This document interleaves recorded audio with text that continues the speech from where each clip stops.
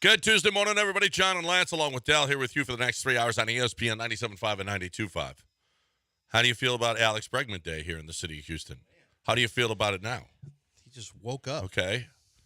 Alex Bregman was the superhero that we needed to destroy the evil power that is the Oakland A's. Okay? Oh, without Alex Bregman, do you think that we would have had that one of the great wins in our history, in our Astros history? No. Not without Alex Bregman. Not without the 2 home runs and the double, 4 RBIs. Is it Bregman or is it Julia Morales? I didn't hear it. I saw she was in the booth. Todd Callis was on the field. Yeah, I guess that's what he was doing. Yeah, because at one point he was behind, but yeah, she made the calls. She made home run calls like people were going crazy about. Oh yeah, yeah. We'll hear it. We'll hear it. Dell, you got it. We're gonna get it. We're gonna get that to you in a little bit here on ESPN 97.5. Yeah, she did a good job. So Alex Bregman now, all of a sudden, gonna have to re-sign him for $300. He's going to go. What Alex Bregman's trying to do is save his contract right now, because before the game yesterday, all I could think about was, there's a chance the Astros will get him for about $21 million a year for 3 years, and they'll get a discount on Alex Bregman. Although it's not a discount if you play bad. Now, I'm glad he had a good game this year. Yeah. That's good. That's good. And that's one of the things you need to have. Now, Bagwell might be ready to sign him to $40 a year for 5 years based on that game. Right. But I don't think Jim Crane is going to. Well, we'll see.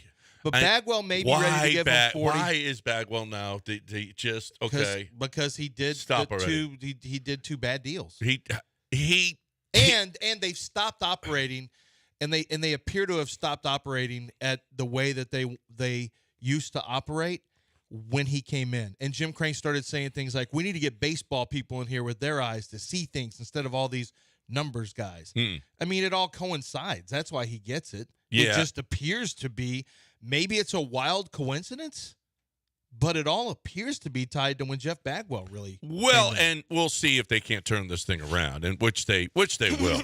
What doesn't change the fact that Jeff Bagwell should have never had his hands on any of these moves. Yeah, that I'd much rather have a guy like James Click, frankly, doing stuff like that. Whether it's him or somebody with his background or whatever. Yeah, for whatever reason, Jim Crane didn't want James Click around, and that, what, he did want more. He said it. He said we need more baseball people to make it, in the decision-making process. Now he says that it's him and Jeff says it's me and Craig and Reggie Jackson, right, and Dana.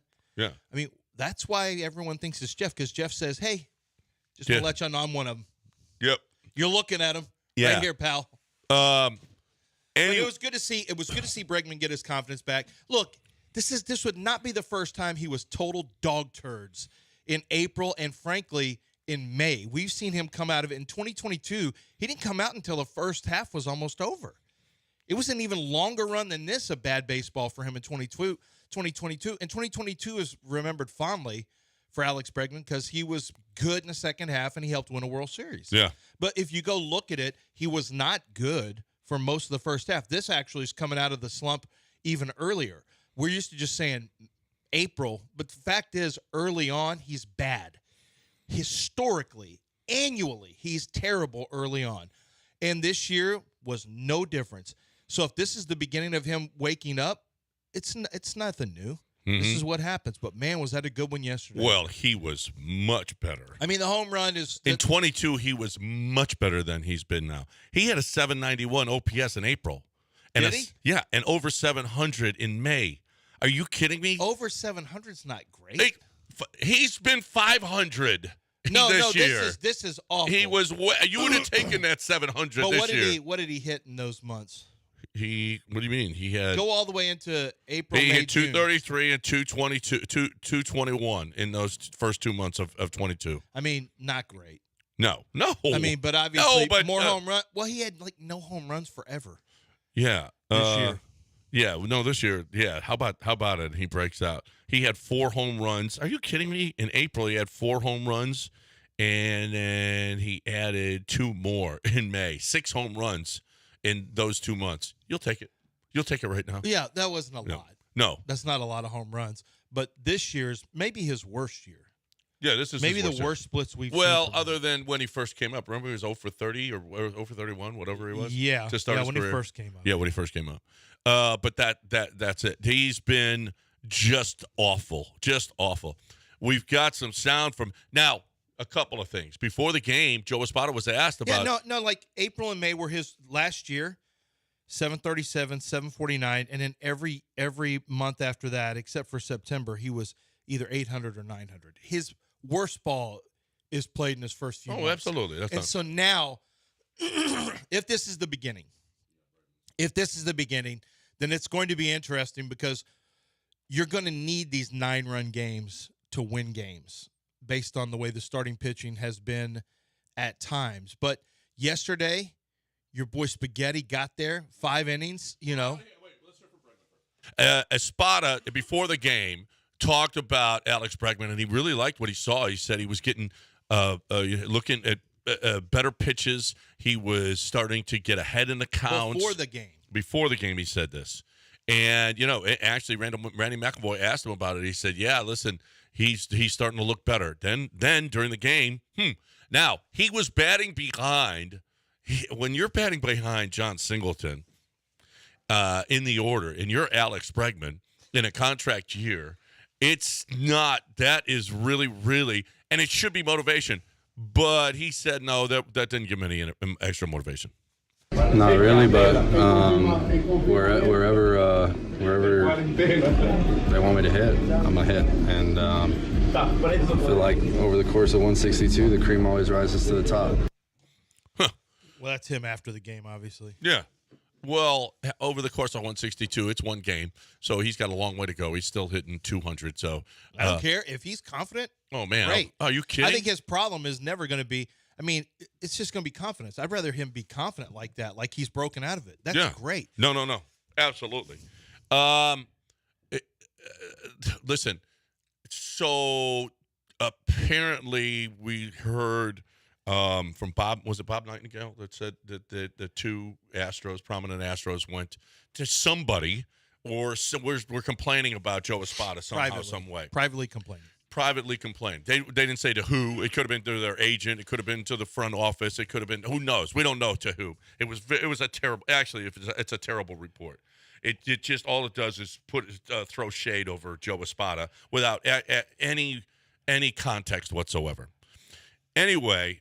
I was listening to Joel and Jeremy yesterday, and they were talking about, maybe it's, guys, he's moving guys around in the order and whatnot, and not, and not communicating that to them.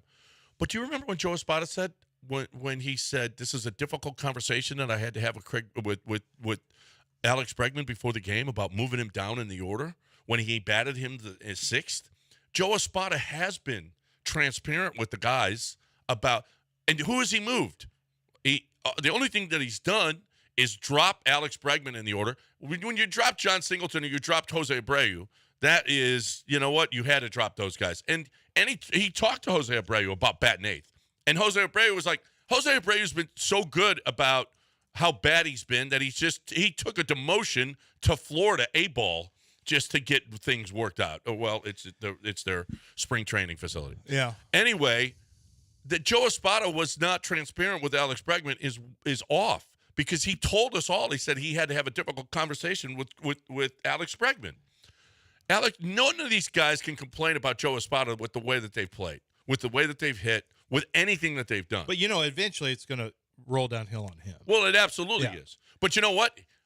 He made a pretty good. We got to also look at some pretty good decisions. When he pinch hit Jake Myers for Trey Cabbage the other night, that was a big move. And it paid off because Jake came through with a big hit in that situation, and they go on to win the game. He came up with a huge hit, and then it looks like this team is starting to have that carnival thing again. They're starting to come up. They're putting hits together now.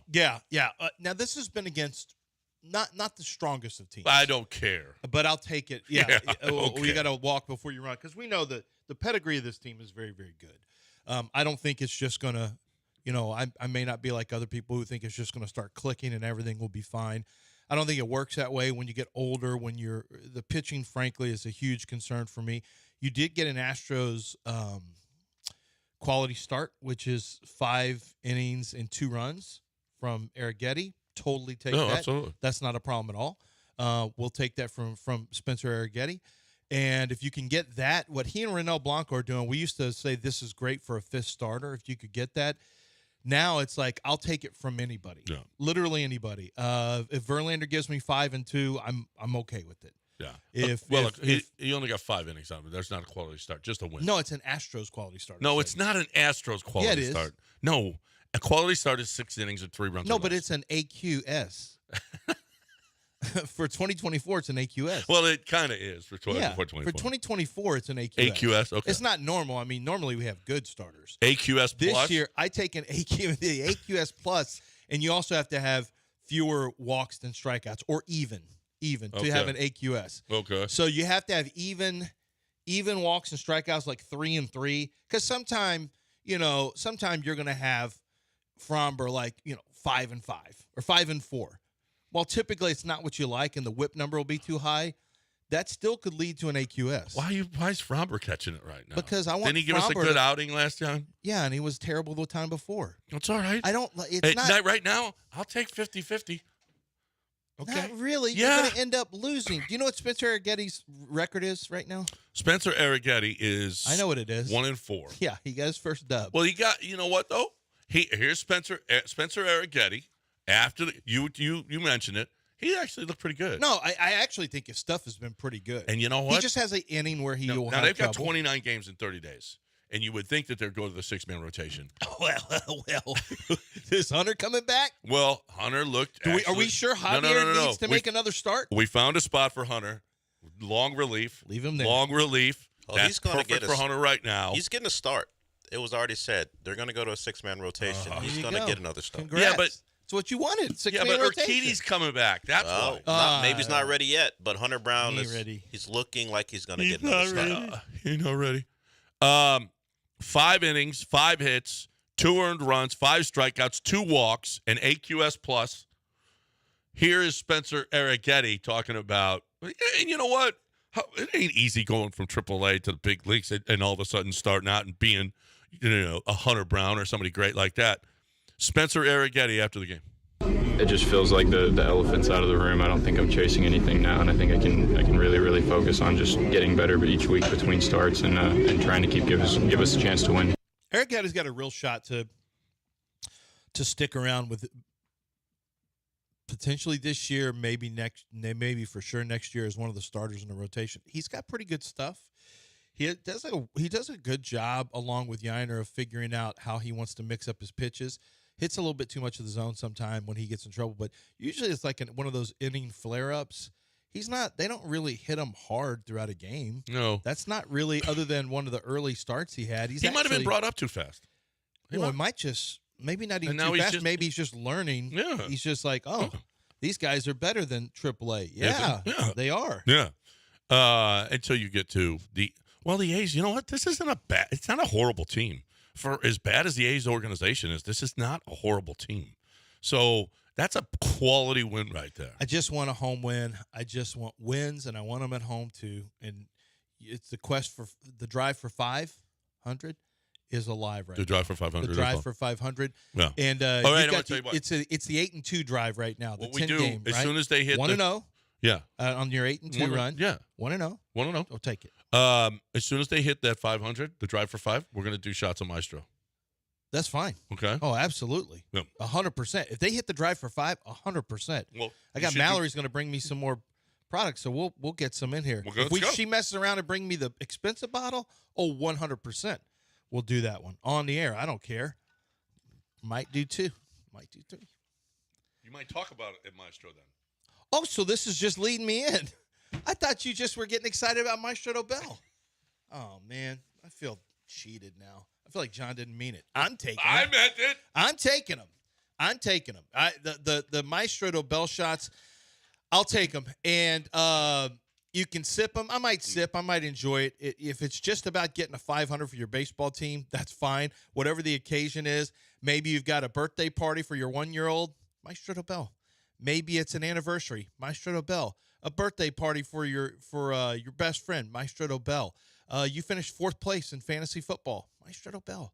As you can see, it can really make every occasion way, way better. Maestro Bell is tequila made in Tequila, Mexico, and it is it is all over the shelves in Mexico. It's huge, and it's becoming much bigger here in the States as well. It's a premium tequila that has been around actually a long time, and they decided to push into America because the quality is so good, and it is a premium tequila at a really reasonable price. And if you're looking for a tequila that is smooth, whether it's Reposado, whether it's Añejo, whether it's the Añejo Extra, the Cristalino, they've got it for you. And it's a great sipping tequila, but it goes well with margaritas and any cocktails you want to make. Make sure that you experience Maestro Bell. Wherever fine liquors are sold, it's Maestro Bell.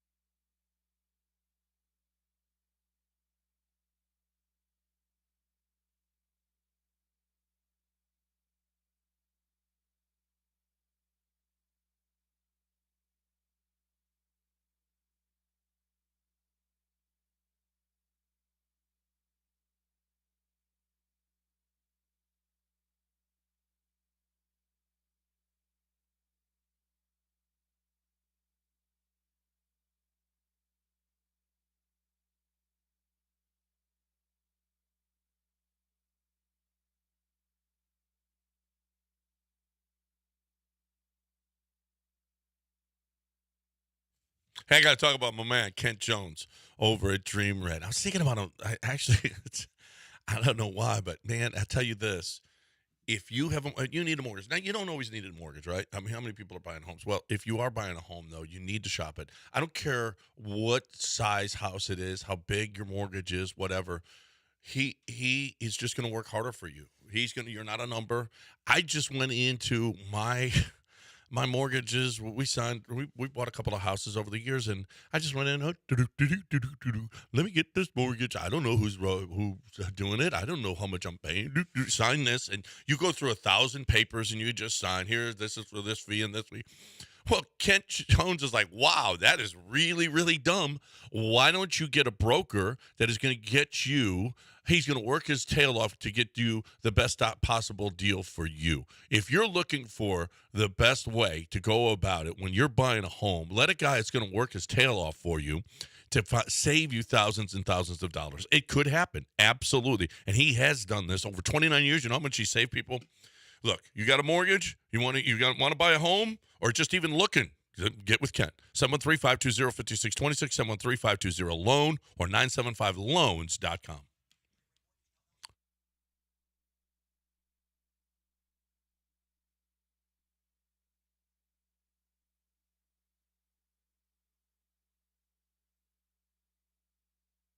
You are listening to Houston's longest-running sports radio morning show. From the Veritex Community Bank Studios, here's John and Lance. I'm still updating my scorecard, Plummer. Bregman drives this one, and you can say bye to that baseball, y'all!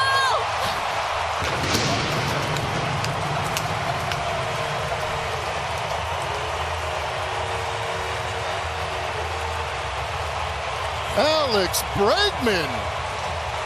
Welcome to the party. Hanging slider smashed. How about you can say bye to that baseball, yo? Is that what she said? Yeah, Y'all. Huh? She said y'all. Y'all. She gets very That was southern. y'all? I thought it was yo. No, I it's did y'all. too. She gets very southern when she calls home runs. She gets very southern Y'all. on home runs. Yeah. Oh, so it was y'all. Yeah, y'all. Yeah. You could say goodbye to that baseball, y'all. Sound like Or she said text yo. yo. I like y'all. I like better. yo better. Oh, see, I like y'all better. You can sound bye to that baseball. You could Yo say sounds bye like, to that baseball, yo. That sounds like 91 hip hop. Like, and definitely only East Coast. Like a New York thing. That was what? Y'all? No. No, yo. If she says yo. Yo. Yeah. Yeah, that's definitely Texas. Or if she said B, like at the end of it, you can say bye to that baseball, B. Well, Like that would be a I don't 90s. think Julia would say you can say bye to that baseball, B. B meaning like literally B. Like that's a New York thing. A? That's a New York thing. It'd be no, you like say A? B like In like our Canada, guy- they'd say, you can say bye to that yeah. baseball, eh? Eh. Eh? Yeah, eh? A? But B is like that B? was a hip hop, yeah, like B. no, Oh. no, not like that. Oh, like oh. Malik, our boy Malik used to say. Oh, yeah. Yeah, he's what's up, B? It's a like a boogie down thing. I think it was a Bronx thing, but anyway, even though Malik was from uptown New York, he would say it. Okay. I mean, upstate New York. It's just different, much different than the city. Very interesting. Did you watch any of the? No, because you're prejudiced, you wouldn't do this. You didn't watch any of the NBA Combine? All I saw was that I saw some of the stuff that came from it. I actually think the NBA Combine should be a bigger deal. I'd like to know what some of the things. I asked Dennis Lindsay one time, like, to get me a list of the things that they do because I'm very curious. I mean, I saw the thing where Zach Edey runs in a straight line, and everyone, what did you think? Dwight Schrute. Everyone made a big deal about it. Like, I know, Zach but- Edey, this is how he runs. Like, if you watch games, and people are acting like he's definitely not getting drafted now. Like, guys, are we having a sprinting contest? You've seen Well, Zach he's got to Edey. run up and down the court. Yeah, in Basketball, I don't know if you heard. You got to run up and down the You court. don't even have to. Most guys don't I even don't. hustle. Listen, I'm not there for Zach Edey 40-yard dashes. I'm okay? not either. Yeah. I'm not either. But Reed Shepard now put on a show. Yeah, shooting. he had 42-inch vert or 41-inch This vert. Reed Shepard thing, you guys got to cut it out. No, I don't want Reed. I know. I don't want This- Reed this- Shepard. I've seen Rocket one. fans- I'm know the one he- that said he. No. What about Klingon? White jumped- wing player. What is about not, Klingon? White wing player is now Klingon is something that could pass, but white wing player historically is not a great. You could draft one. I mean, if you think, but this whole we're gonna draft Shepard at 3. Guys, you want a Gen Z version of Rex Chapman? Go ahead, draft him. Yeah, that's what it is. That's what it is. That's actually exactly what it is. Yeah. And And Rex Rex- Chapman was a top 10 pick, and how that worked Kyle out for Macy. everybody. Kyle No, Macy, not even Kyle worse. Macy, he's getting leapers. Well- He's getting dunkers. Well, Kyle, but Kyle Macy flamed out. This is Kyle Korver. He's that Yeah. more If I athletic. take Kyle Korver, are you kidding me? He'll shoot. He's more like Rex. Yeah, Rex Rex is a Chapman? phenomenal athlete. Well, Yeah. Reed Shepard can shoot the ball too. I just know that the vertical got people all excited. Yeah. But Rex Which is what Rex could do. Yeah, Rex could jump too. He was was a shooting, could dunker. jump. Yeah. I don't need his politics. Oh, we're talking about No, basketball. Rex not is pretty much politics. off of politics on Twitter now. He Is did he? that to build his following. Is he? Now Wow. he's more to he's more to just basketball. So, what about Klingon? Yeah, I mean, that's. I mean, great. you do have you got Steven. Hey, I mean, listen, a guy who can block some shots and rebound like you're basically drafting. Who do we have? We're basically drafting White Clint Capella. Shot blocker, he'll grab some rebounds, not really considered a big offensive threat. Has a little bit more moves. Now, Clint Capella came in younger and he came in more raw. Yeah, and skinnier. But skinnier. But Capella filled out, and Capella developed into a pretty good, double-double NBA player. Well, and he's been a college champion, Klingon, and Yeah. you know what? He's coming into the league with a lot more But the experience. number, the problem is you look at it and you just say that the thing that people are going to have a hard time wrapping their head around is number 3 pick, though? You get Clint Capella number 3? If that's what the draft is, that's what the draft is. That's why I'm in favor of packaging Nat, and I don't care that it doesn't have the same value. I'm in favor of packaging Nat sending Jalen and maybe even adding one of your future firsts for a much better player. Now, one of the guys that we talked about, and Donovan Mitchell's 34. He's going to be 35, so he's not young. He's not a young player at all. Do you want to get involved with, because so much of your core is young, maybe it would be okay to have an older player. You know what I mean? A guy who can get it done and a guy who's much more consistent. Because Amen Thompson, Cam Whitmore, all these guys, Alperin, they're all super young. Tari Eason, they're super young. Is it the end of the world if you move one of your young guys for a guy who's a more stable, ready to win now guy right now? I don't think it's the end of the world. I don't think a collection of young guys is what wins. I think you've got to have the right lineup, even if it's a good 7-man rotation that goes a total of 9 deep instead of a 10 deep rotation. Is Brandon Ingram interesting at all to you? Yes, Brandon Ingram is interesting. Yes. What do you give up for Brandon Ingram? I already told you. 3? Yes. No, but more than that. And you got to make contracts work.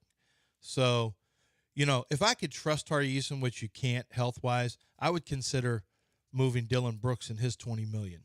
You think they take that? I don't know. I don't think so. I don't know. I mean, there's value in Dylan Brooks, but only for certain teams, I think. Certain teams, you got to be worried about, is he going to become a pain in the ass? And I don't know. Dylan and Is Brandon Ingram a pain in the ass?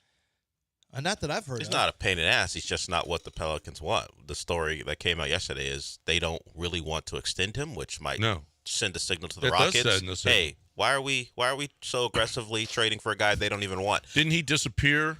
Yeah, when Zion got hurt, and which he always does, we know, and he couldn't play in the first round, but Brandon Ingram became their number one, and he did not look like a number one. No, he didn't. That's troublesome. Oh no. Did you look what La Raza wants to talk about? I wonder if John saw this. I saw it. You did? I know you did too, Del. You can't say that. No, he's not gonna. I don't think he's gonna. He's not gonna say it. No, I know, but yeah. Are you worried about La Raza right now? It seems like you're nervous about it. No, I'm not nervous at all about La Raza. Let's bring him in here, and he wants to talk about Paul Pierce. For those of you who didn't see it, it's not cringeworthy. It's just, dude, you can't say that. Stupid. What up, La Raza? Deportes, you know, man. Get muscle. I gotta be scared, man. Yeah, I gotta be scared. But I'll tell you one thing, though. When Glantz was in Mexico, the reason they were calling him a Gran Chingon is because they thought he was either FBI or CIA or some type of interpreter. But like, you know how they see those movies with the white boy in Mexico? They're a little bit skeptical about it. They're going to say, hey, I been in the Gran Chingon. Yeah. Well, I did notice it. Everyone kind of assumed I was American, which I thought was a little bit. Well, I could have been light-skinned Mexico City. No, not really. I saw a couple young kids that I thought were like, oh, they must be from Spain. They're so light. And then they were from Mexico City, and they were even using like Castillon. Well, you were in a whitish neighborhood, weren't you? Well, I was in a lot of neighborhoods. Yeah. No, I thought you were in the River Oaks of Mexico City. I stayed in a hotel where they're like, you don't want to stay here. They'll tell you straight up. And also, gentlemen, I want to say, besides the Paul Pierce thing, we've been 5 years, I think it's 5 and 6 now, since Eric Laney says, "Oh, you're building a fire." Yeah, no. By the way, he told that story on our podcast the first time I heard it back in like 17 or 18. We were talking about accents. You know, can you do accents? And I know the story. Are you building a fire? And it's such a bad... It's a hilarious story. Are you building a fire? Are you building a fire? and how much? So they're 5-1 since then? No. What He did that on Friday. So they are 3-1. 3-1. 3-1. Okay. 3-1. Yeah. So, and they're 4-1 since he played taps. Yeah. Well. So Eric Layden has turned the season around. That's fine. Yeah. If that's what it takes. And he's always, he helped win us a championship in 2017 by wearing blindfolds during innings that they needed to score, because he was the jinx. When he watched, they couldn't score. So he put a blindfold on and they scored. It was just like that movie when they came turned up around one time, right? What was the movie with what's her name? Yeah. She put blindfolds on all. Or maybe no, it wasn't about that because that came out afterwards. But he put blindfolds on, and whenever they did it, like at the game, he would do it. People would see him at games. They knew who he was, and they're like, "Put the blindfold on." So, 713-780-3776. If you want to get in here, you're more than welcome to do that. Paul Pierce dropped an N-bomb on the show in a very just casual way. And Skip had to sit there. It wasn't a hard R. No. Yeah. Well, it's never going to be. No, right. But Skip just sat there, and Skip said, didn't even. Look at this. He said that. He was saying this to Keyshawn Johnson. Right. And Keyshawn just sat there. I know Keyshawn was thinking, just don't move, don't react. And None of them did. Skip was paralyzed. We got to break it. Go look it up. We're not going to play it, obviously. Paul Pierce dropped an N-bomb. Normalized on TV. On a regular, this is a morning show that, I don't know. Inappropriate. It was on Fox Sports 1. Inappropriate. You got to talk about QC Kinetics. That's appropriate. Yeah, I'll be more than happy to. It's regenerative medicine, and there's 4 locations here in the Houston area. The regenerative medicine is really great because what it does, for a lot of people, it's all about, taking, starts with aspirin, then a Aleve, and then you're getting the shots, and the shots reduce the inflammation, and it will help some of that chronic pain that's in your joint, but that's going to come back. The shots are only Band-Aids, and you've got to address the root of the issue. And if you have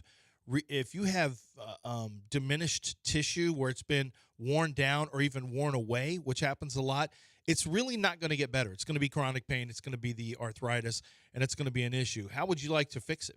Well, the better result is when you use regenerative medicine. You take the body's healing power, you concentrate it, you put it back into the joint. Well, that's what QC Kinetics does for you. And it not only reduces inflammation through restoring damaged tissue, it regenerates new tissue. They regenerate new tissue, so you have more there to help cushion everything. And what happens is the pain and the inflammation goes way, way, way, way down. You get better mobility back, and frankly, you start to live a more active life. This has worked for athletes for over we're going on 2 decades that I know of now that I started hearing about it. It's available to you now. It's available to all of us. And 4 locations here in Houston, so you can get into the location very quickly and get your free consultation. QCkinetics.com. That's QCkinetics.com.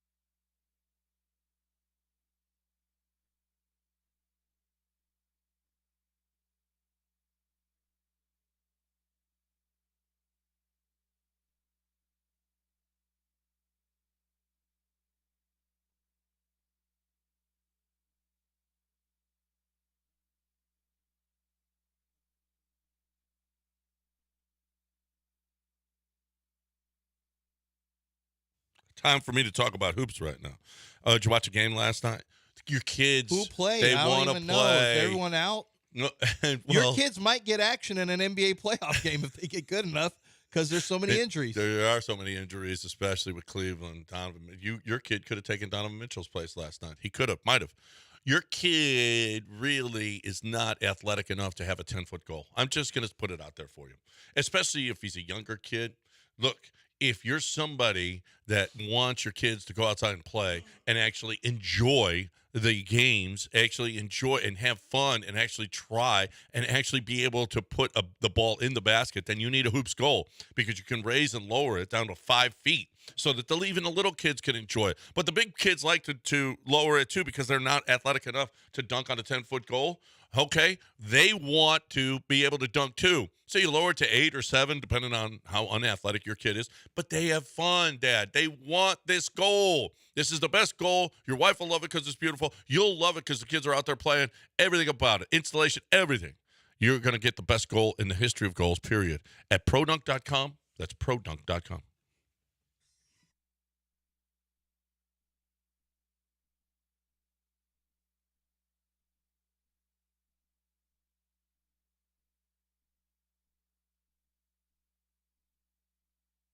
You are listening to Houston's longest-running sports radio morning show. From the Veritex Community Bank Studios, here's John and Lance. So, unbeknownst to any of us, I guess, baseball, y'all, is Julia's brand? Apparently. Were you up on that? No, I was informed by our listeners. I'd have to, no. I don't think I follow her on Twitter. I may, but I don't see a lot of people's tweets. It sounds like yo to me, but it was y'all. That's fine. I like, first of all, I really like Julia Morales. Yeah. I wish she liked me more because I really think she's good at her job, and hopefully she don't like me. She's never said anything about you me on ever said hi to her? Or? Yeah, we had her on when Raheel got her on, but she's never said anything about me on a broadcast. Why would she do that? Well, like just out of the blue. I tweeted to that broadcast, and they keep freezing me out because we're on ESPN 97.5. They don't want to. If it's not somebody from 790, they probably can't put us on. And if Julie would just say, "Hey, just got something nice from one of the draft guys who also does radio here." Do you know how uninteresting draft guys are to most people? No, just because people call this show and want to hear from you. For the most part, April, people find you uninteresting. Listen, she can't say something in April. Like, why? Where did her husband go to school? I don't know. Where did he go to school? LSU. The only thing I would like to hear from Julia to you is, "Hey, Lance, you up?" That's it. That's all I'd like to hear. Yeah. I don't want to hear that. I don't want to hear that. I don't want to hear that. Yeah. She's married to an LSU Tiger. Oh, really? You hate LSU Tigers that bad? Nice. Yeah, her husband, I'm pretty sure. Will you do that to other women? Colleen, because I'm trying to get a picture for Gilbert. Okay. Let me do the Lord's work, and you just mind your own business and play golf and drink. I'm the one over here having to do that actually today. I'm the one. All right. Good luck with that storm yesterday. But by the way, Julia Roberts is she's Julia Morales. Julia Morales. Yeah, she's LSU. She married LSU guy. Yeah. Yeah. What she could have said. Yeah, I'm pretty sure he's a baseball player. He is. He played in Japan. Yeah. What she could have said was, he played for the Brewers organization. Since we're here in April, hey guys, the Astros, you can go to the game, and the first 400 people are going to get a puppet of Alex Bregman, Alex Bregman puppet for the first 5,000.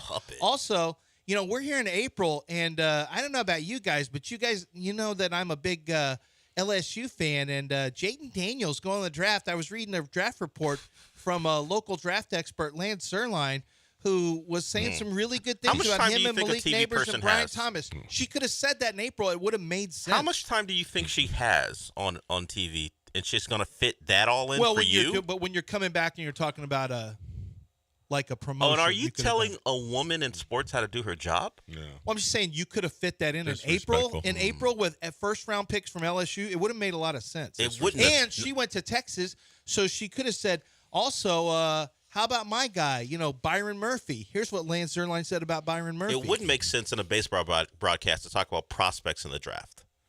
In April, though, it's different. No. Doesn't matter. Those games barely count. No one in baseball People cared in about baseball that. tell you those games don't even really count in April. Yeah. It's April. They always go, it's April. Who cares? That is true. So if it's April, who cares? Then talk about some draft stuff. Okay, let's talk about this instead of you and the Astros broadcast. How many times? Having nothing to do with it. Just make it about yourself. Mad about this, you make stuff about yourself for no reason. Let's do this instead. Let's talk about the Ravens and Chiefs playing in Week 1 instead of the Texans and Chiefs. Why are you surprised by this? Playing in Week 1? I'm not. Because the Texans Twitter got mad yesterday. Why are you surprised? What the hell is this crap? What you mean?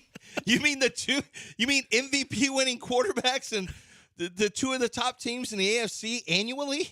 Yeah. Yeah. I mean, it would have been cool for the Texans to have played, but they weren't the favorite. The team that destroyed the Texans twice last year when they couldn't score a touchdown against them. You need to slow that down. Huh? You're very disrespectful about that first half lead the Texans built on the road in 6-degree temperature. Yeah. You're very disrespectful. You 6 act like degrees? Well, it's just a game of two halves, and you didn't play well in the second half. That's all that was.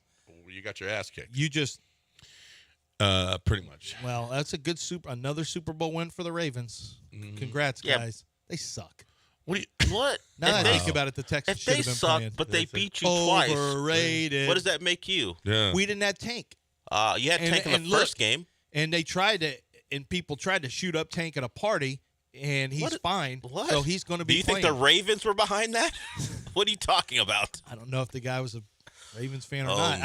I don't think Tank was the target, but Tank needs to just be staying inside and just chilling. All right. So for whatever reason, play video games with Kyler Murray. For whatever reason, we have that game. Plus, we know that the Cowboys are going to the Browns in Week 1. And now we know that the Jets and the 49ers are playing in the first Monday night game, which makes a little sense with Aaron Rodgers coming back. But they're going to get their ass handed to them. I mean, do you think that's a good spot for Aaron Rodgers to go down for the season again in San Francisco? I think that's going to be a good game. It's going to be a tough. Look how much, when they're not hurt, look how talented the Jets are. Yeah. With Breece Hall, with Garrett Wilson, they've still got one of the top defenses in the league. I think that's going to be a pretty good game. I mean, on the road in San Francisco, it's not going to be easy, but I think. Well, they're at least they got a defense that can do something. The Jets' defense ain't going to be fun for Brock Purdy. We to saw mess what with AFC either. teams did when they traveled to San Francisco. We saw the Ravens. Now it's a different year, but the Ravens.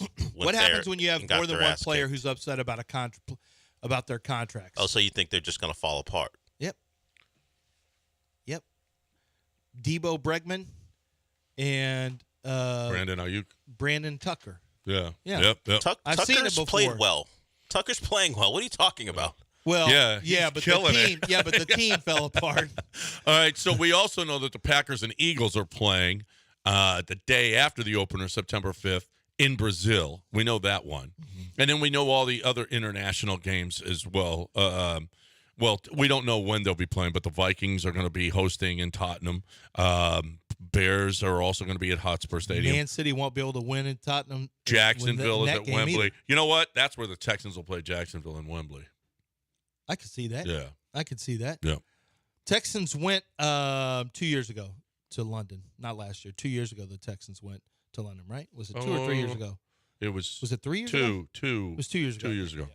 They'll go back there, especially with, Probably the NFL will send me, I would assume, as a representative from the city. Yeah, I would imagine they're going to do that. Well, I also haven't gotten a contract offer, so that probably needs to come first. And you think that first? But I would think that I need to represent the city of Houston. The Texans played the Jags in 2019. I was wondering how. It was 19? Yeah, 5 years ago. No way. I'm looking at it right now. Well, look again. Isn't there a number? I remember the Deshaun Watson. 2019. But haven't they played since then, though? I don't see that coming up. Well, why would they, though?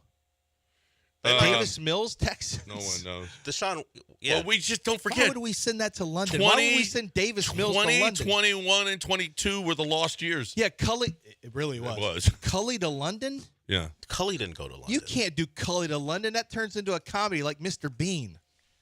You can't do that to England. They'll turn some kind of comedy out of the Texans. So how was Scott, man? Look at this team. I was just wondering how Lance was going to make the schedule about himself, and he was able to do it. He was. Well, an ambassador. What's the big deal? I work for the league. Right. But you don't work for the Texans. Until the end of June. Del, but I'm an ambassador for the league and an ambassador for the city. The show's a success once again. Lance was able to make the schedule, which comes out tomorrow, as a matter of fact. Do you work for the league? No. There's all kinds of stuff that came out yesterday, so we will talk about on the other side. But first, you're going to talk Vanderford. Vanderford Air. Man, it has been unbelievable. I got a whole home dehumidifier in the house, and so when the humidity in the house gets to a certain level, the dehumidifier will turn on. And what it does is it pulls the humid air, pulls that air out, and then it takes the humidity out, and then it dumps it back into the house, and then the air conditioning cools that air, and what you get is humidity down. And like mine's set right now, it never goes higher than 57, doesn't go lower than 54, stays way more comfortable. The home feels way more comfortable when the AC is on. And so, and in that case, you can a lot of times just keep the AC set at a higher number. And so it's going to help save you money. But, the thing with Vanderford Air is they're not going to charge you extra to come out and handle an emergency. They're not going to charge you extra for them to come out and work on something that ends up taking longer. They get to you within 24 hours, same day. And the great thing is with Vanderford Air, they're very, very forthright in the work that they're doing, very transparent, show you everything, show you what's going on with the system, even with the checkpoint system that they have, the checkpoint tune-up that they do for your air conditioning system. And I strongly recommend it. We got 93-degree temperatures either tomorrow or the day after. And so you better get that AC checked out before the summer really bears down on us. Vanderford Air, a name you can trust, 281-557-COOL. Call them today and just set up an AC checkout like I did. 281-557-COOL.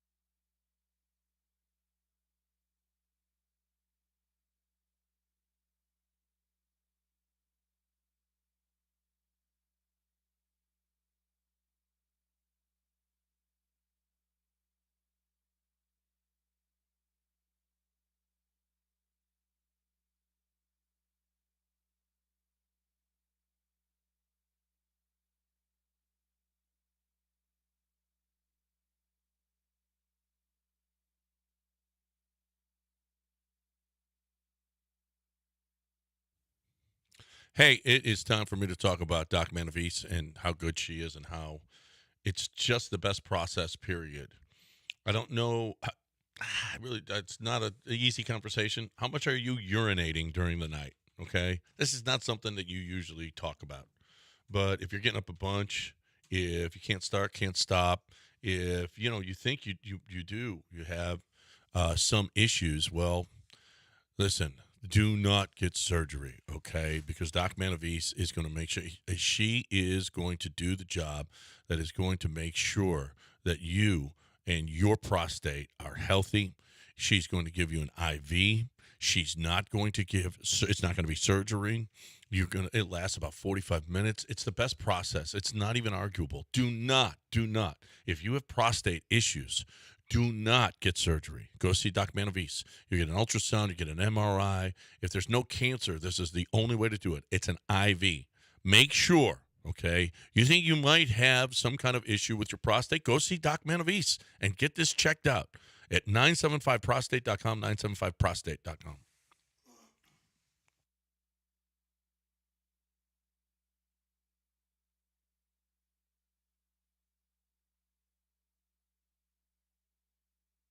You're back in the Veritex Community Bank Studios with John and Lance. On ESPN 97.5 and 92.5. Well, another piss poor job by Dell, letting me say that Donovan Mitchell was turning 34. Or was 34 when he's 28. Oh, I have to listen to you and correct you every time you say something? Yeah. Did we? I'm sorry. I missed. I have to decipher when you're not making things about yourself and actually talking about actual sports and things that aren't you. I'm supposed to do that too? Well, who am I thinking of that's an older guard? I mean, it does feel like he's been in the league Donovan Mitchell, you thought was 34? He's 27. Yeah. He feels older. I wasn't listening at that point. No, but I was looking at somebody. How long had you been talking at that point? Because I wasn't listening. Yeah, I think it may be Dame Lillard. Maybe you're thinking about Jimmy Butler's 34. What about Dame Lillard? I think he's younger than 34. Is it Dame? He might be 32, 33. I'm not sure. I was looking at somebody on the free agent list yesterday. Well, he's not a free agent, so. So, do you think? Okay, why was LeBron parked front row? I mean, it has been reported that he's going to opt out. Maybe. Right? Is that, you know what? If Donovan Mitchell stayed and LeBron went there, it's a much better situation for him than LA would be. Well, you get to talk about LeBron. I think LeBron still likes being talked about. He had a bottle of wine under his. Did you see that? Well, I think. He had a bottle of wine, a full bottle of wine underneath his. He loves himself some wine. It was corked and everything underneath his thing. It's kind of a. Well, Tyrese Maxey was at the. That's kind of I kind of like it, actually. I would do that. Tyrese Maxey was at the Mavs game. NBA players, Trae Young's been at playoff games. NBA players like playoff games. LeBron's from there. And that too. Yeah. Yeah. Although that. But here's the thing. I think that it's starting to really come together because at first Bronny was not good this year. And then it was, well, Bronny's just, he's just really rusty from the time off. Maybe he's not good enough.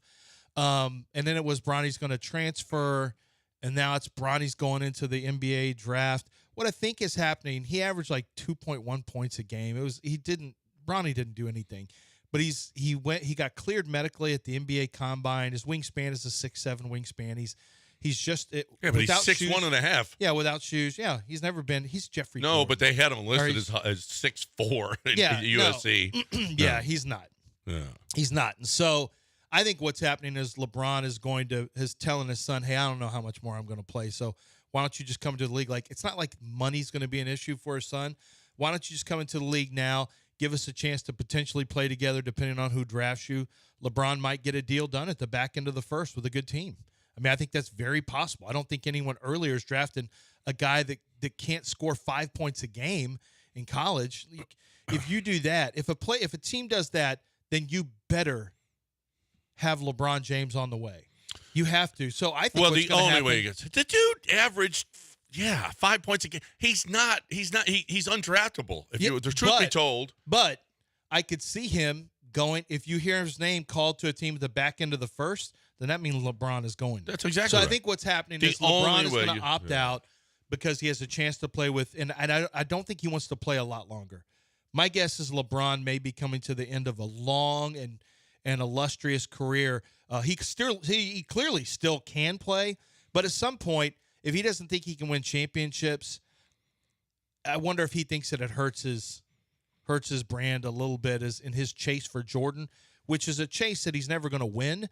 Does it hurt him when he's fighting to even make it in the playoffs, fighting to, he's getting swept by the Denver Nuggets? It doesn't look great. No, LA would give him they'll give him everything he wants. Everything. Oh no, they'll give it to him. That's not a problem, but it doesn't mean he can win. No, he can't win. He got the guy he wanted. Okay, so without LeBron, we went over that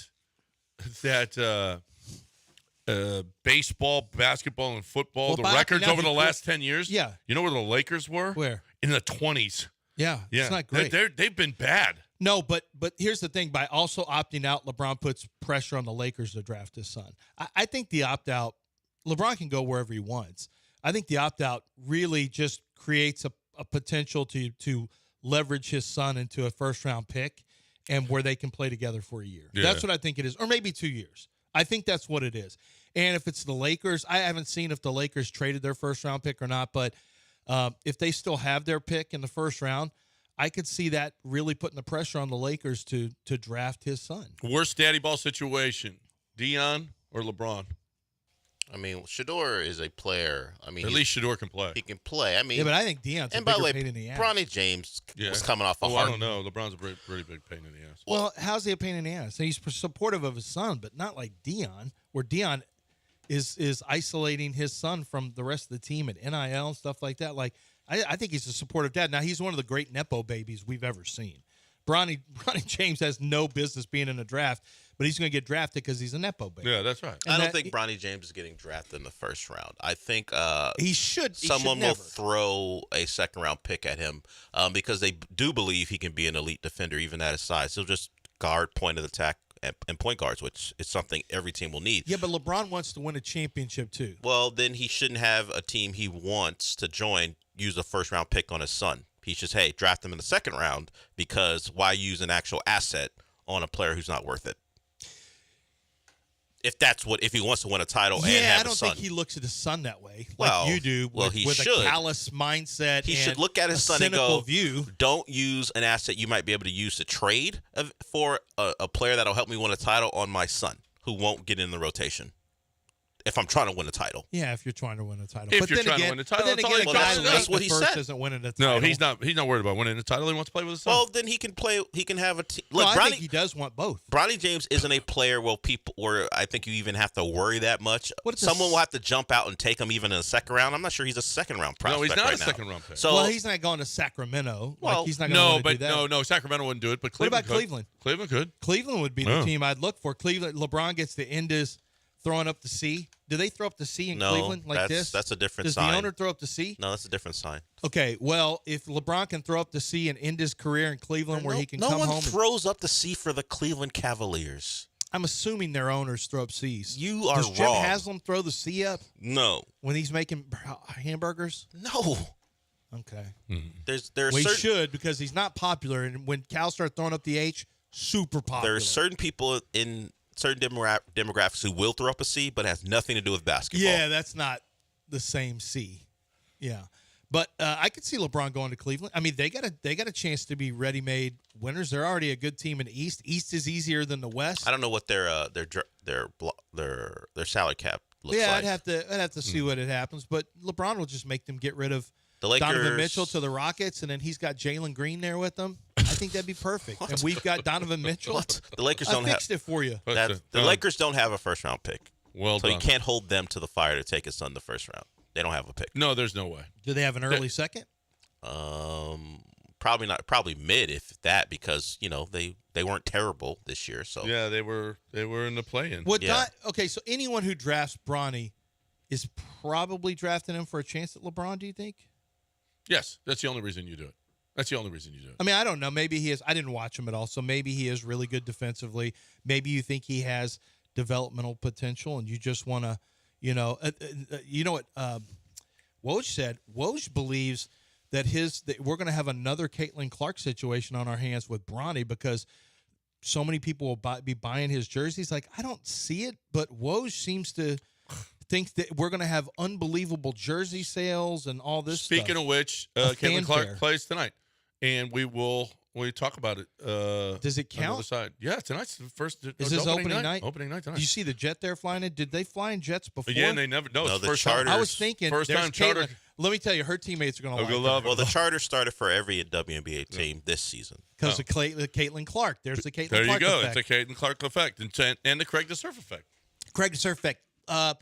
So I know that he doesn't sell jets. That's not something he will sell to you. He will sell the Buick Encore if that's something that interests you. Not a jet, but a nice crossover vehicle that is sporty, that has great gas mileage, and really a terrific interior. My son was looking at the Buick Encore before he ended up selling on the Buick Envision, which he absolutely loves. But there's some really cool Buicks out there as well, and that's something that it all started with Tiger when he was speaking for them, and they started changing the way that they wanted to promote themselves. They started changing designs, and, of course, that was a long time ago. Over the years, it's gotten better and better and better. Have you looked at the Buick? Have you looked at the Enclave, which is their larger SUV? Oh, man, the Enclave is awesome inside and rides like you're on a pillow. Like, it's incredible. Check it out for yourself. Go online to landzcars.com and check out all the great Buick vehicles they have. They have Buick, Chevy, GMC, so you're going to find a vehicle you love. But I do want to put the Buick SUVs on your radar and crossover vehicles because they look fantastic, and they are rarely in the shop, too. They are really, really exceptionally built. Check them out for yourself at landzcars.com or head on out to Angleton and go get the best price in the market at Gulf Coast Chevy Buick GMC.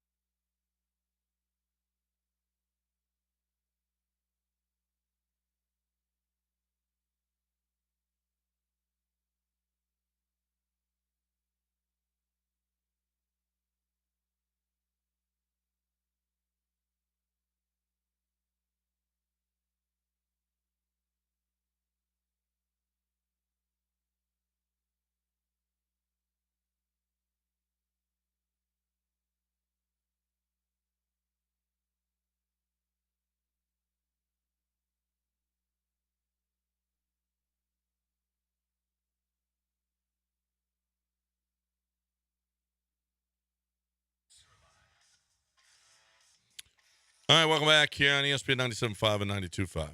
$212 million. If you would have bet... Tell people what that refers to. That Jared Goff would be one of the highest paid. It's crazy. It's crazy. But you know what? His career was basically...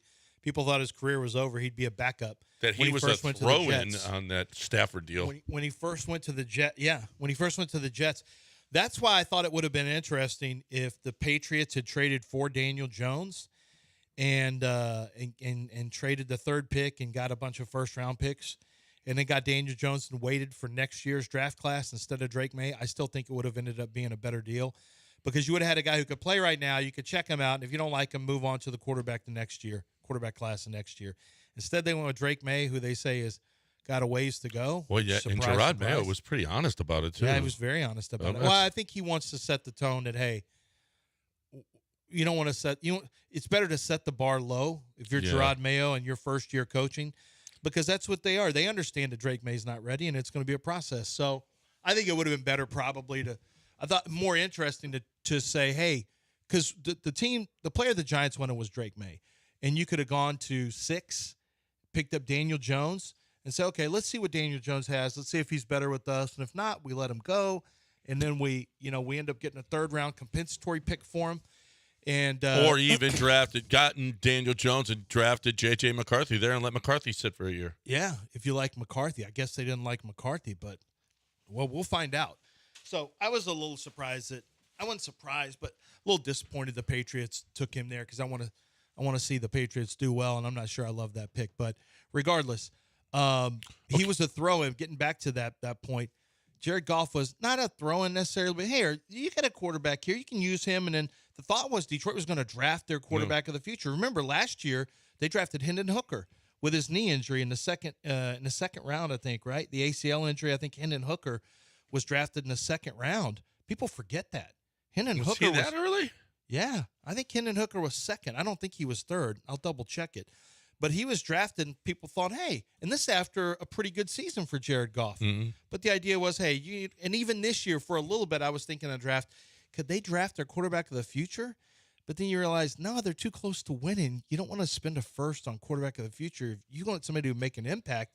But my God, Jared Goff with over $50 million a year, that's just the rate. That's just the rate. But Jared Goff now is one of the highest paid quarterbacks in the league. And if I ask you to draft your quarterbacks, 68th pick. Yeah. And they drafted him to, the thought was that's third round. Yeah, that's early third. Yeah, you're right. You're right. That's early third. 64 would have been the top two. So 63 because Miami cheats. So that's right. Miami got their pick taken away because they were cheating. Yeah, cheaters. I hate cheaters. I hate cheaters. Hate them. So let me give you some numbers on this on Jared Goff. Okay. Jared Goff, 24 wins since he got to Detroit and Stafford got to L.A. Is that 2 years? Matt Stafford, 24 wins since the 2021 trade. Matt Stafford injury and Super Bowl. Jared Goff has 24 and Matt Stafford has 24. Jared Goff, 66% completion percentage. Stafford, 66% completion percentage. Goff, 41 turnovers. Stafford, 41 turnovers. Goff, 46% success rate. Stafford, 46%. Goff, 78 TD passes. Stafford, 75. Goff, 89 sacks taken. And Stafford, 88 sacks taken. What about interceptions? Goff, 35.2% first downs per attempt. Stafford, 35%. So it sounds like some yards after catch. Goff, 5.5. Stafford, 5.5. So it sounds like data dredging a little bit. Where's the interceptions? Do they have them? They don't have the NIT. So they left it out of there. Yeah. So we can guess what that looks like then, probably. Yeah. But I mean, that is interesting that all their numbers look relatively the same. Now, also, Matt Stafford missed a lot of time with injury. Yes. Year before last. So when he's played, they've won. When he's played, they've been a winner. They won a Super Bowl. I mean, I get what they're trying to say there. And yeah, but Jared Goff. But do you feel comfortable with Jared Goff as your quarterback? Yes. Do you think he's one of the top 10 quarterbacks in the league? He got them to the NFC Championship. That's fine. Do you think he's one of the top 10 quarterbacks in the league? If you had to draft quarterbacks right now, you just wanted to win just this year. So I'm not even. I think he's underrated. Yes. I don't know. You know what? He probably isn't in the top 10 list, but he should be. You think so? Yeah. He'd be played one of the well first, enough, dude. So if you had to win today, he would be inside the first 10 you would draft. Go through the exercise. Okay. Go through the exercise. Obviously, Mahomes is one. Josh Allen, Josh Allen. I take CJ. CJ Stroud. Would you take Lamar Jackson? I take Lamar Jackson. Okay. Would you take Aaron Rodgers? I would take. Yeah, I guess I would take Aaron Rodgers. Okay. What about Tua? I think I'd take Goff ahead of Tua. Okay. I'm fine with that. 5. Let's see. Nobody. Herbert. Herbert or Lawrence? No. Okay. I won't argue that on you. Deshaun? Nope. Okay. I think we're out of AFC South, West, East. I would take. Wow. How about Stafford versus him? I think it's close. It is close. Would you take Jalen Hurts? I would take. I think it's close. Would you take Jalen though? I would take Jalen as a top 10. Dak? Yes. Huh? Dak? I would take Dak as a top 10. Look at you being honest. I figure you'd just say no. You wouldn't take. But you know what? Jones. I don't think there's anybody else. Baker? Nope. Because I'm not staying in the South. South. And I'm not taking Herbert. What about? I think it's close with Jalen. I think Jalen. What about Kirk Cousins? Stafford, and I think that's close too. Yeah, I think Goff. They're all right. Jordan Love. No, I would take. See, I'm not buying all the way in on the Jordan Love. Yeah. I still need to see a little bit more. Oh, Joe Burrow, I would take. Joe Burrow. Purdy? Nope. Okay. I think Purdy's surrounded with coaching and players. I'm guessing nobody else in the NFC West. Kyler. No. Although you know what, Goff has got a lot of weapons. Oh no, he does now. So he's. I counted 8 for sure. So yeah, he's inside your top 10. Yeah. But does that get you 50? It does get you that. Should it? It's who's next up. So CJ is not going to get a contract for a minimum of 3 more years. I mean, they're going to do a deal with him early. By the time CJ is up, is it 70? Yes, it's $70 million a year. And at what point does the number get so high that a player doesn't really have to care anymore? Because he's got so much FU money that it really 1 year. 1 year of 70. Yeah. But I mean, it's a lot of it's going to be guaranteed. You'll start doing shorter deals for longer money. So it'll be 70 by the time CJ does it, it'll probably be 70 at 4 years. At what? A 4-year, $70 million deal. Because the agent will have all the leverage, and they'll say, we want a shorter deal so we can get to the market faster. So it'll be like a 4 at 70. So CJ, maybe 75. It'll be about $300 million for 4 years. There's no way Crane signs him. No, Crane is not signing CJ Stroud. I don't think Crane, as a matter of fact, I've seen him pitch. I've seen him throw a baseball. There's a 0 chance that Crane signs him. He can hit and he can shoot. So when he's $300 million a year, CJ Stroud, and I say that that's reasonable relative to what the market's going to be because the cap is going to keep going up. Now, it is going to get really expensive to go to a game. Extraordinarily expensive to go to games. It's already pretty expensive to go to games now. And it's going to be outlandish in the next 5 years. Because even though the cap goes up, it doesn't matter. You still have to pay. Even though they have revenue, you're still going to have to pay for your tickets and your concessions, and everything's going to really skyrocket on you. Well, and it's funny that you say that because the Lions had a price increase, and the stadium is sold out every game already. Yeah, it doesn't matter. No. It's not going to matter. You're still going to do it, but it's going to cost you. Well, the Lions are so desperate for. But I think it also makes people go away faster. They get more pissed off when their team's losing and they're spending that much money. You're spending PSLs. You got rid of your PSL. Yep. But it's going to go high, but also it took the Texans a while to piss me off enough, though. But I think that's one of the problems with the NFL is that it's moving too quickly, and the middle class is getting left behind. And the running backs are getting left behind. A lot of positions are getting left behind, and a lot of veterans are getting left behind. Look at the safeties that are still out there. Oh, yeah.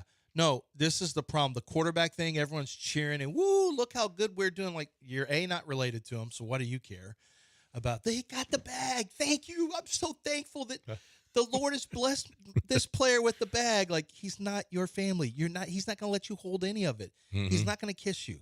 Just stop. Wow. But when that happens, though, that's great for quarterbacks. It's really bad it's great for quarterbacks and receivers, cornerbacks and tackles. It's bad for safeties, running backs, linebackers. It's bad for them because it just keeps pushing them. They just keep stalling out. DNs are getting paid. They keep stalling out. Yeah, if you can get the quarterback, protect the quarterback. D-tackles are getting some money now. Yeah. If you can go get the quarterback, not just run stoppers, you got to go sack quarterbacks. Yeah, if you can get quarterbacks, protect quarterbacks, create touchdowns, or unless you're a running back, or prevent touchdowns, you get paid. Mm-hmm. And everyone else, you're going to – and then you say, well, we're spending so much money on Kirk Cousins – on CJ Stroud, we can't. Where are we going to cut? We can't pay everybody. Who will we cut? Well, that's easy. You just keep doing the running back game. We'll just find somebody. And veteran running backs have a hard time getting a second contract. You just have to go cheap there. You'll go cheap at center. You'll go cheap at inside linebacker. You'll go cheap at safety. Yep. You have to. I'm sorry, but you guys can't get paid. Like, you just can't.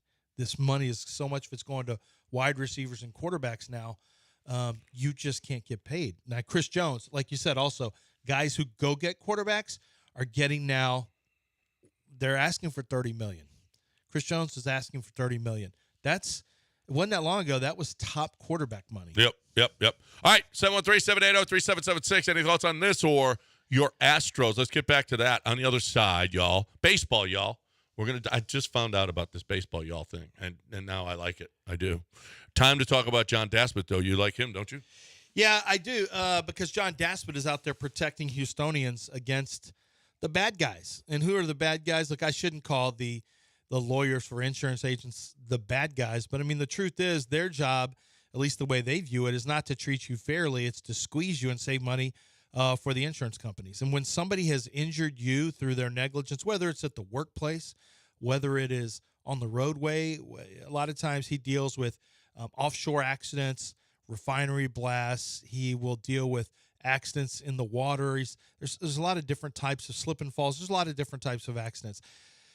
What they want to do, the insurance company, is just get you a check as quickly as possible, have you sign off on it, and you're done. And if you have to get a surgery, too bad. You already signed the contract. If you need physical therapy, too bad. That wasn't accounted for. Is your pain and suffering accounted for? A lot of times they will try to make the person feel good by making sure all your hospital bills are taken care of, but your pain and suffering number is really, really low. And they don't care. They did their job. That's what they think. Well, John Daspit's job is to make sure that you are taken care of and that everything is covered and that your pain and suffering is accounted for properly. And that's what he does at an exceptional level across the city of Houston. They're the largest personal injury law firm in the city and one of the biggest in the states, and they're traveling into other states as well because they're that successful. John Daspit and the Daspit Law Firm, fighting for you. 713-CALL-NOW. That's 713-CALL-NOW, or go to daspitlaw.com.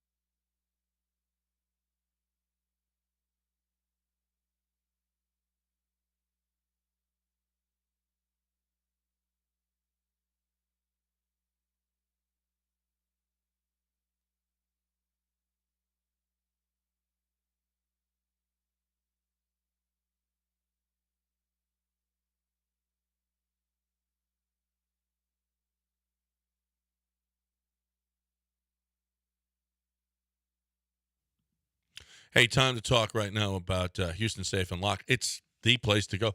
If you need a safe, there's one place to go, period. This is the only place to go.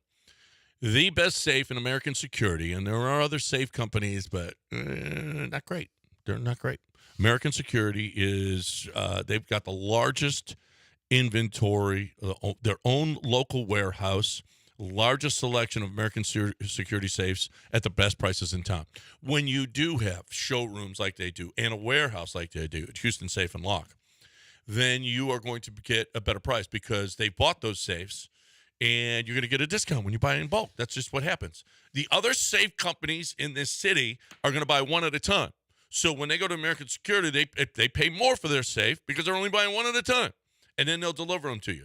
There's no warehouse. There's no showroom. They don't have all of that stuff. They do it different at Houston Safe and Lock. So you need a lock. There's one place to go. And they can do everything with locks. Okay, with you need a safe, rather. It's in one place to go. Houston Safe and Lock. Okay, able to convert dial lock to digital lock, can change combination lock codes, skilled at repairing damaged safes, able to anchor and bolt safes. They can do it all. If you need a safe, there's one place to go. Houston Safe and Lock or King Safe and Lock.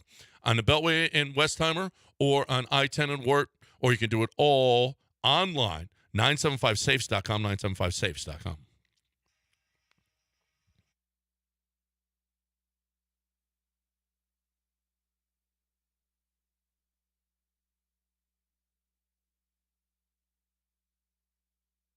You are listening to Houston's longest-running sports radio morning show. From the Veritex Community Bank Studios, here's John and Lance.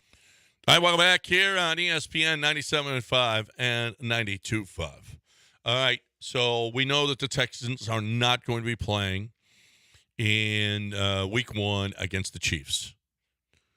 The Cowboys are going to be playing at the Browns. We know that. What is a good week 1 game for you guys? Does it matter if it's for the Texans? For the Texans.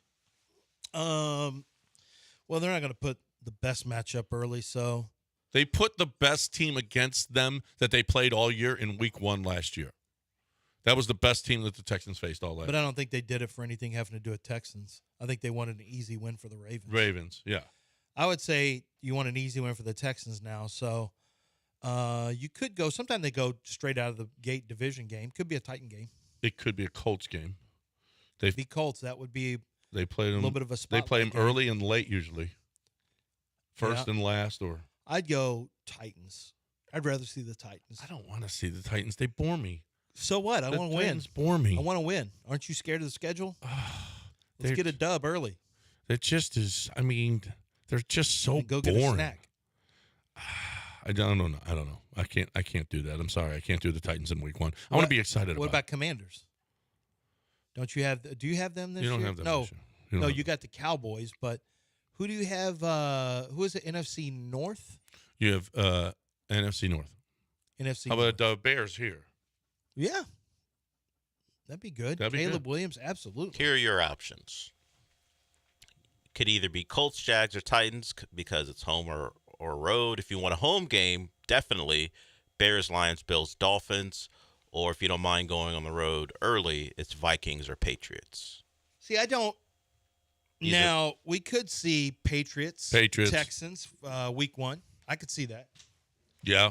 I don't think Caleb. I have a funny feeling Caleb and C.J. Stroud is going to be one of their nationally televised games, and we know it's not. The Texans are not on one of the nationally televised games. An early Monday night game.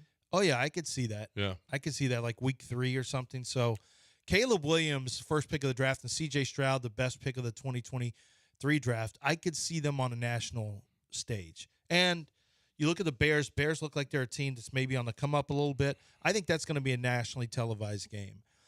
They play. Who else do they play? Do they play the Falcons? They don't play the Falcons. No. But Miami's here. So the Dolphins. I know the Dolphins are here. The Bears are here. The Lions are here.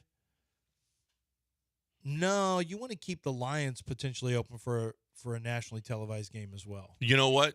And there's Dan Campbell versus D'Amico is pretty sweet. Yeah, there's a chance that if the Texans aren't a Sunday night game late in the season, that they'll be moved to it. Yeah, I think you're going to get rid of your yucky games in week 1, a yucky game with the Texans. So it could be Patriots, could be Titans. You've already got the national games out of the way, so it's not going to be. So you're going to be probably a noon game. Do you want to play the Colts out of the box? Yeah. Yeah. Because Anthony Richardson hadn't played that much football. Yeah, right. And I want Tank healthy. So let's do it. The earlier, the better. Well, what do you mean? Well, I don't want him falling down on his head and getting a concussion again. Or oh, my God. I don't want He's him not injury prone. Well, he's not. He had an injury because you put him at guard. He also on a goal line. He gave himself a concussion. Are you going to act like that didn't happen? It happened. So he had a little baby concussion. He had a little. The dude gets shot and he's okay. That's not injury prone. All of a sudden, concussions aren't a big deal. Yeah, it's not a big deal. He was a solo concussion. No one hit him. He gave himself that a hair concussion. that protective Did padding. you see that they've Is Tank Dell going to have to retire? Is what? Is Tank Dell going to have to retire? No. Oh my God! Have you seen the Great Kazoo helmets that they're okaying? You can wear the Great Kazoo helmets now. But Tank ain't wearing a Great Kazoo helmet. You better wear the Great Kazoo helmet. He's not. No wide receiver, no self-respecting wide receiver is wearing that helmet. I saw except in practice, for Wes Welker. They're too Lad diva. McConkey had it on. I saw the chart. Yeah, in practice he's got that. He's not going to wear Where's that in the Lad game. again? He's in L.A. for the Chargers. Yeah, Chargers. Lad McConkey had it on. He's not going to wear it in Tank the Dell better game. wear a big-ass padded helmet. Tank Dell. Don't you have to wear those Great Kazoos in practice? I think you have to wear them for practice now, and you can't. They've okayed them for games. Wear it in games, Tank. Tank's not wearing that. Yep, and he's going to wear them on his legs, too. What? He's wearing leg padding to prevent having his legs snapped in half if he's got to go block again. Wide receivers wear nothing. No knee pads, no I know, hip it's pads. crazy to me. I mean. I'm like, you ain't even wearing knee pads? No, they don't. They're like, no, we ain't doing all that. You ever played basketball or even football and done the old knee-to-knee collision? It's one of the worst things that could happen. Yeah. It's not bad enough that it's gonna put you in the hospital, but it's bad enough that you think that your life might be ending. Just for about 30 seconds. It is terrible. But no, I think that actually I mean, it doesn't look great. It doesn't impact your play though. Why would guys not wear that helmet if they could reduce concussions and play longer? Because you look like the Great Kazoo. That's the only reason. Is the helmets look goofy? Yeah. Because they're bigger than normal. Right. But other than that, isn't that safer? Well, it won't be a bigger helmet. You want to look cool. You don't. Everybody's wearing it. It's a pad. It'll be a pad over the helmet. Yeah, it's a pad over the helmet, so it's bigger. Would you rather have CTE or not look cool? You've heard not look. I'd rather have CTE. That's just a lot of guys have said. And I know the answer would be, "Oh, I'm not getting CTE." Okay. No. I'm a receiver. I don't get concussion. Let me point you to AB80 or whatever AB84s. I'd like for you to look at this you mean the Instagram guy who page. broke all the Texans uniform news before it happened? Why a newsbreaker? Mm-hmm. Antonio Brown did? Yes. Yeah. Oh. Yeah, Antonio Brown, he of the alleged CTE. I mean, that was a wide receiver I'm not going to get hurt. Bang. Guess what? If he had had that big-ass Great Kazoo helmet on. He would have been less fast. No. You're way down. Wear your little fluffy pillows on your helmet. It's not going to change how you play football. You'll just have people complaining the same way they always do anyway. Stop trying to tell people how trying to make this game is played by women in skirts. Why don't you just put them next to an ironing board while we're at it? Making sandwiches and breastfeeding. That's what quarterbacks are basically breastfeeding now. We're still got good football. You're okay that quarterbacks didn't get splattered. And then guess what happens when quarterbacks are all out? It sucks. Football sucks when your quarterback's out. Well, put them on the teat. Put them on the teat while you're at it. They're just trying to make sure quarterbacks don't get murdered so we don't end up with Davis Mills. Why is Davis Mills catching a stray? What did he do to you? Davis Mills was our quarterback at one point. And I don't want to see football with Davis Mills. Now that I have a real quarterback and your teams don't, whoever's listening, now that I'm on the top of the food chain and your teams are poverty do you think it's a little ahead of schedule to talk about the $70+ million CJ's going to make before he takes a snap in year two? Do you think feel like it is, you think John? it's a little bit of just? Do you feel like it is? Can we get another season in? Probably should wait. Till, yeah. I think they need to add more safety rules for quarterbacks. Here's the thing. Put flags on them, and I actually mean this. Put the things that you can pull, and that's for a sack. If you pull it, you get a sack. No more hitting quarterbacks until we don't have one, and we can relook at the rules. Until we don't have but one? Right now, they while we got the flag CJ, too hard on them? Pull the flag. This is the man who couldn't dare to accept the new kickoff rules. Now we want to put flags on quarterbacks. I'm a pragmatist. That's what this is. I'm a pragmatist. What are we doing? The stupid rules. What's the dumb now I kind rules? of want flag football. Gimmicky rules. Yeah. Oh my God. Here is what Nico had to say. Oh yeah, it's going to be dangerous. We don't have the sound of it, do we? It's muffled. It's muffled? Yeah. Oh, it's going to be dangerous, real dangerous, man. Adding Diggs to the room, it's going to be a lot of weapons. There's going to be great opportunities for everybody. It's only adding one more depth, more weapons to the offense, more weapons to the team. The sky's the limit for us. Can't wait until the season is going to start. He should feel that way. He absolutely should feel that way. More weapons, except don't take away my targets. It's a contract year. It's a contract year. Absolutely. I love all the weapons, except he didn't say that. You know what? He's a team guy. He doesn't care if he has any catches. Okay, sure. We're going to be dangerous. I'm not going to turn down money, but his whole thing was he's got a little Andre Johnson in him, where he said, "I just want to play," and he said, if they don't offer me money, I'm not going to turn down money. But it was almost matter of fact. Yeah, but Andre had to renegotiate his because his uncle did a deal and it wasn't good. It wasn't and good. Rick Smith was like, too bad, so sad. And then ownership had to go in, and I think Gary probably had to say, Rick, just give him. That wasn't a good deal for Dre. Yeah. And Rick's like, I just did my job. What do you want me to do? All right, we got a break. We got a couple of trade possibilities in the NFL and in Major League Baseball that we will talk about on the other side right now. Here, I'm talking about, once again, I have to talk about your prostate. And it's a difficult conversation. I don't want to know what you in the middle of the night and how much you're getting up, how much you're, going to the bathroom. Really, it's not something that I'm interested in. But here's the deal is if that is the case and it's starting to bother you, or you're starting to think, maybe I do have something going on with my prostate here, you need to get it done because you could get urinary tract infections, you can get kidney problems, liver problems, all kinds of stuff could happen if you got an enlarged prostate. Plus, it just sucks. I mean, getting up that often in the middle of the night 3-4 times to go to the bathroom, you got a prostate issue, bro. So what you need to do is go see Doc Manavis because you get an ultrasound, an MRI. I mean, it can't be an easier process, a better process. If there's no cancer, all you do is get an IV. It's 45 minutes. That's it.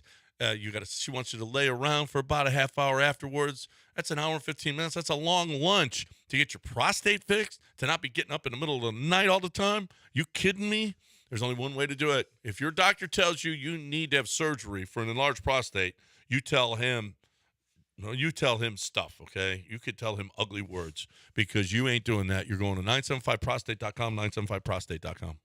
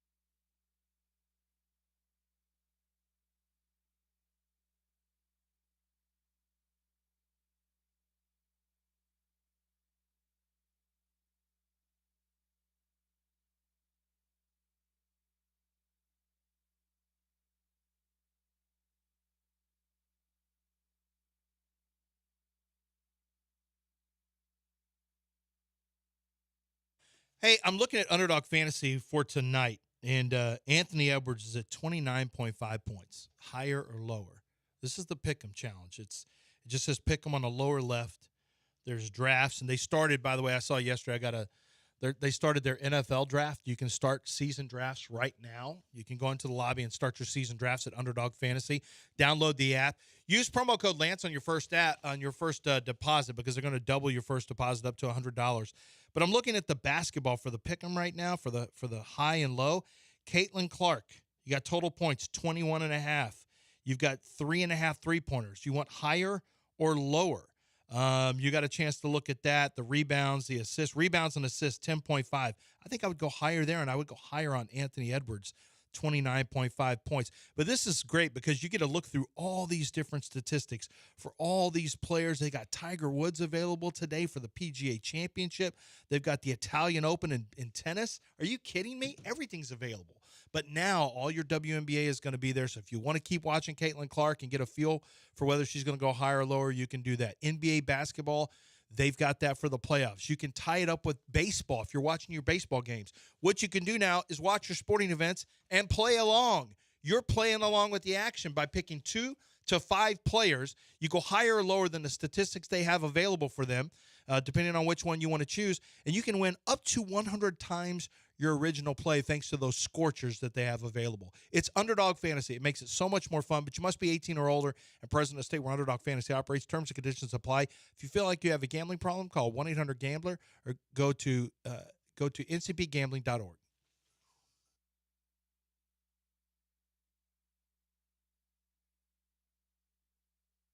You're back in the Veritex Community Bank Studios with John and Lance. On ESPN 97.5 and 92.5.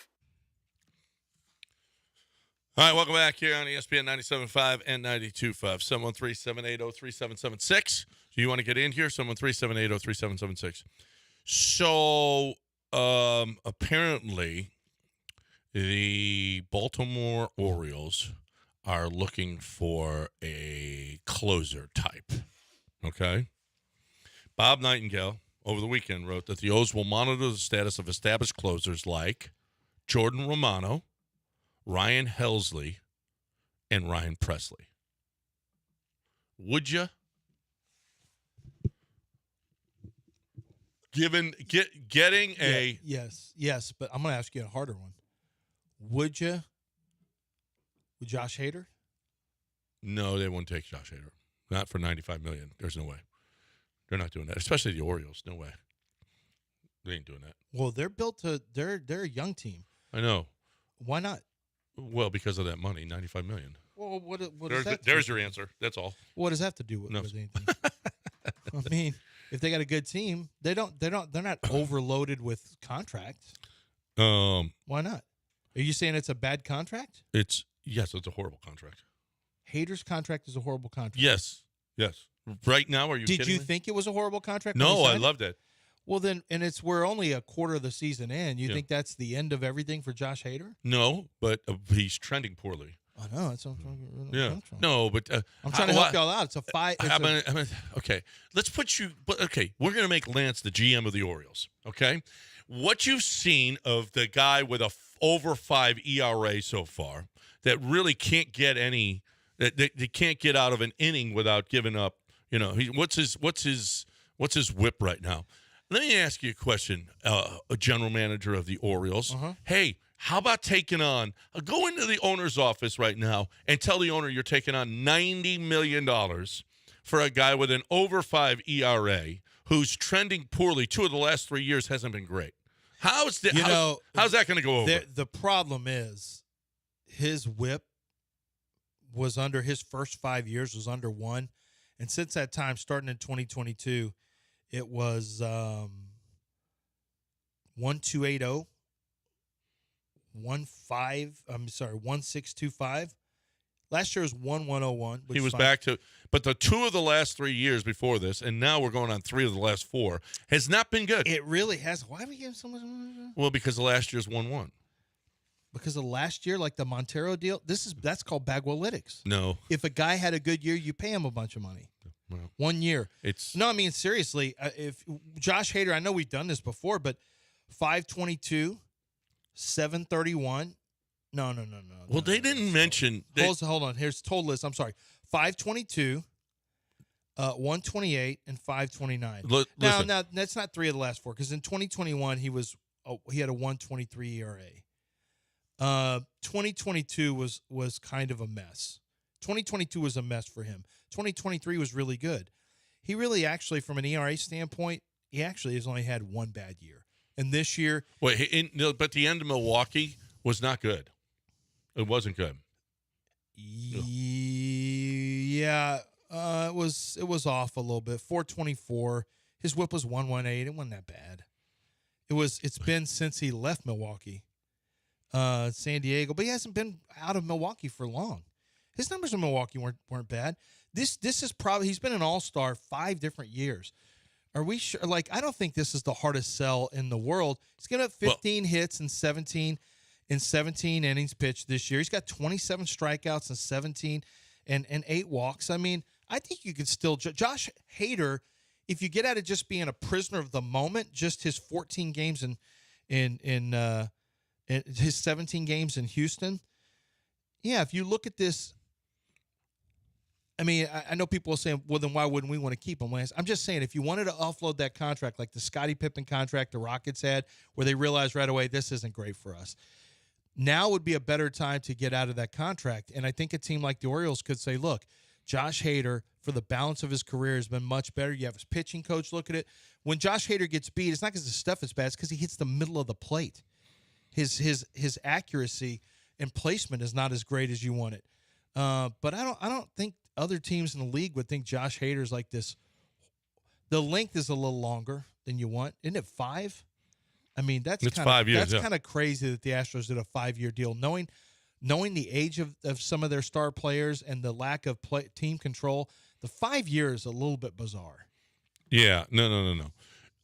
You don't listen. The reason Bob Nightingale didn't bring it up because he's smarter than you.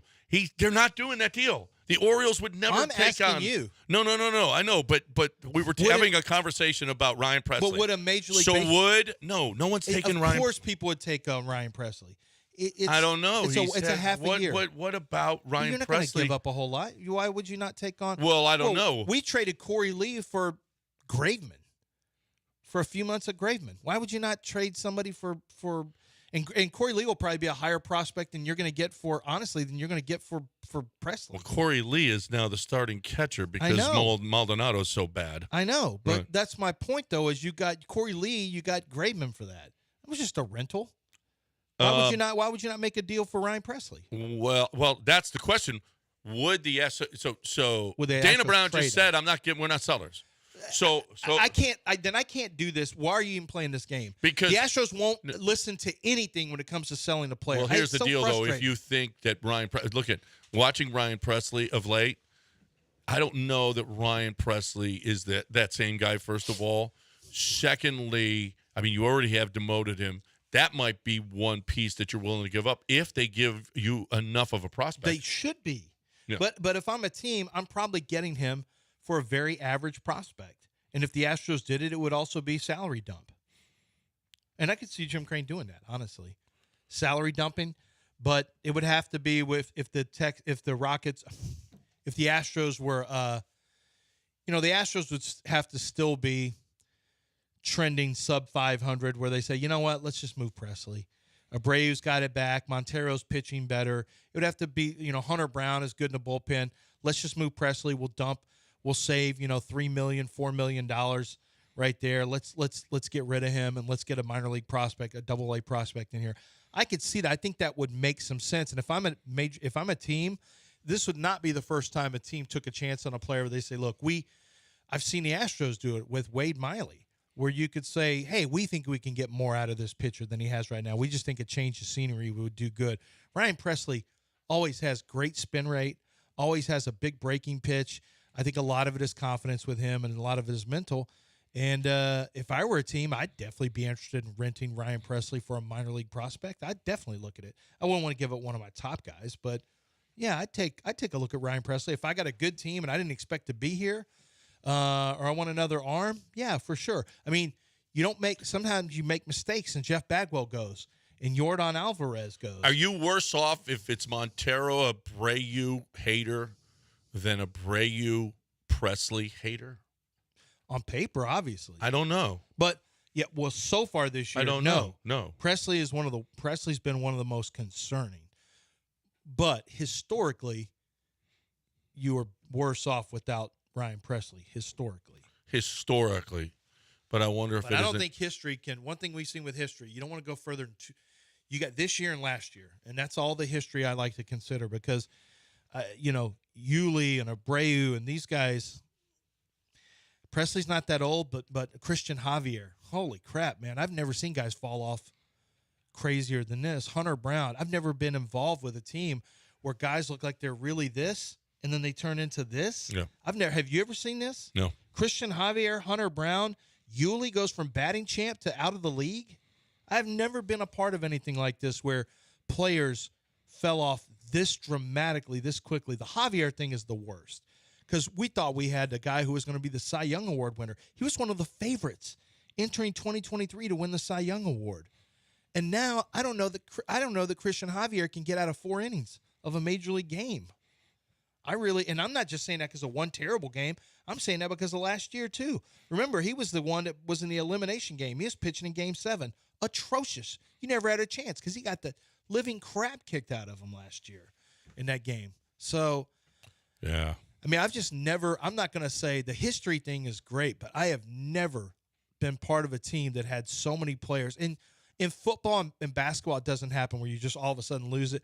Baseball and golf are the two sports where you can just suddenly just kind of blows up on you. Yep. Jose Abreu, what happened? Yeah, but he's older. At least you can see his numbers trending down. Yuli to go from batting champ to 200 to out of the league? Yeah. What? That fast? But that's what it tells you, age, and that's why I get concerned with Verlander, because at age 41, dude, this is incredible what he's doing. To be able to pitch at a competent level at age 41 is pretty incredible. Yep. All right. And I just said competent. I'm not expecting him to be Cy Young guy. Thank God he doesn't need QC Kinetics, but people do. Some people do. Some athletes do. As a matter of fact, athletes were the first ones to get it. You hear Emmitt Smith has talked about it. Bobby Carpenter's talked about it. Guys who have a lot of times football players through the wear and tear will have these issues. And you may end up having issues too just through genetics or, just age or whatever the case may be. Your hip, your knee, your back. What is going on with your body? Well, you're losing tissue and you're wearing tissue down. Well, what QC Kinetics does is it's regenerative medicine. It's better than steroid shots. It's better than, your surgery and missing all that time. Would you love to? A lot of times surgery is the last course of action. Doctors, in many cases, will be much happier if you are using the restorative medicine at QC Kinetics, because what that means is you've got a chance to reduce inflammation, regrow damaged or lost tissue, and that's going to help reduce inflammation. You're going to have much more mobility. So I'm giving you a chance to get your life back. If you've got a knee issue or hips or shoulder or back, something that just constantly hurts and you just want to get rid of that inflammation and that chronic pain, QC Kinetics really, really works. Go to QCkinetics.com. 4 locations in the Houston area, QCkinetics.com.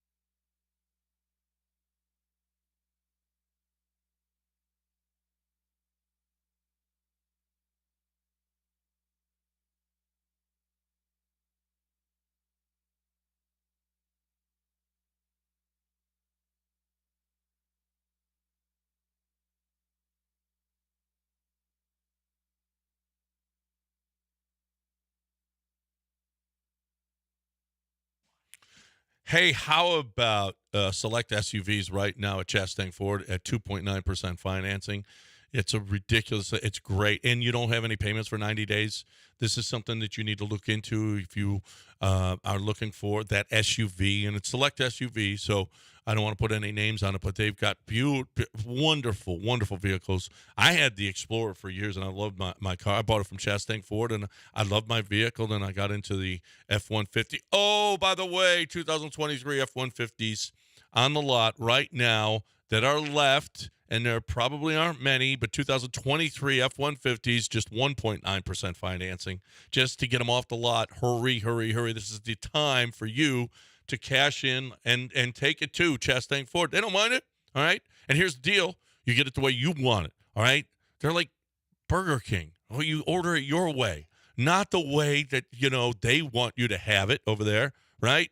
That's not the way they do business. What they want is for you to get into that Ford car or truck the way you want it, what you can afford, what you like about it. Not they're not going to upgrade. They're not going to sell. They're upsell you on any vehicles. What they're going to do is make sure that you get into that car or truck that is perfect for you. Every single time at ChastangFord.com. Love them. You'll love them too. You want to join the Chastang family on ChastangFord.com on 610 at Homestead, not Hempstead, 5 minutes from downtown. Chastang Ford.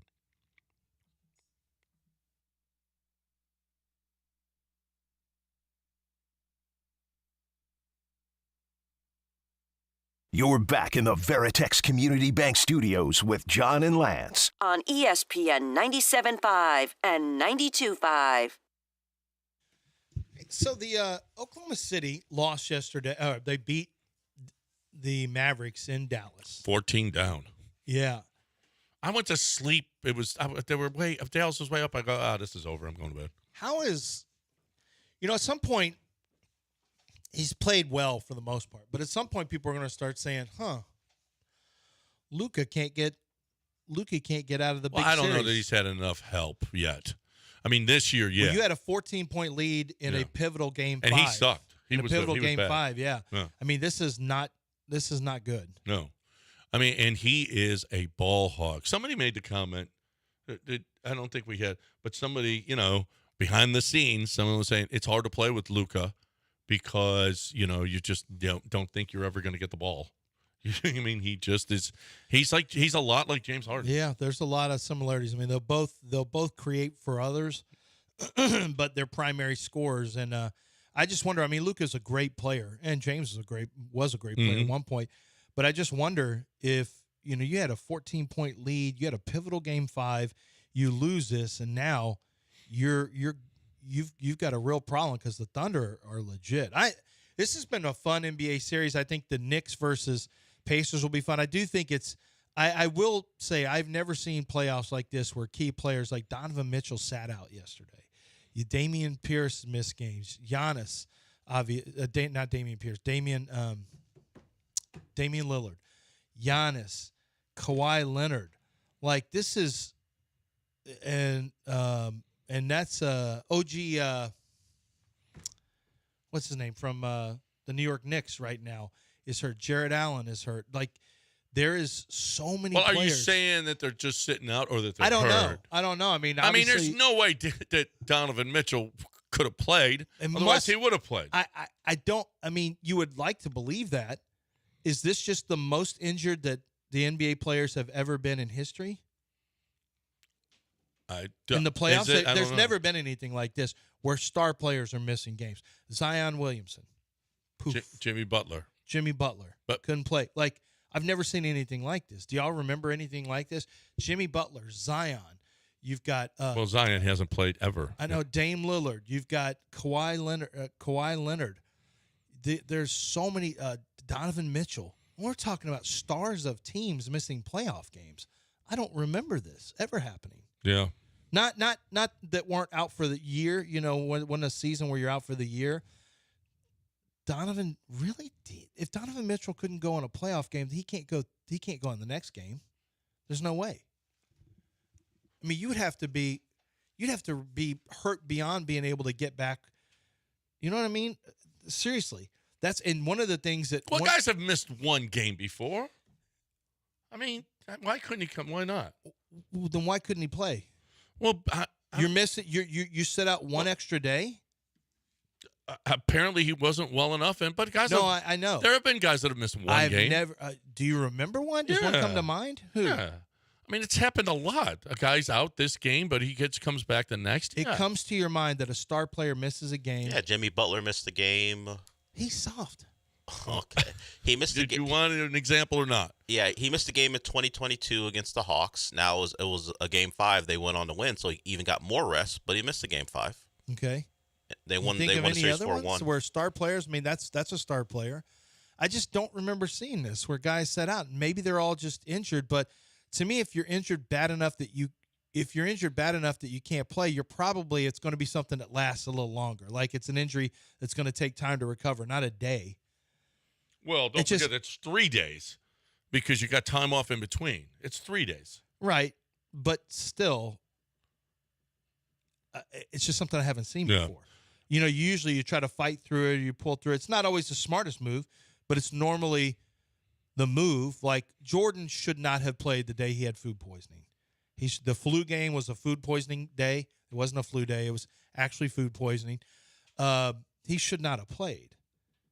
I mean, you usually, if you've been thrown up all day, if you've been on IV, there's no way Kawhi would have played through that. It would have killed Kawhi. He's often injured, but we've seen Joel Embiid miss a game in the playoffs, even beyond his face getting broken by Siakam a couple years ago. Yeah, he's we've missed seen the him game miss and it, come but back. I give him credit for coming back on that knee, on that meniscus, because he came back a lot earlier. So I don't. Yeah, but I don't think it's that unusual to miss a game. Now I don't know. Star players. What is Donovan's deal?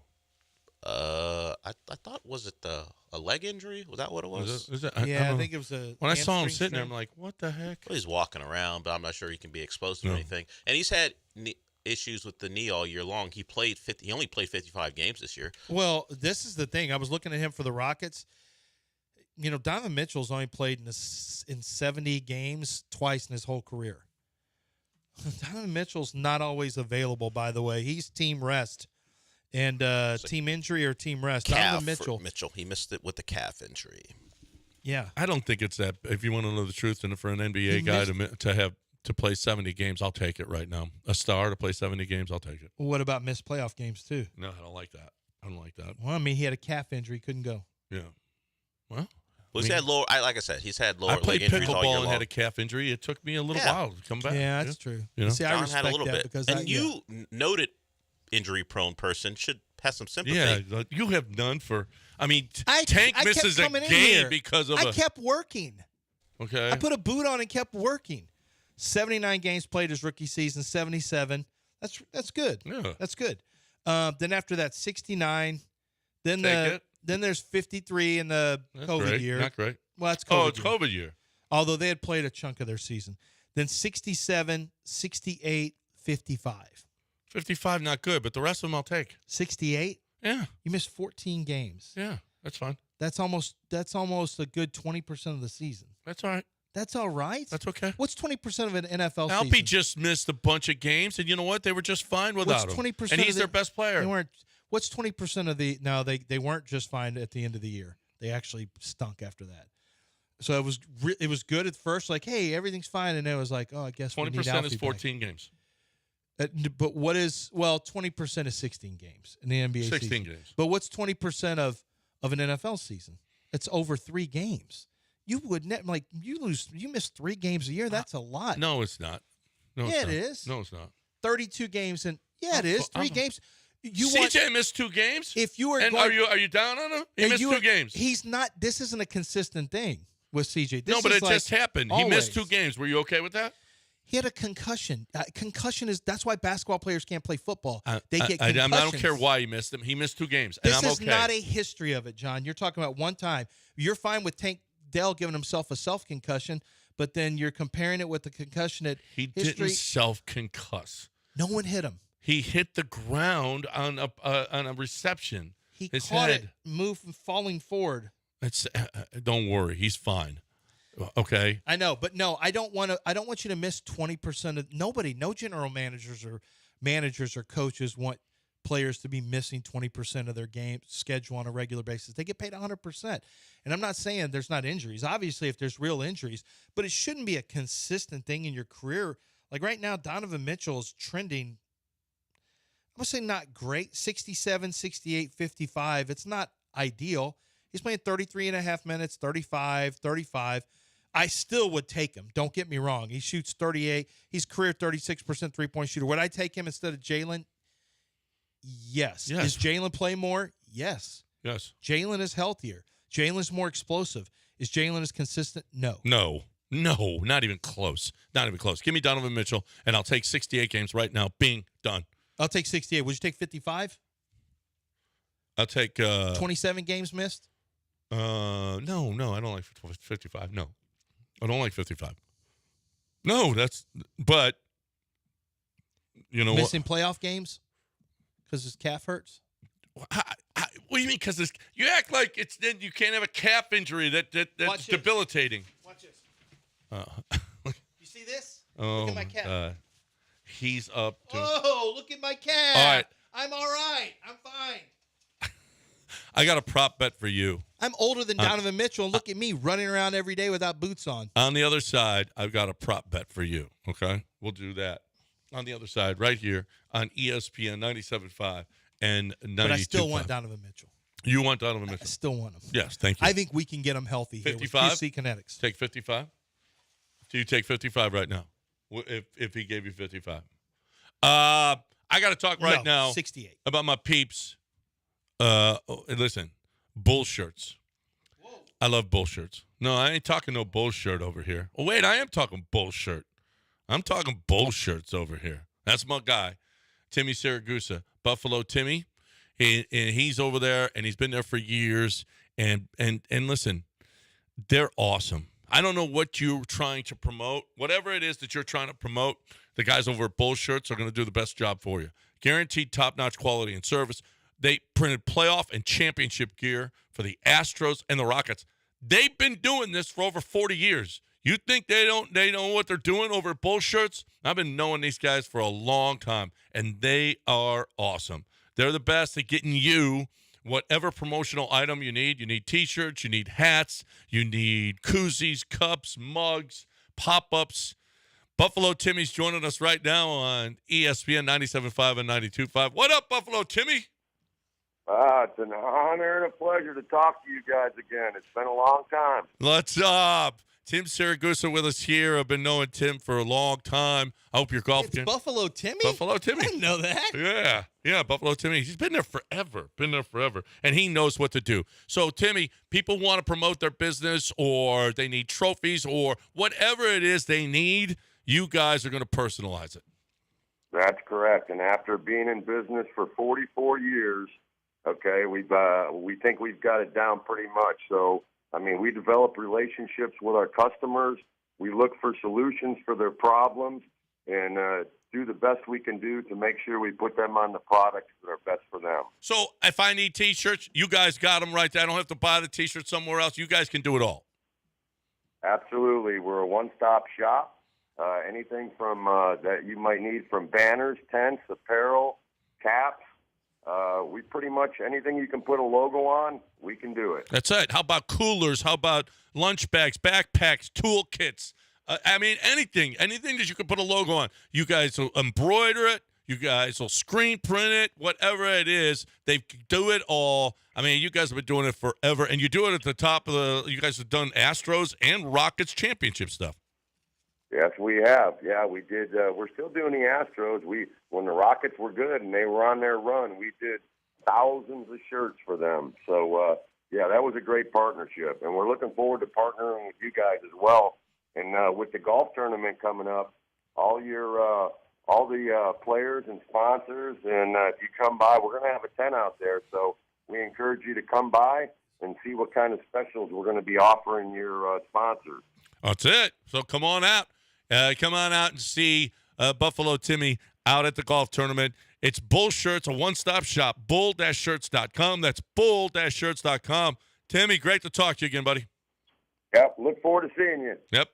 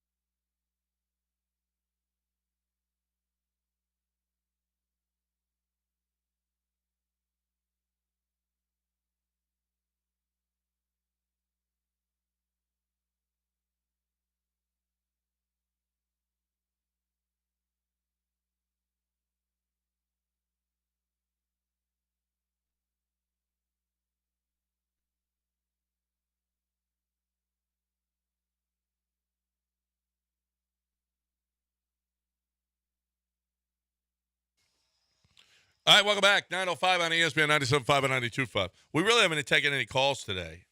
I think we did have a call or two. All right, you know what? Let's get 4 straight calls here. All right, I got a question for you. Is this for the callers too? Yeah. Okay. Higher ratings, Caitlin Clark tonight or the weekend of the PGA Championship, both Saturday and Sunday combined? Saturday and Sunday combined. So if it's like so you're taking the numbers, like if they get a 2.1 and a 3.5, that's a 5. Okay. Let's say PGA. You think? I'm not sure. Where's Caitlin play? What channel? On ESPN2. Oh, PGA. I don't care. You know what? People found her. You know Tiger plays, right? If Tiger makes the cut. Oh, my God. If he's in action. If Tiger doesn't make the cut, I'm going to go. You go Caitlin? I want to see her in this first game. I'm interested. It's ESPN2. It's a little harder for people to find. A lot of people. They found her. It has to be a destination. Golf fans, the same golf fans are always going to be here for the PGA. And it's always a low number, though. And you also have people who might watch majors who may come in. Yeah, but the PGA is the least watched of all the majors. Yeah, no, that's true. That's true. But I'm going to say the two combined. Now, if you want to say Caitlin Clark or the highest day or Sunday, I think I might say Caitlin Clark. But I don't think the numbers are going to be – it's not going to be 12 million or 14 million. No, I think a 5 or a 6 might get this done. Yeah, I do too. Yeah. But you think it gets that high? I don't. If it was on ESPN, I would say yes. Well, here's the deal: it'll be interesting to see how if what she did at Iowa is going to carry over, because this is the debut. They're playing Connecticut. I don't know anybody on Connecticut, but I do know that it's Connecticut's a 6.5-point favorite over Caitlin Clark. Okay. What kind of prop numbers do you like? Well, let's go apples to apples. Let's go apples to apples. The highest game 4 of the 2023 WNBA Finals between the Las Vegas Aces and New York Liberty of the finals averaged 889,000 viewers. Okay, Caitlin Clark wasn't there, and that is up 124% from Game 4 in 2022. The Aces championship clinching win peaked at 1.3 million viewers. So let's put this in perspective. If she gets a peak of 2.6, she has doubled the highest number in 2023's entire season, which was the finals. So I want to make sure we put it in perspective, because if she gets to 3 million, everyone goes, wow, that didn't carry over. Not only did it carry over, it's more than a 2.5 times rate of a finals championship, the highest rated finals that they had last year. And that's not average viewers. That's the high. It peaked at 1.3 million. So I want to make sure that we have the proper context of what a Caitlin Clark carryover would look like. If they pull in a 5 or 6 million, forget about it. You're literally looking at Tiger Woods. That's what you're looking at. How about, so Indiana it's a 6:30 game too here, 7:30 East Coast. It's at Connecticut. Vegas and Phoenix are after that. How about Chicago with Angel Reese? Yeah. And who was the other girl from South Carolina? Emma. No. No one knows. The Brazilian, the one they call the big Brazilian. Right. And when I say they, one of our listeners. Carrasco. Nope. Yeah, I think so. Not Carrasco. Something like that. Anyway, close to that. They're not even on TV. They're not on national TV. Her name is Camila Cardoso. That's what I said. Something not like Carrasco. They're not on TV? They're not even on. Are you going to get the WNBA package? I am not going to get the WNBA package. Okay. The first ABC game. If you did say you're getting it, I don't know if there is a WNBA package, but if you said you were getting it, I would say, you know what? From now on, and when John says he's an ally, we have to listen to him. And that's the thing, Dale. You can act like we're not allies or that John's not an ally, but if somebody buys a WNBA package, you are an ally. Or you really want to see Caitlin Clark. So probably. Every game she plays is on. She's at ESPN2 to start. Her second game is at New York, ABC. This is Caitlin Clark. Caitlin Clark. Her third game at Indiana, ESPN. Okay, against Connecticut at Indiana. That's the only one that That's all anybody cares about. The WNBA now all have jets. They've added they all have jets charters, to the play because they knew it would look bad if the charter jet. They knew it would look bad if Indiana had it and everyone else was flying around with coach. Mm-hmm. Yeah.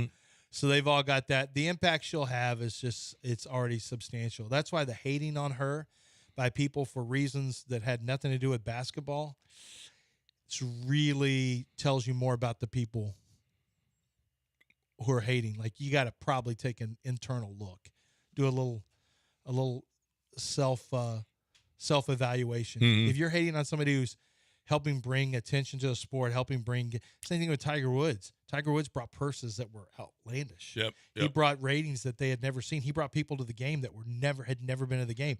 There's really no difference with Clark. Now she's got to play at a really high level, or that's not the Tiger effect. It's a Tuesday night. I guess there was such a crescendo that led into the women's college final.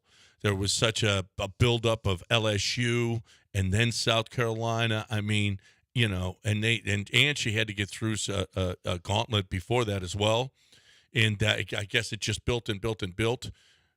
Her numbers were unbelievable. There's not nearly as much hype. Even ESPN isn't playing it up nearly as much as I thought that they would to try to get ratings for them to see. They've done some stories on it, but it's not like that. Hey, by the way, I bet there's a lot of people that don't even know that the season starts tonight. Cheated. I feel a little bit cheated that we didn't talk about this. James Harden against Dallas with the Clippers. In his last two games, that were both losses. Awful. 7 of 28 from the field, 1 of 13 from the 3-point line. Yeah. He did have 20 assists and only 5 turnovers, which was good. Does James just escape our wrath again this year? Did he escape our wrath this year? What do you mean? It's like, okay. And Jose Abreu struck out. In the last two games. Okay, James sucked in the elimination games, and Jose Abreu struck out again. Okay, in the last two games. Do you want to keep on harping on it? It's the same thing. Like, it feels like the Jamers didn't get their asses handed to them the way they deserve to. Why do you want to I know it's kicking a dog when they're down or whatever, beating a horse, a dead horse or whatever. But I just want to acknowledge that James was 7 of 28 in the last two games and 1 of 13 from 3. That's 4 games ago. In both losses. Yeah, but I know, but we didn't get our licks in. What the bleep? Well, you were. No. It's May 3rd. Oh, May 3rd you were was still there. Oh, wait a minute. April, Wednesday, May 1st, May 3rd. I was back. Yeah. When the draft was over. I was back. I was right here. Yeah, I know, but we didn't. I mean, it's like, okay, water's wet. Sky's blue. James sucked in the elimination game. Okay, what? Yeah, his failures don't affect you anymore. I need people to acknowledge that they were wrong. Who? The Jamers. Then why don't you? The truthers? You like to get in Twitter arguments. Start truthers? Tweeting at them. Nah, it's because you don't have NFL stuff to do. It's hard to beat people in arguments anymore because they're so dumb. Like, you got to have some kind of critical thinking to say, you know what, you make a pretty good point. So why do you think you can use this platform to convince them if they're too stupid? Now you just say you're a hater, and that's all, and then you're done. No. You can say, okay, I just called him a hater. My work here is finished. We got to break. I wish you were finished. We got to see. You've been really ugly. foul You've been ugly today. Come on, foul person. He's been in a special mode today. Yeah, he really kind of has. Anthony and anybody else that wants in 713-780-3776. You can take it that way if you want. It doesn't matter where you are. How about this? Galveston to Willis, Sealy to Baytown, Air Team can be there for you. All right, they're going to come to your home and they're going to evaluate your situation. Or you guys, listen to me. You have got tomorrow they're coming to my house and putting in 2 units. It's like, oh my goodness, you know what? If I'd have just taken care of my equipment, if I'd have maintained it, we could have seen that there was a Freon leak. We could have fixed it right away. All of the and then it just got too bad because I didn't do anything. You have to do something. Be preemptive before this summer when you're using your air conditioner 24 hours a day. Make sure that you have them come over and evaluate your system and make sure nothing is wrong or that it's working properly. Mine was, oh, God, it's just I could kicking myself. But here's the deal: is Air Team has come and they've done a great job, and I love what they've done for me. And they're going to come over and they're going to put these units in tomorrow, and it's going to. I can't be happier about this process with them. They'll do the same with you. Speak English, Spanish, Russian, Farsi. It doesn't matter what. Okay, they're going to come to your home and they're going to get the job done. Air Team is awesome. AirTeamLTD.com. 713-956-8326, 713-956-TEAM. You need to look at your air conditioners. Go to airteamltd.com.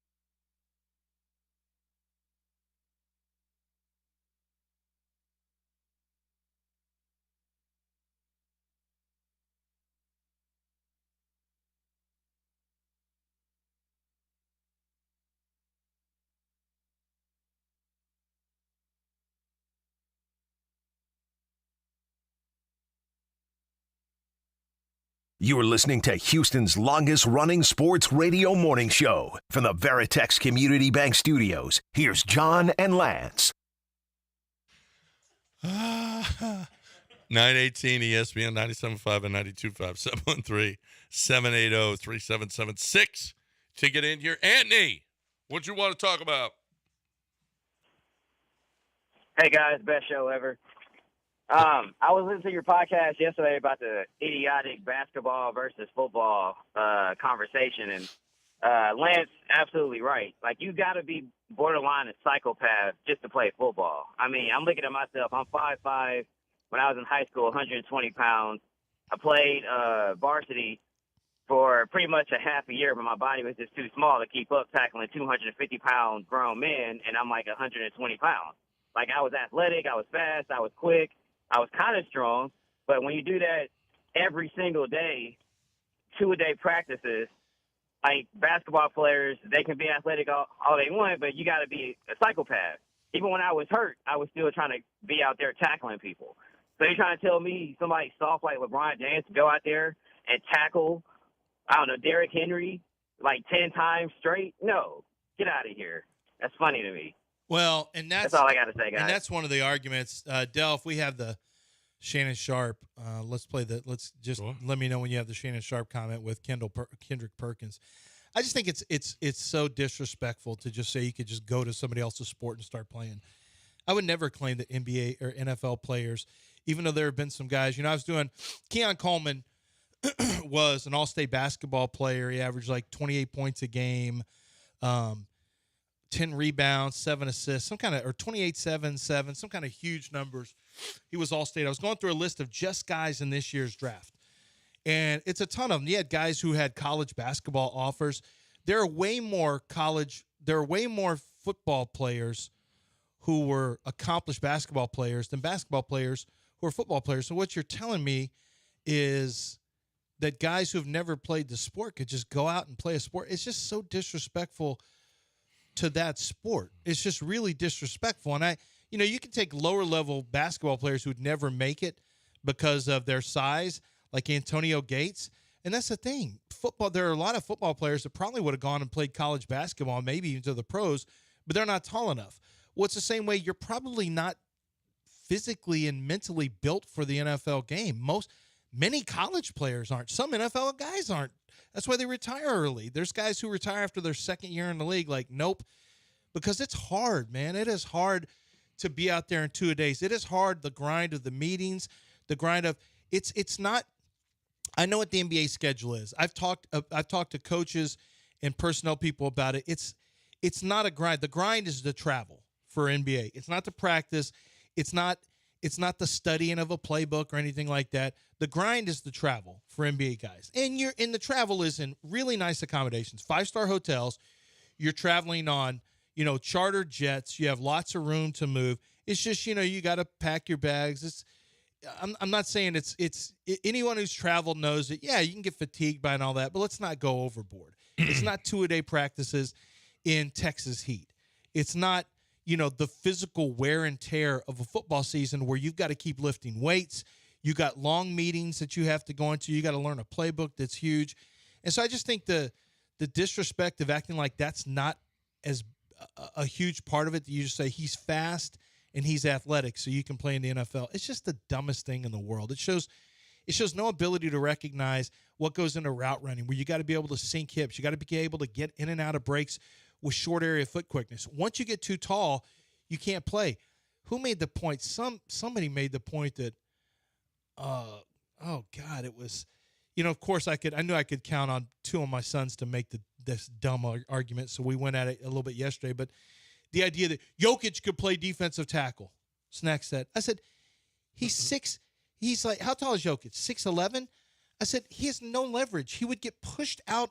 A tackle and guard would push him out of the way so easily. He could not. His center of gravity is too high.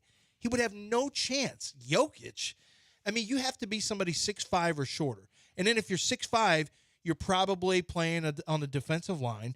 You're probably a pass rusher. Yesterday, I thought Shannon Sharp actually made really, really good points here. And hopefully this conversation can stop soon. Here's Kendrick Perkins, not known for being the best argument guy. I don't think he ever was part of the debate team in high school. Wow. And here's, I don't think so, but maybe he was. Wow. And here's Shannon Sharp. All the football players around the world, they took offense to this. Oh, basketball players are soft. They're not mentally strong and all this. They're not mentally tough or whatever the case may be. Well, that's a damn lie. They have certain ones that are painted like that, but I know a lot of professional basketball players that have the mentality. But the one thing that bothers me is that, like, even my brother Ryan Clark, he never gave us a list of football players that could actually come to the NBA and play. It's not one. Not right now. I'm talking Charlie Ward won the Heisman Trophy and played in the NBA. Listen, the topic was current players right now, not past, because I could go to Allen Iverson and everybody else. Go ahead. So I want to make sure I'm hearing you and Austin Rivers correct. So you could take 30 players currently right now and go play in the NFL. I ain't talking about that played before. I ain't saying we going to give them a year, 2 years to train. You can put their ass out there on the field right now. Shannon, I never said 30, but Monty asked me put some in there. Yes, I just named you 5. Your damn mind. Can you name me 5? Can you name me 5 players, NFL? I will concede this. Basketball players are more skilled. Shooting a basketball is a skill set, and basketball players are more skilled. I will concede that. But you see, the difference between football and basketball is a mentality. We go out there every Sunday, and we try to move a man against his will. We ain't trying to run around people. We're trying to run through people. Your mindset ain't built like that, Perk. Y'all not built like that. And what Ryan Clark is, and that's what Ryan is saying. He said, if you bring me somebody that's 6'5" and that don't play football, I know Anthony Edwards played football. When was the last time Anthony Edwards played football? He's probably, what, 9, 10? How old is he now? Do you think Jalen Suggs could go play football right now? Go on the field right now. Jalen Suggs has not played football since what? His junior year, senior year in high school, right? You're talking about at the highest level. Do you understand what you're saying? This notion that you could take 5, 10 current NBA players and put their ass on an NFL field, go try it.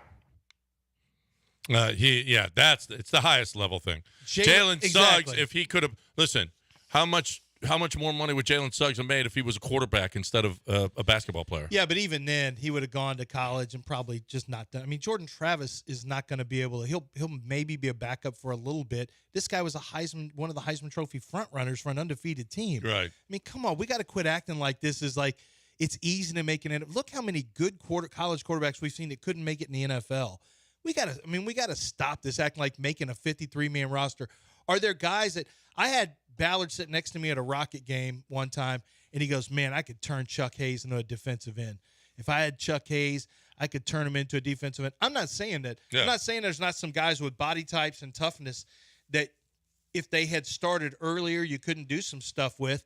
But I'm also telling you that there's a lot of guys in the NFL who basketball was their first love. It's all in their bios, and they were really good basketball players. They just weren't tall enough, but they're more than skilled enough. The skill level in football gets greatly reduced. The idea that a big guy you could just be an offensive line or defensive lineman, they absolutely could. I don't know one guy in the NFL, in the NBA that could be. One guy that I think of that would have been a nightmare, Russell Westbrook. No, I'm talking about an offensive lineman. Oh, no. Not one guy. Not one guy. Because you got to be 300 pounds. So that guy would have to be carrying. He'd have to be about 6'7", 8 at the tallest. Okay, what would Zion be? D-end? Yeah, but see, I don't think he has the mentality for it. No, right. He doesn't have the mentality, but Zion could probably carry. No, Zion could carry 300 pounds to be an offensive tackle if he had the mentality, which I don't think he has. He'd have tremendous feet.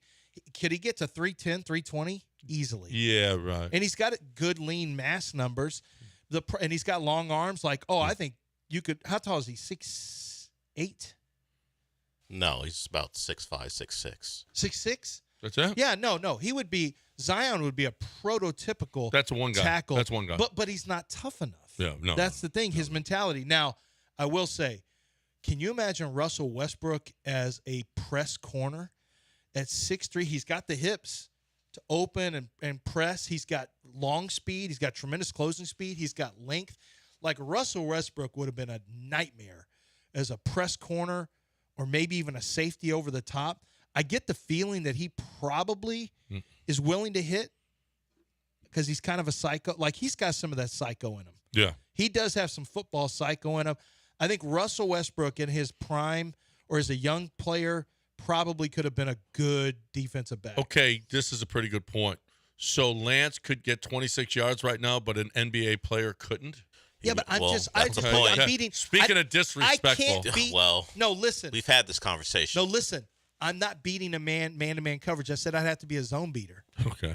Yeah, just sink into zones. But you right now, I just sink into zones. Mm-hmm. You think so? You don't think an NBA player could be a zone beater? I don't think I can make a roster, but I think if they threw me out there, I'd probably get 3 for 26. You couldn't. You would tear your Achilles trying to get off the line. I might. And I'm not even talking about it for press. But I might get 4 for 50. Just trying to no chance. What if somebody busted coverage and I'm wide open? You wouldn't be able to run down the field fast enough. I just need to get 12 to 13 yards. Mm-hmm. You can't run a 10-yard split. No, not really. Let's get Gary in here quickly before we take a break here at the bottom of the hour. Hey, Gary. Hey, quickly, I agree with Shannon. The NBA and the NFL. The NBA, I believe, I could be wrong, they just currently put in rules and what have you in order to win an MVP award or so. They've incentivized you have to play so many games. They literally had to put a rule in. Thank you. For them to play because those guys, hold on, let me finish, for those guys to play. So that tells me right there you're not tough enough for the NFL. If the league has to put a rule in for you to play in order to incentivize for you to possibly be eligible to win MVP, you wouldn't last 2 practices if you put in from an NBA player to football. finally, hey, Lance, no disrespect or anything. I don't turn it on that often and listen to you guys anymore. But even when I don't doubt that the NBA players are smart enough to learn the playbook. Right. So the mind thing, and then when you alluded to that part, the mental part, and then you said Perkins. I don't know if he's on the debate team. It always mental with you guys. No, the Perk guy can't argue with Shannon. Hold on. I'm almost finished. He's not dumb. That was just a stupid statement. But the way you put it, I don't think he could be on the debate. He's intelligent enough to be on the debate team. It always goes mental with us. Those are the only two things. Thank you. No, Shannon Sharp just would talk circles around him. Listen, Perk is not going to beat you in a head-to-head debate. The same way he didn't when he got in arguments about Jokic last year. Come on now, that's not up for debate. Perk is a guy who's not going to beat you the same way. If you want me to help you out here, the same way Gronk ain't going to beat you in a debate. Rob Gronkowski is not a guy that's going to win a debate. If you want to make sure I'm leveling the playing field here, because I know what you're saying. There's certain guys who are not going to be good at arguing their points. I'm going to need you to comp across all races. Yeah. I'm going to be your editor. I can't have you comp one to the other. Yeah. Comp Gronk to Perkins. What about Shohei Ohtani? Well, he doesn't know anything. He's unaware of everything. He never knew anything. He's like, what? I don't know what's happening here. He can't win a debate. He's too naive. Okay, we got the Asian. What do you need? Who else do we need? What other? Maybe Neymar probably couldn't win a debate either. Yeah. Oh. Well, anybody who gets in that kind of trouble, yeah. I don't think Neymar could win a debate. Neymar's not winning a debate either. Right. Are we covered now? Do we cover it?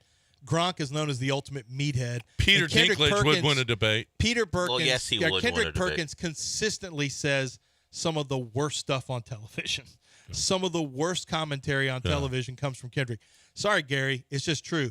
The same way I don't listen to Gronk on my pregame show because I don't need Gronk. Throw football down. I don't care about that. That guy's not giving me smart football. Mm-hmm. Kendrick doesn't give me smart basketball. That's just facts.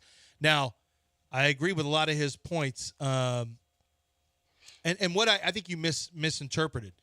It's not that basketball players can't learn a playbook. I mean, football players learn a playbook. Basketball players, a lot of smart basketball players, sharp basketball players. The guy who was the smartest ever was the I heard from the Rockets was Tracy McGrady. He could scan the entire package that Daryl would have of data and already know the scouting report. They said he was amazing. But the difference is I'm talking about basketball players don't have to do that. Football players do. What I'm telling you is it's a way different sport coming over to massive amounts of meetings, huge playbooks to learn, excessive practices and weightlifting. I'm not talking about any kind of mentality or understanding of a playbook. I just wish you wouldn't push our listeners away with your racism. Yeah.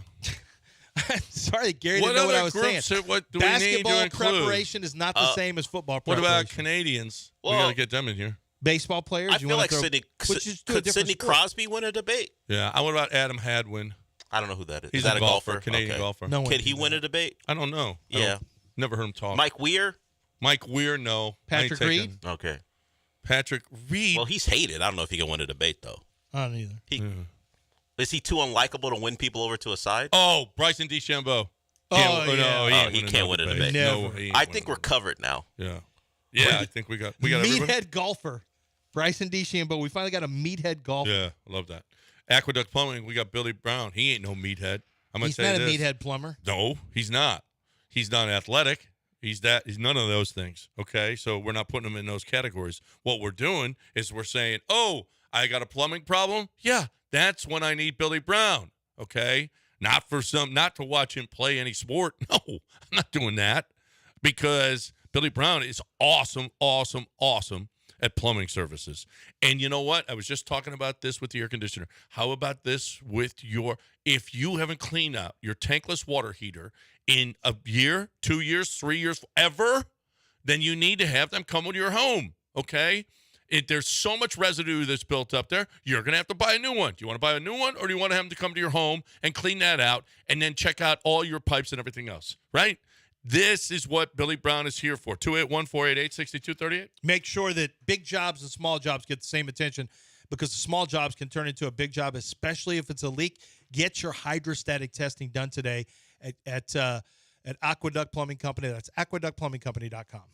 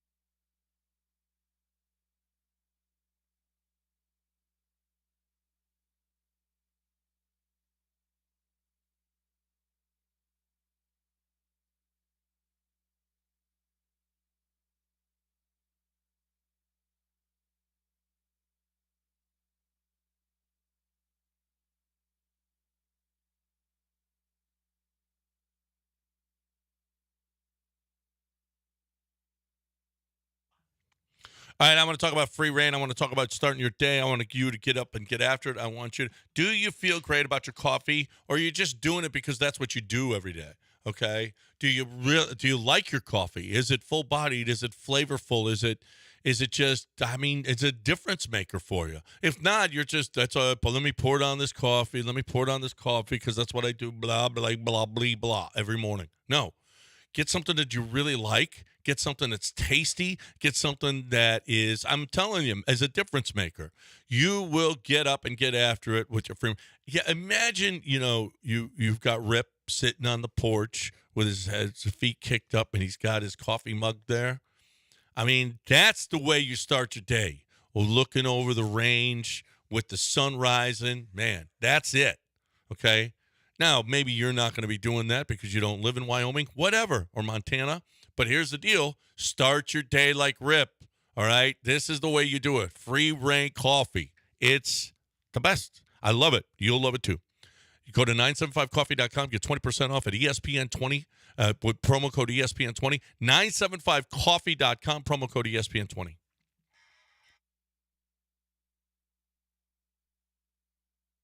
You're listening to Houston's longest-running sports radio morning show. From the Veritex Community Bank Studios, here's John and Lance. All right, welcome back. 713-780-3776 is the number to get in. Hey, Urquidy and McCormick are getting closer. Why does Joey Loperfido not play more?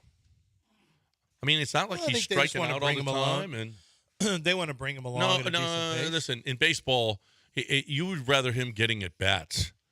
on a daily basis. You would, but you also don't want him. You want him to succeed too. Well, he has been succeeding though. Well, but I wonder if there's certain matchups where they just think he would not be as good. I think they're last night's Stripling was, I think, pretty good matchup for him. May have been. I think in general they're going to keep him away from lefties. I would think, right? Well, right, but it was a righty. Well, I know, but maybe Loperfido's the jinx. No, maybe since Loperfido's gotten here, they've won 4 out of the last 5. Which one is it? Is it Loperfido or Eric Layden? It's both. It's the Loperfido Layden. What about Pena being moved up in the lineup? Pena should be up in the lineup. I like it. He's like, I think they're 4-2 since he's been moved up. They moved him to 2 the other day because Altuve was out and Tucker led off. Then but he's been batting 4th, and he's been coming through with some hits and some hits late. So they asked the question last night on who was the MVP of the road trip. Was it Kyle Tucker, Jeremy Pena, or the 6 through 9 hitters? Well, I mean, that's a lot to go 6 through 9 because the back half of the lineup was great, but I'm still going to go Tucker as the one guy. Yeah. Pena was really good too. Pena was good. That's actually a really good question. Yeah, they put up good questions all the time. I did not hear Julia. Can we get any more? Another? You got the same call? Todd said no free promo. You what? No free promo. We just can't let Julia promote her products on our air. Is she going to pay us for that? Baseball, y'all. Yeah, we just going to let that happen? No free promos for Julia? No free promo. Sorry, that's how it works. Does she want to come up with pay for a commercial? She's an Astros darling. Yeah, but how's that pay the bills here? Okay, did you talk about Lance McCullers coffee? You did. I didn't. Okay, whatever it is. Is it coffee or mixed drinks or whatever? It's a coffee. Maven coffee. But I thought we're not. But it actually does. No, I think he does cocktails too. He does cocktails. He does both. Yeah, but you brought the story up. Well, he does cocktails with the coffee in them too. He does?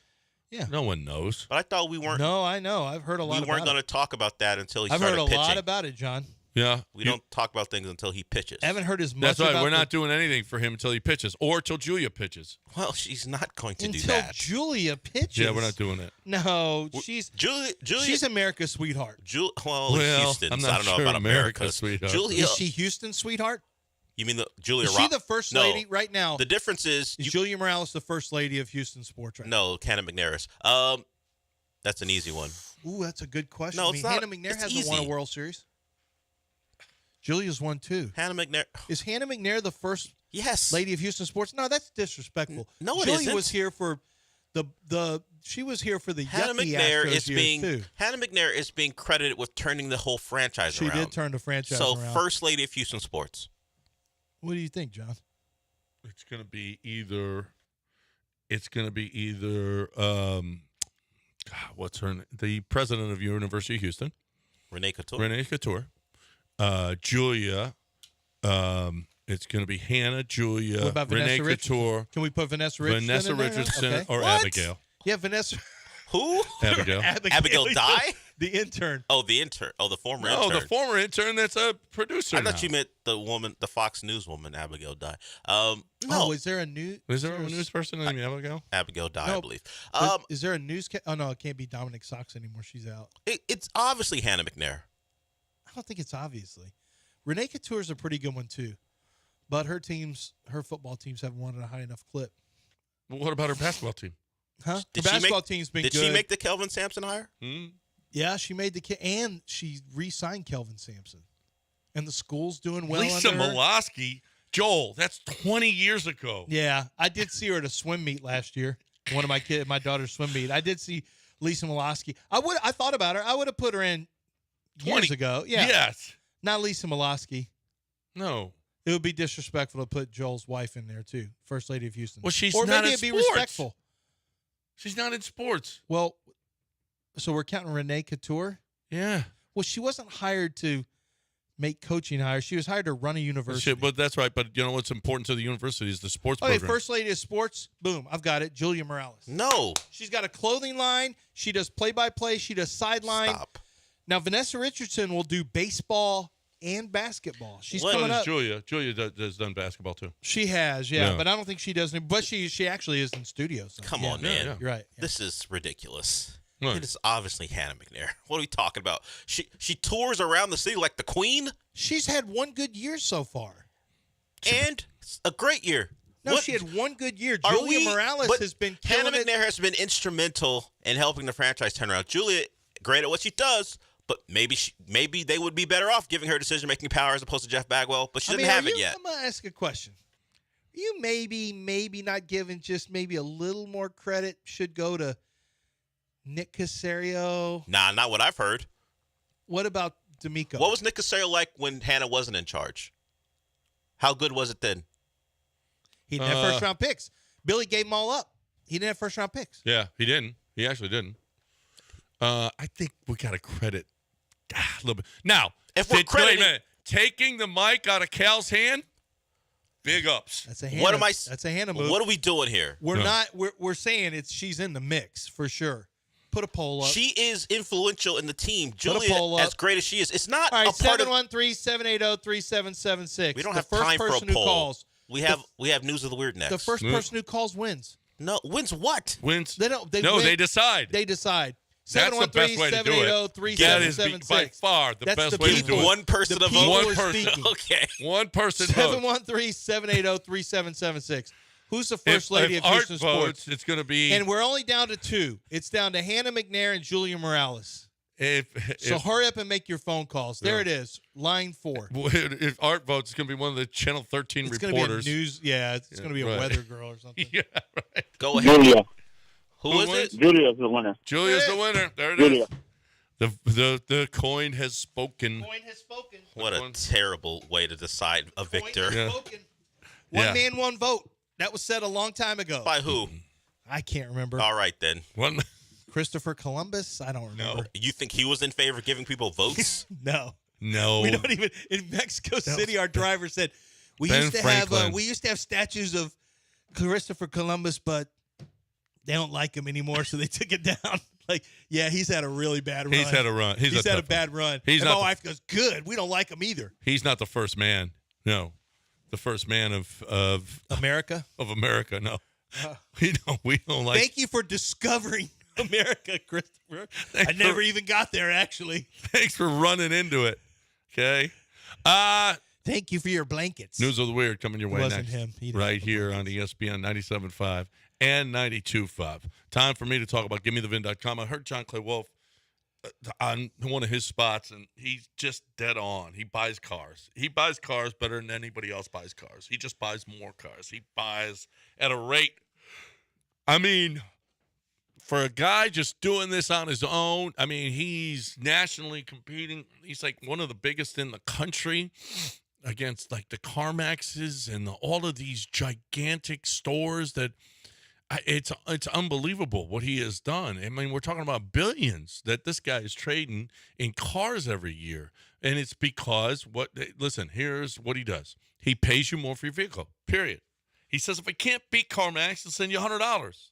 And he doesn't do that. You know why? Because he beats them. But you, my friends, are the ones that are going to be smart about this.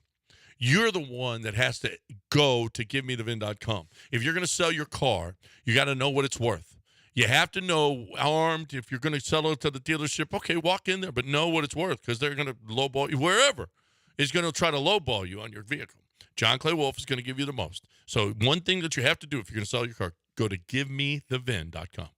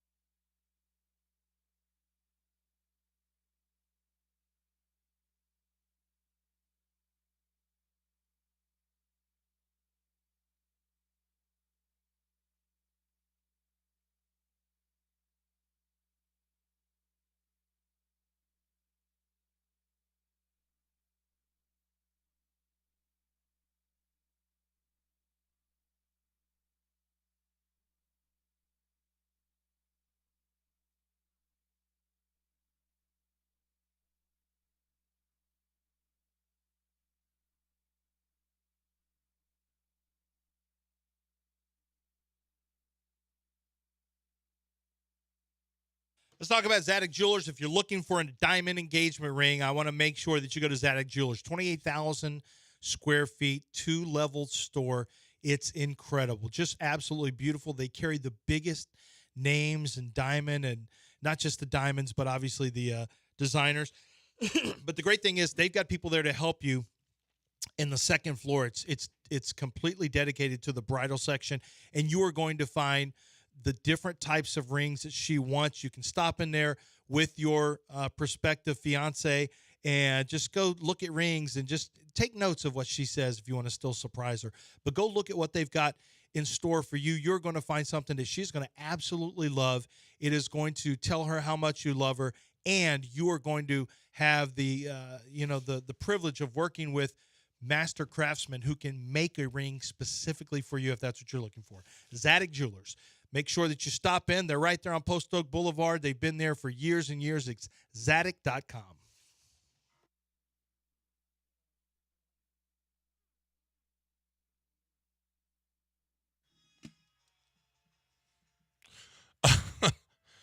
Wow.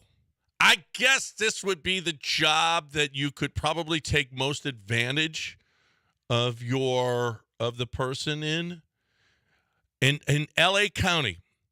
66 probation officers are on leave for misconduct, including sexual abuse and excessive force. I would imagine if your former prisoner, if you wanted them to do anything, they probably, I'll put you back in jail. You want to go back to prison? You want to go back to prison? All right, you're going to do this thing? You're going to do this thing? Well, sexual abuse. That's not good. That's not good. But I would imagine of all the people that can hold something over you, your probation officer. That's a tough one. You got a lot of power. You want me to violate you? You want to go back? You want to go back? Yeah. You want to go back? Violate the probation. Yeah, that's true. No. And come into this room. Yeah. And so what happened? 66 probation officers on leave. Not out. A lot of them were taken. That's just in LA County. That's just in LA County. Boy, there was an epidemic of bad people as probation officers.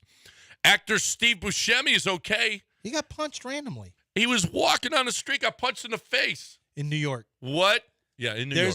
There's a little bit of a trend that influencers and famous people are just What actor would you like to punch in the face if you're walking on the street? An actor? Oh, I don't have none of them make me that mad. I guess the lady from Tiger King. I like to spit in his mouth while he sleeps. Okay. Oh yeah. Well, he's not an actor though. That's Sean McVay. Sean McVay's a coach. Maybe that lady. Del, Carol. Is there anybody you'd like? Carol Baskin, I guess. Carol Baskin. Sure. That B. Yeah, because of what she did to Joe. Joe seems like a good dude. That's how he's described. Tiger Joe. Usually. A lot of people think, Tiger King great Joe. guy. Tiger King's great guy. No, I don't think there's any actors that make me so mad. I get the one who played Anakin. The little kid. Hayden Christensen. I thought you wanted to punch the little kid in the face. The one who played Hayden Christensen or the one who played Jar Jar Binks. What did that guy do? The actor. He's stupid. Star Wars. He's not. Stupid. They wrote it stupid. I would think you would have said the woman who does all the gyrating and the shows her choo-choo to everybody that you keep saying. Ice Spice isn't an actress. Yeah. Oh, no, but she's an entertainer, right? No. You said actor, and I. Hayden Christensen. Yeah. Hayden Christensen. I really think he's incredibly not great. Yeah.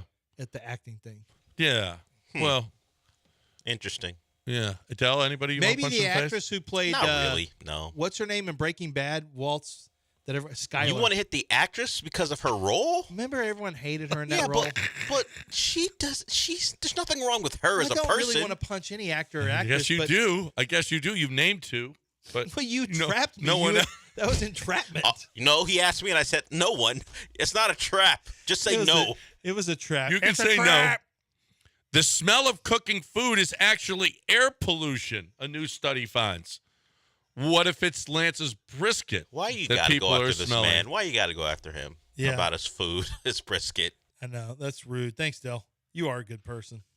I knew what you were going to do. You knew immediately. Right away. What about... you knew what Gallagher was up to? You knew right away. That was it. Here it comes. That was where I was going? Here it comes, Mr. B. Here comes the melon squishes. A man is charged. Oh, God.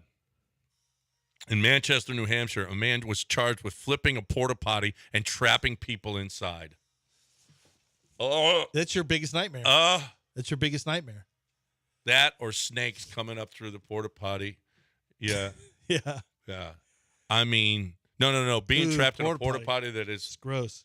That is that person. I mean, should that person get the chair? This movie, The Headhunter, I told you about, which is a great movie. Jamie's in it from Jamie Lannister. At one point, this guy's trying to hide from him, so he ends up hiding in a porta potty. Oh my God. That's the last place I'd hide. It was, yeah. That's the last place. Well, he caught me. Yeah. I had a good run, but I'm definitely not getting in this giant pile of crap. No. You can do it. Oh, when in Slumdog Millionaire, when the kid had to climb through. Oh, God. All of Slumdog Oh, my God. All of Slumdog Millionaire. All right, we're done. We will talk to you again tomorrow. I hope you enjoyed the show today, everybody, and we will do it again tomorrow right here on ESPN 97.5 and 92.5. Delvin Cito is next right here on the show. I'm talking about Doc Linville right now. I'm talking about my hair. I'm talking about how great Doc Linville is. He has an anesthetic that lasts for 3 days, and basically we're talking pain-free, a little discomfort. The doc will even tell you I did it. And there's slight discomfort, but I also did the other one where they cut you. And it's the worst. The worst. You've got a scar forever. No scars with the neografting. You will love what it does for you 6, 7, 8 months later, and you've got hair, and you see it starting to sprout up, and it's like, wow, what a difference it makes. Either that or the PRP, which stimulates the growth in your hair. It's like resodding or adding Miracle Grow. That's the difference between the two. So you're looking for a great way to get hair. You're sick of it. You can't stand it. You wake up every morning. You're worried about it. You're worried about your hairline going back. You're worried about the bald spot growing. 975hair.com. That's 975hair.com.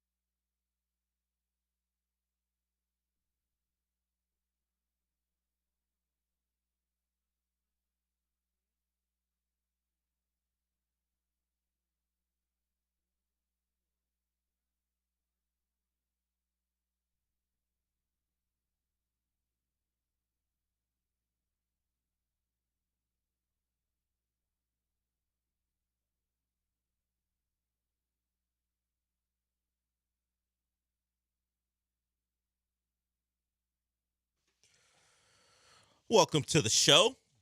It was a night of first last night. Julia Morales had her first opportunity to do play-by-play, at least this season. I don't think she's done it before, right? And Alex Bregman had a nice night, a good game. I think Alex Bregman is the guy who needed it the most. We'll get into the call of one of his home runs by Julia Morales because I think there's a deeper, darker conspiracy going on here as far as what she said as she was letting the world know that Alex Bregman wasn't about to be in the midst of a big-time game. But he had a nice night. 2 home runs, another late hit that drove in runs as the Astros kept tacking on runs, and it reminds you of what we thought this team could be. You know, the hashtag is relentless, and I think I saw someone initially use it in Game 1 because they were tacking on runs on the Yankees early. I think they're up 4-0 at one point, and they're like, yeah, you know, the hashtag is dead on. This offense has been relentless. And then, well, then they've been anything but relentless up until, I guess, the last couple games where they have tacked on runs late and put games away to release some stress for the bullpen. You know, Brian Abreu came in last night and was good, and they didn't need those other guys. Certainly didn't need Hader with Bregman's late hit. Didn't have to run Hader out there. So the Astros had a nice night against the Oakland A's. They get the Oakland A's again with Blanco on the mound. So credit to Spencer Arrighetti. He gets his first win as an Astro. A lot of the questions for him were about getting that first win and what it might mean. And he's a pitcher who, despite all our jokes, has improved steadily. This was the first time it resulted in something where he can take it with him and go, you know what? My first major league win, and go keep the baseball or the lineup card, whatever it might be. But you're just looking for improvement for a guy who probably shouldn't be up on the major league level right now. And we know why he's here. And you just want him at some point to be a guy that maybe it won't be this year, but when we're talking about the future, he's one of those prospects and now an actual major leaguer where you're like, okay, we hit on that one. He's going to be A-okay and then at least be a part of the rotation going forward. So nothing but positives, man. That's their second in a row. Obviously, they've bounced back from the Javier disappointment on Saturday, and at this point, it's all about stacking positives together every game. And of course, it's not realistic to do that, but you try to get these wins when you can, and it wasn't an easy night till late, because the A's kept fighting back. You know, the Astros went up by a couple runs. The A's would trim it to 1. The Astros would go up by a run. The A's would trim it to 1 again. But once the late innings came around, and what we've seen from this team in the past, that clutchness that we've come to expect showed up. It turned into a runaway. So the Astros get the win. Arrighetti gets his win. Bregman has a nice night. And this Alex Bregman is one that is familiar to us. Beyond the home runs and the RBIs, I don't know if I want to call him snippy, but he has been moved down in the lineup. Joe Espada talked about how that was a difficult conversation to have with him, and he was asked about it after the game. You know, hey, Alex, you moved down in the lineup. Could that be a reason why you've turned it, why you had a big night? And in typical Alex Bregman fashion, he tossed away that notion, and he also let everyone know this is probably the start of things to come. Not really, but wherever they want me to hit, I'm gonna hit. And I feel like over the course of 162, the cream always rises to the top. That man said, "I'm here right now, but I'm not gonna be here for long. I'm just letting you know. At some point, they're gonna move me right back up to cleanup because that's who I am. I'm him." He pretty much said, "I'm him. Don't worry about me. It'll get turned around." And I guess he's telling everyone he's the cream. I wouldn't use that terminology for myself, but he's let everyone know this is only temporary. And I think what does he say? What's that line, Sean? The apology should be as loud as the disrespect. Yes. Yes, that's what he's saying. when it's time, when it's Alex Bregman time, and I'm hot, I want everyone who was after me early in the season to come back and go, we were wrong. I know what he's doing. He's not fooling me. That's fake. I don't even know if I want to call it fake humble. I don't even think he was that humble at all. He's just telling you, everyone, there's going to be a time when I'm going to be where I'm supposed to be, and that's certainly not batting this low in the order. Yeah, I'm not sure if one game you can go. Cream rises. You heard what he said. Do it again. Look, I know it's funny with baseball people. Baseball people will tell you when they're struggling, hey, it's a long season. Everyone goes through the things. He has one big night. I'm letting you know. I'm ready. I'm him. Don't worry about me. No, Bregman's back, baby. Yeah. I love that with baseball. I'm the cream. When it's time to sell yourself and how good you are, at least in Bregman's case, he's just letting everyone know. Yeah. I'll be back. Also, Kyle Tucker's the cream. Yeah. Maybe we call Alex Bregman foam, because foam rises to the top too. But it's a little less thick. Yeah, and it's not what we're looking for. Yeah. So maybe you're the foam. We'll see what happens later on as you continue to stack good day after good day. But I caught it. He's not happy with where he is. He didn't appreciate, and that's why Espada called it a tough conversation. We had a discussion about it last week. I was like, what's so tough about it? Just tell the guy who's struggling to tell him you're going to keep playing, but you're going to be lower in the order. Apparently, that's tough to say to a baseball player, and Alex Bregman didn't want to hear it, and he's letting you know, I'll be back. Don't worry about me. I wonder if Alex Bregman had any issues with Joe Espada's communication. Yes, that is another thing Snippy Astro fan is talking about today. Anytime, must have been great communication. Look at the night they had. I mean, it does feel like hearing Bregman again after his first good game of the season, hearing him talk that talk. It's the Bob Nightingale thing where it says a couple prominent Astros had issues with Joe Espada's communication. I feel pretty comfortable being like, Bregman probably one of them. If we're going by his post-game comments, he's a guy saying, "Yeah, I don't like the communication because he communicated fine. I just don't like what he communicated." Yeah. I have issue with what he communicated. Yeah, it's not a lack of communication. I just don't like what he's saying. And look, we all hope that the swaggering, stare at the camera Bregman, wherever that guy has gone, is going to be here, and because that means he's playing really good baseball. But relax. I just want him back because when he stares at the camera, that's normally after a home run. Yes, and that means he good hit things home are run happening. 2 and 3 just last night. This is what I'm saying. It's good for the team if he's staring into a camera, because that means he's hitting the baseball and driving in runs. But I mean, yeah, cream rises, baby. You're hitting 218. Cream rises. You had a great night. You had 3 hits, and you're still hitting 218. I mean, the cream is 218 right now. The foam.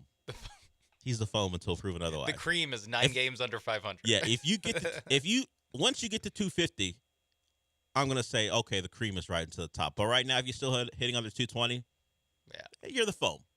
But I appreciate the effort. I appreciate the confidence and the swagger, because that means the Alex Bregman that we've become accustomed to ain't gone. Usually, Longhurt Keefe doesn't talk about the Astros, but I'm gonna get to him on the other side. It is my goal to try to stay on the clock as much as possible.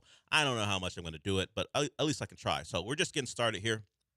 We'll talk about what happened last night in the NBA. We'll hear more from the Astros because Spencer Arrighetti talked about getting his first win. And it was an interesting night in the NBA because, the Celtics did everything they could to prove, at least some people right, about their inability to close out games strong. And then the Thunder, you got to credit that young team for finding a way, and particularly Shai Gilgeous-Alexander. Tough shot maker. We'll talk about the numbers behind that statement because when everything looked kind of lost for them, he found a way to go get buckets and pull them out of the fire. Now that series is tied at 2-2 going back to Oklahoma City. Keith, we'll get you when we come back. We're just getting started. We'll be back.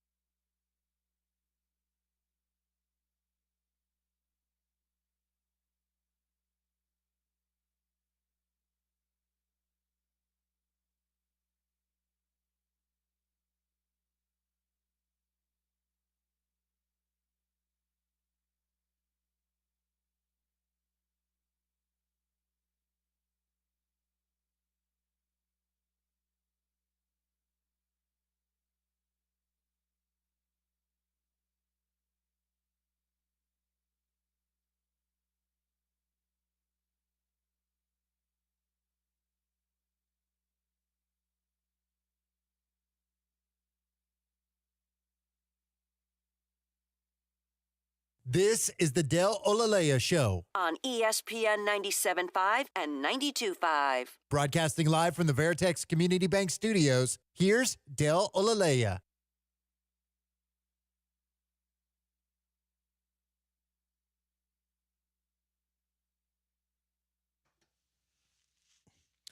Welcome back to the show. Longhorn Keith, if it is Longhorn Keith, because we always got to question if someone's impersonating someone else. Wants to talk Astros. What's up, Longhorn Keith? Hey, hashtag the people for Rahizi. It's just Keith. I want to say the Astros, man, congratulations to our beloved Astros for winning another game.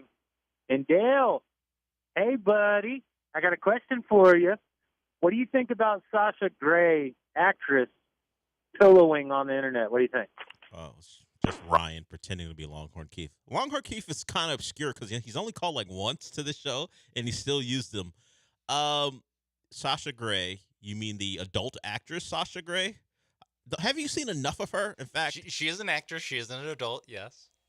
She makes movies. She did make movies exclusively for people of a certain age. You had to be 18 plus, at least lawfully to watch. Of course, teenagers always find a way. Just like life always finds a way. Teenagers do too. I would say she's long since retired from that type of activity, those type of activities, at least online and for public consumption. I'm going to say that's, could always retire, but she's been retired for a long time. You always say, oh, an adult actress retires, they're always going to come back, but she's been retired for a long time. I got one more in me. Yeah. Well, it turns out they have. Oh, so they're. I might have. Never mind. There are so many. I might have more than one. Yeah, there's so many ways to take that, and we're not going to. But she's been retired for a long time. I feel like that's a permanent thing for her. It's like Bill Cowher. You know, yeah. When he retired, and then for 5 years. Come on, Bill, you want to come back? Rumors that Bill Cowher might come out of retirement. Every time the Giants fired a coach, it was like, oh, maybe Bill Cowher. But I think, and then now it's just been 20 years since Bill Cowher's coach. Yeah, I think she's come to the realization a long time ago that I don't want to do this. So Ryan, because she has a history, I have to give her a higher percentage because you never ever know. It's still under 10. I'm gonna go 4.5%, only because of her past history. But all indications are that's long since been something she's decided is not part of her life anymore. But ran from the grind. You are changing the okay. Her and Dame Lillard. But I think that's closer, Ryan. But it's still very low percentage. She's done well after leaving that world, so you're probably out of luck. You're probably gonna have to look at standard definition videos on websites. Maybe that's what he's asking. That's why he's asking. It's like, man, can we get at least some 720 in here? Yeah, some 1080p. Like if I'm on her Wikipedia, and it's like the last time she, according to this Wikipedia, the last time she was in something that Ryan is looking for, she was pillowing on the internet. Yes, he said we're talking like 2008 or 9, 2010. Ryan, it's been 14 years, man. You might want to let that one go. But you've got plenty of back catalog if you want. I just maybe he's looking. Maybe he's spoiled and looking for stuff on sites that won't give you the best high definition stuff. Is not what he's looking for. But sorry, she's long since gone past that part of her life. It happens. People change and evolve. Not Ryan though. He's got a standard bit. Fake a name and then call in about an actress. I did want to talk a little bit more about the Astros before I got distracted by that conversation. So, yeah, Spencer Arrighetti on the mound. He gets his first win. And a lot of questions were asked of him like, hey, man, what's it feel like? What are you taking away from this?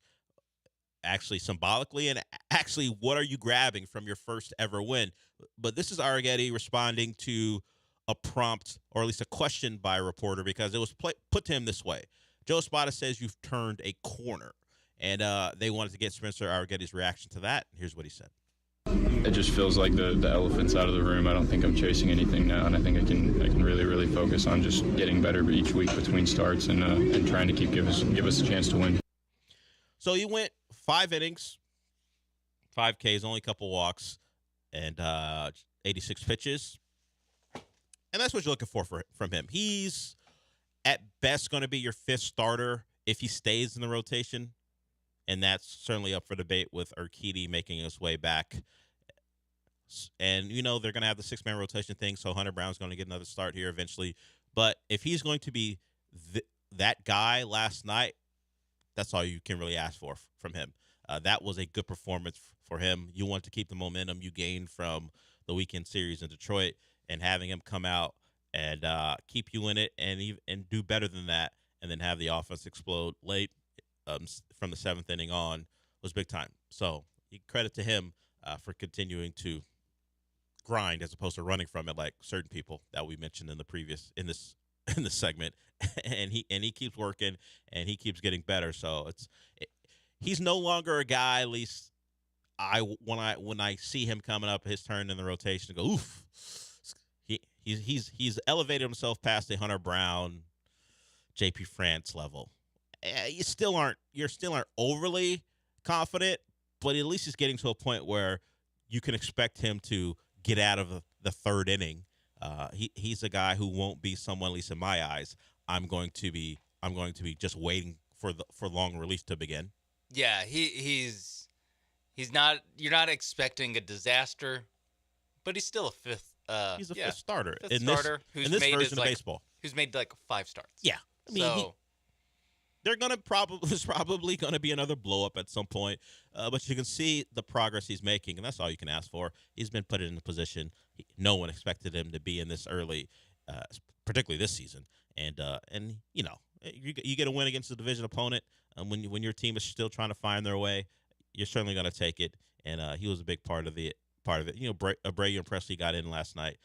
Didn't have to see Hader because of the runs they tacked on from the 7th inning on. So I think you're going to take this night and say it's one you probably didn't expect with Arrighetti out there, but with him out there, and then you get to Blanco tonight. Now maybe you actually get a streak going as you get back to the strength of your rotation. And who would have thought that Ronel Blanco classifies as the strength of your rotation? But he's been my favorite Astro so far. A really remarkable story as far as what was expected of him and what he's provided. So I do want to play this call before we maybe step away from the Astro stuff for a little bit, and Sean will pull it up. Julia Morales was the play-by-play person last night. She is well known for her work doing the crowd work, being in the dugout, taking a picture of the guys before every game that goes up on social media.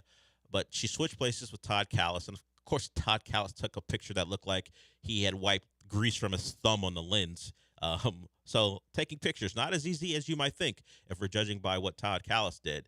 But Julie Morales was the play-by-play person. She called a couple home runs for Bregman, and some people are saying keep Todd Callis out of the booth, because if we're going to get this type of Bregman, maybe Julie Morales is the reason why. I'm not going to say that. I'm just going to say she did well. She was entertaining. But I think there's a conspiracy that we have to look into. I don't know who pushed for her to do the swap, but when you hear this call, you're going to hear something. If you're not aware of what Julia Morales does outside of being an Astros, I don't know what you call it, a correspondent. There's no sideline there, whatever the particular term is, in-game correspondent, I guess, for the Astros. You would be surprised by this if you didn't know what she did. I was surprised. The listeners informed us this morning of what this was about. I thought it was off the cuff. It appears that she has a product line that she was pushing on last night's game, and I'm looking at Sean. I don't know if I would call it struggling, but I'm Can we do it on the other side? I'm sure the system is screwing with him a little bit. Can we do it on the other side? Yes, we can. Yes, we can. I was vamping as I was watching Sean try to make sure this would work, and look, I know I'm in there for 3 hours a day. I know sometimes there are issues that you can't anticipate, so it happens. But you'll hear it when we come back. She was in the booth, had a good time. Jeff Blum was having you see a couple of the videos of her making those calls, and Jeff Blum's just laughing because I didn't know what the baseball y'all thing was about, but he certainly did, and so he's laughing at her while she does it. There's another woman in the booth laughing too. So it was on a night where anything could happen when you have Spencer Arrighetti on the mound. All you got was really positives, and you look at guys who. A guy like Jeremy Pena, who his elevation in the order has kind of turned things around. I believe since he's been moved up, they're like 4-2. Since he's been elevated in the order, a guy who a lot of people question because where had the power gone? Stop working out, start swinging a baseball bat. We see whatever work he has done with the hitting coaches and his offseason stuff he's done by himself has turned him into their most consistent hitter right now. We know Altuve's always great. Tucker's bringing the power. But as far as Jeremy Pena's offense and his ability in the field, he may be their most complete player right now. And we're talking about the guy who last year people wonder what happened. We let it go because of, we've talked about it here on this show, what he did in the postseason 2022. But it looks like we got that guy back. Certainly the sample size is a lot larger of him being good than Alex Bregman's cream to the top type performance last night. But I'm not moving Jeremy Pena right now. I know Alex Bregman wants to get back to maybe the 4 spot in the order, but you can stay where you are. Put 2 weeks together, or put 30 plus games together like Jeremy Pena's done before we start having a real conversation. It won't take that long. If Alex Bregman's back to being Alex Bregman, he's going to be back up in the order more quickly than that.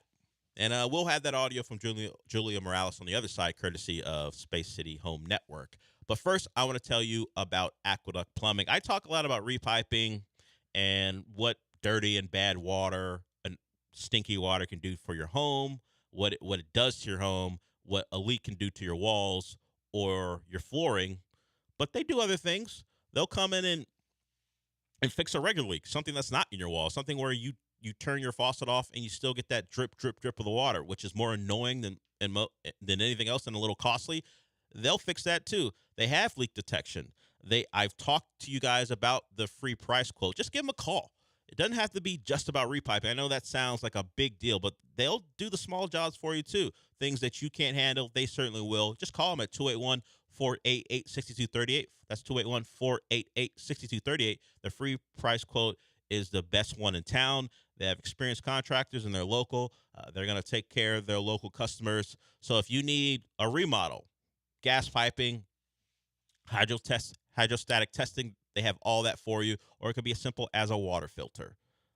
Go to Aqueduct Plumbing for all your plumbing needs. That's aqueductplumbingcompany.com. That's aqueductplumbingcompany.com.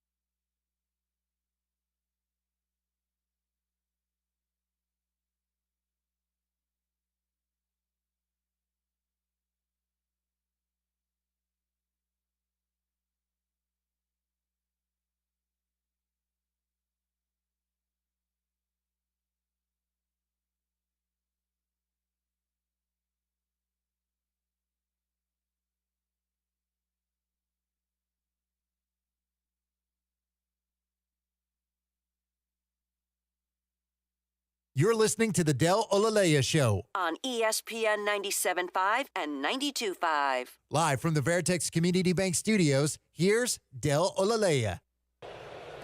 Bregman drives this one, and you can say bye to that baseball,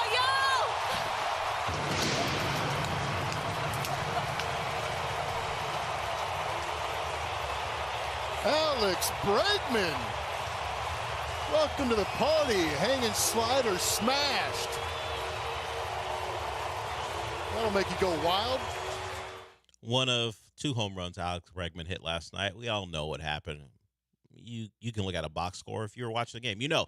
But what we didn't know, at least I didn't know until I was informed this morning, is that baseball, y'all. Oh, by the way, that was Julia Morales on the call for Space City Home Network. She swapped with Todd Callis last night.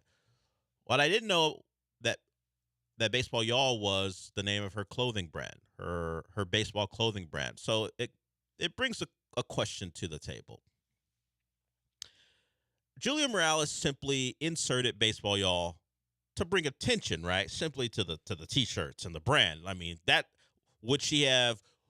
Will that be a normal home run call for her going forward if she ever gets another opportunity, or is it simply an opportunity for people to discuss where you can go get T-shirts and hats, and it looks like it's predominantly a woman's brand, at least women's clothing. I'm looking at the Instagram right now, and kids. It's for moms or single women without children and young kids. I don't see male models on this, so I respect it, honestly. You get in some free promo without clearly crowbarring it in. For someone who's just watching the game and doesn't know, I guess that's Julia Morales being Texan. She's just dropping a y'all in because she's from here and she's Texan. Todd Callis would never. Todd Callis ain't a Texan. He would never drop a y'all in. Wow, Todd Callis. I'm not taking a shot at him. He's just not going to. Sounds like you're calling him a carpetbagger. I'm not calling him any such thing. That's how I interpret it. Oh yeah, you can interpret it any way you like. I'm not here to try to determine is he Texan enough, or if he's Texan enough. That's not me. If you want to do that, I will.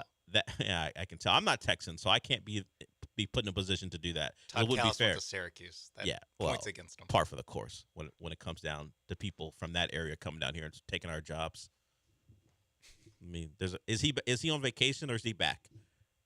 Not Todd, but Paul. The other one? Yeah. He is back. Today is his first day. He's one of many. He's not the other one. Paul's one of many. Yeah. One of many Syracuse grads who come down here and take our jobs.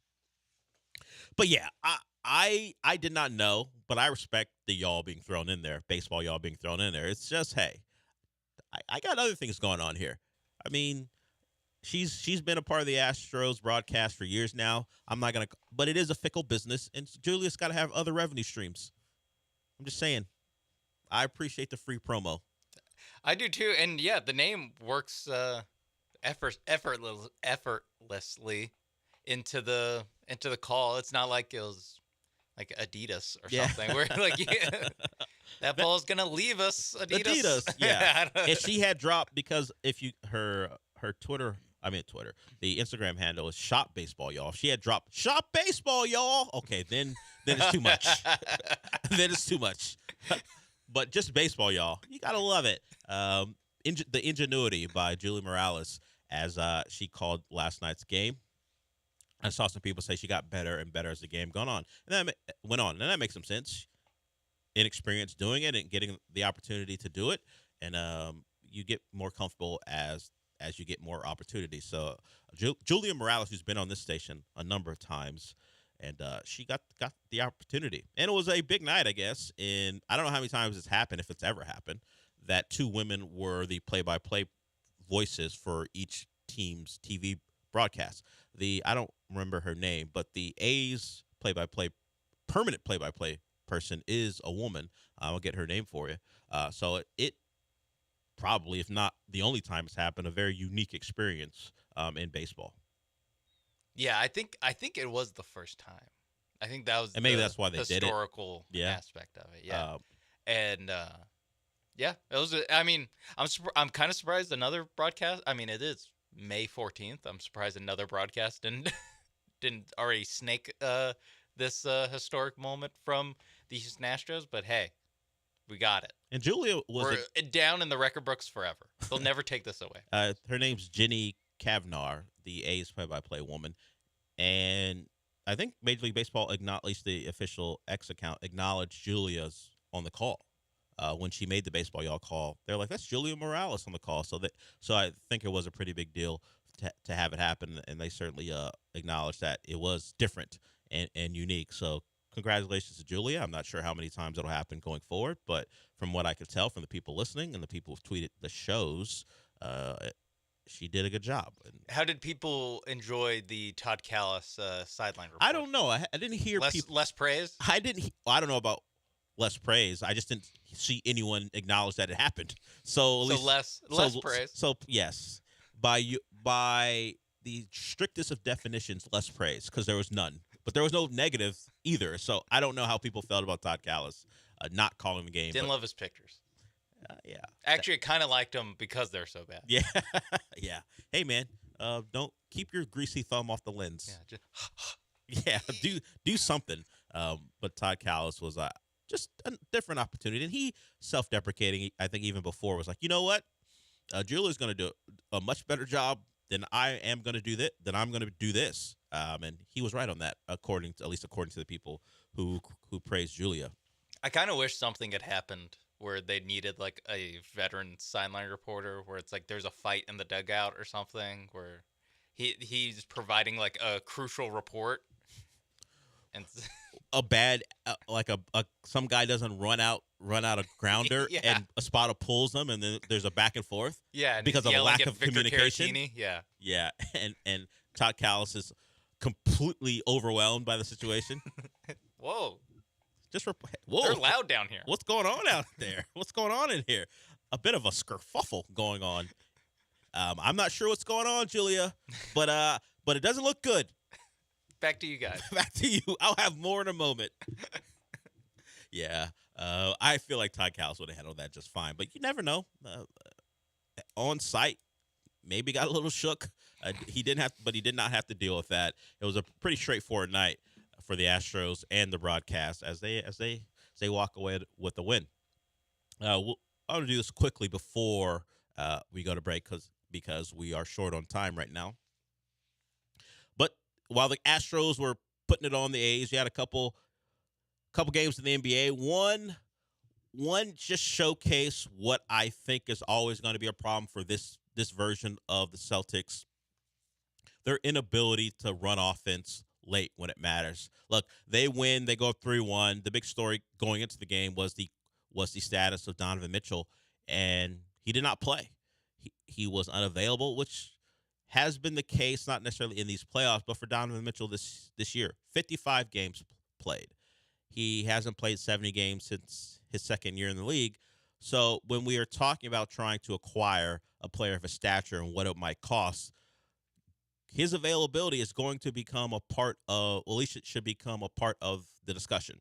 How many games are you going to get from your star player? Can he be depended on night after night? Is the issues he's had with lower leg stuff going to be a thing that hounds him throughout the rest of his career? He's only 27, so age isn't a factor, but durability may become a factor for Donovan Mitchell before a lot of people thought it would be. So that's just an aside as that discussion is going to go on in the offseason, and the Cavs are getting ever closer to that offseason.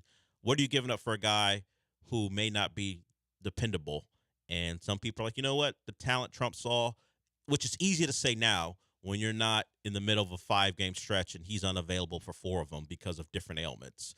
Then it becomes real when it's your problem and not the Cavs' problem. But that's a discussion for later in the offseason. But as far as the game, look, can't knock the Celtics about talent. That's an uber-talented team, and they're going to just overwhelm teams with talent.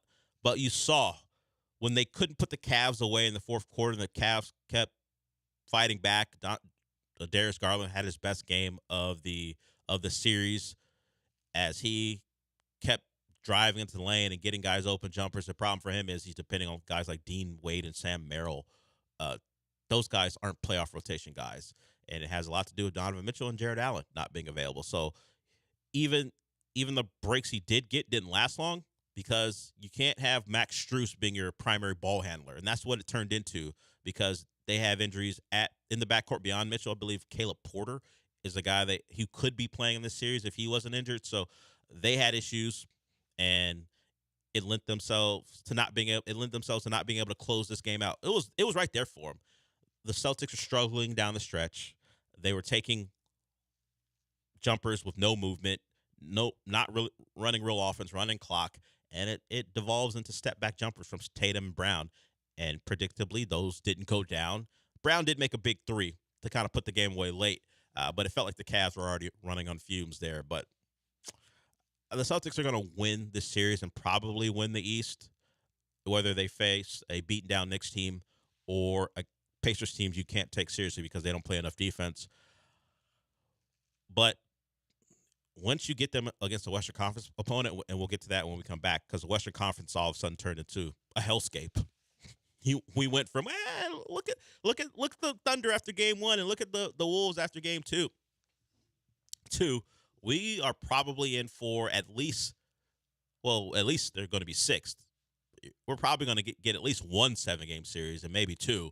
And we're talking about two series where both teams are going to be likely beat up once they face the victors of those series, and then who knows what they have left for our Western Conference Finals. God, the East is going to be such a drag compared to the West. It's crazy how, the East is going to be such a drag compared to the West has been true for literally my entire life. Yeah, even when the East had a superstar in LeBron, it was him. He would go to the finals every year. No one could stop him. So there's never another good team. From the moment he decided, I'm out of Cleveland, the first time, he ran the East in Miami, and then when he got back to Cleveland, and then the East finally opened up when he left. And even since that point, the Raptors won a title. Yeah, because the Warriors had all the injuries. No one's been the Celtics team is probably the problem here because people have had high expectations for the Celtics because of the 2-star wings, and then they add Derek White and Drew Holiday this year. They've had other players in the past, but they've never come through. They lost to the one last dance Golden State Warriors, and when people thought they should have won that series, and the same issues that plagued them in that series and in other playoff runs are plaguing them now. They can't be trusted down the stretch. They got a close win, but they wheezed their way to it. It's not like they bathed themselves in glory. And it just so happened the Cavs didn't have their closer. And I mentioned that because we're going to get to the OKC Dallas series when we come back. And you see why GMs love a star player. And Shai Gilgeous-Alexander, what he did late and the tough buckets he made, it shows you the importance of having one of those dudes. It's why Daryl Morey hitched his wagon to James Harden for years, even to his own detriment, because he thought James would eventually come through, because at least for 80 regular season games and let's say 8 playoff games a year, James could be one of those dudes. It just didn't happen enough to go win a title. But Shai Gilgeous-Alexander, at least last night, with the season on the line, showed up, and we'll get into some of his numbers when we come back. And if you want to bet on the NBA playoffs, you know where you go? You go to MyBookie. The playoffs are heating up, and it's the perfect time to elevate your game with MyBookie. And with MyBookie, you can bet from anywhere, anytime, so you never miss a shot to cash in on any play you're looking at. You can live stream and bet on the games right from the sportsbook. It gives you everything you'll need to decide to either you want to cash out, and you know what? Sometimes you want to let it ride because you're feeling good. MyBookie really takes it to the next level and gets you paid with tons of boosted props and parlays. And the new boosts that happen daily are something you really need to look into. It's more than just a sports book. It provides you an opportunity to bet on games that, we love sports, but sometimes the games aren't great. MyBookie gives you a reason to stay locked in on those games. It gives you an entertainment factor that maybe you wouldn't get if you weren't able to bet. So give yourself a head start today and play with house money using promo code BET975 when you make your first deposit. With that promo code, you sign up on that first deposit. Remember, you get bonus money. And hey, if you're an existing customer, MyBookie even has a reload bonus. So go to MyBookie. Remember, bet anything, anytime, anywhere, only with MyBookie.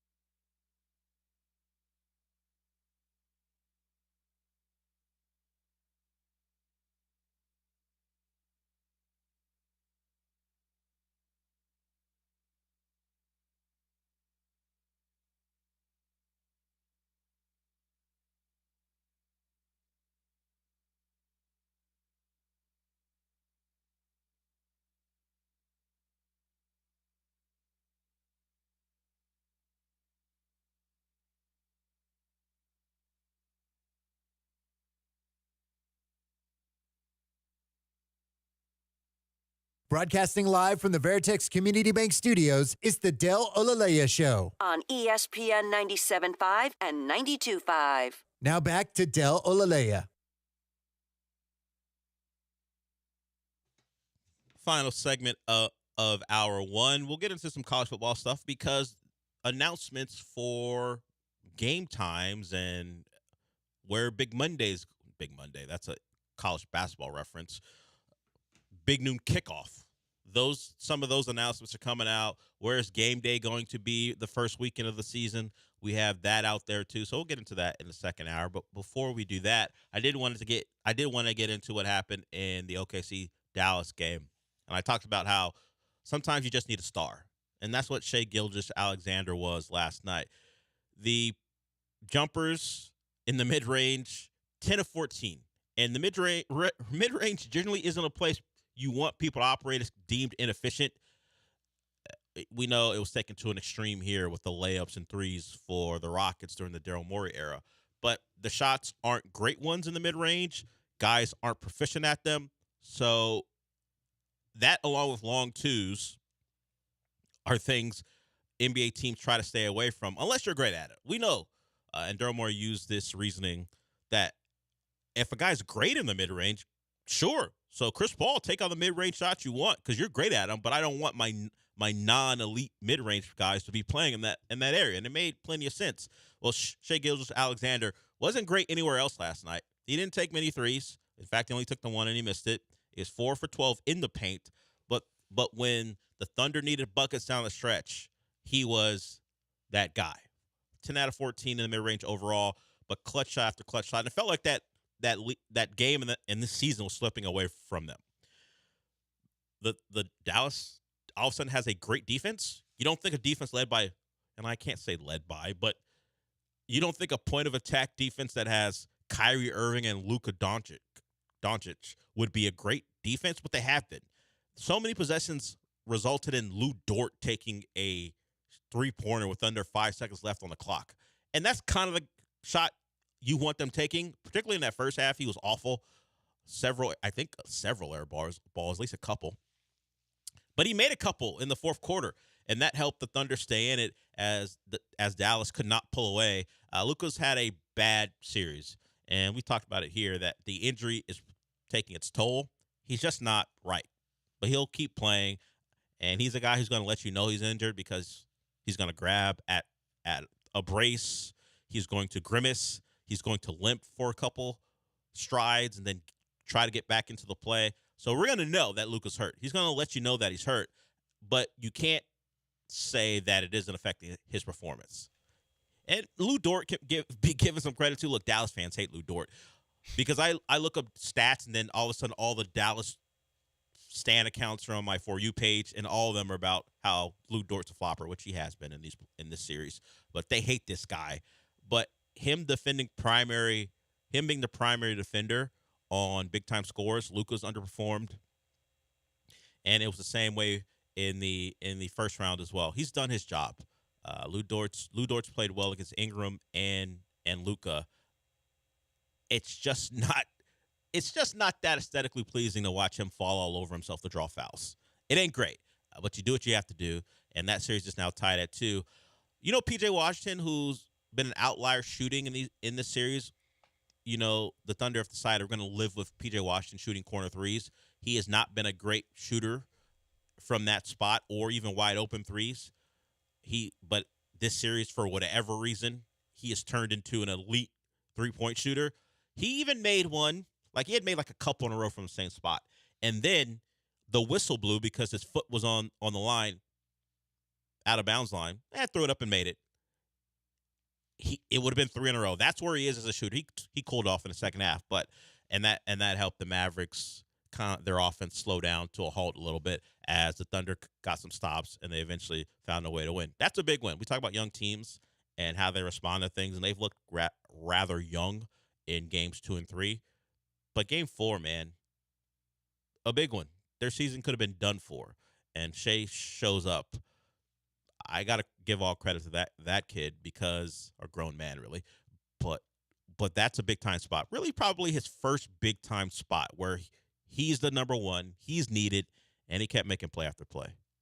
Yeah, it was, again, like you said, one of those arrival kind of moments for Shea, and he did it only going to the line 6 times, made all 6 free throws. That to me is the story not just for Shea, because he is a guy who shoots a lot of free throws. He does. And because he hasn't been in these big spots, he doesn't really get hit with the free throw stuff the way that other guys get hit with that are just playing in bigger games that more people are watching. Yeah, he's been hit with like a grifter in the regular season, but it really comes to the forefront if you start grifting in the playoffs. Yes. And he hasn't had the opportunity, at least, to get to the free throw line a lot. And then, especially not in big moments. And then the Mavericks as a team, do you know how they shot from the free throw line?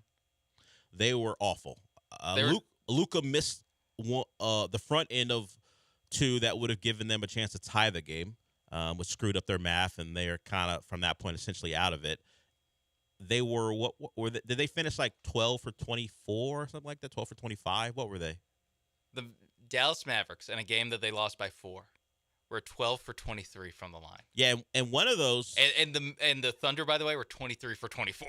Yeah. That's the game. In a close ball game where every point is going to matter. 100-96, by the way, was the final score. So certainly not the NBA we've become accustomed to in the regular season. More like the playoff basketball people are always craving. 100-96 and being almost perfect from the free throw line. You got to credit. And that's a young team. You talk about the guys who are on the floor to close that out. They're all in their 20s. I think the oldest guy was like 25 years old. That was a team who was tested and found a way. And I don't know how the rest of the series is going to go. I don't think home court particularly matters in this series right now. But if we're talking about what OKC can become, that was a moment for them. It may lead to them losing in 6 to the Mavericks. Who knows? But at least you can take away this moment for them from the playoffs. When their backs were against the wall, they were down double digits in that game. They found a way to claw back in the fourth quarter. It was a long climb. It wasn't like there was this big burst by them to get them back in it. They were in that 6 to 7 to 9 range for a long time, and eventually in the fourth quarter, they got it done. Yeah, I was laughing because TNT would keep showing the run that they're on, and it would be like a 27-20 run over the last 7 minutes. Yeah, that's not really a run. I'm like, it's a slow walk. Yeah, it's like what this is. It's a casual stroll to hawking the Mavericks down. I get it. They're making up ground, but yeah. But you don't need to. If it's 27-20 over almost 8 minutes of game time, you don't need to put that up. Yeah, that graphic doesn't need to go up. And then in the fourth quarter, they actually did go on, I think, a 11-2 or 9-0 run. Yeah, that's where it really. That's where the game was kind of decided. Yeah, I think it was 86-80. And they went on a 9-0 run to finally take their first lead. I think maybe since the first quarter or so, or if they had a lead in the first quarter, and they eventually got enough stops and made enough free throws to win. Yeah, and I thought that honestly, Luka just didn't seem to have it, and either that's injury or just some nights you don't have it. And there's a lot of times, especially during that run by OKC, where it was Kyrie, and Kyrie was getting good shots. He was getting shots that we've seen Kyrie make, and he also he went 4 for 11 for 9 points. At a certain point, when Luka's this hobbled, you can't make any free throws as a team. You're gonna need someone else to step up. That isn't PJ Washington, I guess, because that's a thing that happens now. Is PJ Washington is scoring 20 points every night? Well, you talk to the Celtics about what Caleb Martin did to them. It happens in the playoffs. You can't account for it. It just happens. I saw someone say if this was the conference finals or finals, PJ Washington would be dangerously close to winning MVP for the series. Yes. If they gave out series MVPs for the second round. I mean, Derek Jones Jr. and PJ Washington. Now, PJ Washington didn't shoot well inside the arc. He was 5 for 11 from 3, only 2 for 8 in other attempts. But he and Derek Jones Jr. combined for 38 points, and Luka and Kyrie combined for 27. Sometimes it'd be like that. You know the Mavs are going to be thinking they really let one get away because they had a chance, but their 2 stars didn't play well. And Luka shot 6 for 20. Look, he had a triple double, but no one's going to credit. Yeah. No one's going to credit you for that. This isn't 2017 anymore. All right, we know that there's bad triple doubles. Yes, 18, 10, and 12, great. But on 6 for 20 and 2 of 9 from 3. we saw the game. That wasn't a good game for Luka. He's got a real opportunity to bounce back. But you saw those guys walk off the floor. They knew. They knew they had the Thunder. They knew they could go up 3-1, and now they're in for a really long series, which is great for us, not great for the Mavericks, and not great for Luka's knee, which can't imagine is going to get any better as he puts more miles on him. But you got to give him credit for this. He's playing. Donovan Mitchell did not play. The level of injury and things that can keep you off the floor are different from player to player, but you can't say Luka doesn't play. He shows up. Tongue Dark Chris wants to call in. I guess it's about the Astros. We never know. We'll talk to him when we come back.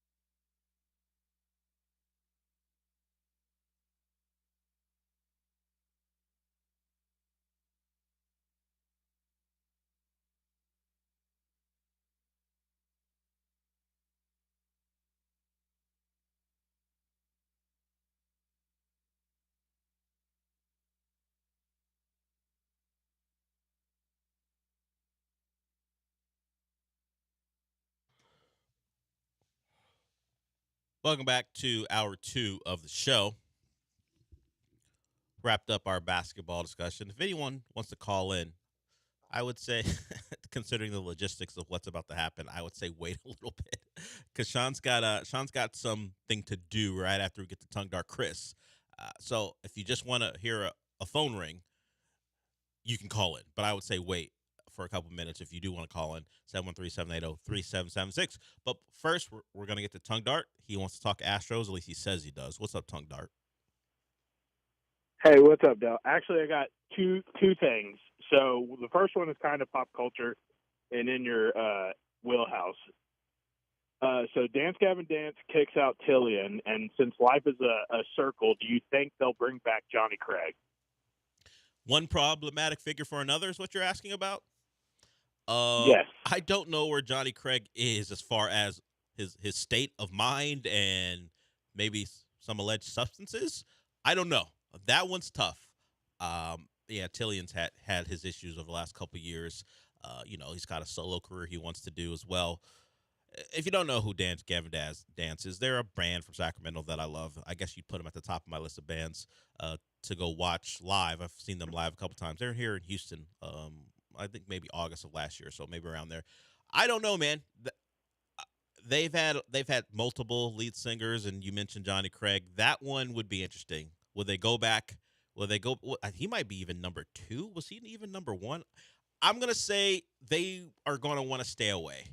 They've had him come on tour a couple times when guys have been sick, or just to do like a reunion thing where all of their lead singers showed up for a show. Gonna say they're gonna stay away from Johnny Craig. I think they'll try to find his voice is great, particularly for that era of their stuff. But I don't think so. I think they may want to find a guy who's a little easier to deal with. What's your other thing? So with the other thing, I mean, Jose Abreu, he's not Japanese, so he can't commit seppuku or whatever, since he brought a lot of dishonor. But do you think if nothing gets better for him and he gets really depressed, that he would participate in his own version of BME Pain Olympics? I'm going to have to look that up. He always brings something to the table that we have to look up. If you guys know what he's talking about, don't call in now because Sean's got to do a recording. I will look up what that means and see if I can even talk about it as I look up the images. Thanks for the call. Yeah, I'm looking at it right now. I'm going to say no. And I appreciate the having dance call. I don't think anyone's ever called about that band before, even though I'm a fan. I'm going to say don't ever call me about BME Pain Olympics anymore. It's awful. Even just the images are awful. And I'm not going to click on the videos. I'm trying to keep my peace here. We can talk about other things, not that. So, thanks for the call, Tongue Dark Chris. A couple of things to get to while Sean has stepped out. Jared Goff, he gets a big extension. And it's been a credit to Jared Goff because people kind of had buried him.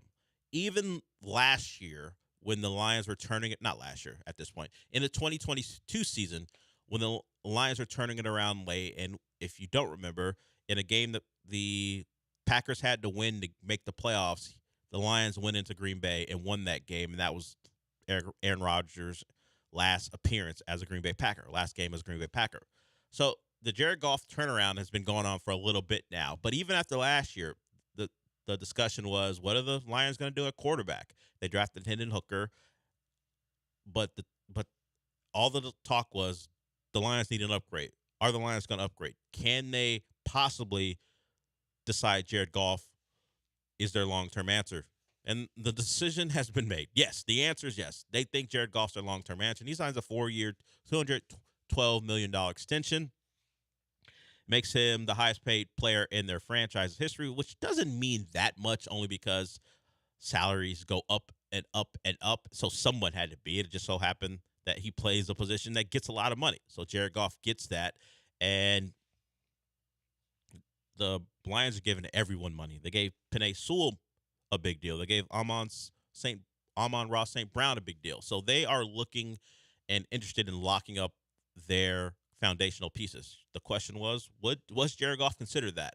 And after, I would say, a season and a half, because, early in season one, or at least early in the 2022 season, the Lions were floundering and finding their way. I don't think anyone was looking to give Jared Goff a lot of money in 2022.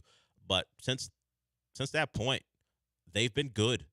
Their offense has been really good, and they were a couple of self-inflicted wounds away from making it to a Super Bowl. So you gotta credit that guy for at first being buried, a throw-in the Matthew Stafford trade. Matthew Stafford goes and wins the Super Bowl, and everyone's saying, "Look, that's just the Lions. Stafford got away from them, and look what he did." And now the Rams are okay. They'll be, as long as Stafford's healthy, they'll be fine. They made the playoffs last year. But the Lions are in a much better position. And Jared Goff, where would you rank the Lions right now, Sean? Are they the second favorite would you rank them behind the Eagles in the NFC? Or do you have them as their second favorite behind the 49ers? I think you kind of have to put them as the second favorite because none of the other NFC teams really, I feel like, did much to improve. I guess the Eagles, but they're already worse than the Lions pretty comfortably.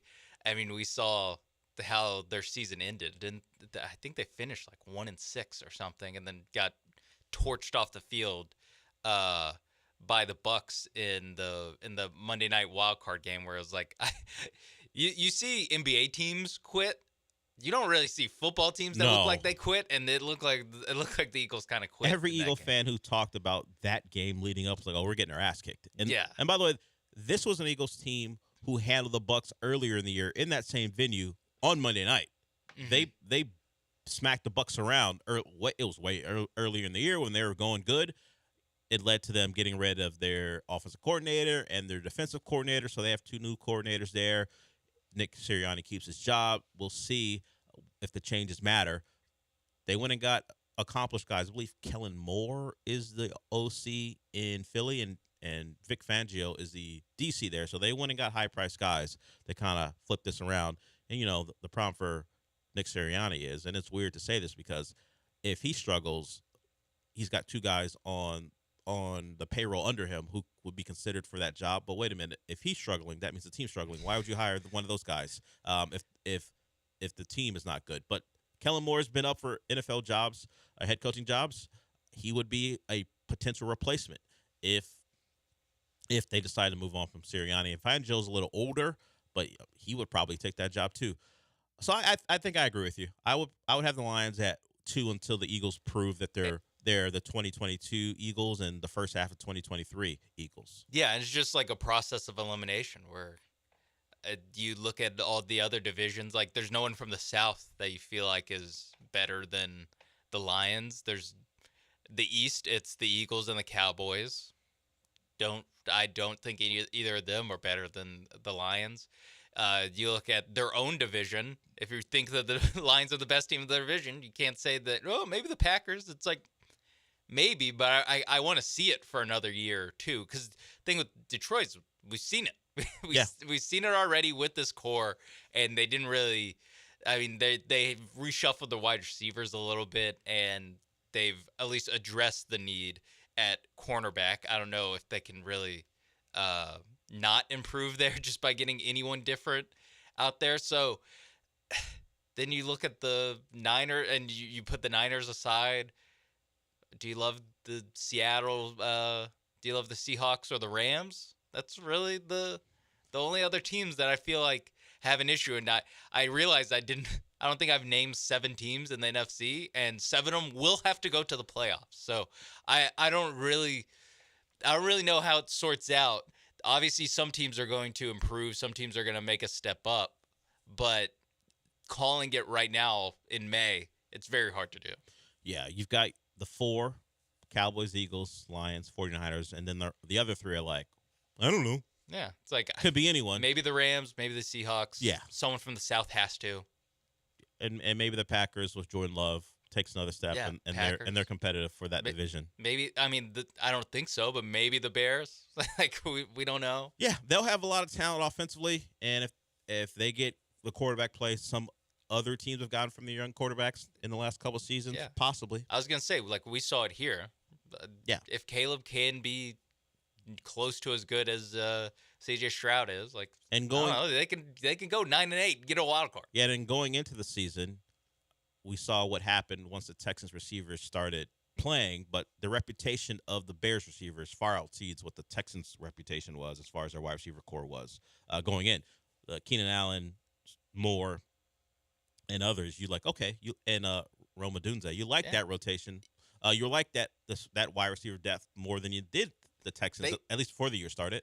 And honestly, they compare pretty well to the current Texans receiving what we know about them right now. What we know about them, and adding Stephon Diggs. It's like, Allen's kind of up there, but and Cole Kmet as tight end. Yeah, add him to the list. Yeah, and so you look at Diggs, Tank, and Nico versus Allen, Moore, and Odunze.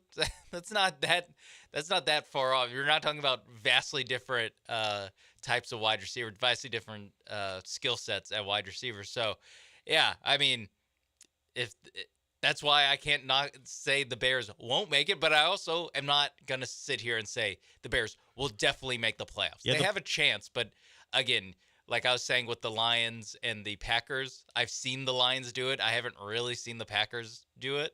Oh, they did go into Dallas and win a playoff game. So we know that a lot of people do that, I guess. But we know they have that capability that they can go on the road and go win a playoff game. The problem for this Bears-Texans comparison, while D'Amico wasn't unknown, there weren't any negative issues with him. There were no scars. Matt Eberflus has all of the negativity surrounding him and scars. So we know I don't know if he's proven it, but he's shown to be not a winning coach. He is 10-24 of his first 2 years. Yeah. So we didn't have that with D'Amico, and we could pretend like we knew what was going to happen. And it turns out, if you had positive thoughts about what D'Amico was going to be, you're right. The Matt Eberflus thing, he feels like a guy where 2 years in, Caleb Williams is probably having a new head coach. It just feels like that. Coach killer, Caleb Williams?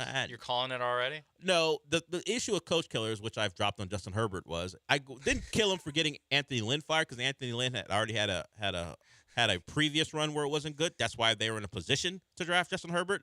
But then when he got the next coach fired, that's when you get coach killer. So if Caleb Williams, if Eberflus, who's already had a track record of not winning, doesn't win with Caleb Williams and he gets fired in year 1 or whatever, fine. That's not really Caleb Williams' fault.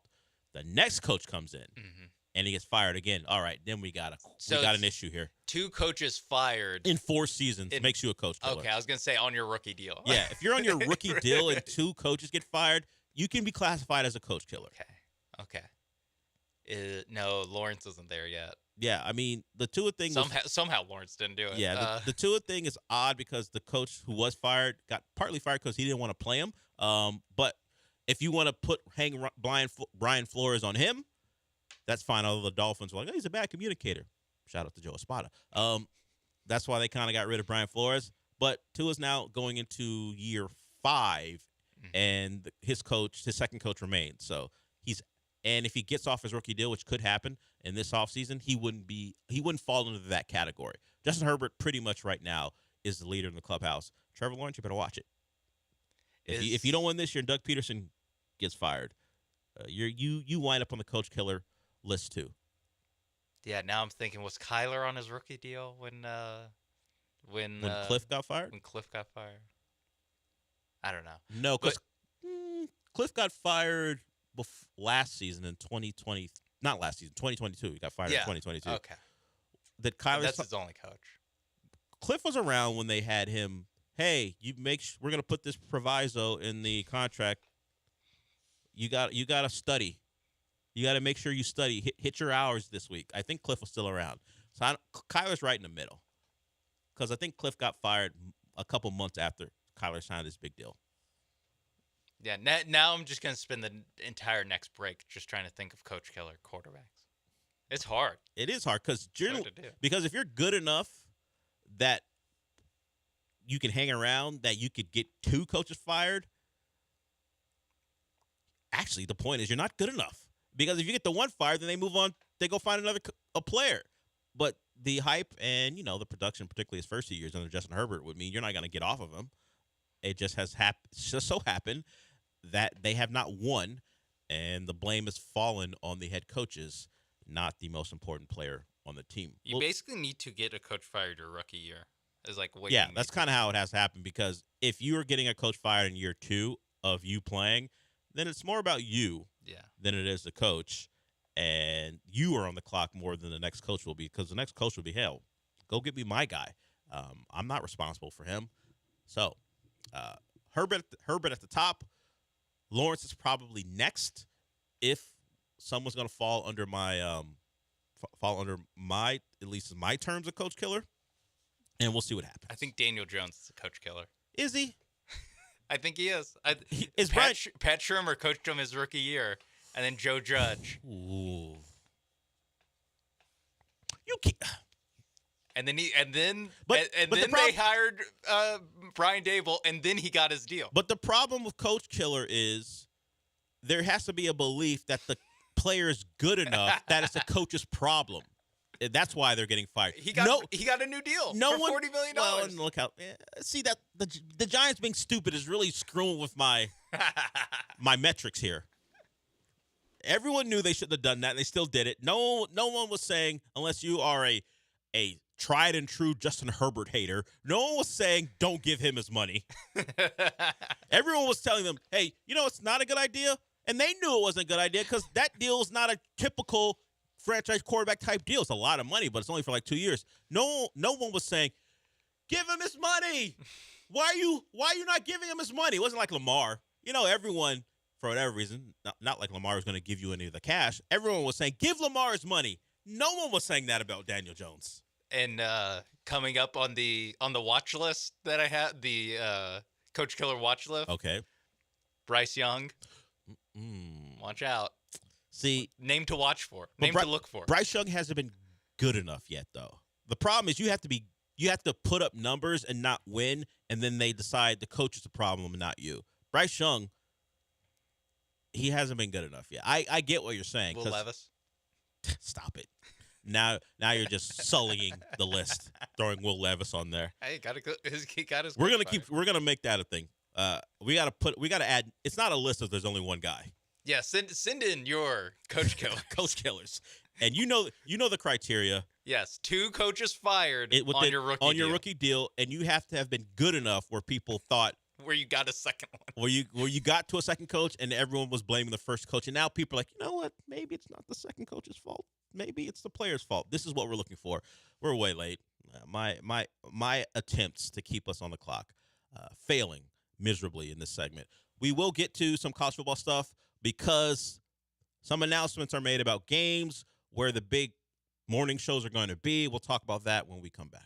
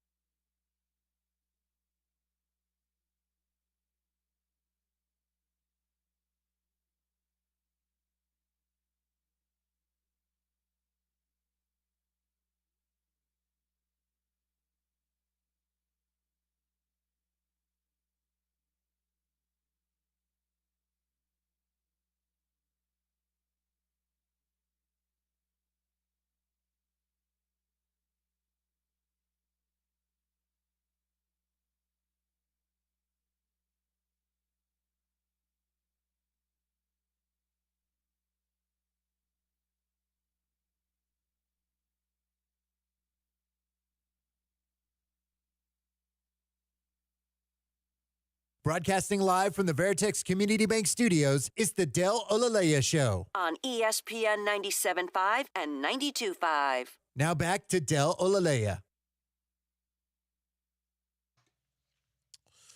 Welcome back. Before we went to break, I mentioned wanting to get to some college football news. And it is news. We're actually getting game times and where Big Noon Kickoff is going to be and where college game day is going to be. And the college game day one is surprising, considering the other games on that day. Where they're actually going to be, they would have to explain it to me. I don't know the thought process behind that, and we'll get to that in a moment. But, Sean, we have some breaking news. What is it? Rudy Gobert popped $75,000 for doing the cash money Manziel sign, really kind of to himself. Yes. During Game 4. But of course, the cameras caught him because you're a 7-foot Frenchman walking on the court. Someone's going to see you. Game 4 of a second-round playoff game. There's a camera for everything. They're certainly going to catch you walking away doing it. So he gets hit with the $75,000 fine. He was hit with $100K in the regular season, and we've surmised that the NBA was like, look, we get that in the postseason everything matters a little bit more. You're a little upset. Everyone's running hot. We're going to shoot you a little bail. There's no reason you should be that upset in February. That's why there's a $25K difference. What are you so upset about in the month of February? I think it's the same reason that Jamal Murray only got $10,000 and not suspended. $100K. Or $100,000 and not suspended. For his 3 actions. To me, that's $10,000. But that's why he only got $100,000 for throwing stuff onto the court. Yeah, because it's the playoffs. Hey, we get it. It's a different. We're judging by different. It takes more to get suspended from one playoff game. We have playoff fouls and we have playoff fines. Yeah, exactly. Yes. And like 5 playoff or 5 regular season games. I mean, Pat Bev gets 4 regular season games for throwing a ball, 2 balls at fans. Yeah. Yes, and then you throw 2 things at an official. Plus, do the money sign. $100K. Come on, this is playoff basketball. We understand. We're not punks. Honestly, NBA gave us a great series by not suspending Jamal Murray. We should actually be thanking them. And they gave us a good series. Yes. Now we got a series, and Game 5 is coming up here. They're like, hey, we're negotiating a new TV deal. We can't have we can't have the NBA champs get swept. Yeah, we gave NBC a 30-day grace period. We can't allow them out of the deal. We don't want them to back out. Yeah. So we got to give them what they want, and at least in the Western Conference, they're going to get it. In the East, at least the Knicks-Pacers series is going to be a long one. Just don't know how much people are going to care when the Knicks are a mass unit and the Pacers are the Pacers. No, America loves watching Precious Achiuwa play 38 minutes. Hey, Alec Burks, you want 30? Yeah, people are begging for Alec Burks to play. Just think about that. That's how hurt they are. The biggest shot made in this series so far is one made by Andrew Nembhard. That's the level that we're at right now. Andrew Nembhard has the biggest shot in this series. Hey, listen. Playoff basketball, baby. How many people would know what he looks like? How many people would just confuse him with Ben Shepherd? I don't know. Whatever. Same guy. We don't know. I'm sure he's. What number does he wear? Yeah, exactly. Got to look at the name on the back of the jersey. So that's out there. Rudy Gobert gets hit with a big fine. He'll be okay. I mean, he's got a couple multi-million-dollar. He's got bigger issues right now. Yeah, guarding Jokic. He's fine. Rudy Gobert's had signed a couple contracts for a lot of money. No one's worried about him in that regard. Can he defend Jokic? And will he escape the slander of they were better off without you in Game 2? And if you look at the numbers, because, the nerds got into it defending Gobert, they're like a plus 15.9 with him on the floor and a minus with him off of it. So even in the series, despite what we saw in Game 2 and what we've seen in Games 3 and 4. So they are better with him. It just doesn't feel like it after what they did to Denver without him. So before we go, I did want to mention these things that I started the segment with. We've got times and announcements for some of the big games of the early part of the college football season. And I mentioned game day going to a location I don't really get, particularly because of what other options they had on the table. It's College Station. It's Notre Dame versus A&M. That's game day's first trip of the year. And look, maybe you don't think much of Clemson, but they're going to play Georgia in Atlanta. That felt like a natural place for them to go. It is the start of them. Look, they've always had SEC games, but now they're going to have the 2:30 SEC game, which belonged to CBS. So the networks that make up ESPN are really going to push the SEC as if they haven't been doing it already. But now they have a tremendous vested interest in making that happen. So I would just assume there's an SEC opponent available. A lot of people think that's the best team in the country. Why wouldn't you want to be in Atlanta for that game? Another option, a lesser option, would have been Florida versus Miami, which is the 2:30 game, which is now we knew on CBS that was a prime slot for their SEC broadcast. What did ESPN do? They put Miami and an SEC opponent, Florida, in that spot. Why wouldn't you go to Gainesville to start your coverage, your in-depth, over-the-top, going to annoy everyone coverage of the SEC. Why wouldn't you do it there? But instead, they picked another SEC team hosting Notre Dame. And I guess I think it's Notre Dame. You say you get the Notre Dame eyes, you get the Notre Dame attention, you get Notre Dame traveling to an SEC team, an opponent. What's the last time Notre Dame's been to when they played Georgia? They did a home and home with Georgia, I think. Was that the last time they played an SEC opponent? Like 2016-ish. So that's probably what it is. It's rare you're going to get Notre Dame going to an SEC opponent. It's a big deal for the Aggies to host A&M. It's a big deal for Notre Dame to travel to Texas. So I get it, I guess, but and if they want to annoy people with their SEC coverage, you want to be doubly annoying? Throw Notre Dame in there to piss everyone off. If that's the goal, they've reached it. Mission accomplished. Yeah, giving us Notre Dame versus A&M in College Station. They haven't been to College Station since, I believe, 2018. Oh. I think it's 2018. Oh, you mean the SEC? Game day. Oh, game day. I think I saw where I thought you were saying Notre Dame. Yeah, Game day hasn't been a College Station since 2018. I'm trying to think why they would have gone there in 2018. Jimbo Fisher. Was that his first? It was his first year? Or was Probably an Alabama game. Possibly. That sounds about right. But they'll be there. Some of the big noon kickoff games. Texas going to Michigan. That'll be September 7th. So the Longhorns, and that'll be an early season test. Sean thinks that maybe that'll be the rise of one Manning. I'm just saying something to watch. Possibly. You got Alabama going to Wisconsin the following week. Texas A&M hosted number 2 Clemson in 2018. I remember that. It was Trevor Lawrence in the rain. He was a freshman. He split time with what's the quarterback? Kelly Bryant. Kelly Bryant. There it is. Trevor Lawrence came in. Oh, they were like, oh, T. Higgins is pretty good. T. Higgins is mossing A&M corners. Oh yeah, T. Higgins is really, really good. And we saw T. Higgins do that against A&M. So, and Michigan and Ohio State, obviously, that's one of the other big noon kickoff games. So that's the three they have announced. Alabama at Wisconsin, September 14th. Texas at Michigan, September 7th. And Michigan at Ohio State. So the SEC traveling to Big Ten country, big for big noon kickoff. Look, hey, you guys may own the SEC,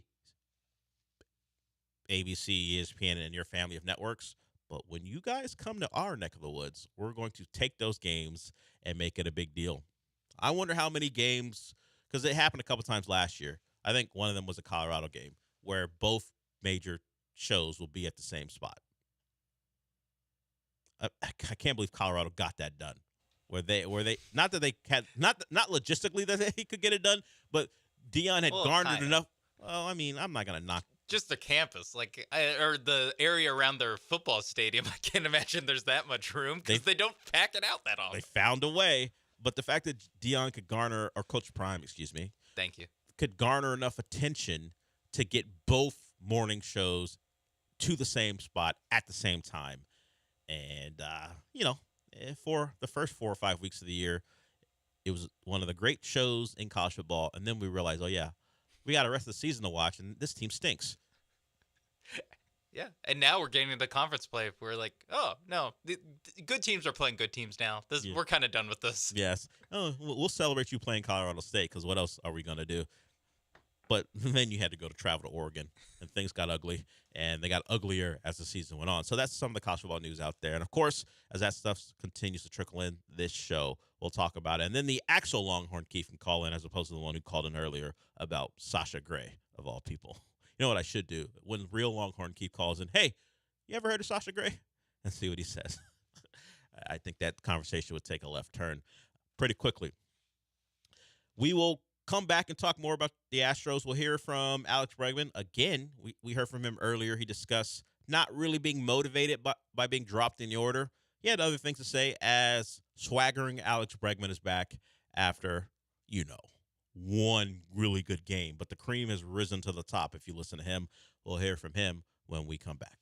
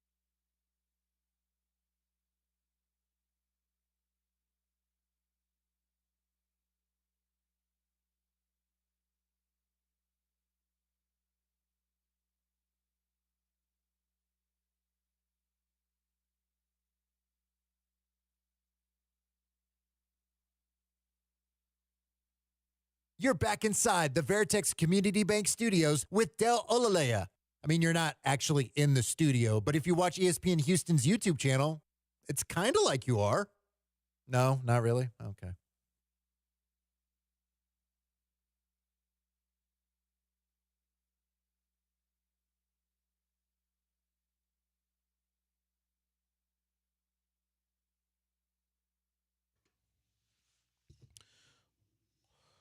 Alex Bregman last night had a good night.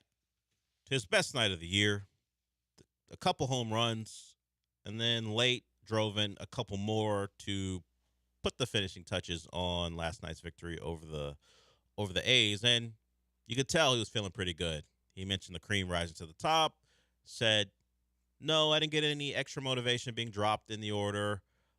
Just know that over 162, I'm going to be that guy. He didn't say it, but you could sense it. The cream rising to the top thing led me to believe that Alex Bregman believes that when it comes down to it, I'm going to be right back up in that order, right where I should be, and this is just a temporary speed bump. He was asked about the stretch of games coming up here. It's been pointed to as if the Astros are going to make a run, it should start here. This stretch of home games, you got the A's in town, a team you feel like you should beat. Certainly more talented than, the season so far, the A's have been better, but not to be back of the baseball card guy. The resume tells you the Astros, more talented, better baseball team, that should come through when they play. And it did. It did last night. They beat the A's and they pulled away late. Here's Alex Bregman talking about the stretch of games and how big it is for the team. It's a huge stretch for us. Obviously, we play a lot of division games, but when I say like the cream always rises to the top, I feel like that's for this team. I feel like this team is the cream of the crop, and it's time to go. So the cream always rises to the top, and we're the cream of the crop. Is cream the word of the day? Was that the word of the day? Because he in two different bites, he has talked about rising and cream. Is it? I don't know if he has one of those calendars, or did Joe Espada have a speech about rising to the top? Where did that come from? I don't think that he has, or he might have a calendar of the day or word of the day calendar. I seriously doubt the word of the day was cream. But why is this stuck in his head? It must have been some sort of. I don't know if it was Espada or if it was one of the did they have a players only meeting and not tell us? Because that is theoretically possible. I hope so. You can have a players only meeting and not tell people. I hope so. Don't let us know. Why do those things come out? In fact, I'm sure there are a lot of players only meetings that we don't hear anything about. Can that be a consistent thing? I don't care. Is that supposed to tell us you're now serious about things? That you have kicked out the manager and any other coaches because we have to have a talk amongst ourselves to prove that we're serious about this thing. Keep those to yourself. I don't need that being leaked. It means next to nothing to me. There's like 12 guys on this team that's won a World Series. We don't need to do all that. Yeah, it's not necessary. So we don't know what brought upon this apparent word of the day type of actions by Alex Bregman. But as long as you hit the baseball, I don't care.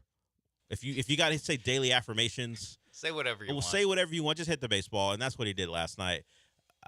But if you missed the previous sounder, Alex Bregman thinks things are going to turn around for him pretty quickly, and you're all going to have to apologize for anything you threw his way. He didn't say it. I'm certainly reading into it, but he felt a little like the swaggering Alex Bregman we've heard before. He was talking. Don't know. Motivated by dropping in the order. What? Nah, not me. Not me.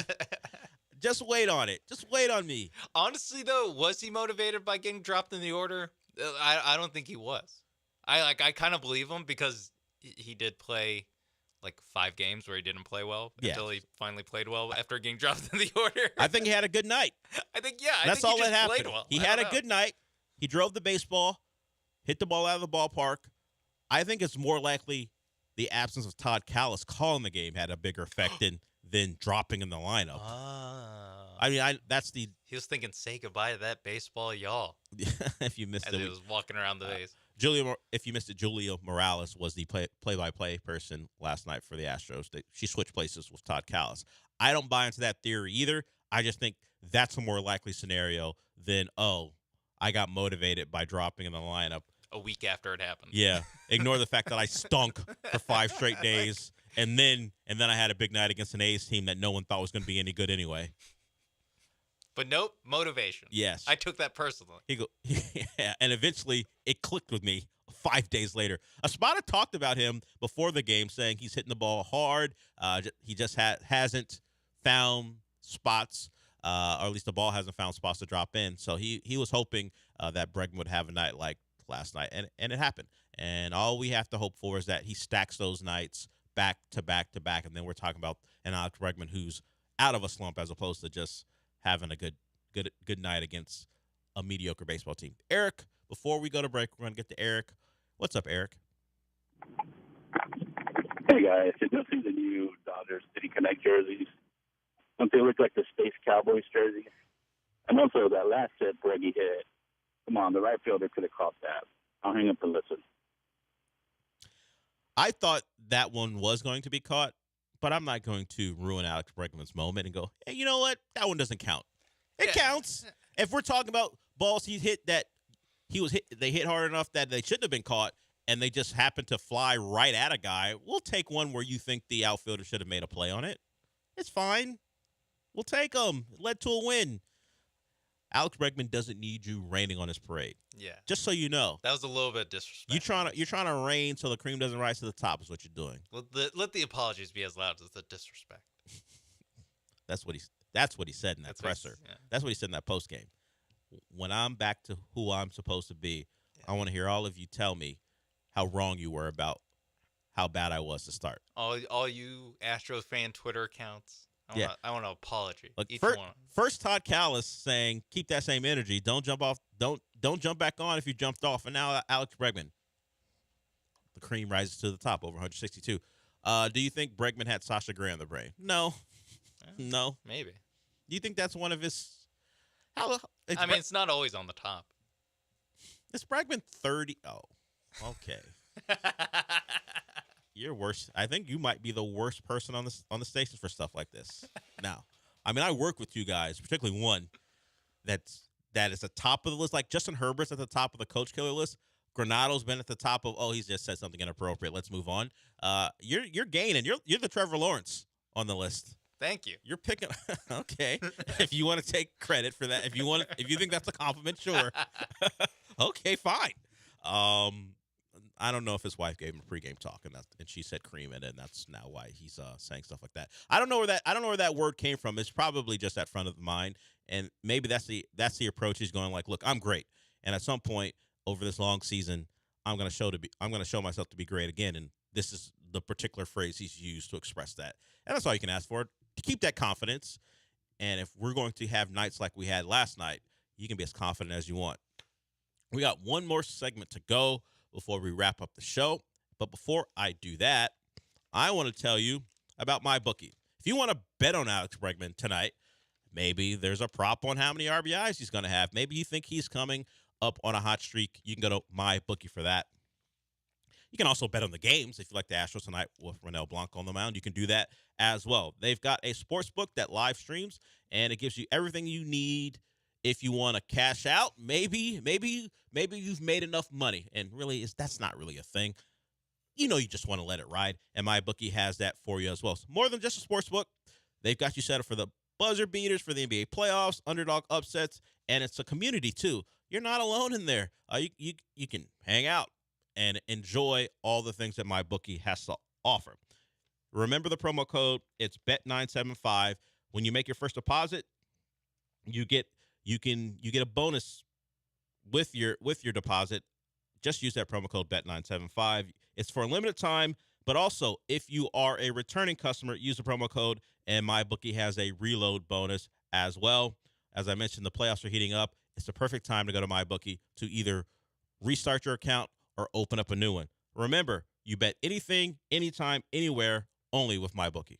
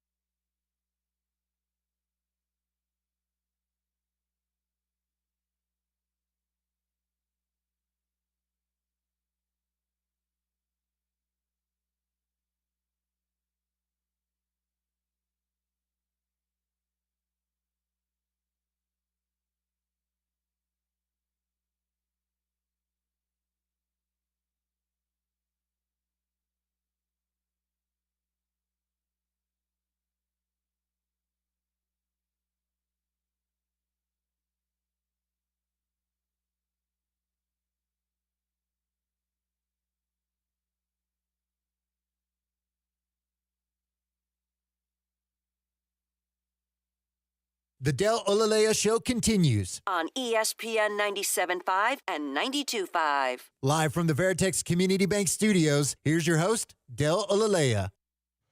One thing we did not get to, and I understand why we didn't, it's the NBA Scouting Combine, and I don't find it that interesting. Guys, I don't find the regular Combine, put that in quotes, the NFL Combine that interesting. You get measurements, you figure out how fast guys run and how high they jump, so be it. But the buzz and apparent Rockets fan infatuation with Reed Sheppard, it's not bothering me, but I don't really understand it. If you had the 8th or 9th pick, maybe if Brooklyn hadn't jumped up to 3, I would get it. That's kind of one of the spots he figures to go in, that the lower half of the top 10. If you wanted a movement shooter because your team lacks shooting, I get it. He is a small combo guard who can jump, 42 on the vertical. But is that a guy you're infatuated with as the 3rd pick overall? You want Gen Z Rex Chapman? Is that what you want? Is that what you want at 3? I don't need to explain all the comparisons. He played at Kentucky and so on. He shoots the basketball. All this, and Rex could jump too. Looks like he was a fan favorite. Yeah. Sure. He looks like he would be a fan favorite. That's Sean Mapes, by the way, not me. I know. I'll say. Yeah, Sean A. Mapes saying that. I know how they operate. Who is they? The fan base or the Kentucky fan base or the Houston fan base? I think kind of all basketball fan bases. All basketball fan bases. But when did we decide that undersized combo guards are what you're looking for at the number 3 pick? But he can shoot, Del. I understand there's a desperation to shoot the basketball or get guys who can shoot the basketball for this team. There's a lack of shooting. But I'm not using the number 3 pick on it. No? What? No. Yeah, I agree with you. I mean, I'm just kind of philosophically against drafting for like intense need. Yeah, when you're a role player to play a role at the number 3 overall pick. Not just like that, but also I just take a swing and hope you get a star. Just that's what this should be about. Is just trying to get the biggest number. That's someone who can maybe get a take you from being a 43-win team to a 45-win team because of the shooting he provides. Like, no, just win. Just get a star player who can maybe be like the Giannis of your group. I don't want to keep comparing him to white players, but let's say Dante DiVincenzo was a great college player.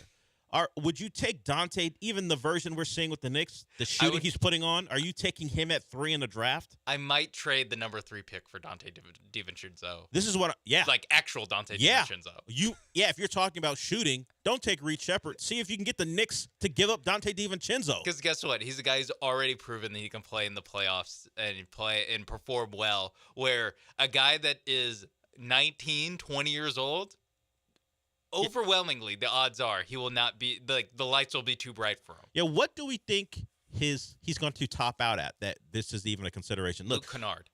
Ooh, no, we don't. I just wanted to throw someone. We're not taking Luke Kennard at 3. Look, this is not the consensus opinion of Reed Sheppard that he's going to be a top 5 pick in the draft. But I've just seen a lot of Rockets accounts going, you know what? I've already seen the Photoshops. Give me Reed Sheppard. I've already seen the Photoshops, and let me just say, let's chill out. Have some shame. What are we doing? Some standards. This team was 41-41 and looks to be on the right track to possibly make the playoffs next year. And to be honest, we don't need to be photoshopping the third best player on Kentucky. And it's not even Rob Dillingham. What are you doing? And the other thing is, how real is the 41-41? We know that Rafael Stone said they tricked off and probably should have won 46. But a giant part of their run consisted of without their best player. It happened without Şengün. So how real is that 41-41? I don't know. It was a great showing by the guys who were still available, but then you'll have to incorporate Şengün and Tari Eason. I would just tell Rocket fans, if Reed Sheppard is who you're infatuated with, relax.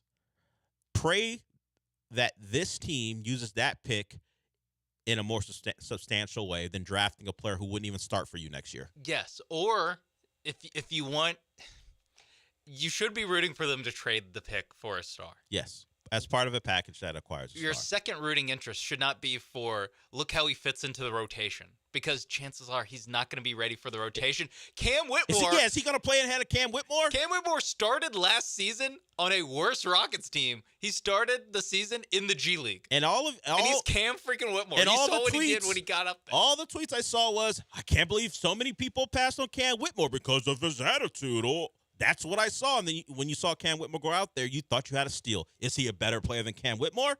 Probably not.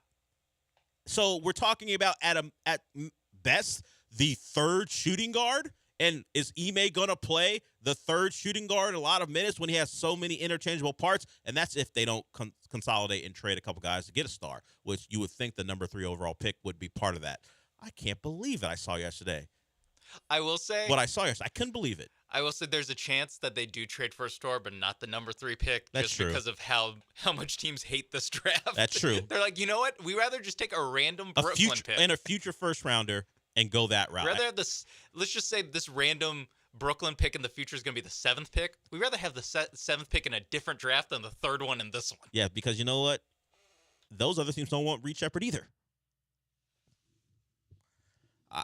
Look, it didn't take Donovan Clingan? It didn't take me. What about Donovan Clingan? I'm not saying I was surprised by it, but because look, he can jump and he can shoot a little bit. He can shoot. He's a good shooter. He's more than a little bit. But I would say set your standards higher than drafting a role player. Have some self-respect at 3. Don't do jerseys. Don't do graphics for Reed Shepard. Yeah, let's do the photoshops of all the stars first before we go with Rob Dillingham and Reed Shepard. Get through Donovan Mitchell. Convince yourself that the Heat thing is going to go poorly and Jimmy Butler can be here. Do all the things. Kevin Durant, maybe LeBron has changed his thoughts on the city of Houston. Do all those things first before you get to Reed Shepard. You're wasting your time. I'm wasting Gallant George's time. I'm done. They're next. I'll talk to you tomorrow.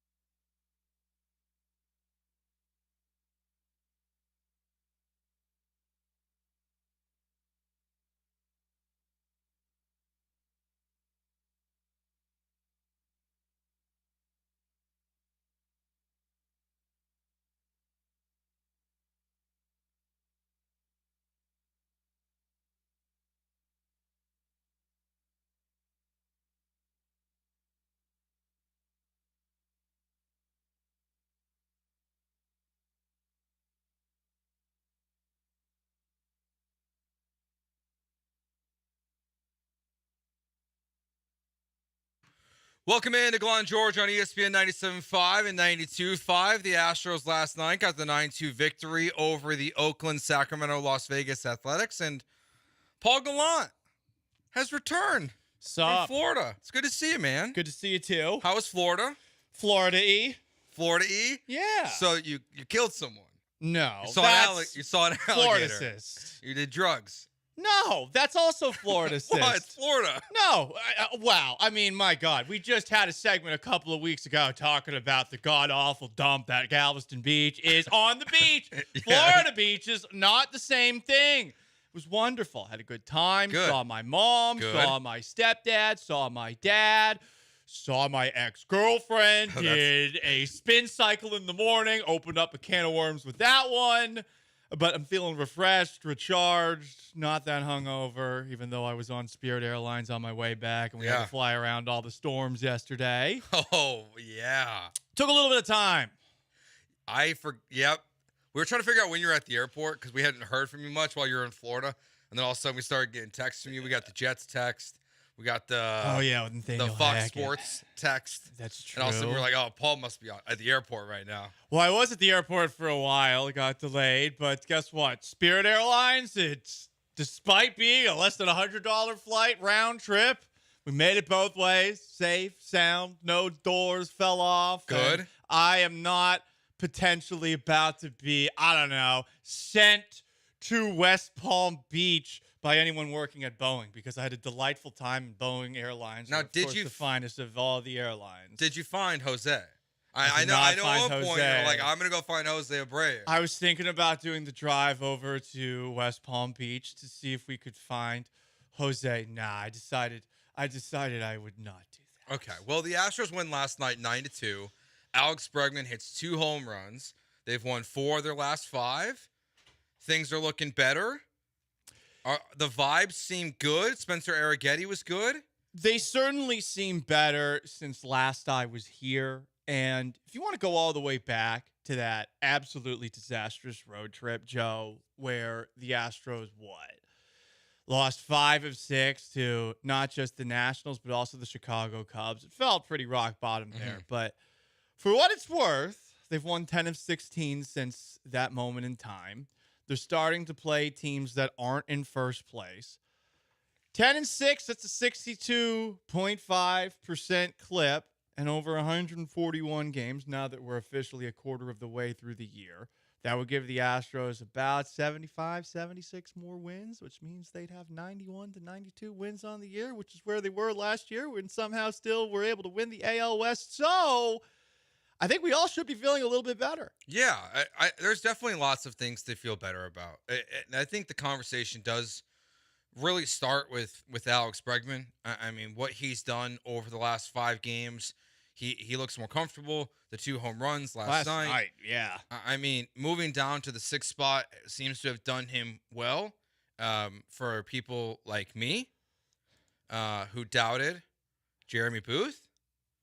I think we have to eat a little crow. We might have to have him back on again. Yeah. Will you kiss his ring? For a parade? Because that's kind of what it feels like he wants right now. Can you imagine what he'll be like when he comes in, too? I can. I've seen his Twitter account. There will be so many dramatic pauses as he smirks, which is my favorite thing. I like Jeremy a lot. But if you were watching this when Jeremy Booth was in, what was it, 2 weeks ago? Something like that. He was sitting in between us, and when we would ask him a pointed question, he would do this dramatic pause. And he would let it marinate because things were going in a direction where he was going to look right ultimately. Yeah. And well, I understand the touchdown dances he might be doing online right now. Moving Jeremy Pena into the top 4 has worked very, very well for the team. Whether he's batting 4th or batting 2nd like he did twice this weekend, he continues to be on an absolute heater. He's up to 338 this season. He is everything you could have wanted and more from him in 2024. And last year was just, it looks like a sophomore slump, but even then, this is better than he ever looked his rookie year. Like, this looks like the next stage of Jeremy Pena as a baseball player. Everything's there. He looks, we talked about this yesterday, Sean and I, he just looks extra fast on the base paths. That's my boy. He's got 4 home runs this season. Like, everything is working well for him. He's playing great defense. And then Alex Bregman, you move to the 6th spot, Now he's up to 218. He was below the Mendoza line at one point this weekend. So it just feels like everything for him has started to turn around. Mm-hmm. John Singleton still being a solid first baseman, way better, obviously, than anything you were getting than Jose Abreu. I mean, for the Abreu thing, it's just anyone's better. Yeah. Honestly, the rest of the year, that position is solved by default.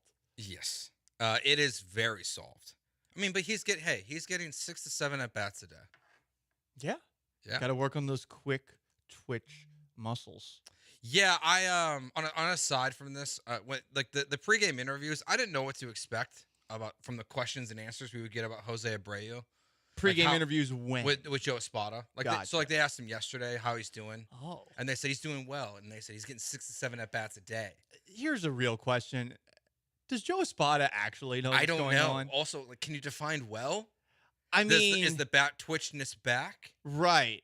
Because I imagine whatever information is being passed to Joe Espada from West Palm Beach would probably be via text or, I guess, phone call.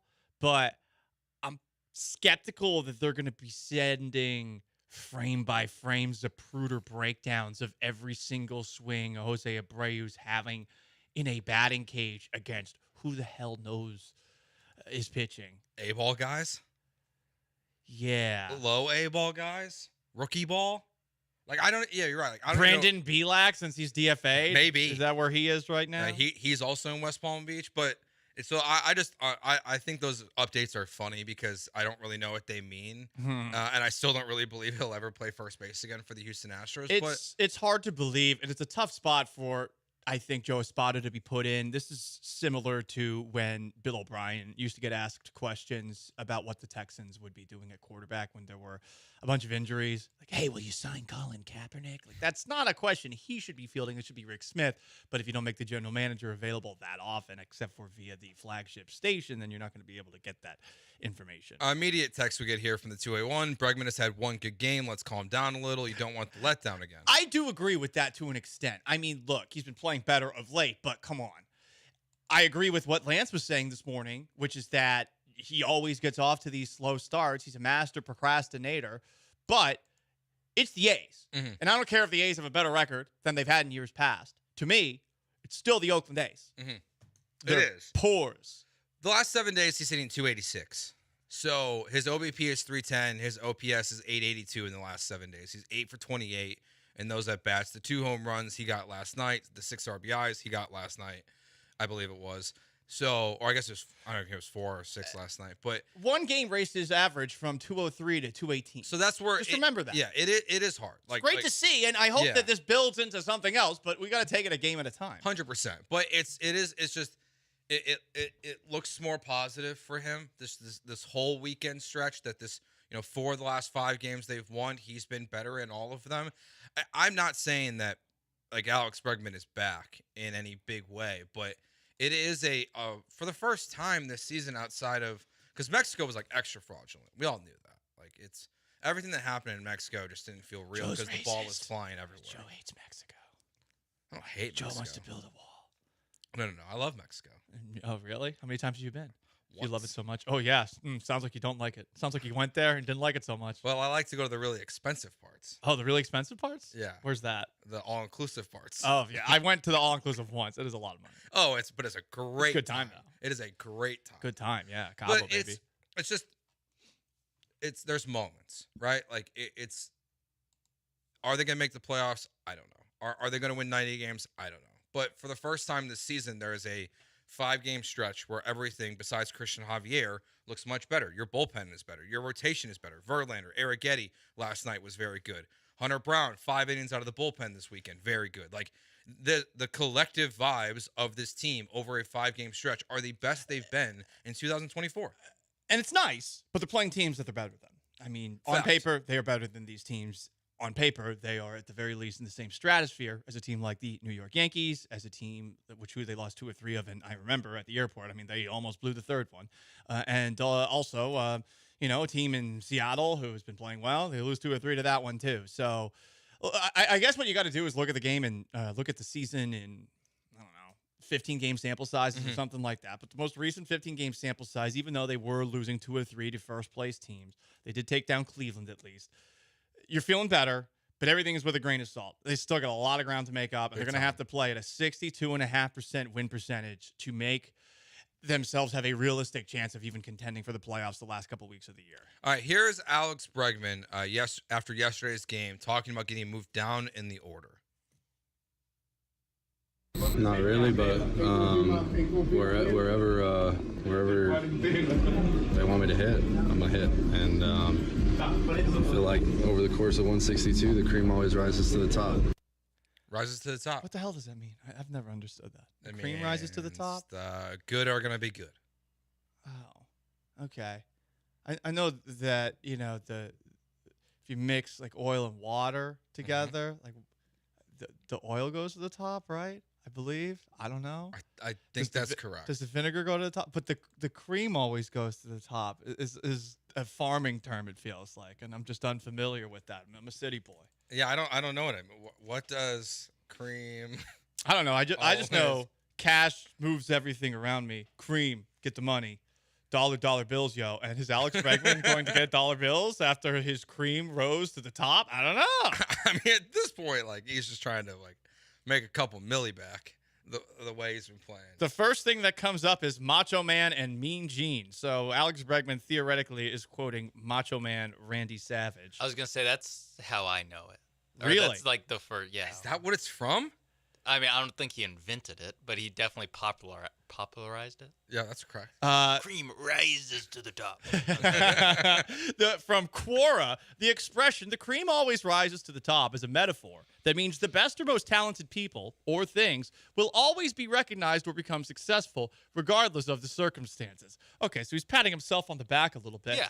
After being asked if being moved down in the order means that he is actually better able to do his job. Interesting. Well, the cream is not rising to the top of the lineup necessarily. Back to his natural place. He thinks it will, though. But because he's the cream. Don't let it. Does that mean his talent or his place in the lineup or both? It should just be his talent.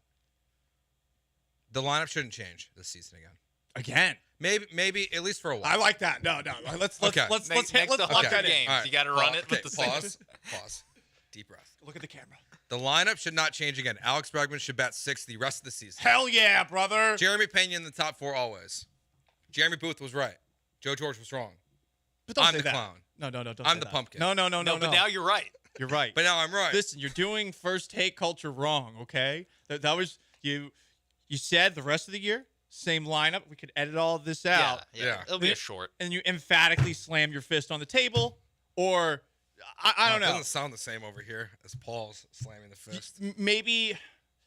Do you want there to be repercussions if he changes the lineup the rest of the year? Like what? Fire Joe Espada? Well, honestly, I mean, come on. It's May. We got to throw 100-mile-per-hour heat. It's take culture, baby. It's true. Yeah. Text line says it comes from milking cows. Okay. So you're right, Paul. You said farming. It does I don't sound know if you farm-boyish. meant that when you said it, but yeah, I did. Okay, it seems like you're right. I mean, it's talking about milk. Yeah, I know milkman. Yeah, I was gonna say, where else is cream like that heavily? Coffee. It starts at the top. It doesn't rise to the top. I guess it falls to the bottom in coffee. It melts. Good touche. Whoever is taking over for the Astros, keep it up from the 281. It's funny. I don't think like this is Jim Crane changing things. In fact, it might be the opposite. Why? Because it does feel that this was a top-down message about changing the lineup. And whether that's Joe Espada finally making the change and pushing back against Dana Brown and analytics, or vice versa. But this is one of those two guys is the ones making these changes. That they've decided that the lineup is going to be very different going forward. And I do hope it stays this way. Because it does feel like this is where they're the most comfortable. It also matters the most for the long term. Like, your top 4, this is what it is in 2025, too. Altuve, Tucker, Alvarez, Pena. That's your core 4 going forward, at least through 2025. Alex Bregman's not part of that future. So I don't want to move him back into the top of the lineup because, A, this is working. B, I don't care about his feelings. He's not going to be an Astro next year. If he's better in the 6th spot, then leave him there. That's where he should be. If he's like, well, I feel like if he's one of the two anonymous players that's complaining to people in management who are then telling Bob Nightingale that Joe Espada has poor communication, well, too bad. Like stay in the 6th spot. You're crushing it. Don't change, Alex Bregman. Just do what they say. Spoken like true management. Suit Joe coming out. Probably. Hey, you do what you're asked to do, and you shut up. Do it well. Cream rises to the top. Do a good job, and the cream will rise to the top. Or you'll probably stay in the same role for a very long period of time. Just be good. Be a good player. Don't be bad. Rise to the top that way. Yeah. Also, think about your paycheck. Been one night, dude. Yeah. I don't think you can drop the cream rises to the top after your first good game of the season. I would like a little bit more. Better than good. It was great, but I agree, Sean. I mean, that's more of an indictment of the other 50 games he's played. None of them have been good. Hey, it's been 40 other games, okay? Well, Not guess 50. what? I got a surprise for Paul on the other side. Oh, boy. That's not the only time he used that reference. You'll hear from Alex Bregman again in the next segment. And plus, there was some old drama that got renewed last night in the Astros games. We'll go to that here on ESPN 97.5 and 92.5.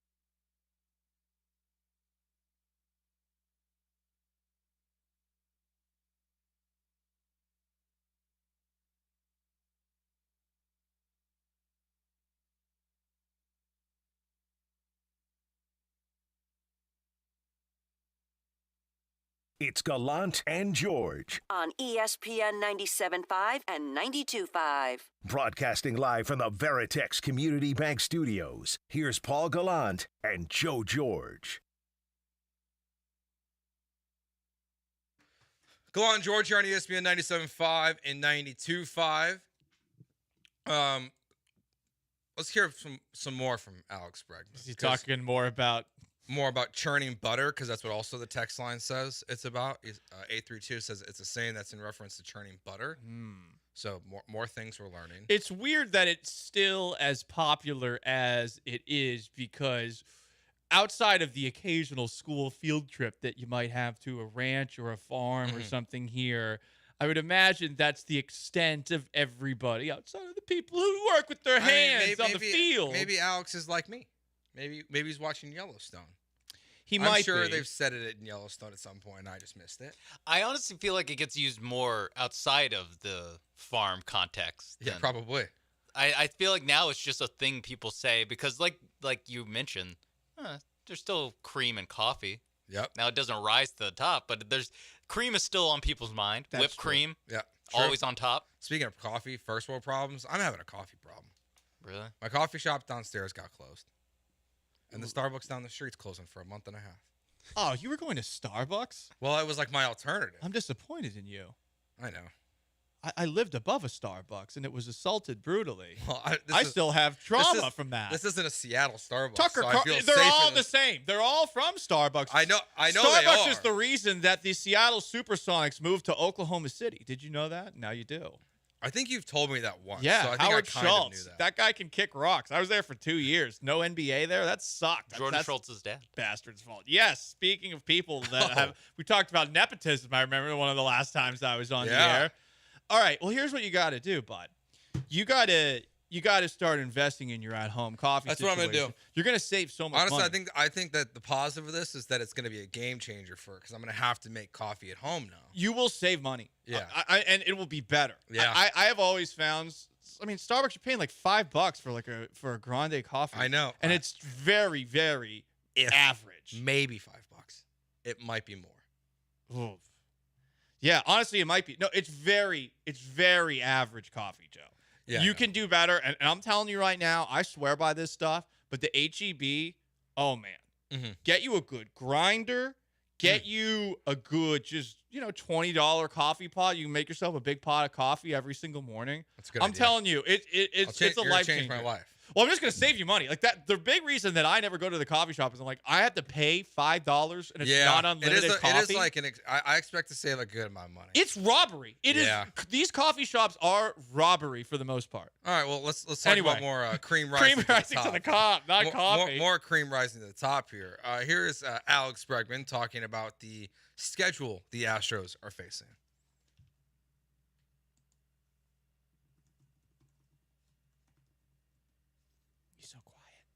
Maybe.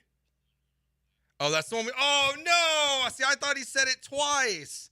That makes me so sad. So he only said it once. But he said cream in the other one, didn't he? Yes. Here's him talking about not getting motivated by getting moved down at the lineup. Okay. Not really, but wherever they want me to hit, I'm going to hit. And I feel like over the course of 162, the cream always rises to the top. So he loves to sing. He loves to sing. He has said it with his mouth. Obviously, obviously getting dropped on the lineup did not motivate him because he got dropped in the lineup a week ago. Yes. It's not like this is the first game he hits. Well, he's tinkering. He's tinkering away. He's back. He's getting back to basics. I saw that article written by Brian McTaggart that he's just getting back to the basics. I don't know why we ever leave the basics because that's another thing we hear in sports a lot of times. It's just back to the basics. Well, if they're the basics, why do you leave them?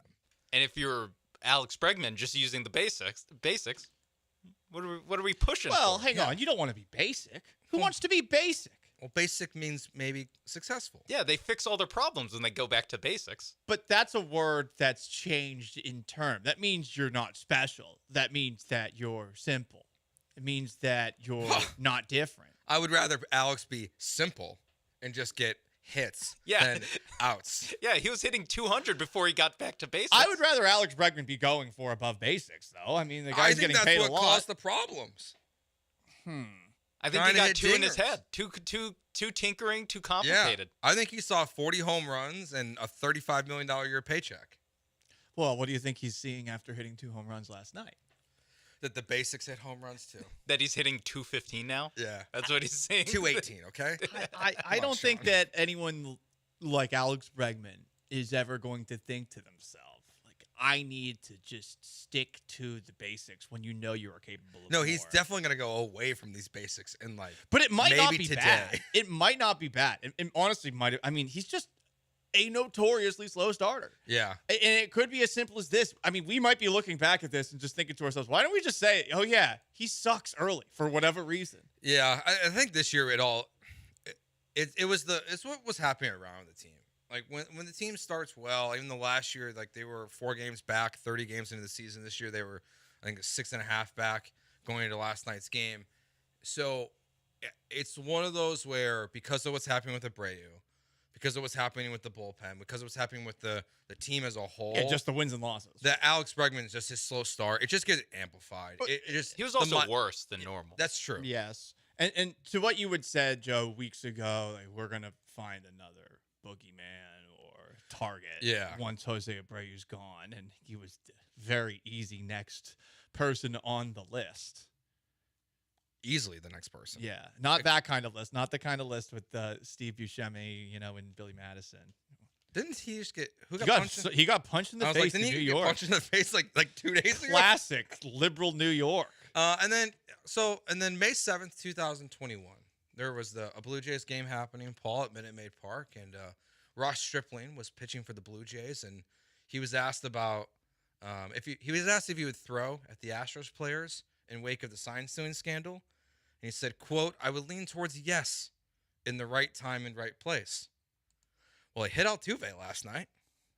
Huh. Coincidence? Huh. Intentional? That's interesting. It did look like there was a "my bad" kind of said to Altuve. I'm not a lip reader. But that's how you get away with it. You say, "My bad, dude." I mean, Joe is someone who, when I played pickup basketball, would routinely be giving shoulders and elbows to people because I'm just a footballer. I can't help myself. You throw an elbow to someone's nose, then you just go, "My bad, dude." Exactly. Oh, I play football. I'm sorry, man. I'm a safety. I'm not a basketball player. But I know exactly what I'm doing when I do that. Yeah. Like I want to get under these people's skins because basketball players, by and large, to go back to the conversation, they don't like contact. They don't like it. So you give them a little extra, you get in their head, and then you just constantly say, "Oh, I'm sorry the whole time." You can keep doing it. Just keep saying sorry. You just have to be a total sociopath out there. And I think that guy, what's his name again? Ross Stripling. Writing his name down. Not for that kind of a list either. I'm just writing his name down. Ross Strickland. Stripling. Do we still think people are throwing at the Astros for something that happened in 2019 or 17 and 18? You would think they'd get past it by now. However, he's now 1-7 against the Astros lifetime. There are some people who refuse to let it go. Yeah, we're not going to get to it today, most likely. I don't even know if I want to play it, but AJ Hinch was doing an interview with Doug Glanville and Jason Stark, and he was talking about the clip or talking about the cheating scandal. Of course, that's the clip that they're going to put out there to promote it, but I'm like, we're still doing this? Like, it's 2024. We're still doing this. And so I guess it wouldn't shock me if, yes, he threw at Altuve intentionally. I mean, look, it was an 0-2 sinker. So if you're going to disguise it, maybe like that's when you do it. But I don't know. I'm also going to assume that because in 2017 he was on the Dodgers, and you fast forward to 2024 and he's on the A's and no one knows his name outside of this interview, that I think he's just trying to stay in the league.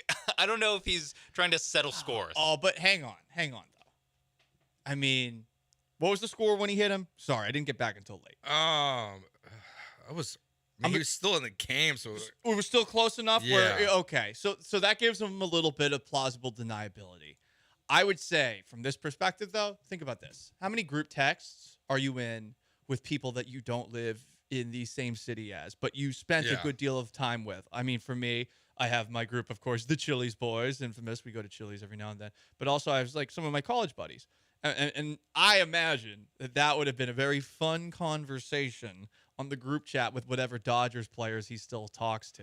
Oh, big time. I mean, guess what I did today? Smirk, sends a video. I would bet good money the first text he got was from Trevor Bauer.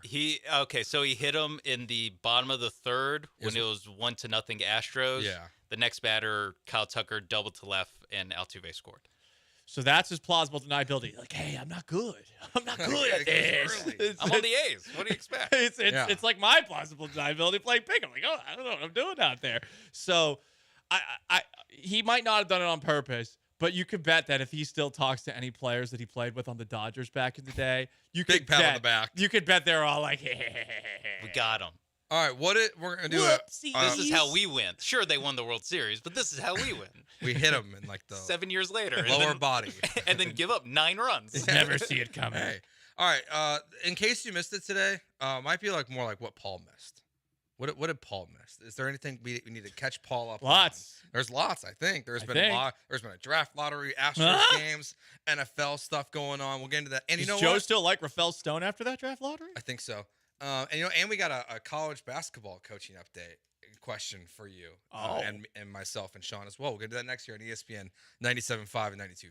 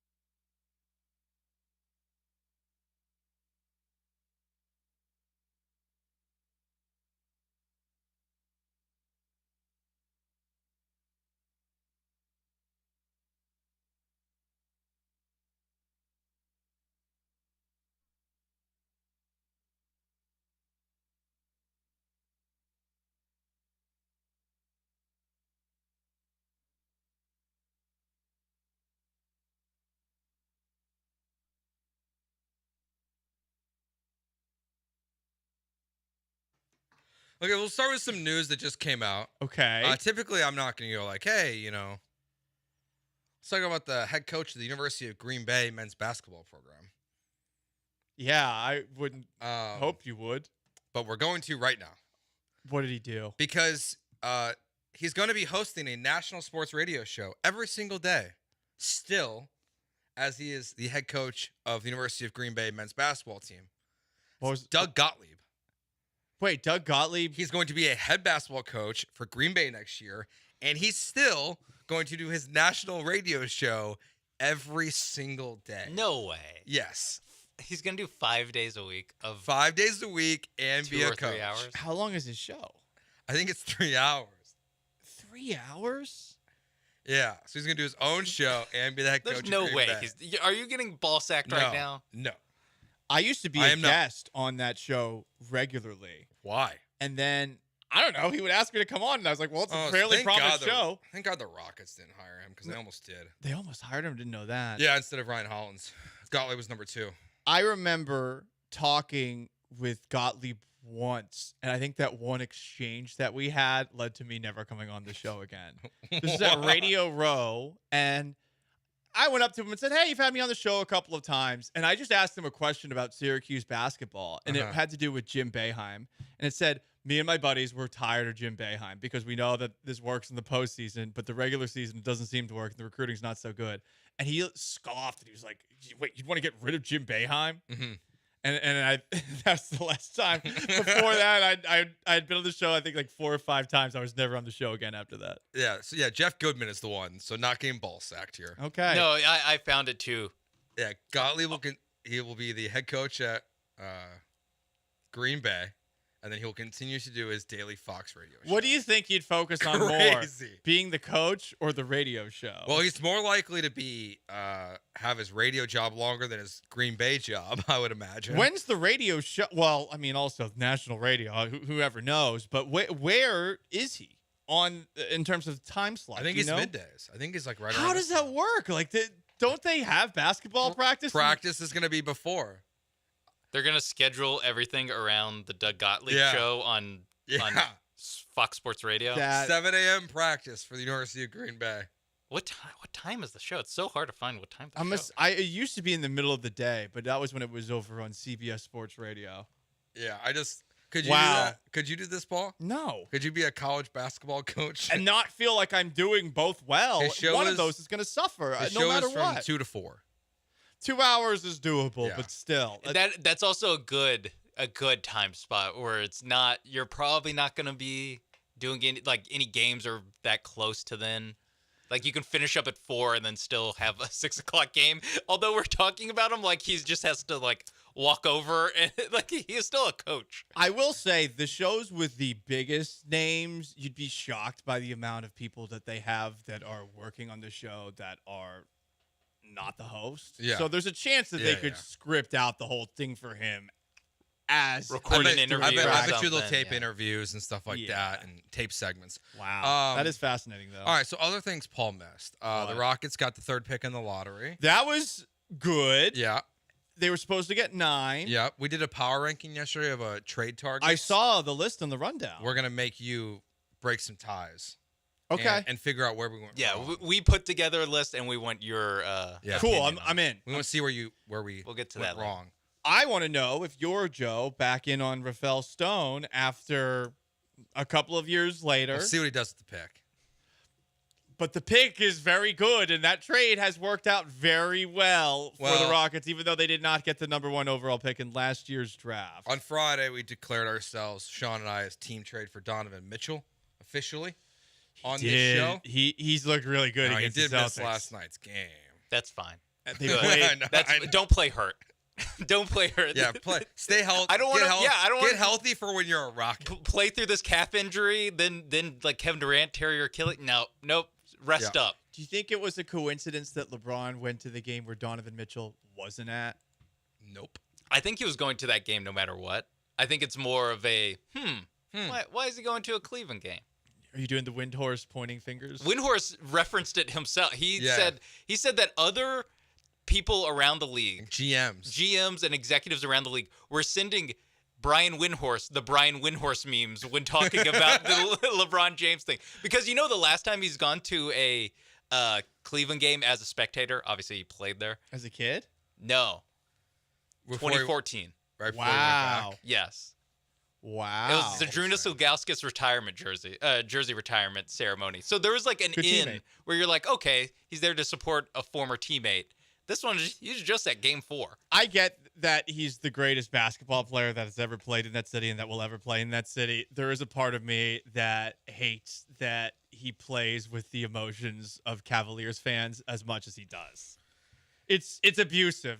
I mean, they gave him like such a crazy standing ovation. They did, and look, understandably so. They won that title, but it's an abusive relationship. It's like he leaves and he comes back, and they're like, "Oh my God, LeBron, you're back!" And then he'll leave again. He's gone out for cigarettes twice. I mean, like, come on. Rasheed Rice, we found out while you were gone, bigger scumbag. Holy crap!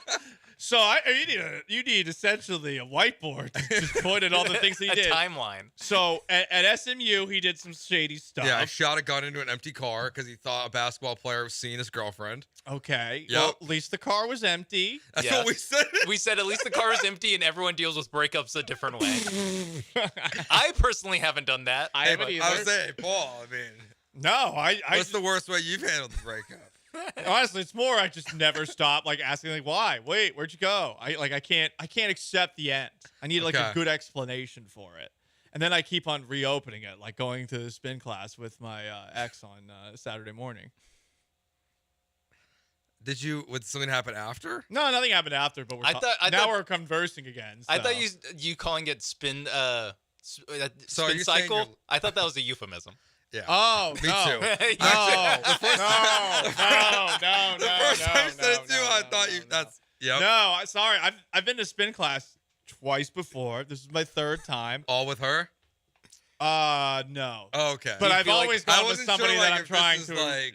Every time I've gone to spin class, I've gone with somebody that I'm attracted to. Gotcha. The worst part about this was the only way I would have ever gone. Also, only going 3 times. I'm like, okay, so that's 3 different pursuits. Can I talk about this class for a second? Yeah, go for it. So we set up, and she's sitting a couple of seats over to the right of me, and directly in front of me is this very, very attractive girl who, again, this girl, wonderful, also beautiful.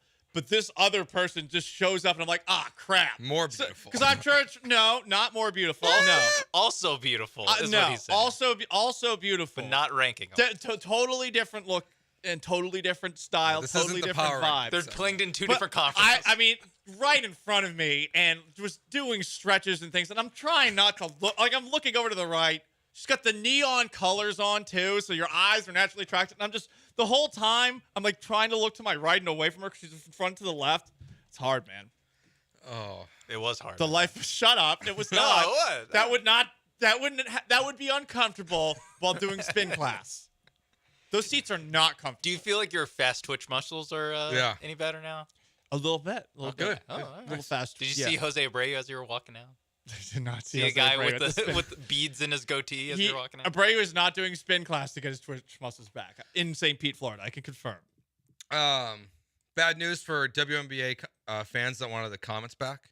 The WNBA is expanding by 2 teams. Houston's not one of them. The hell? Yeah. I saw something where only like 14 of the draft picks from this year's WNBA draft like made the team this year. And then I saw that they're expanding. I'm like, yeah, I bet. Like, if you could draft in the WNBA, there's a chance you just never play. That's crazy. I wasn't sure, like, because I saw something. I think I saw that stat too, and I was like, does this mean like the players in the draft are that bad, or the teams are that stacked? Yeah, I think they only have like 16 teams. Yeah, and they're flying charter flights now. Charter flights? Yeah, finally. Okay, who's footing the bill for that? Caitlin Clark. Basically. For the Indiana Fever, that would make sense, but every other team maybe getting for the league. She seems like a game changer. So they're getting better. There's like one video. Perks. Yeah, there's like one video. I think it was one of the preseason games where like they were getting mobbed at the airport. Yeah. And then they're like, the next day they're like, we're going to get charter flights. Do you think that whatever they've got going on as far as chefs, do you think that they're getting good food provided to them by the team on a daily basis, or is this closer to what we saw in Firefest?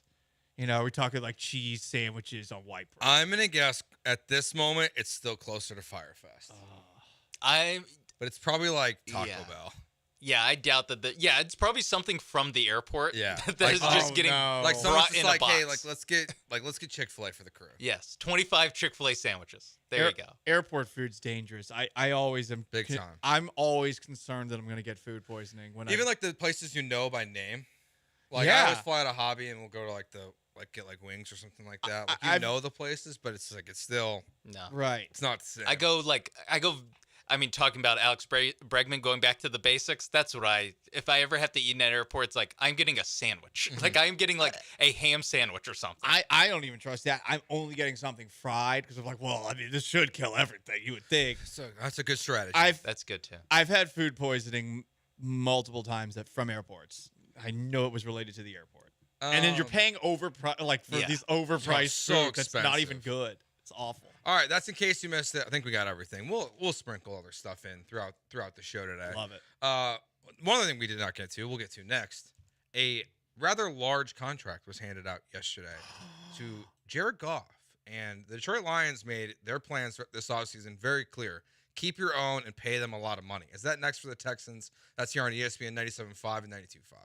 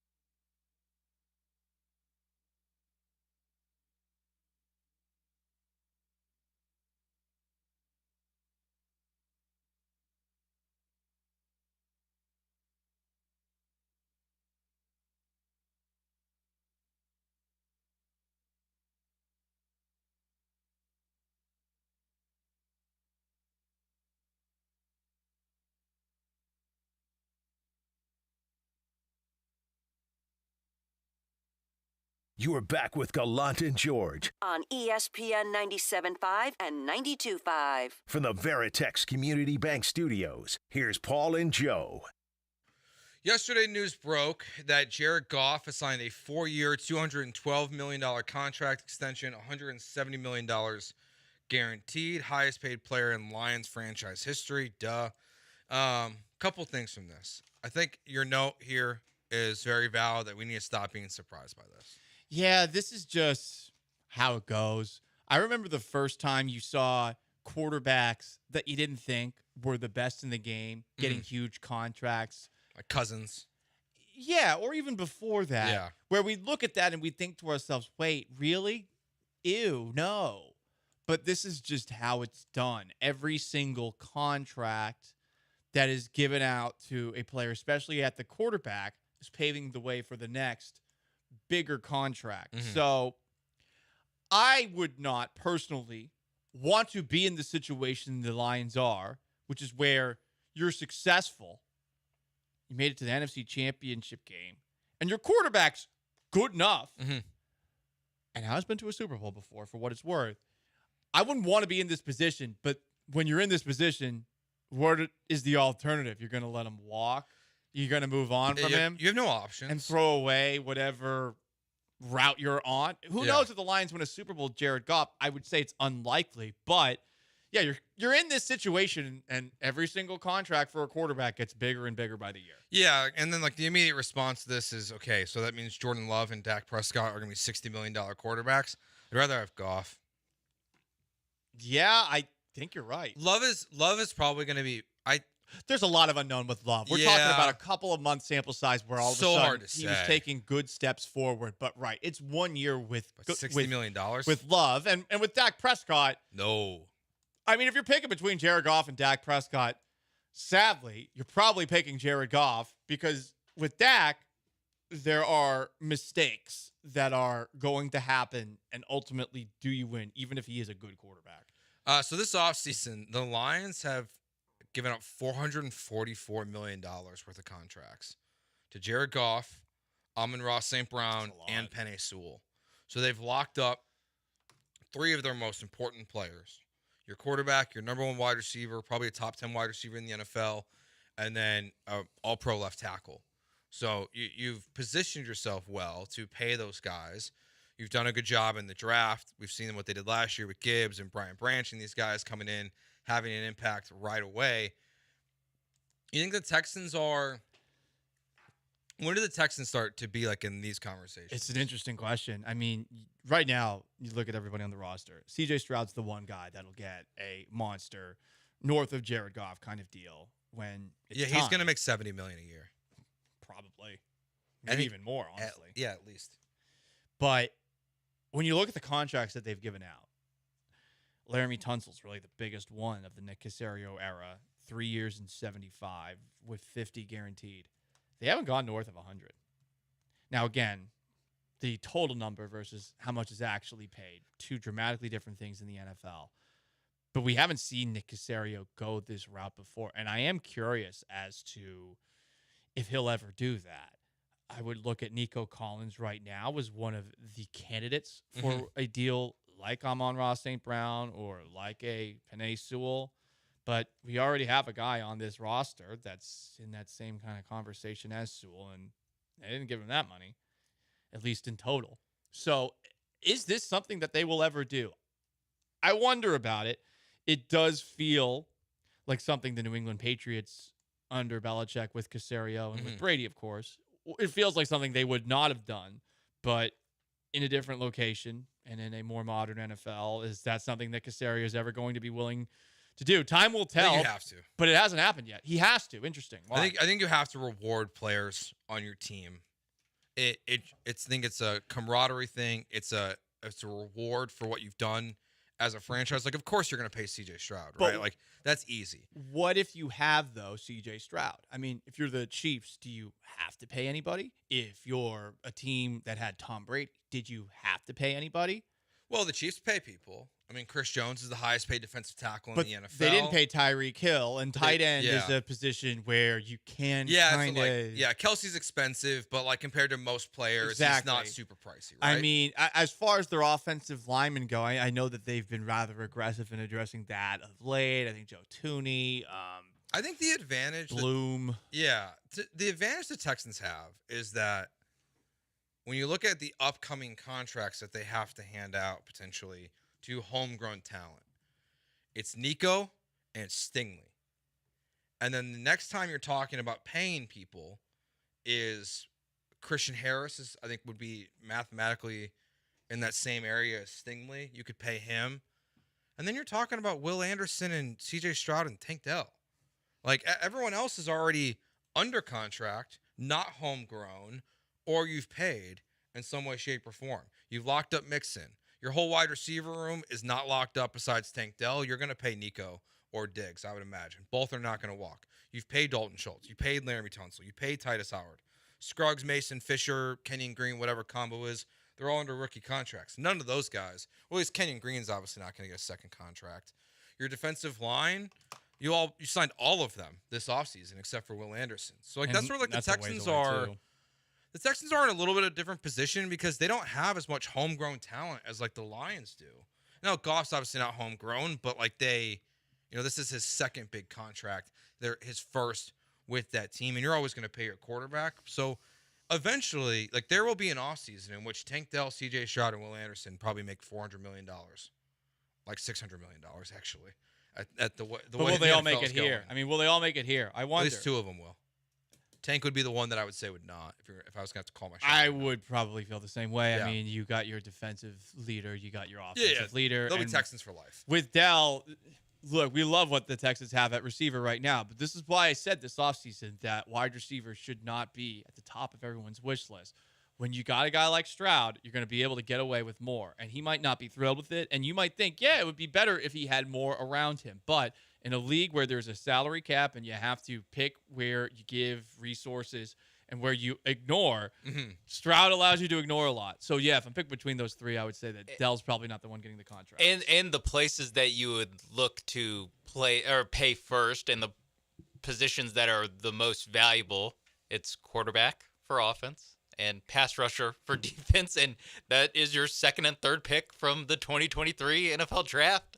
Boom, right there. They both won rookies of the year, and so part of it is like the positional thing. There's not a running back. They didn't use a pick on a star running back where it's, do you pay this guy? Do you pay Zeke Elliott? Do you pay Saquon Barkley? It's like they're all very clearly, if you have a stud young quarterback, pass rusher, even like corner when Stingley comes up. Like, all of these guys play positions where it's not something where, well, teams can't win if you're paying an off-ball linebacker this much, or you're paying a safety this much, or you're paying a running back. They're all positions where it's like, nope, this is what smart teams will pay the premium for.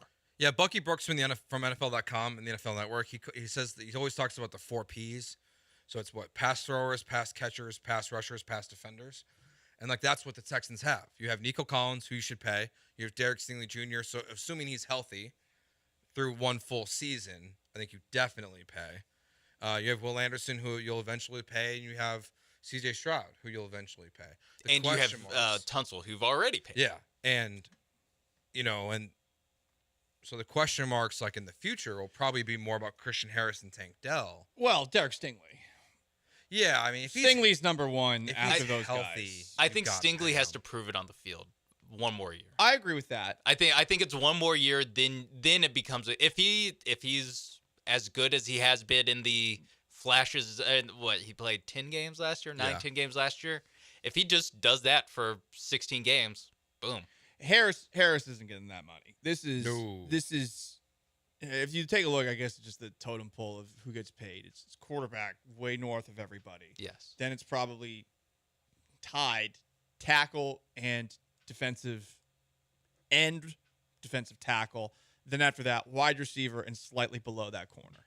And those are probably like the top 5 most expensive positions in the league. So Stingley is going to be the next real big question for them unless they do give Nico Collins the kind of extension that you would give to a top 10 wide receiver. And that I also don't know about. I don't know what's going to happen this year because with Collins, it's the same thing as with Stingley. It's one awesome year. Yeah. The years before that were frustrating at best.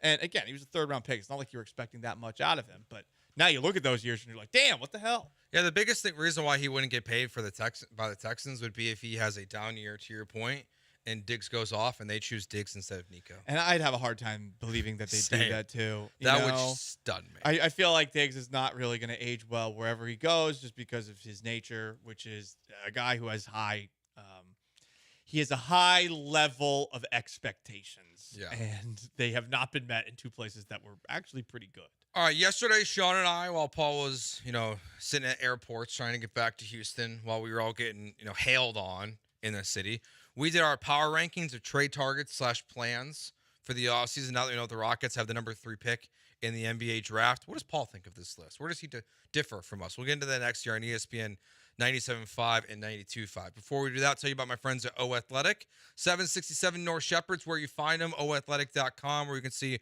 all of the amenities they have at the gym. It's a beautiful place. They have the endless pool, the sauna, the steam room, over 100 classes per week. So if you're trying to lose weight like I am, gain muscle mass, just lean out in 2024, it's the perfect place for you. You can do personal training as many times as 5 times a week, and you can find someone that's going to help you build out a plan, not just with your workouts, but with your diet and what your goals are, and not just with pounds. It's not just about that. Like, that's not what we're focused on. For me, I'm not just trying to lose weight. We're trying to gain muscle mass and lose some pounds, but mostly we're trying to lose some fat in 2024. That's what we're trying to do. O Athletic is the place for me. It should be the place for you as well when you find a local gym. Check them out, oathletic.com and 767 North Shepherd.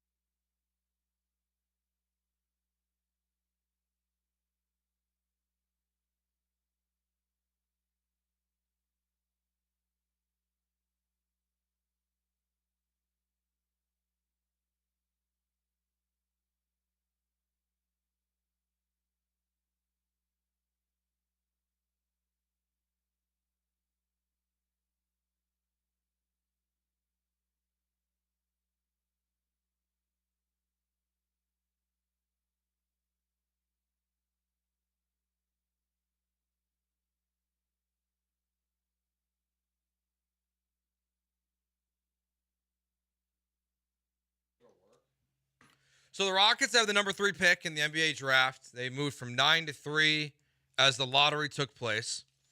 And yesterday we started to build out a wish list, a power ranking of what we would like to see the Rockets do this offseason. We got like 10 players on here. We're going to include keeping the number 3 pick. Our general rule of thumb here, Paul, was that you're trading Jalen Green or Alperen Şengün, the number 3 pick, and at least one of Brooklyn picks for all these players.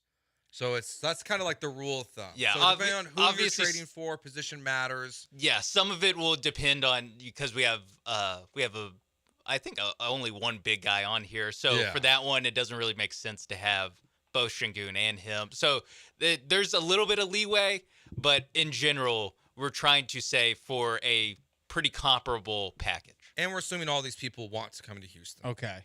So the number 1 option on our list, we have declared ourselves as Team Donovan Mitchell. You and I discussed this a couple weeks ago, kind of as the rumor started to float around. And at the time, I was a little more wishy-washy on it, where I was like, yeah, good player, not a great player. And maybe it's playoff bias for sure. But what I've seen in the playoffs from Donovan Mitchell, I go, that's everything I want out of Jalen Green. So I'm going to take away the hope of Jalen Green and just take the player I want and hope that Donovan Mitchell and Şengün can win a championship together. So you're not giving up Şengün also? No, it's one of those two. Yeah, one of them. Yeah. And then draft picks. So this is Jalen Green. The assumption that we're this is Jalen Green, the number 3 pick, and a Brooklyn pick in the future for Donovan Mitchell. So, yeah, if that's all it is, I'm doing that in a Yeah. heartbeat. Yeah, So- if Şengün was involved, I wouldn't. But if Yeah. if it's this, then yeah, I'll do that. So Mitchell was number one on our list. So we'll start here. Jaylen Brown. The rumors were out there last year. Now he signed a big contract, but like Boston's weird. That whole situation with Jaylen Brown seems a little off. Where it was so hell bent on like everyone's like, hey, he's gonna get moved. He's gonna get moved. I think it's over now. You think it's over? Yeah, I think so. I think they basically have to lose the Cavs series, Which they're not going to. which they're not going to. Unless LeBron suits up for the Cavs.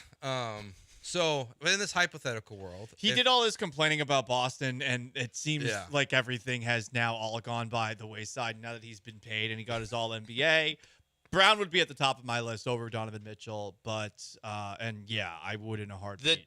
The difference for us, where we landed on with Mitchell versus Brown, is that what Mitchell is doing right now, he's proving it as the number one guy, where Brown just hasn't done that, and so it's more of just a resume based thing. Okay, that makes sense. So the next one on our list, the next two on our list. Let's go here. We have Paul George, No. who is available via sign and trade. It seems like No. and Kevin Durant. 3 years ago, yes. Now, no. Really? So you'd be a no on both of them? I just think with the Paul George and the Kevin Durant, I look at two guys that are clearly going down, and I don't feel like I don't think that you are getting these guys for 2, 3, 4 years and building something with them. Mhm. I think you're bringing them in, and you're bringing in veteran habits. And I don't know that they're necessarily going to mesh with a guy who seems to be perfect for younger players in Ime Udoka, but maybe not so much for established veterans. Okay, interesting. Obviously, we don't really have much to go off on that front, Yeah. but I would think if I'm an older understand. player, this is not the kind of place that I would probably love, because not only am I going to be coached as hard as the young players, but there's a lot of things that I'm better than the young players at. Do I need to be a part of that too? So I was proponent of the Paul George because I go back to when Jalen was on his podcast last year, and there was these James Harden rumors circulating about him coming back to the Rockets during free agency, and Paul George was the one telling Jalen Green, "Hey, like you don't want James Harden. This is your team. It's your ball. You're the leader of this team." So I kind of maybe overlooked that clip and said, hey, you know what? That means to me that if Paul George came here and Jalen was still part of this team, that he would kind of fall in line. That he has respect for Jalen Green's game as a basketball player, and he'd be willing to work more with Jalen Green. Whereas, like where I agree with Paul George, Harden would be working in opposition of Jalen Green if they were teammates. So that's why I'm a little more Paul George than you are. I don't know that he would do that. I think he says all those things. It is a big assumption. He's playing with 4 good players right now, and they're not winning. I'm also here for a good time, not a long time. This is the here for a good time, not a long time tier where these guys will obviously make the 2024 and 2025 or 2025 and 2026 Rockets way better than whoever they draft. And this is where we have to be clear. The number 3 pick in this draft, or the number 1 pick in this draft, there are people that are around the league that are like, this is like if the draft started at number 10 most years. Yeah. That's where I'm Not like, great. I'm like, listen, this guy that the Rockets or anybody drafts at number 3, it is not only is it a complete dart throw, but it's like taking 5 steps back from the dartboard and then still having a dart throw where if you're just turning Jalen Green and 2 or 3 picks into Kevin Durant and plopping them on this team is going to make the playoffs at the very least. And Durant's someone who tried to get Ime Udoka hired when he was running the Brooklyn Nets after they fired Steve Nash, and Ime Udoka got relieved of his duties in Boston. So there's that weird report where it felt like it was going to be Ime Udoka, and probably the league stepped in and was like, hey, we can't have this guy with accusations against him like 6 weeks ago step in and coach the Brooklyn Nets. Okay, so Paul, would you then put keeping the number 3 pick ahead of both Paul George and Kevin Durant? I don't want them. So keeping the 3rd pick. I guess I'm confused by the power ranking thing. I'm just telling you what I would or wouldn't do. What you want to, like, your most desired to least desired. this They wouldn't offseason? be on my list. They're off. I don't want either of them, any part of them. How do you feel about Brandon Ingram? No, out. Really? Yeah, Mikal Bridges. out. I'm out on most people. Like the Zion.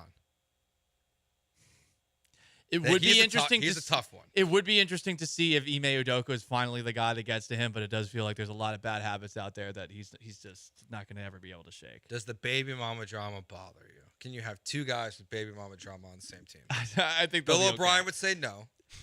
It's professional sports. The reacting. I mean, we hear about some baby mamas. I think there's a lot of baby mamas out there. Yeah, I think Zion just found the craziest of them all, and it's not really his fault.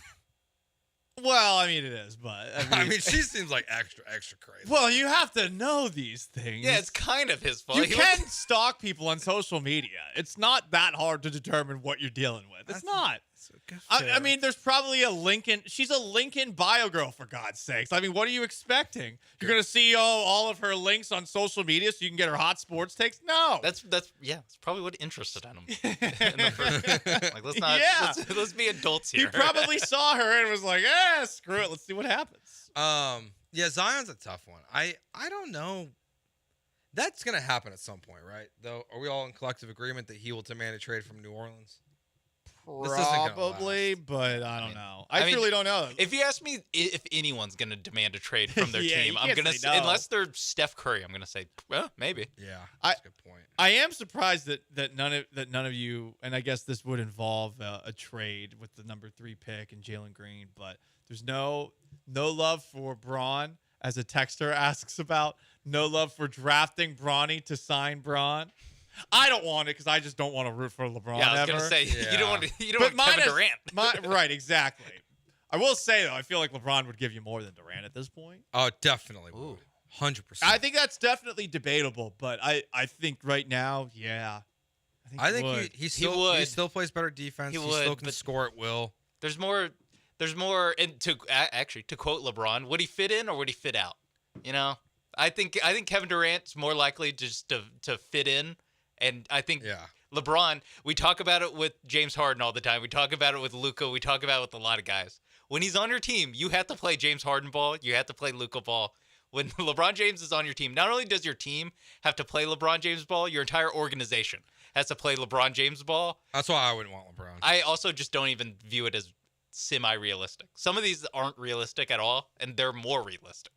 Okay. Yeah, I have no interest in LeBron James. Because I don't want to see what happens next. I have like 5% interest. I would be more interested at games. Yeah. It would be more fun to go to Toyota Center if of all those guys, even including Durant. Like if LeBron goes, it becomes a totally different experience going to a Rockets game, even if we're talking about 38-year-old LeBron. Much like with 40 whatever Tom Brady going to the Bucks. They were the Bucks. Like I was just there. No one cares about sports there. No one cares. But when Brady was there, they cared for a little bit. Any interest in DeJounte Murray or Trae Young? Definitely not Trae Young. Yeah. Definitely not. He was last. Trae Young was last. At first, we put him in the. I just grouped them together as like either one of these guys, and then I was like, actually, I have a strong opinion about which one I would rather not have. You know, the more I'm thinking about it, though, the more would I have something to get me animated every single night. And I mean, yeah, LeBron would give me that, but also Trae Young would give me that. I would get annoyed. I would hate watch Trae Young's just dishonorable it would be more tactics polarizing and less defensive play than anybody ever. I was saying like it's just worse James Harden. It's like what you're getting. It would give me content. You're James Harden except you lose in the play-in instead of to the Warriors. Yeah. One thing we didn't bring up yesterday. Do you think that De'Aaron Fox is long for Sacramento? He's not going to get traded in the next month. So yeah, I don't think we're there. He doesn't need that long for Sacramento. He just needs to not be traded this offseason. Yeah, I don't think we're there yet. I think if you're Sacramento, you're trying to keep this thing going as long as you can. They made the playoffs, or last year they made the playoffs for the first time in 13 years. Right. I mean, it's the first time you've been relevant in a while. They're in. We don't care if we're in the play-in tournament. They want to play in games. The play-in is way better than our last decade. One guy I thought of on the drive home, and I was like, oh, we should have thrown him in here. Now we can. Because we basically did the same segment 2 days in a row. Karl Anthony Towns. Just where is he? Where does he land? Nope. Yeah, only if Karl Anthony Towns comes with Anthony Edwards. Edwards. Yes. I have him above Zion, but still pretty low on the list. He does At least look he like plays. He's a different basketball player with Anthony Edwards out there. Maybe he needed that Anthony Edwards season. But I don't want an internship. I don't want him without With someone Anthony who's Edwards. 5 years younger than him. Who's also answering questions for him at the press conference. God, that's so emasculating. Yeah. Even if he's right to do so when he was defending him, I'd be like, oh wow, this person who's half a decade younger who's than me 22 is one of my questions. One of my for me. friends who's not like super locked in on the NBA was like, because it was when Anthony Edwards was asked about Jamal Murray. Like, does he like look at Jamal Murray as an OG? And he went, hell no. He's like, he's 26. I'm 22. One of my friends is like, oh my God, Anthony Edwards is only 22. It's like, yeah. He's so good.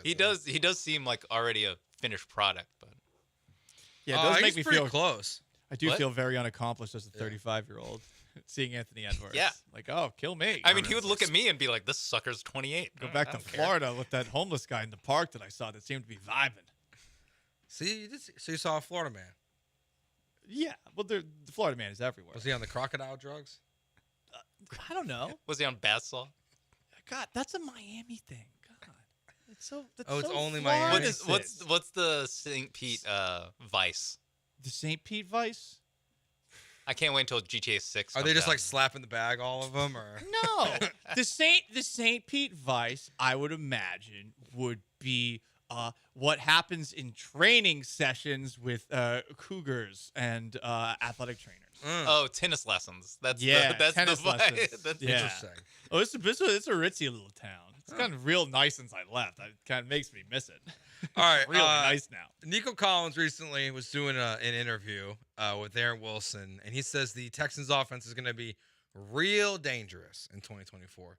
What stops it from being real dangerous? We get into that next year on ESPN 97.5 and 92.5. First, let me tell you about my friends at the Highway Cantina and the 975 Texan Margarita, the tall Texan Margarita. It's just $9.75 there. It's an awesome drink. And if you're going into the ballpark, why not make a pit stop at the Highway Cantina before you go in? You don't want to get robbed blind by the prices inside the ballpark. Get some good Mexican food. Head on in to the stadium as your favorite team starts to do a little bit better out there. The Highway Cantina is right smack in the middle of East Downtown, and there's so many cool things to do around. It's a perfect place to start your night or end your night. It's a great place to go for lunch. It's a great place to go for happy hour. So take a couple of coworkers. Maybe take the boss here. Ask for that big old raise. He's going to like everything that he has to see there.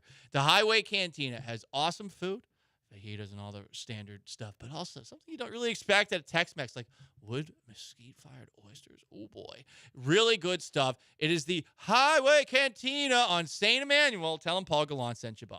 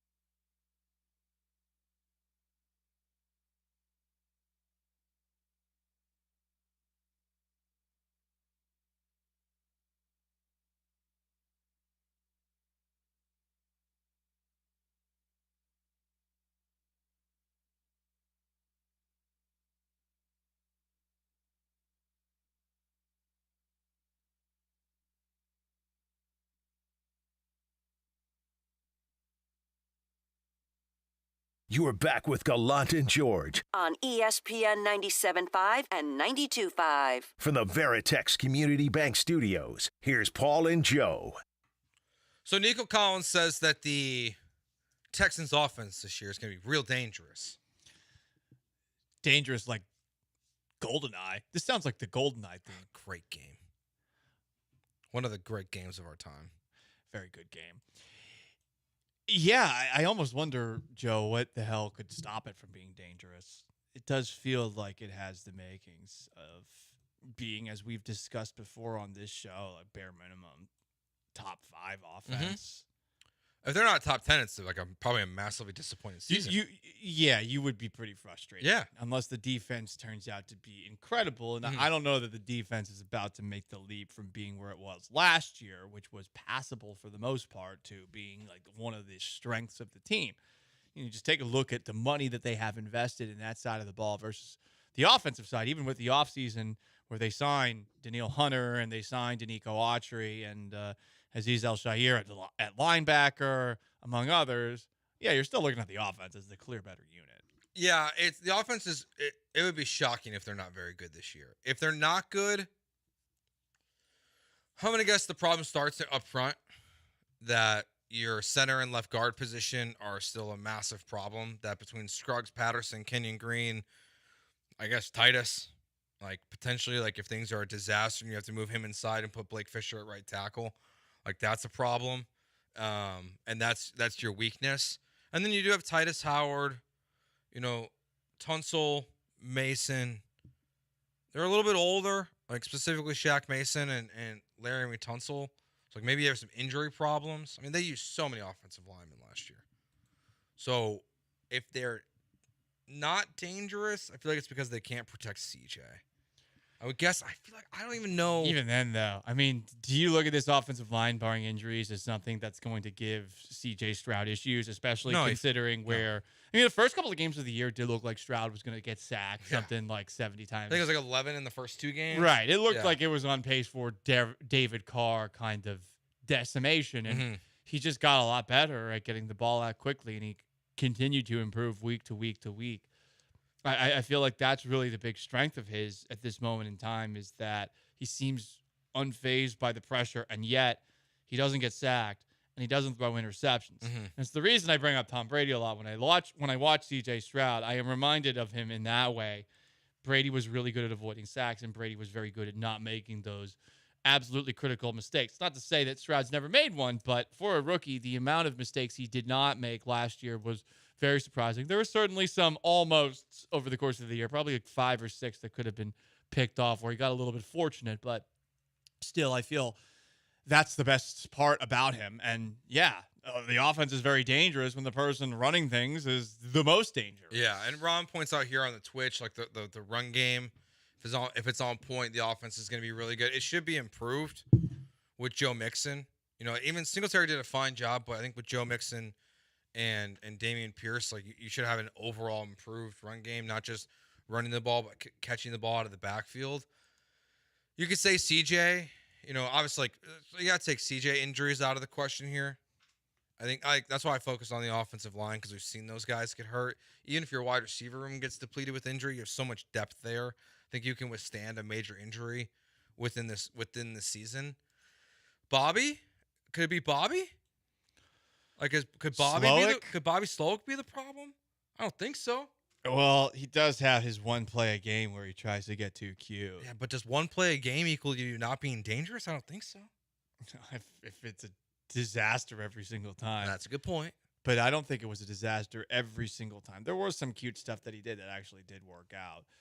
Yeah, I don't think Slowik's necessarily holding it back either. Really, going into this year, they're going to be in shootouts, going up against teams that have good quarterbacks. And yeah, they have to be dangerous, though, because you mentioned that, all the injuries that could happen. That's really the only problems here. But if they are getting in their own way, then they're going to be getting outscored a lot. I like where the defense is going, and I like that they added to the pass rush. And it does remind me a little bit of when the Colts back in the early 2000s with Peyton Manning, they kind of complemented their offense by really just making the most out of their pass rushers, whether it was Dwight Freeney or Robert Mathis on the other end. They always had guys that were able to get after the quarterback. And if you have a team that gets leads, and then on the other side of things, you got two pass rushers who can pin their ears back and just run straight upfield and go after your guys, get 15 sacks a season or so, that helps. And I think that's where the Texans are trying to play their own brand of complementary football, which you'll hear from every single coach just constantly extolled upon. It's the most annoying thing ever, but it is true. You do want your defense to complement your offense and vice versa. And the pass rush definitely complements the Texans' offense. Let's go just a full scale here, 0 to 100% confidence rating. How confident are you that C.J. Stroud does not have a sophomore slump this year? 11 out of 100. Oh, I thought you meant out of 10. Okay, sorry. Didn't listen. It was my own math issues. You scared me. You scared me for a second. I was like, "This." Why'd you do out of 100? Okay, so you know what? That's reverse. fair. That's fair. You go first. You scared me, man. I was like, this segment took a big turn. Like, yeah, I just don't trust him. No. Sorry, I didn't. So 110% confidence that he does not have a sophomore slump. 110% confidence. Damn it! My brain's still in Florida. It's okay. You didn't look very tan, by the way. Shut up! I'm so tan. I thought there was. Do you want to see the tan lines? There's some tan lines here, baby. I don't really want to. Now, there's tan lines. I'm tan. I don't know if we had to put an R-rated on our Twitch if we start taking clothes off. It's PG-13, but yeah, I'm tan in the spot where you would expect to be tan. I would also. I'm pretty close to 110% as well. Yeah. I just don't believe it. Now King of Twitch. That's fair question. What makes you think CJ is exempt from a second-year slump? I know ball. Anything else? I know ball. I also agree. I just don't believe it. Thank you for agreeing that I know ball. I know ball. Paul knows ball. King of Twitch, I know ball. Okay? And I mean, you people earlier in last fall were the same people who were like, oh, it's garbage type stats. Like, are you effing blind? Seriously, I'm talking to you right now. You and a couple of the other people in the Twitch. See what I'm doing with my hands right now? See what I'm doing? That's you. There were a lot of people that were doubting Stroud early on. I will pat myself on the back for that. Yeah, Paul was so ahead of the CJ Stroud thing. He asked him at a press conference about CJ Stroud's winning mentality. Joe, what record do you think the Texans had when he asked that question? Because I saw it. I know ball. 0-2? Yes. After the Colts game? It was after the Colts game. But I knew. He was like, what? And I gave him a lot of crap for it the next day. I knew. When we played, I was like, winning mentality. It's like, you haven't won yet. Listen, we can't all grow up in Massachusetts watching the Patriots and being a legendary high school player at the lowest level of high school football in Florida with zero diversity, okay? We can't all be that guy. But as someone who has both of those things there, going for him, okay? I do know ball. And I saw the winning mentality when they were 0-2, Sean. I saw it. They lost by 21 points to the backup Who picked the Houston Texans to go 10-7 last year? Paul. Something I did not pat myself on the back nearly enough, because apparently I do. That's what you have to do in the industry today. You have to kiss your own ass when you're right. Fine, I'm going to do it right now. I was right. That's how I know, King of Twitch. You were wrong. I was right. I am a golden god. Ron says CJ was very smart with the football. He didn't do much dumb rookie stuff. That's why I believe he won't have a sophomore slump. Like, I get why there is doubters out there, why you would challenge us on the idea that he would not have a sophomore slump. Find me the last time someone had a generational rookie season and then they were bad their last year, like their next year. Andrew Luck didn't have a massive sophomore slump. Define a slump anyway. I mean, what is it? Is it more takeaways? I would assume less wins? For CJ Stroud to have a sophomore slump, I would say that he's going to have to make big mistakes when the game's on the line. Because what we saw last year, like the Arizona game, he leads the team down the field in last-second opportunity multiple times last year. CJ Stroud, at the end of the game, doesn't make the mistake. He makes the right decisions. They win football games in crunch time moments. Sometimes you get help, like the Colts game at the end of the season. Or the Bengals game where they dropped the touchdown pass after C.J. Stroud threw the interception. That was the turn for a touchdown. Yes. Still have the Tampa game. Winning mentality. You're playing week one or against who knows. What's my favorite drive after an interception? The next one. And you're leading down the field, and C.J. Stroud throws a crucial interception in the red zone that happens multiple times throughout the year and you miss the playoffs, that to me is what a sophomore slump looks like. Like the interceptions, I don't look at as an important number. The idea that C.J. Stroud's interception total is going to be as low as it was in his sophomore year as his rookie year is probably an unrealistic expectation. I'm not sure C.J. Stroud plays another season with that few of interceptions in his career. They're going to throw the ball more. Well, here's the thing. I mean, we've touched on this a little bit earlier this offseason. You brought in Mixon. You're hoping that this offense is one where you're actually not going to be asking C.J. Stroud to do everything every single week. You're hoping that there's going to be some games where you go up against a team that you know can't stop the run and you're just going to run it down their throats all game long. And I mean, that's what you would see occasionally from those Brady Patriots. Even as Brady got better, you would see them in some games where you would think, like, why aren't they throwing the football here? This doesn't seem to make any sense. You should be throwing every single week with your quarterback. No, you're going to go up against some teams where that's a matchup problem. And you would hope with Joe Mixon and hopefully a more engaged Dameon Pierce and a better offensive line that's also going to help. And that would keep perhaps the interception number down. It is going to be a big question going forward about how many he has. And I mean, through 5, like it's such a low number. Yeah, it is. And I mean, I want to say I got to look up the numbers officially because I feel like early on with Patrick Mahomes, the interception number was down. I think it went up a little bit, but then it has been steadily around balanced 10. Out. I feel like for the most part. Yeah, I mean, you probably want CJ to be close to like 10 interceptions, but you want the touchdowns to probably look closer to 40. I mean, or like 30. Yeah, I just don't want a Brett Favre. I just don't want someone who's a dumb ass who doesn't show up for training camp and who half-asses it and waffles on retiring all off season and throws like 20 interceptions a season. Mahomes had 12 his first year as a starter. Then he had 5, 6, and then 13, 12, 14 the last 3 years. Yeah, so keep it under 15. There's actually got better. Little valley, and then Yeah, Mahomes didn't have a sophomore slump. But this is what you want to compare him to. Is it fair to right now? No, it's absolutely not. I mean, what Mahomes did early on was insane. And technically, he was in his second year, his first full season as a starter too. So there was that going for him. Wasn't slumping his first year either. No. It was not slumping. No.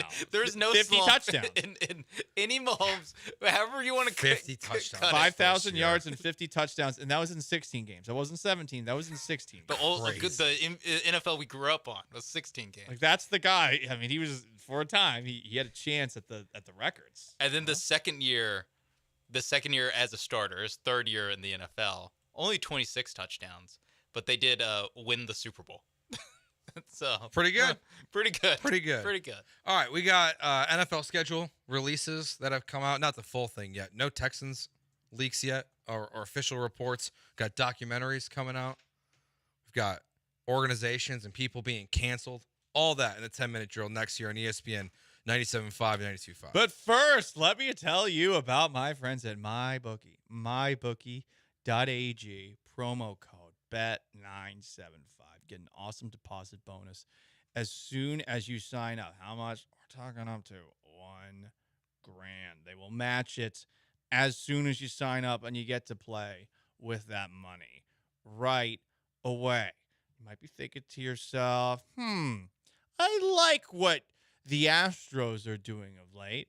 Maybe, just maybe, it's time to start putting my money where my mind is. Has anyone ever said that before? We're going to make it a thing. Because, guys, look, the Astros are going up against a bunch of broke boys tonight. Just a bunch of broke boys. Do you feel like the Astros are going to take down the Oakland A's? Well, if you do, you should go to mybookie.ag. You enter promo code BET975 for that awesome deposit bonus. On the hill tonight for your beloved Houston Astros is the one and only ace of the staff, Ronel Blanco. They're 1.5-run favorites. Ronel Blanco's going to throw a perfect game. You could bet on that as a prop. MyBookie.ag, promo code BET975. Astros by 1.5. Slam it. Hammer it. It's MyBookie.ag. Bet anything, anytime, anywhere, only with MyBookie.ag.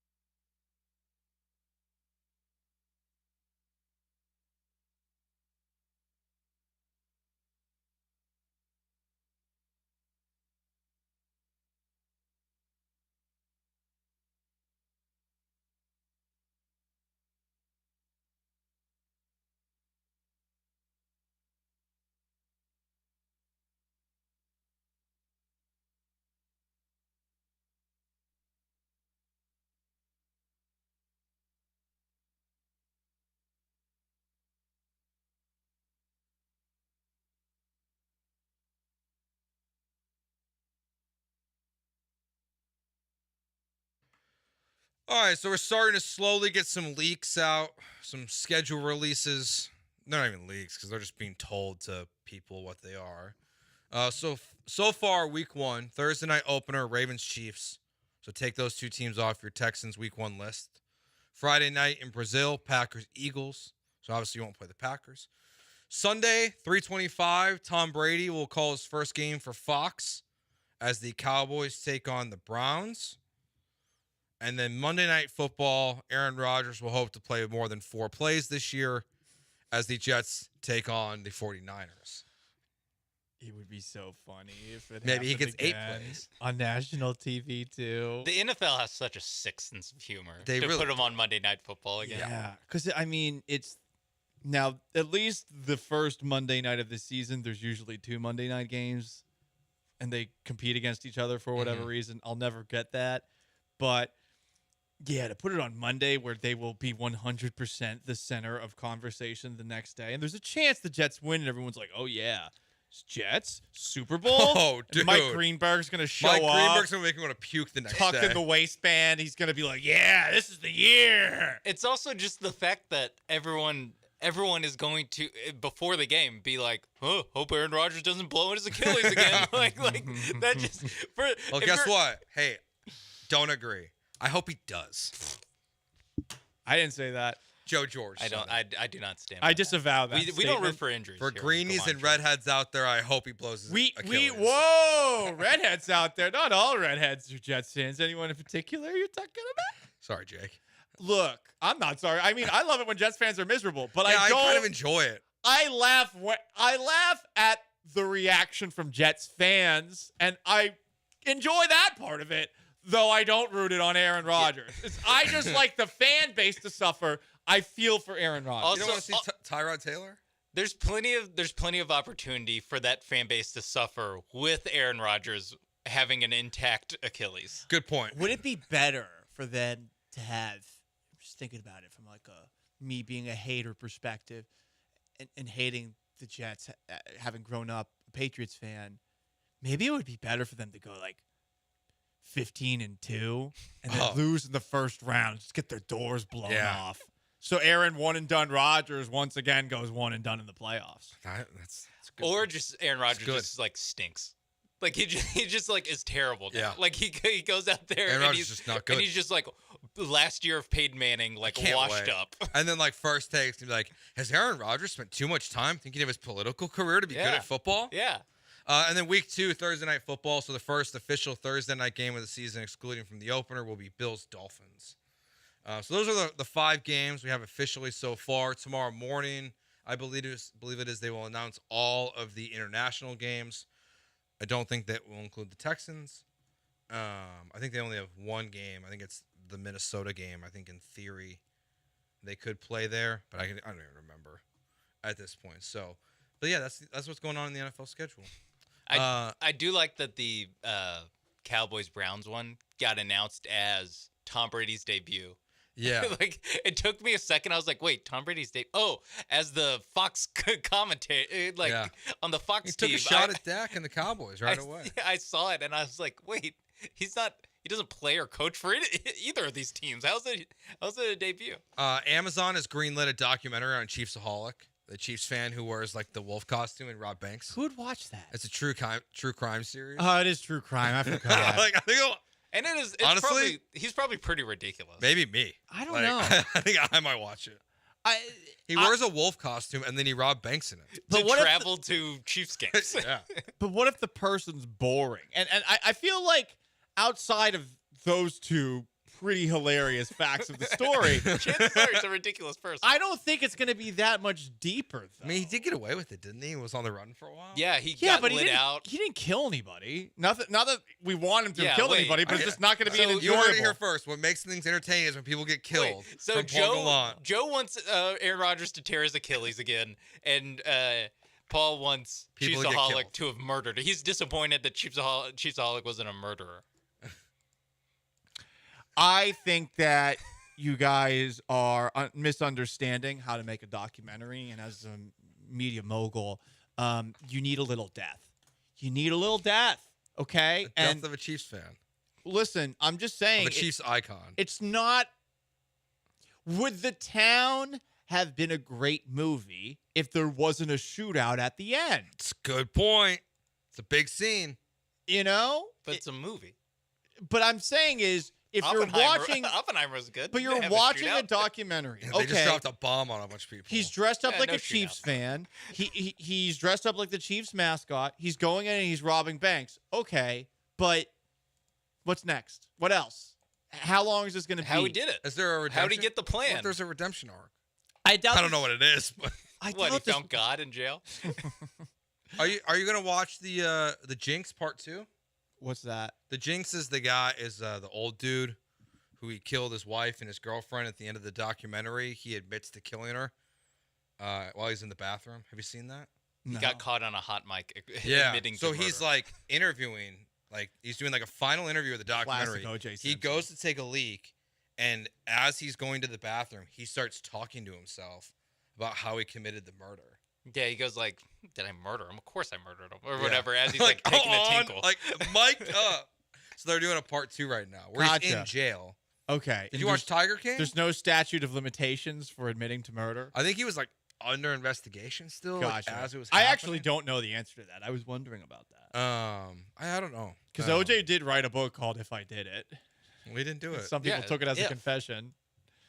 Dan Quinn, if you listen to Mike Florio, was under hot water. I don't know who else feels this way, honestly, about this story. But, if you read the updated story about Dan Quinn, the headliner is, on Saturday, Commanders coach Dan Quinn made plenty of waves with only 2 feathers. And then when you click on the link, it's just another link to one of Pro Football Talk's stories.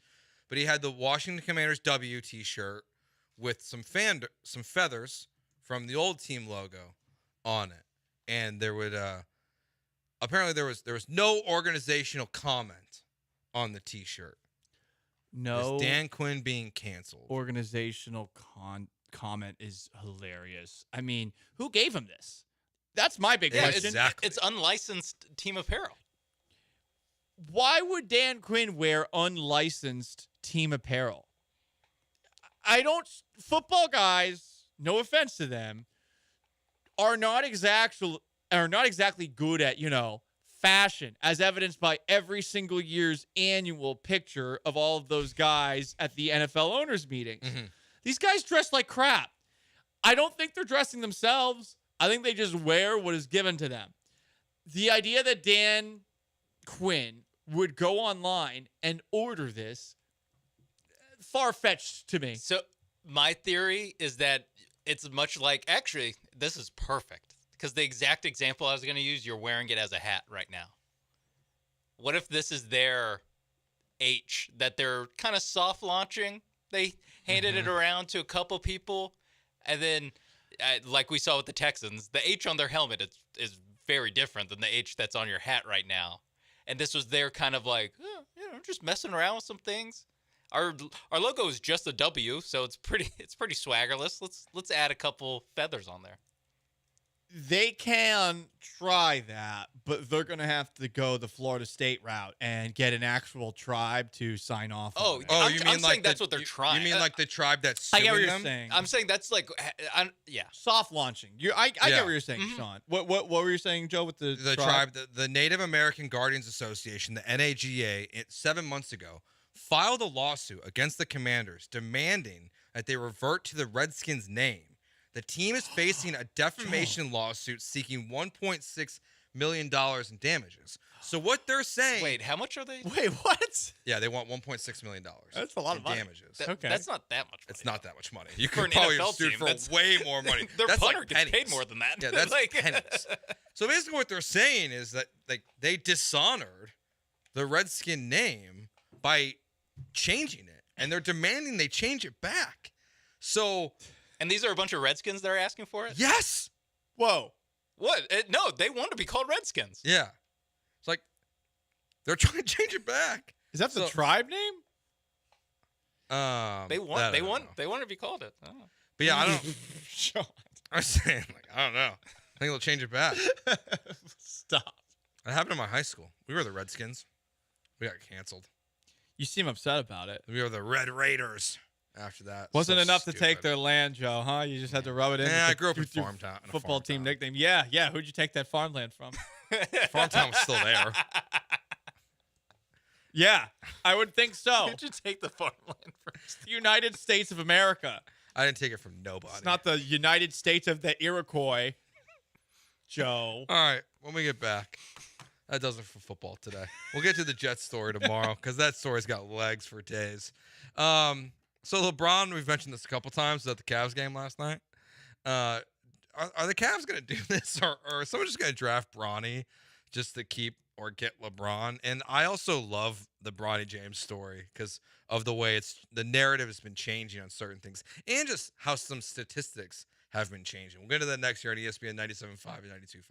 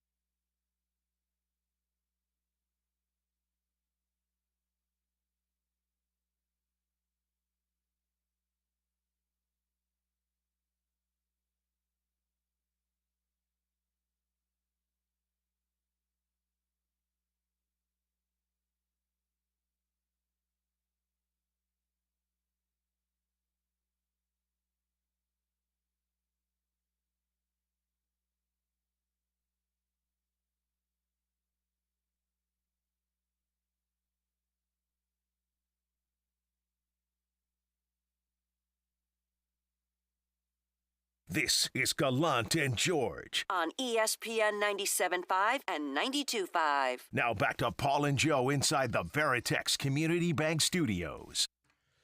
Gallant George here on ESPN 97.5. Brandon T, who texted in, yes, we'll be at LaBerge this weekend, not on Friday. I'll be there Friday night, and then we'll be doing the bullpen from there on Saturday. Nice. So if you're going to be there, come hang out. We'll be doing the bullpen from 12 to 3 there this Saturday. We'll be going a couple more times throughout the year as well. So we mentioned LeBron was at the Cavs game last night. More likely to draft Bronny to get LeBron. Cavs or Lakers?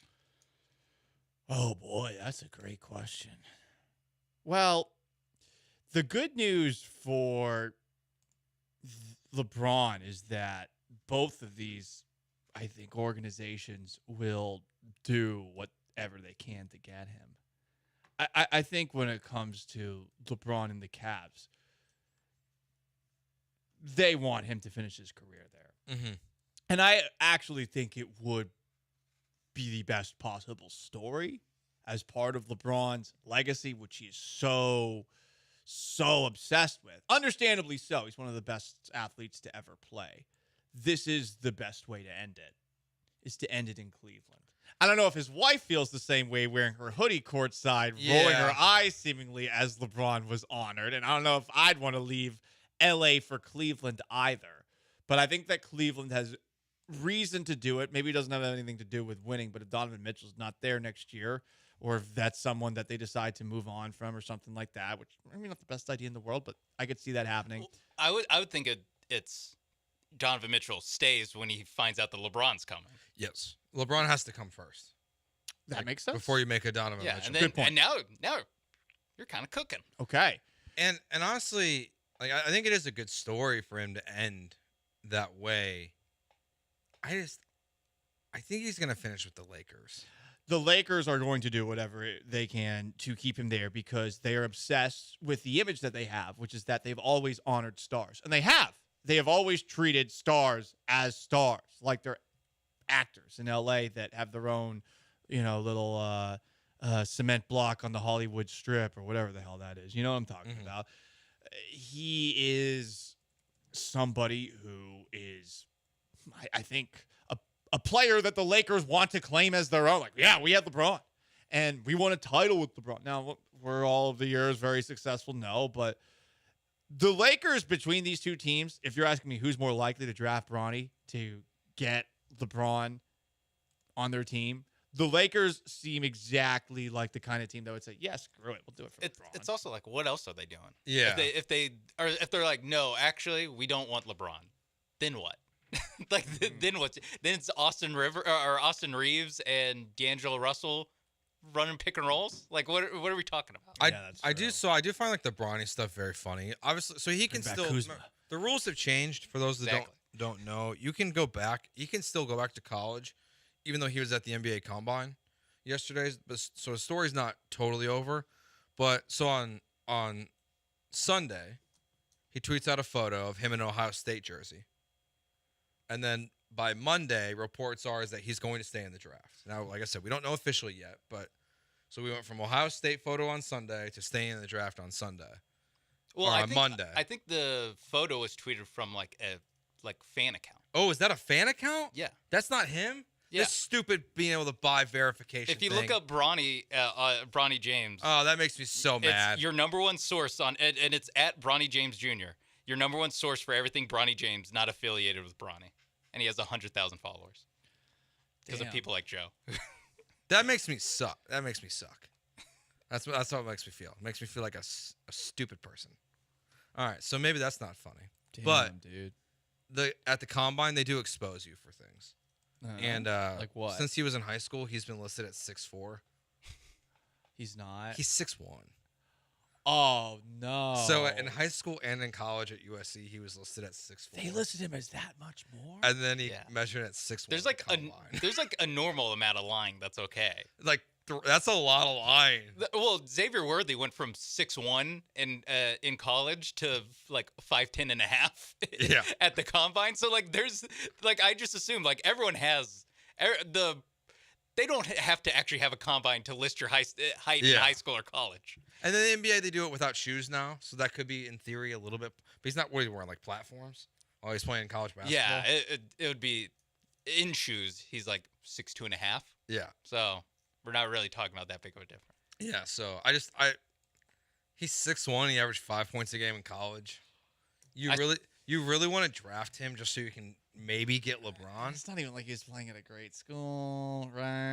Like their coach left to go to SMU. Oof. Before he wouldn't get fired. Yeah, he didn't left play by choice. He didn't play football at USC. Yeah, maybe a different conversation. That was a funny tweet that a lot of people had where they saw his numbers, and because he has like long arm, I think he had like a 6'7" wingspan. I think he had the second best vert. Yeah, he has a great vertical, and there's a whole bunch of football people and like, now this is a basketball player that can play cornerback. Like they're like, he's ideal for a nickel corner. That's should have been his true calling. Yeah, so I just could he play football like his dad never did? Yeah. I mean, what was just going on television talking about how Bronny can sell out G League stadiums? Oh, do you think? No, Bronny's above G League. Well, would you want to play in the G League if you're the son of the greatest basketball player ever and you're just going to inherit a ton of money? No. But people also pointed out, it's like, he didn't sell at USC. Yeah. Like, what are we talking about? Exactly. Like, they're just... I didn't play at USC. I wouldn't ever. Like, if I was a team, it'd be fun to get LeBron, but like, I'm not wasting a first-round pick on a kid who's probably not an NBA player. It would, honestly, I would respect LeBron so much if a team's drafted Bronny and he didn't go. Well, that's what like Brian Windhorst is throwing out there. That the talk about LeBron wanting to play with his son, like they've kind of like distanced themselves. Like LeBron has said, like, well, that was my dream. I'm not sure, whatever. Like they have distanced themselves from it. So like it is possible that like LeBron just stays with the Lakers and Bronny gets drafted somewhere else, or Bronny gets drafted by the Lakers. Actually, what would be funny is the Lakers draft Bronny and then LeBron just goes to Cleveland. I mean, like LeBron telling it. Like, I mean, it's they not, hired JJ Redick as their coach. They draft Bronny and he's like, all right, peace. I mean, like it's not like LeBron James has a history of telling an organization to draft an overrated point guard and then never playing with that guy. Shabazz Napier? Yep. Yeah. I mean that was crazy because he just like tweeted it. Like he didn't even like say anything. He just was like, and they're like, I guess he wants. I guess we're drafting. I guess we're drafting him. And I mean, we're talking about an organization that was run by Pat Riley too. Yeah, that was what was really weird about it. It was the Heat. Like the Heat are. They're above that. Over the last 20 years, like they're one of the better organizations in basketball. It's one of the weirdest moves they've ever made. They're about to, or you saw Pat Riley at the I forgot what it's called, like the end of the season press conference where he was just like firing shots at everybody. He was being like Jimmy Butler because he said something. He was talking trash during the Boston series. It was like, honestly, if you're not out there, maybe you should just keep your mouth shut. That's what he was saying to Jimmy Butler. He was going old man. He also said that Tyler Harrow's kind of fragile. Yeah. And then he put on his Instagram, "Be careful what you wish for," yesterday. Tyler Hero did? Yep. I don't even know what, like. Yeah. I think that, like, there's an uprising happening. Oh, I think players don't Miami. want to play there. In Miami. Heat culture. King wants to know if Bronny is better than Shedeur Sanders in their respective sports. Shedeur is already projected to be a number one pick, and Bronny was Yeah. never that. Bronny was maybe projected to be a late first-round pick in mock drafts that were using Bronny James for clickbait. Yeah, the better Bronny comp at this point is Arch Manning, not Shedeur Sanders. Shedeur Sanders is going to be a first-round quarterback next year. But even then, I mean... Well, just because we haven't seen Arch play yet. Yeah. I would say, though, with Arch is the son of Cooper. He's not even the son of Peyton or Eli. He was also like a super 5-star. Yeah, like Bronny's not. Bronny was never... Like, Shedeur Sanders was offered scholarships to play at, like, Alabama and Georgia before he went to go play for his dad. Bronny was just not. He was like a 3-star prospect. He was not this elite guy that people wanted. Hell, the younger one's supposed to be way better. The other teams. all James the same to you? I didn't even know there was another kid. Yeah, the younger one. Bryce Maximus? Yeah, it was, I think. Wait, what? Bryce Maximus. Yeah, that's his name. Oh, it's just Bryce, but his middle name is Maximus. So his honestly, name is Bryce Maximus. Yeah.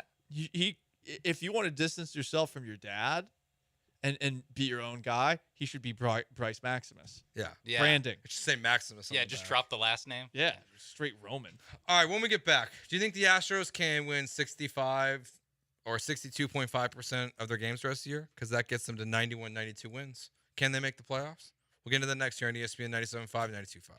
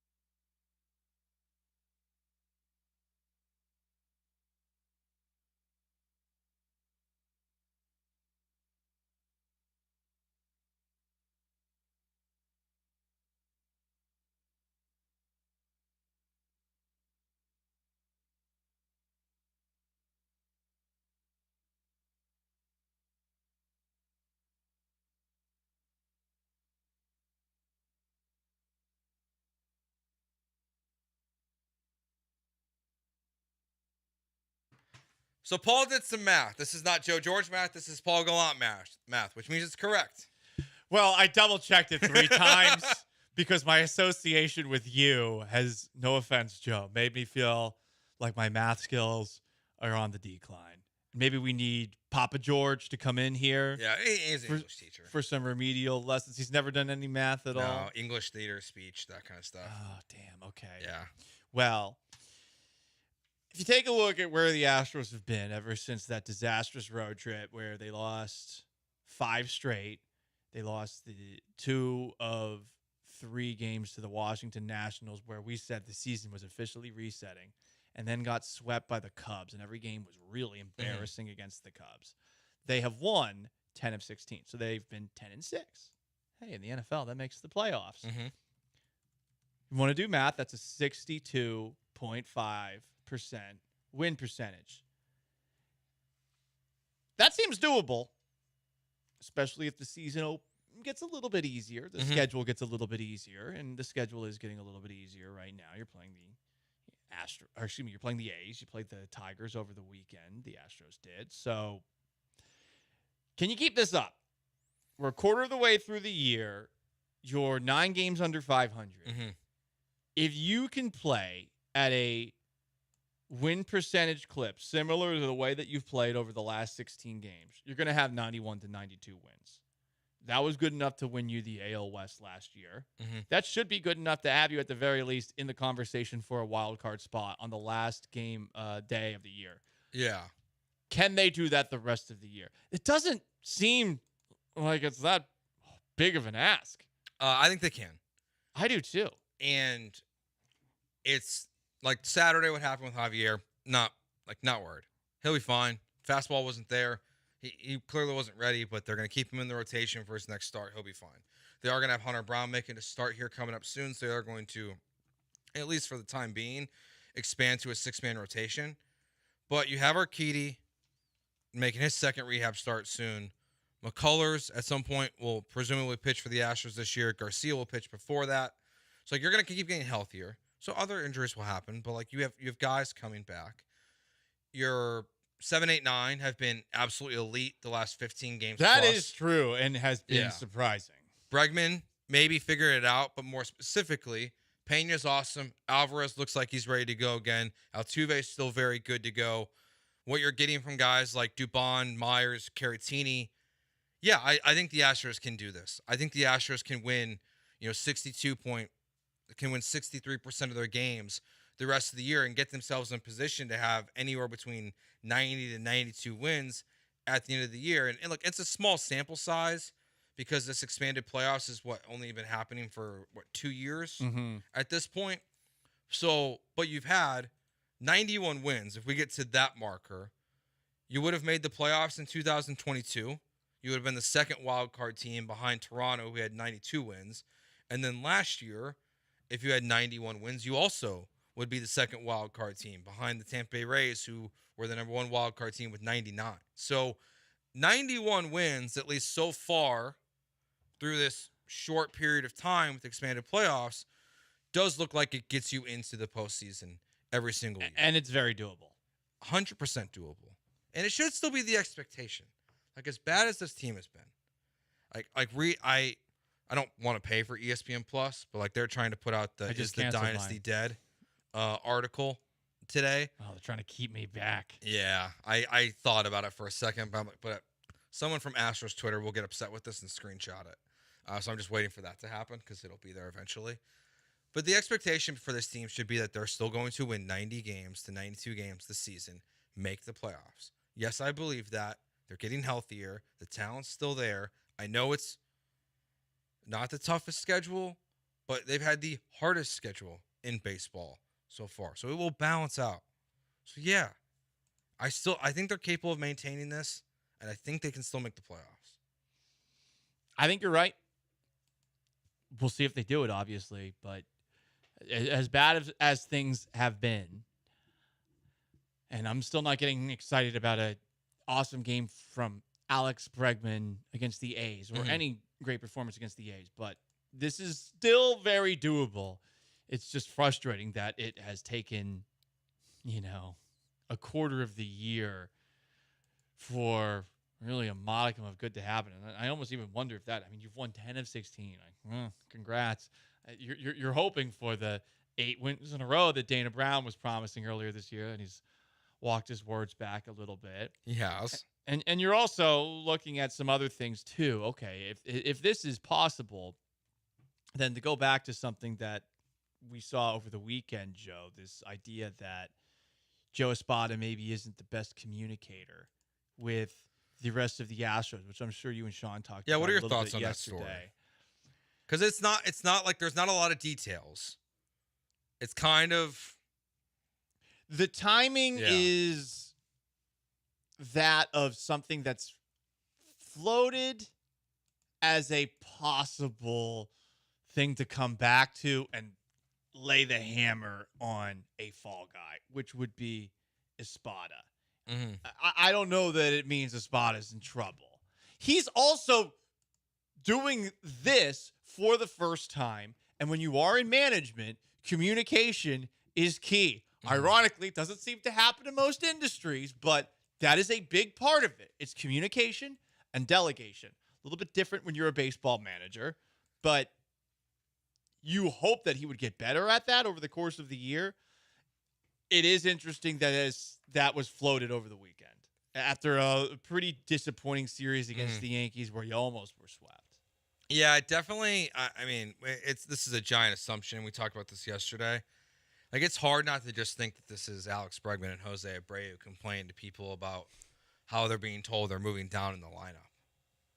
Like what other communication issues would there be? Yeah, maybe Presley, but yeah, it was communicated very clearly, and that's also not on Joe Espada. Yeah, it's not on Joe Espada. There was no issues in communication. It was what he communicated you might not have liked, but there was not an actual issue. Yeah, I mean, going with his job is not in jeopardy. It's like, you never really say that when things are going awesome. Like last year, I don't think, did we get a single D'Amico Ryan's job is not in jeopardy article? No, because it was obviously going well. Where things are not going well. And so that's why you're getting we're not going to fire him. We'll give him time, but we're not firing him, guys. And so I think, like Paul's saying, there's so many other things that need to go wrong before we actually do get to he is getting fired at the end of the year. But those things need to actually happen first before I put stock into 3 lines in a Bob Nightingale article. Mm-hmm. You're throwing out crumbs to distract and grab the attention of the people who cover the team on a daily basis, hoping that, I don't know, maybe those people will stop asking questions about the amount of say that Jeff Bagwell, Reggie Jackson, Jim Crane had on moves that have aged like milk. The cream stank. Curdled to the top. Yeah, the stench is rising into my nostrils. You ever failed an Irish car bomb where it curdles on you? Oh, God. Oh, it's the worst. Joe. Oh, no. There was a place in Midtown Houston, and honestly, they deserve to go out of business for this. This, on St. Patrick's Day, they did this thing, and imagine there's a cup. Okay. And in the middle of it, there's a little small spot where you could pour like the Jameson and the Baileys in it. And around it is the Guinness. So they were like these small cups. The problem was when they poured the Baileys and the whiskey, the Jameson, into that little reservoir, it would trickle into the Guinness. Oh, no. So it'd just be like straight curdles. It was just happening slow. I mean, I was not intoxicated enough to keep that down when I had it for the first time, and it was an abomination. Oh, dude, that's so abomination. The English have done Irish abomination. So bad. Yes. The English have done some horrible things to the Irish, but I would argue that place downtown, Celtic Gardens, what they did to my tum-tum on that fateful day, and I want to say like 2014, was probably worse than anything that the British did to the Irish. I don't know. That's just me, though. That's my own personal experience as an Irish American, mine was constantly in the like, struggle. I was just like a chump and didn't know what I was doing. and so I just didn't chug it fast enough. No, you got to chug it. I learned the hard way. I still like Irish car bomb, so it didn't like deter me forever. But it's a shame because Jaeger bomb's fine. You Yeah. can wait a little bit. Sake bomb, fine. You can wait a little bit. Mhm. But no, because There's not a chemical reaction happening Right. during it. yeah, that's a tough one. Just that's tough. I shudder.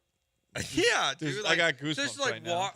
so you didn't notice at all that it was curdling like as No, not at all. No, Okay. you can't. I didn't think about it. I didn't think that you it was. you would assume that like that's I had not happening. Right, I had Irish car That bombs is a before. fair assumption. I didn't know it was possible. Yeah. I didn't know it was possible. Yeah. Oh God. Yeah, oh, that's- the chunks. Yeah, Oh. that's a very fair assumption that you unfortunately had to deal with.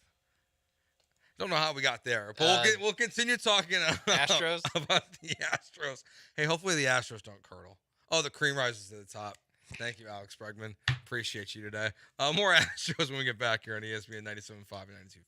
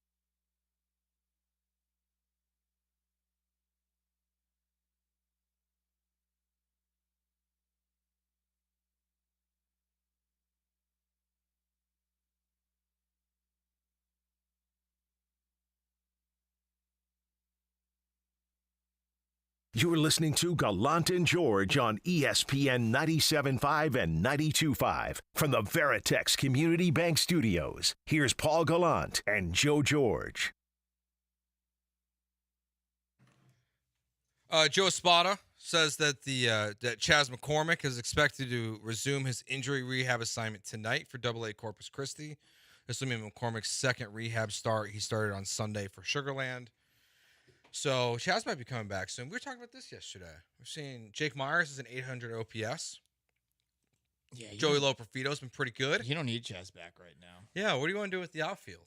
We're talking about maybe you see a split here where Loperfido's not. I think he's got 5 at-bats on the season versus lefties versus in the past. That's what Chaz was very good at. So maybe we're going to see more just time split.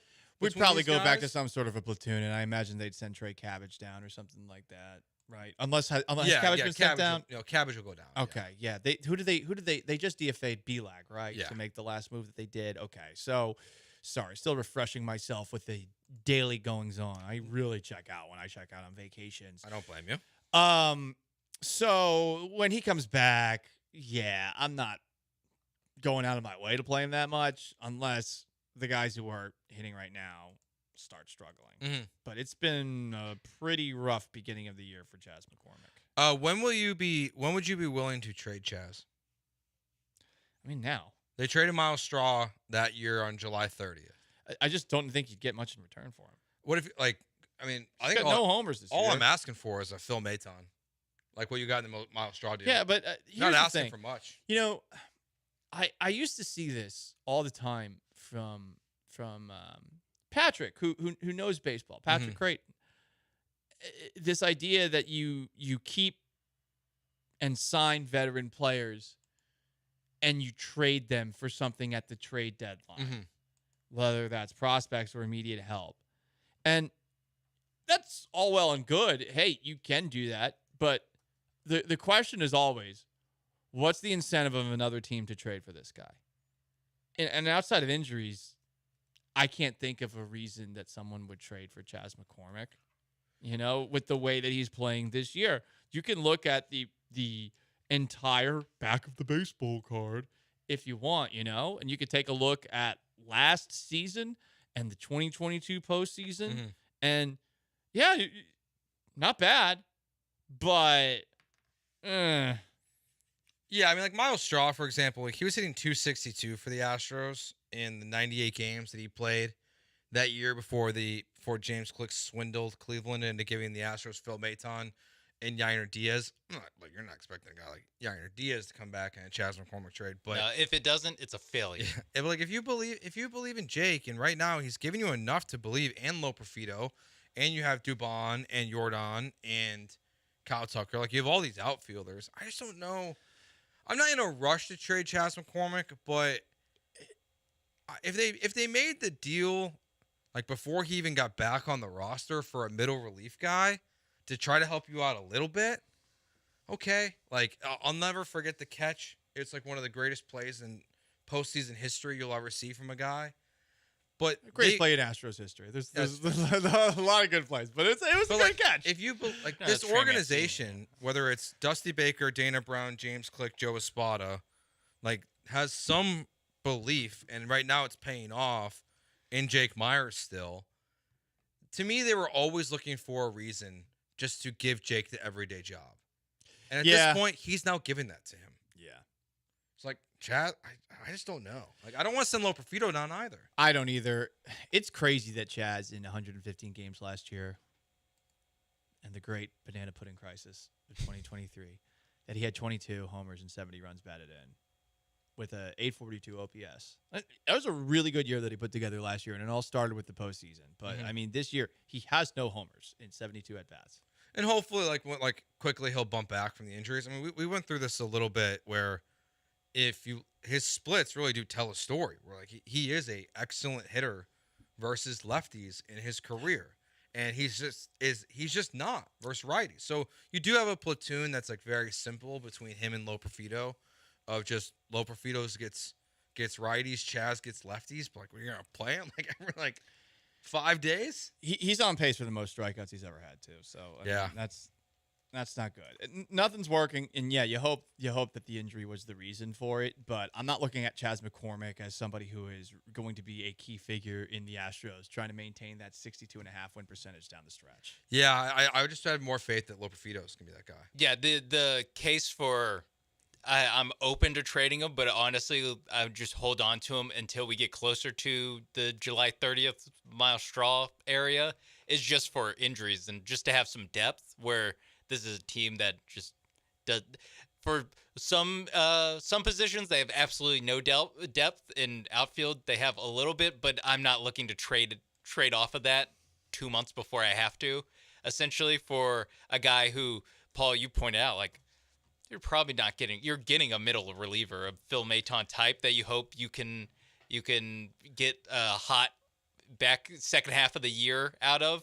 And so there's not a lot of risk at just holding on to him for injury insurance for the other guys. Yeah, I always feel like, too, with the way the Astros situation is from a financial standpoint, don't you feel like they'd be more likely to trade him for cash considerations, whatever the hell? Or just a prospect, right? Yeah. Like just to dump some salary off the books. It's not even like it would be that much with whatever he's making right now. But I think you hold on to him. Do you think Chaz needs a rebrand? Do you think Chaz comes back and he's all of a sudden he's Charles? Charles McCormick? No. I could do Charlie. His real name is, per Wikipedia, his real name is Chaz Kane McCormick. Kane McCormick. I mean, Kane McCormick is a good spin. Kane McCormick's good. But is like, it K with a K or Kane with a K? Kane with a K. A little too close to Kenny McCormick for my taste. Kenny McCormick is the character in South Park who always dies. He does die a lot. Very, very close. But like, no. You gotta be. Honestly, I think he needs to just go back to his brand. Where's the banana pudding? You got like maybe like a little chunky Chaz is like what we need. Like, chunky Chaz. Like he needs the banana pudding back in his life. Do you think Dusty's gonna like mail him a banana pudding? I was like, if I'm Joe Espada, like I'm calling Dusty and being like, where's the best place to get it? Oh yeah, he probably. You know what? Yeah, he probably didn't. Honestly, make it. I know it the probably answer. Wasn't Free love, J Bar M. That would be really. J Bar M, go there and get it. You know, it's right by the ballpark. If you've watched the TV show The Bear, there's a pretty important moment where the main character's older brother, who previously owned the restaurant there, he leaves an envelope for his younger brother, but the envelope's never found. What if Dusty Baker left a little banana pudding snack pack in the Astros clubhouse? And it's just hidden. And there's this Post-it note on it that says, "Let it rip." I mean... Also, a snack. This entire time, from last June or July, whenever that story came out, I always imagine it as like a giant Tupperware container full of it, and not just like little snack packs. So it's homemade banana pudding. That's what I assumed. That it was a big like vat of it, or like just getting. Or you get it from like a nice restaurant, like it's like a little mason jar. Yeah, I don't want mason. You envision it as just like a little snack. Well, the snack pack. I mean, those things would probably survive an apocalypse. I mean, yours is more logical than ours. I would imagine, because it was also because of the chubbiness. So I was like, probably a good size, probably a large amount of banana pudding. Which, by the way, I'm not throwing stones in a glass house here. I would also have a banana pudding eating problem. 100%. If my manager was dropping them off once a week. That's why I won't do that to you. But like, I'm not gonna start just bringing you banana pudding. Like I don't want. Don't want to set that precedent. I don't want. Yeah. Sorry, we're diving too deep into the banana pudding snack pack here. No, sorry. But here is the thing too. That I mean, we're talking about banana pudding. It's actually banana cream pie pudding. It is. Yes. Look it up. Snack package banana cream pie pudding. So it's a little extra on the fatty boom patty road. I was just thinking serving size wise. Yeah. Because I don't think I've ever had like a moderate amount of banana pudding. But I don't think there's just banana like pudding. A lot or none. There's just banana cream pie pudding. Well, yeah, but okay. Banana cream pie pudding. I've only ever had a lot of it or a little bit. Gotcha. Okay. Yeah, we don't. I don't think I've ever had it, honestly. Yeah, I don't think I've actually ever had that snack pack either. Yeah. I have to go buy some. Instant artificial. Look, I'll tell you. Like, here's the thing. Like one of the number one advantages of being a dad is like you get to go back to your childhood. Like for some reason you just like we stop eating goldfish at some point in your life, right? Here's the thing. That's a sad day. They're back in my life, and I love it because I get goldfish for my son. So I just like take a handful whenever I want. Gushers back. You know, I didn't. Great. Gushers. Like why do we stop eating Gushers? I'll You're say, a kid and you have high metabolism. Yeah, but like now they're back in my life. I had a Gushers recently. I wasn't blown away. I will say, yeah, definitely not as like, good as I like fruit roll up, Gushers, fruit by the foot. Fruit by the foot. Fruit by the foot. Well, I haven't had it in a while. Fruit but by that the was my foot, I stuff. think it's still good. That was my stuff. Yeah, fruit roll up though, not as good. I gotta say, to go back to, there was a time where I liked cheese. Goldfish were okay, but I always loved Cheez-Its. I thought Cheez-Its are good. I thought Cheez-Its were so much better than Golden. They are. The Cheeto Puffs. Those things. Those were crack. I always hated them because of how messy they were. I hated that like your fingers would always be orange. I understand. And there was a smell that carried with it. It was that. And remember that Wise white cheddar popcorn? You open up that was chemical warfare. It smelled like ass. It just was terrible. And I remember whenever anyone opened that up at lunch at St. Paul's Elementary in Hingham, Massachusetts, when anyone ever someone opened it up, I would make a comment. I'd be like, that's disgusting. Ew, stinky. Yeah. What I do poop butt. With the cheese puffs, because you're right about the dust on it, I literally will get chopsticks and just eat it out of the bag with chopsticks. Oh, you're that. Yeah. You're that level. Yeah. I don't want it on my finger. I need like video proof of this. Like I need you like on like a Saturday coming up here for the bullpen, like in the studio, just like chopsticking while you're eating. Very easy to do. They're plump. I just don't believe you that you take out chopsticks to do this. Yeah. I don't know how. I guess I'll. How many chopsticks do you have in your house? Oh, I've.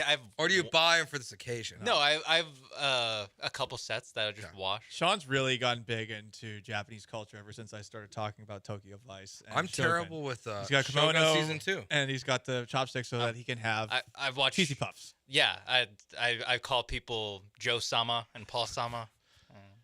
Are you gonna call it pillowing now? Are you excited for Shogun season 2? Wait, it's coming back? Yeah. Well, they announced that Noriko-san, our boy Toranaga has signed on to be for a second season. I'm gonna watch. I'm starting this weekend. I've decided. Yeah, I'm wondering if they have source material still to go off. No, they don't. That was one of the things I read. Like, they're not doing the they source. They have absolutely nothing. So like it's got Game of Thrones potentially bad. I liked the universe. I didn't like the show as much as I wanted to, if that makes sense. I felt at times a little bit bored by the slowness of the show. Sorry. Okay. I like Tokyo Vice better as a show. Yeah, those are next on my list of shows to start watching. We're almost done with Yellowstone. Mm-hmm. See, Chas McCormick makes us want to binge watch television. Yep. Kane McCormick, please. Yeah, Kane McCormick. Yeah, it does sound like he would be a good character on The Mayor of Easttown. That's the show I've been watching. Also, new season coming in June. I just wrapped up season 2 today. Whoa. I'm still not sure what we're calling this next segment. I think it's Deep Still Blue Pilled. Just because I don't want to call it. You've been Deep Steel Blue Pill. Because like if you have like if you get a blue pill, you're feeling a little excited, yeah. right? So this is information. These are stories that have us feeling Deep Steel Blue Pill. The problem is that I think it still should be called Yankee Blue Pill now, but like no, Joe. This speaks to the history of the Houston Texans. You're right. The long storied history. Letterman jacket history. They're not going to have a Yankee Blue Day when they announce their themed days for the year. They're not going to do that. Yeah, they'll probably just still call it Deep Steel Blue. Battle Red. I don't believe that. So you think... Why would they call it Yankee Blue? No, I just don't think they'll call it Deep Steel Blue. Why not? But you think when they wear their red jerseys, they're going to call it Ohio State Red Day? I just don't think they're going to... I don't think they're Battle not Red going to Day. have colored... They have different names for the jerseys, remember?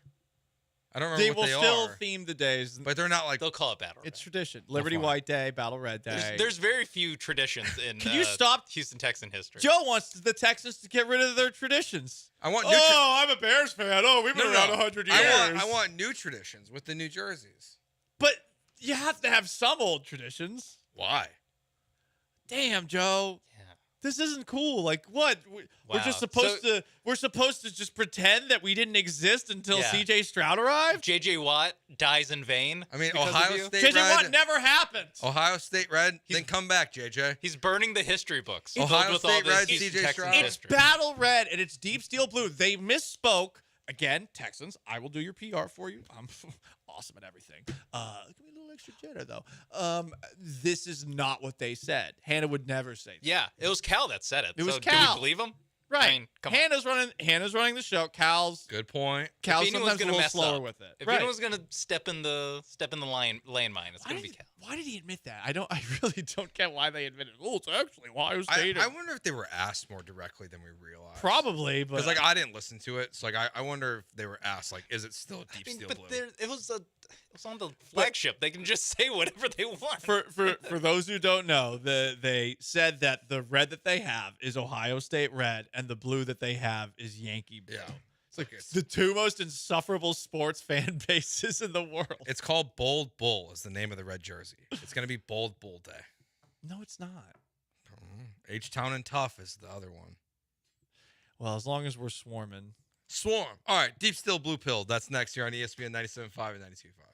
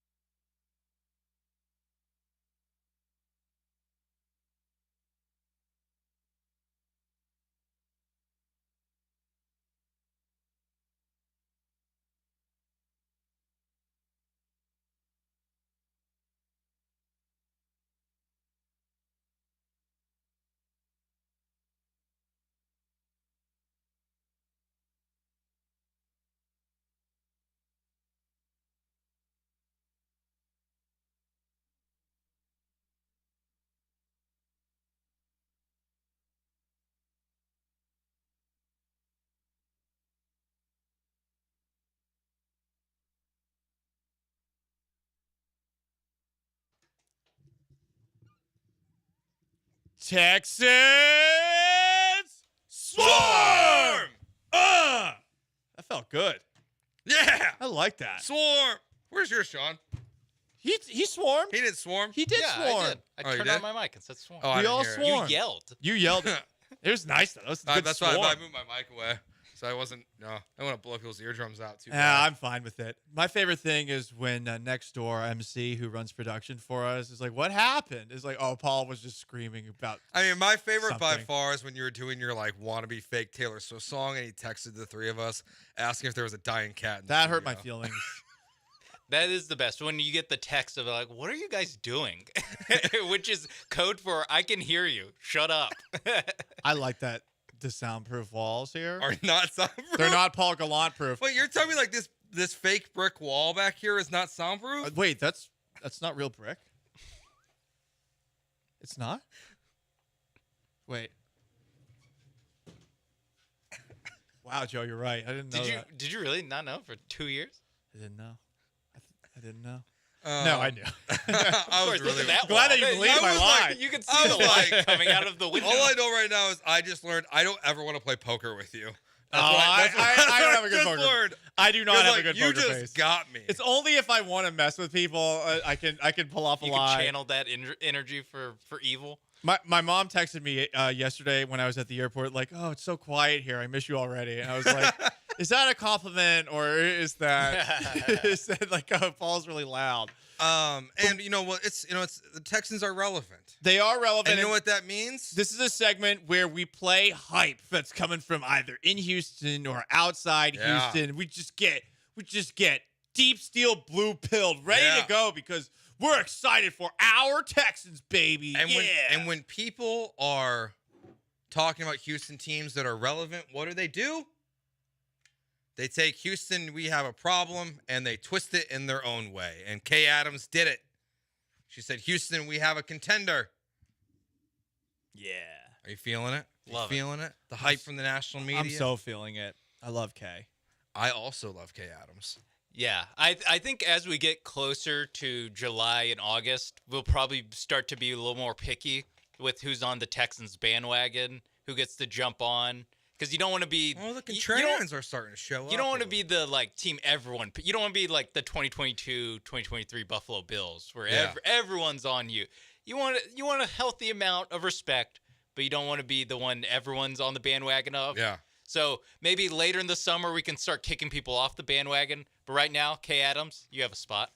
Kay Adams has Sit down a spot right next to me, please, Kay. Please. Nick Wright said he's not sure. He said we might be overhyping the Texans. Classic. I couldn't make it in Houston. Then moved to Fox Sports. Yeah. Take. So Nick Wright off the wagon.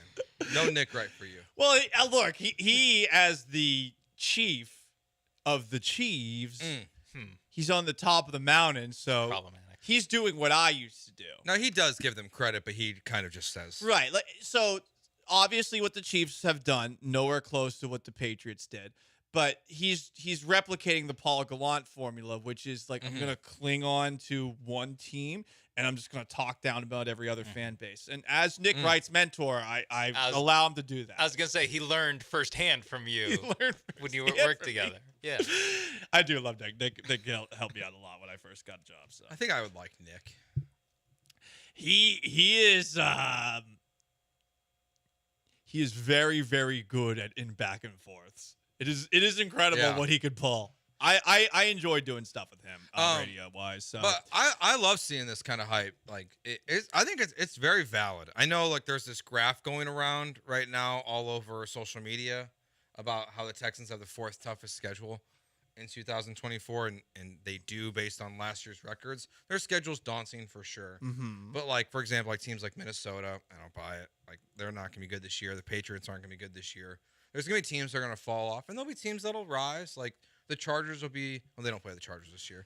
Like the Bears, in theory, should be a better football team this year. Got to bring them up, don't you?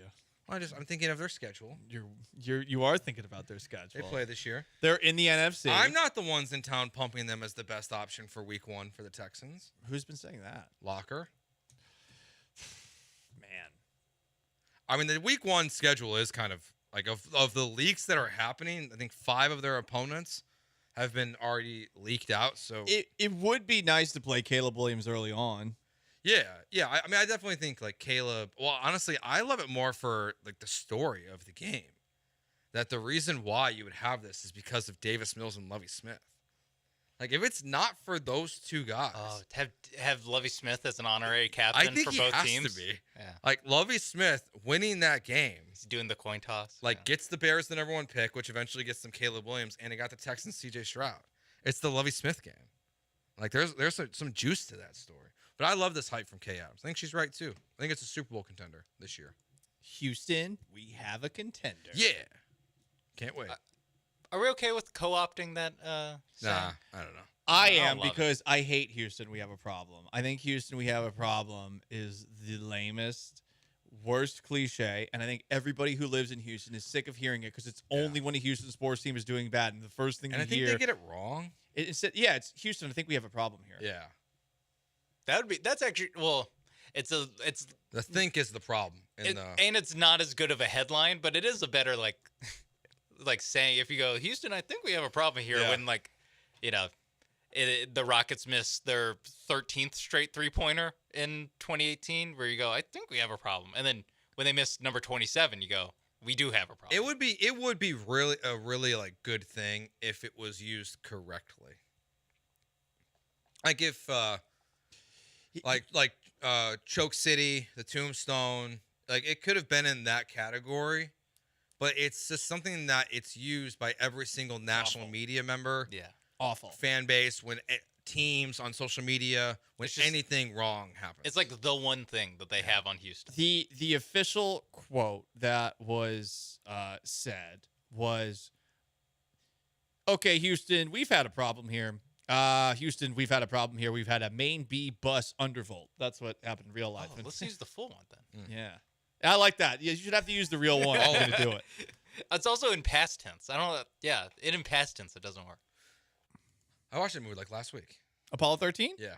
So good. Honestly, I don't know that I've ever watched it all the way through. Really? I've seen clips of it. It's one of those ones that I think has been on TV, and I'd be like, oh, cool. Sure. But not the whole thing. I watched it the other day. Man. And then I also watched Deep Impact. I went on like a space. Deep Impact. Not Armageddon. Deep Impact. Armageddon better than Deep Impact. It is better. Armageddon is better. I way prefer it. I don't want to miss a thing. I've only seen Deep Impact I think that was the second time I've ever seen it. Frodo Baggins survives in Deep Impact by running up Spoiler. that hill. Spoiler. Yeah. Oh, they All the announced Deep it. Impact Do you watch heads. the Lord of the Rings TV show? I did. They announced the second season for that, or they put Oh, some wow. photos out of that. They got a second season out of that. Okay, so that means I'm not watching it. I mean, Thanks for answering look, my next I question, gave it. Paul. I gave it lots of chances. All right. Not going to waste my time. So Halo over the Lord of the Rings show? Halo show's awful. Okay, not going to watch either of those is shows. the Halo show is the worst thing I've ever seen, but I'm a Halo nerd. Like I read the books, and I but played guess the what? games, the campaigns. Thankfully, the Astros might be relevant again this summer, so we might not be as miserable as we thought we were like a week and a half ago. It's funny. Like I posted a couple of segments of that where we're like talking about what we might do, and people were getting so bad, like, "Oh, classic Houston sports media from out of town." Like, no, we have to talk about this every day. You guys get to go do other things. Like, we're stuck. We need help. By the way, if the Astros go on a losing streak, you're out. You gotta go back on vacation. Will you pay for it? I didn't see you're going anywhere. Staycation. Oh, staycation. So if the Astros lose 4 of the next 5, it's your fault. We've declared. You have to own what's going on. All right. For example, yesterday, I forgot to tell you this. Yeah. I was considering betting Kyle Tucker plus 1,200 to win MVP, but just in case I'm a curse because of the bets we have this year, we decided not to do it. Why? I don't know. You can't hear over the air the face I just made. It was a good face, though. If you think that they're going to win, then bet on them. I don't know. I don't want to be a curse. Stop. I don't want to get blamed. Stop. Who made you believe in curses and jinxes when it comes to gambling? The texters. Oh, my God. Don't let these people bully you. They Don't let can't them bully you. They're texting and driving. Good point. Come on. They're not safe people. All right, when we get back, garbage time as we wrap up the show as always. That's next year on ESPN 97.5 and 92.5.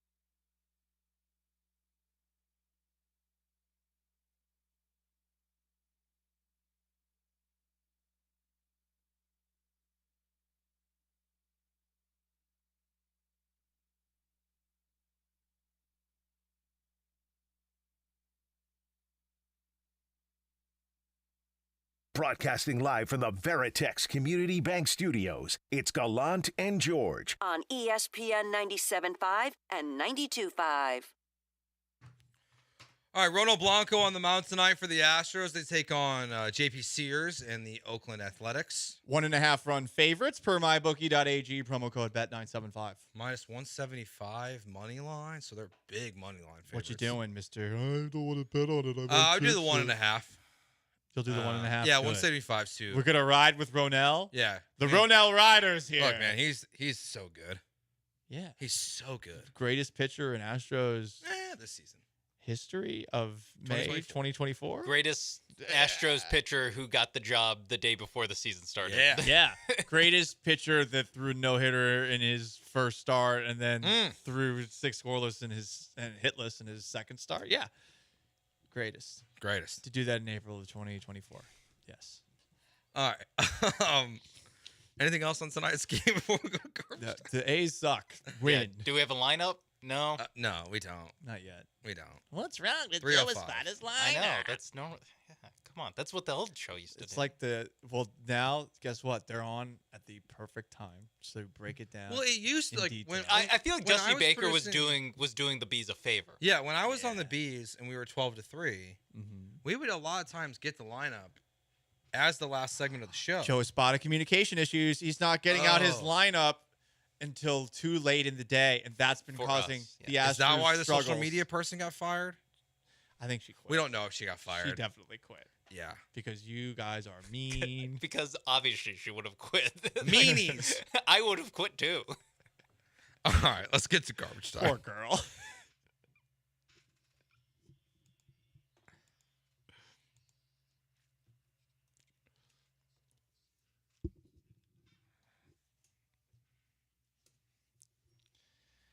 I wonder if he even got insurance from that job. Anyway, hey guys. I mean, the application's still online. It is. You can apply, Indeed.com. Joe, there's a Heisman edition of the upcoming NCAA football video game. Mm-hmm. You can purchase it for $150. Are you going to buy the $150 Heisman version of the game? Hell no. Hell no. I am very skeptical about the relaunch of my favorite sports video game franchise ever, the NCAA football franchise. Agreed. I feel like there are going to be lots of features that were in older versions of the games that will be missing. And dude, I need like the training camp battles. Not training camp, like when you have to run around like the practice dummies. That's Madden. Yeah, that was never an NCAA. Didn't they do it too, where like you would run like the triple option? No. To like get playing time in the Heisman mode? You could do like actual practice, but it was still 12 on or 11 on 11. The Heisman mode, you would play high school games. That's right. So you could do that in the high school games, but yeah, I gotta say, nervous. I want it to be good, but I honestly would be okay if the game sucks, and I'm expecting it to suck. Are you gonna? Because that way I won't buy it. Are you gonna let? So you're gonna let Sean and I buy it first? You guys can buy it first and maybe convince me to get back in. I still have an Xbox 360 just for NCAA 14. Do we? But I never play it. Do we need next gen to do this? Yes. Do we need? You need a PS5? I assume you need a PS5. Dude, that means this game's gonna cost me like a lot of money. It's gonna cost you $500 plus plus $70. Think about all the money though you're gonna be saving when you start buying HEB coffee. Dude, I just spent so much money this weekend. Happy Mother's Day. My wife. Well, hey, you good? You sound good happy hubby. about it. I mean, I didn't lose my wedding ring. And have to replace it for Mother's Day. Damn, Joe. Sorry. I didn't lose my ring. It's right here. It's always been there. I don't know what to say. Like, damn. I'm a loving husband, and You are a loving husband. And I replaced her wedding ring. If you have known that you were going to have to spend $700 on NCAA football, would you I have 27 days to find the old ring, and I can get a full refund for this one. Okay. So I'm on a countdown. You're on the clock. I'm on the clock now. Damn, where do you think it is? I don't know. We lost it in the moves. Is it the engagement ring or the wedding ring? The engagement ring. Oh. Yeah. Oh. Yeah, so gotta find it. Got 27 days. Damn. Yeah. What else is going on, Paul? Steve Buscemi got punched in the face. He did. Is that how you felt when your wife lost her wedding ring? No, it's honestly the thing is like I did most of the packing, so it's probably my fault. Oh, So that's part of the reason why I felt like I had to do this. I feel really bad. That Did sucks, dude. Did they find like a reasoning for this, or did this guy just walk up? No, he just did it randomly and just like punched him Yeah. because he was Steve Buscemi. Probably, I don't know, some sort of TikTok trend.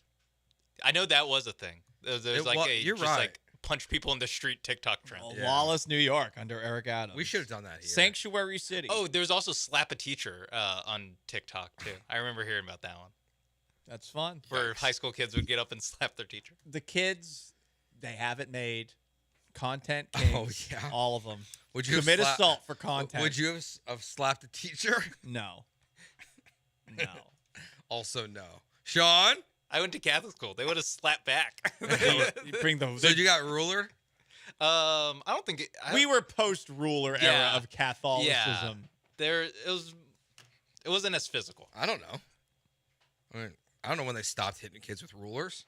They still threatened it, and it was still recent enough to where it was a credible threat. But like it wasn't like a real yeah, thing. where it's like, I don't know, this teacher's pretty old. She probably did used to beat kids.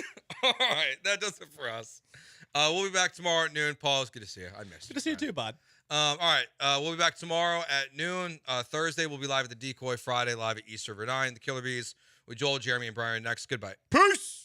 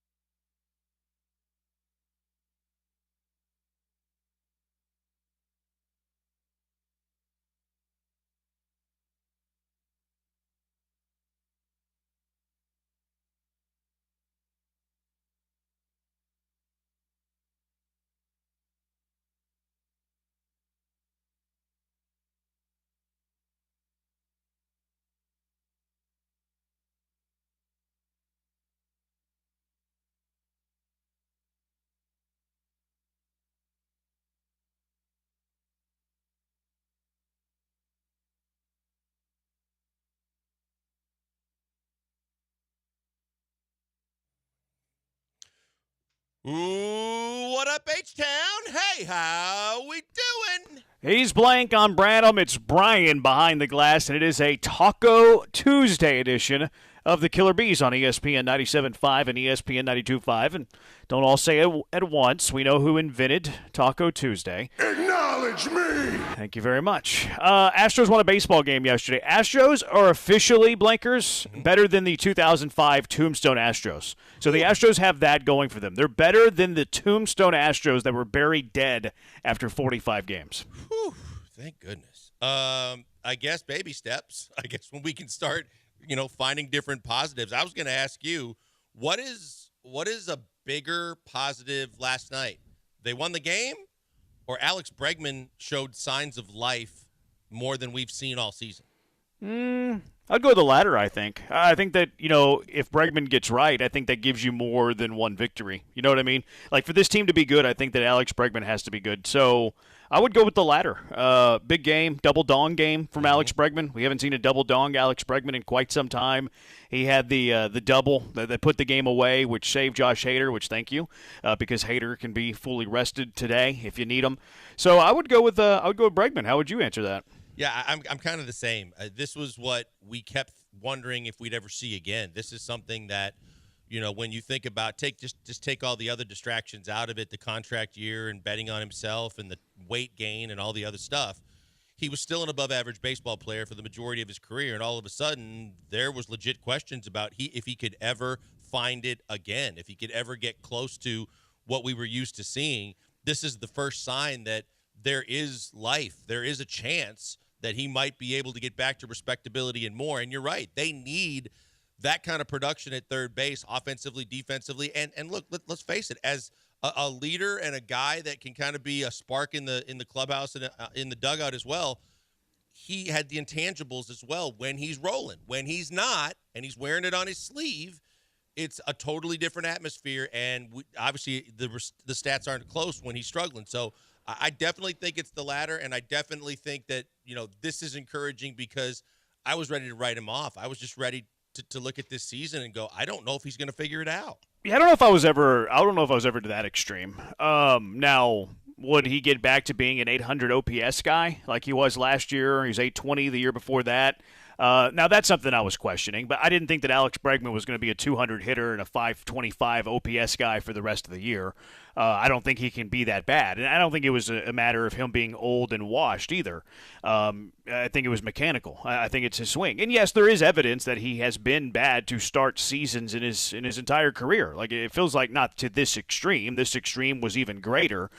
Maybe it was because he's in a contract year. Maybe it's adding pressure and stress on top of a player who is a notorious slow starter. I don't know. Those are all theories, and they could be right. They could be wrong. Now, one game isn't going to make the rest of the year, but it's just, okay, you have a heartbeat. You have a pulse. Okay, this is a guy that maybe you can get going, because if you can get him going, he's one of your four best hitters, and that would be critical to the Houston Astros. So I wouldn't say I was going to write him off, because he's your third baseman. Like, there's no benching him. You're not going to sit him down for the rest of the year, even if he continues to struggle, because you know how good he can be. And it's not like a Abreu situation where he's 38 years old going on 53. Like, Alex Bregman is somewhat in the prime of his career. So you can't quit on him. Like, you're pot committed to Alex Bregman more so than you are a Jose Abreu. It's kind of like Josh Hader. Like, you're pot committed to Josh Hader because you just signed him to a 5-year deal, and he's still young. Like, he doesn't have the signs of being an older player who's just flat out washed. So, I mean, you're pot committed to him. One game, like, is he back? Hope so, but you got to do it for more than the one game. He took advantage of a couple of bad pitches yesterday, but the approach looks better. Like, Mark DeRosa did a thing. He was talking about knob ahead of the ball, which to me is more of a golf term than a baseball term.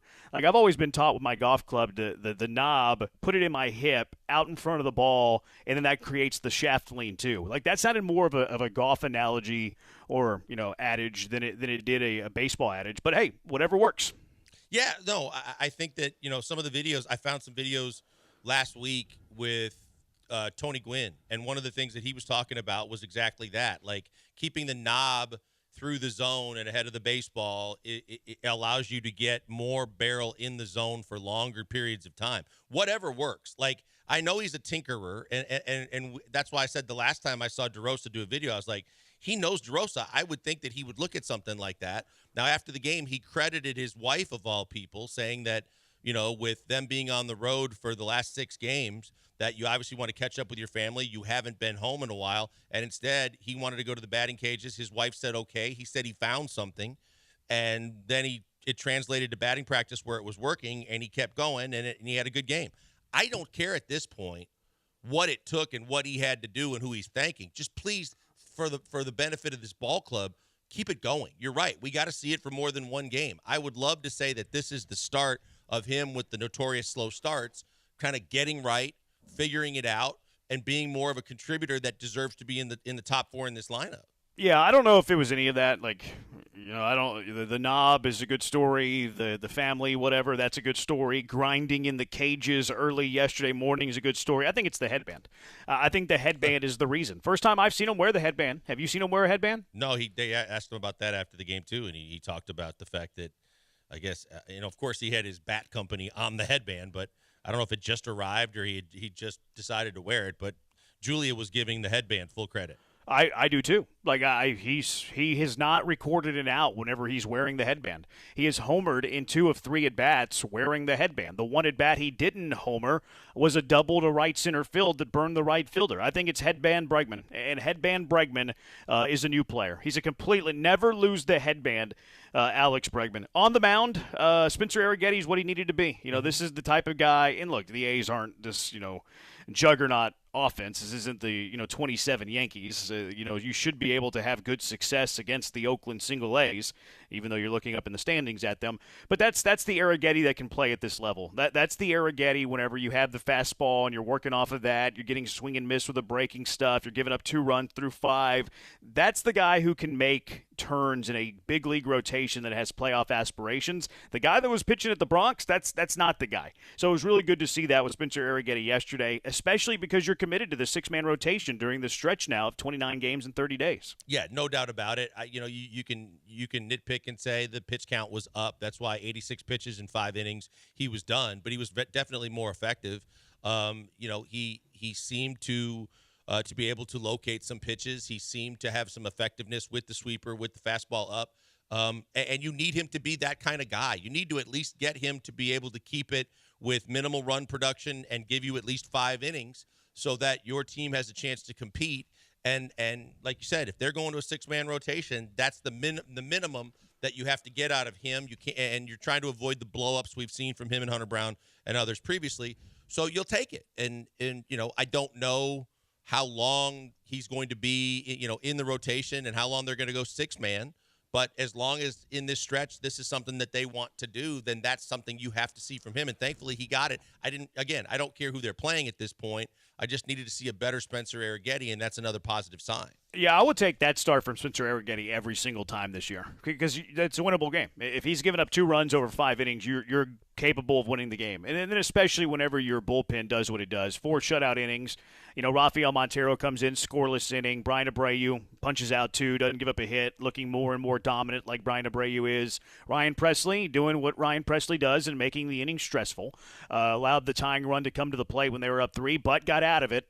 Who was the guy who struck out? Was it Seth Brown, the lefty? What was he looking at? I don't know, but Seth Brown's been right down the middle. Yeah, he's been struggling lately, but yeah, he did let a good pitch or 2 get by him.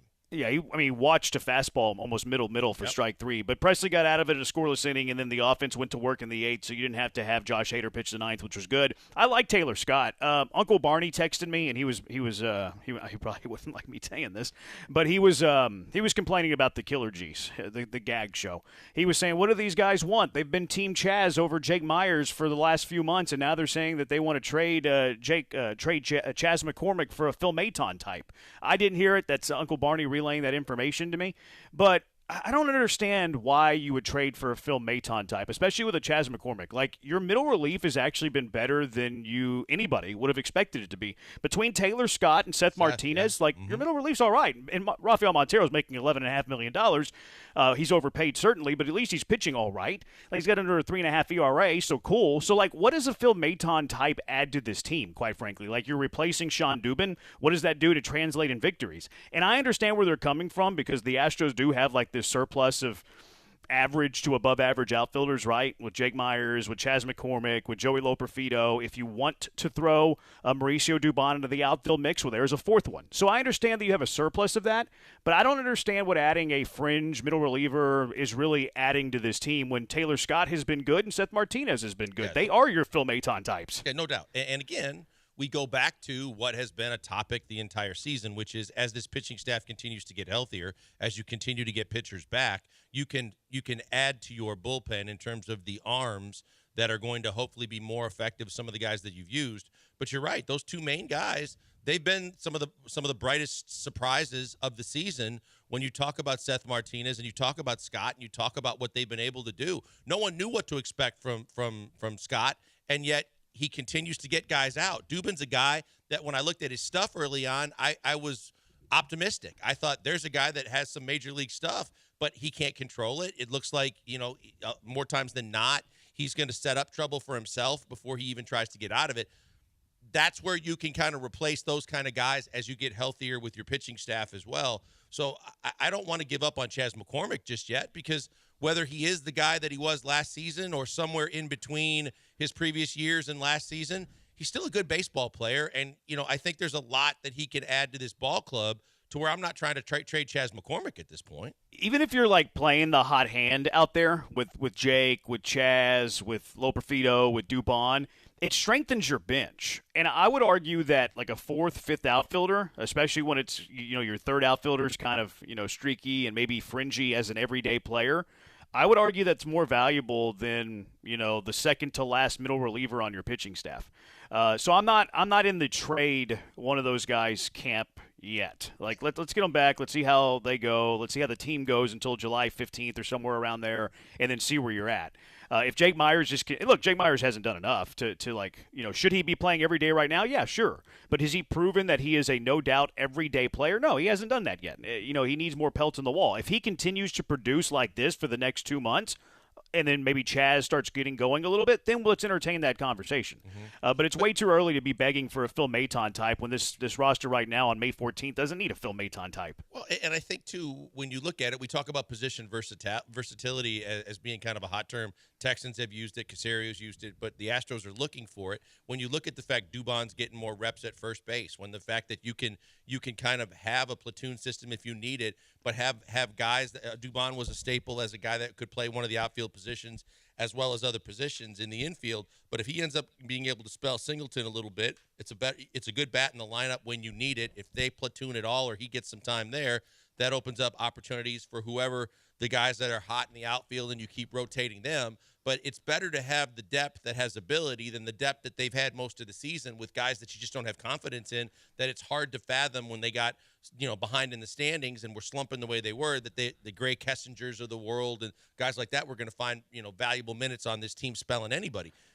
I think it's a positive. If Chas, he was 2 for 5 in Sugarland, and I guess he's going to San Antonio to play the outfield. But when he comes back, if he can if it was a health issue and he can find his swing at all, it's a good problem to have because of the guys that actually give you insurance policies, depth, and more talent than what you've had on this roster all year. Yeah. Dubon is that's why I don't know if I include Dubon in that outfield mix, because I think that Dubon's value is as a utility infielder and playing 65-70% of the games, giving guys days off, things like that. But he's playing out there, so I guess you have to throw him in the mix. The issue with Chas and Jake is they're very similar. They both hit lefties well. They both struggle with righties. They're both kind of streaky. Both are good defenders in center. Jake's way better than Chas defensively in terms of range. Jake actually has a better arm than Chas. That would surprise some people. But they're very similar. And it would make sense to have a left-handed bat, but you're hoping that's what Joey Loperfido is. But I'm not in a hurry to trade one of those guys when all of them have proven that they're not quite yet everyday players. They have in glimpses, but they haven't done that consistently over a year or 2 years for a Phil Maton type. Phil Maton types are a dime a dozen. Taylor Scott and Seth Martinez are Phil Maton types. 713-780-ESPN. Takeaways from yesterday's game 1 of the series between the Astros and the Athletics. Astros have now won 4 of their last 5 games. Maybe they're heating up. They'll try to take game 2 of the series coming up tonight. Kyle Tucker had another impressive day at the plate, at least had a ribby after Jose Altuve reached base. He had that opposite field double into left center field. Kyle Tucker is a top player. Where would you have Kyle Tucker amongst the rest of Major League Baseball? 713-780-ESPN. It's a busy show. It's a Tuesday, so a cash 'em or trash 'em. Big news from the WNBA. Caitlin Clark makes her debut. How much does that move the needle? And some Texan prop bets are out there, too, I find interesting. 713-780-3776. We're on the Twitch, twitch.tv/ESPN975. Joel's at Pac-Man Joel on Twitter. Brian's at Sacked by BMAC. I'm at Jeremy Branham. It's the Killer Bees on ESPN 97.5 and ESPN 92.5. Have I told you about the greatness of Gentle Ben? Gentle Ben's fantastic. I got criticized the other day by a caller saying, you talk so well about Gentle Ben, but it's even better than you talk about Gentle Ben. Yeah, that's how good Gentle Ben is. You can't do it justice. It's so good. Get your hands on it, give it a shot, and you're going to be happy that you did. Vodka, gin, bourbon, whiskey, they do it all. All of them are in my rotation, and Gentle Ben Spirits does it better than anybody else. How? Well, their revolutionary Persado technology that eliminates impurities for the cleanest, smoothest spirits you will ever taste. Purification of Gentle Ben, unrivaled. You'll love what's not in it, including gluten. Gentle Ben isn't going to brag about that one, though. All spirits are, of course, naturally gluten-free. Try a sip of Gentle Ben vodka, gin, straight bourbon, or cast-strength bourbon. Compare it to what you drink, and you will never go back. I've been a Gentle Ben man ever since I had that first sip. As soon as you taste it, you're going to be Gentle Ben and nothing else as well. I promise you. You get all the flavor, none of the burn. If you're headed to an Astros game soon, stop by the Gentle Ben bar just to the left of the Crawford boxes. Pick up some Gentle Ben on the way to your seats. If you're in the Alvin area, stop by the tasting room. It's a great way to spend a few hours and to try some of their spirits. It's a fantastic spot. Look for it at the liquor store, ask for it at the restaurant or the bar, or just head to gentleben.com. Gentleben.com. You can order straight from the website, gentleben.com. The Gentle Ben, the secret ingredient is what's not in it.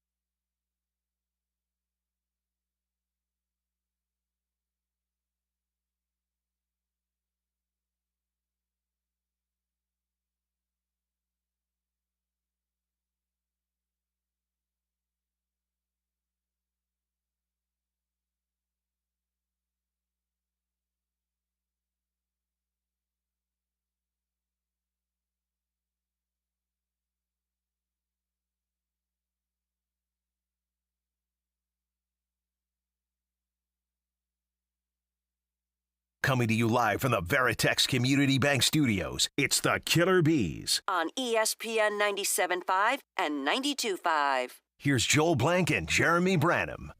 Bees on ESPN 97.5 and ESPN 92.5. 713-780-ESPN. Kyle Tucker's a top player. 713-780-3776. Get to that in a couple of minutes. Any other takeaways before we move on from yesterday's game? I think we covered most of them.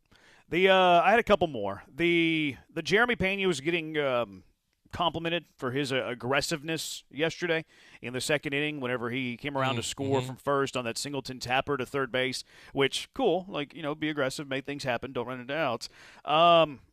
I think we're overrating that play a bit. If the throw is halfway decent, he's dead meat. I think he's out, it's an easy out at third base. And you would have taken away a runner in scoring position. It's great that it works. I like when the Astros try to get aggressive. Now, I want smart base running over aggressive base running, but it was cool when Jake Myers stole second base late in the game. Throwing error, moved up to third. Altuve, a little, seeing eye single up the middle, and then Myers scored. That's the kind of aggressive base running I want to see. I wouldn't, I don't know how much they're communicating because that seems to be a spot as a weak spot.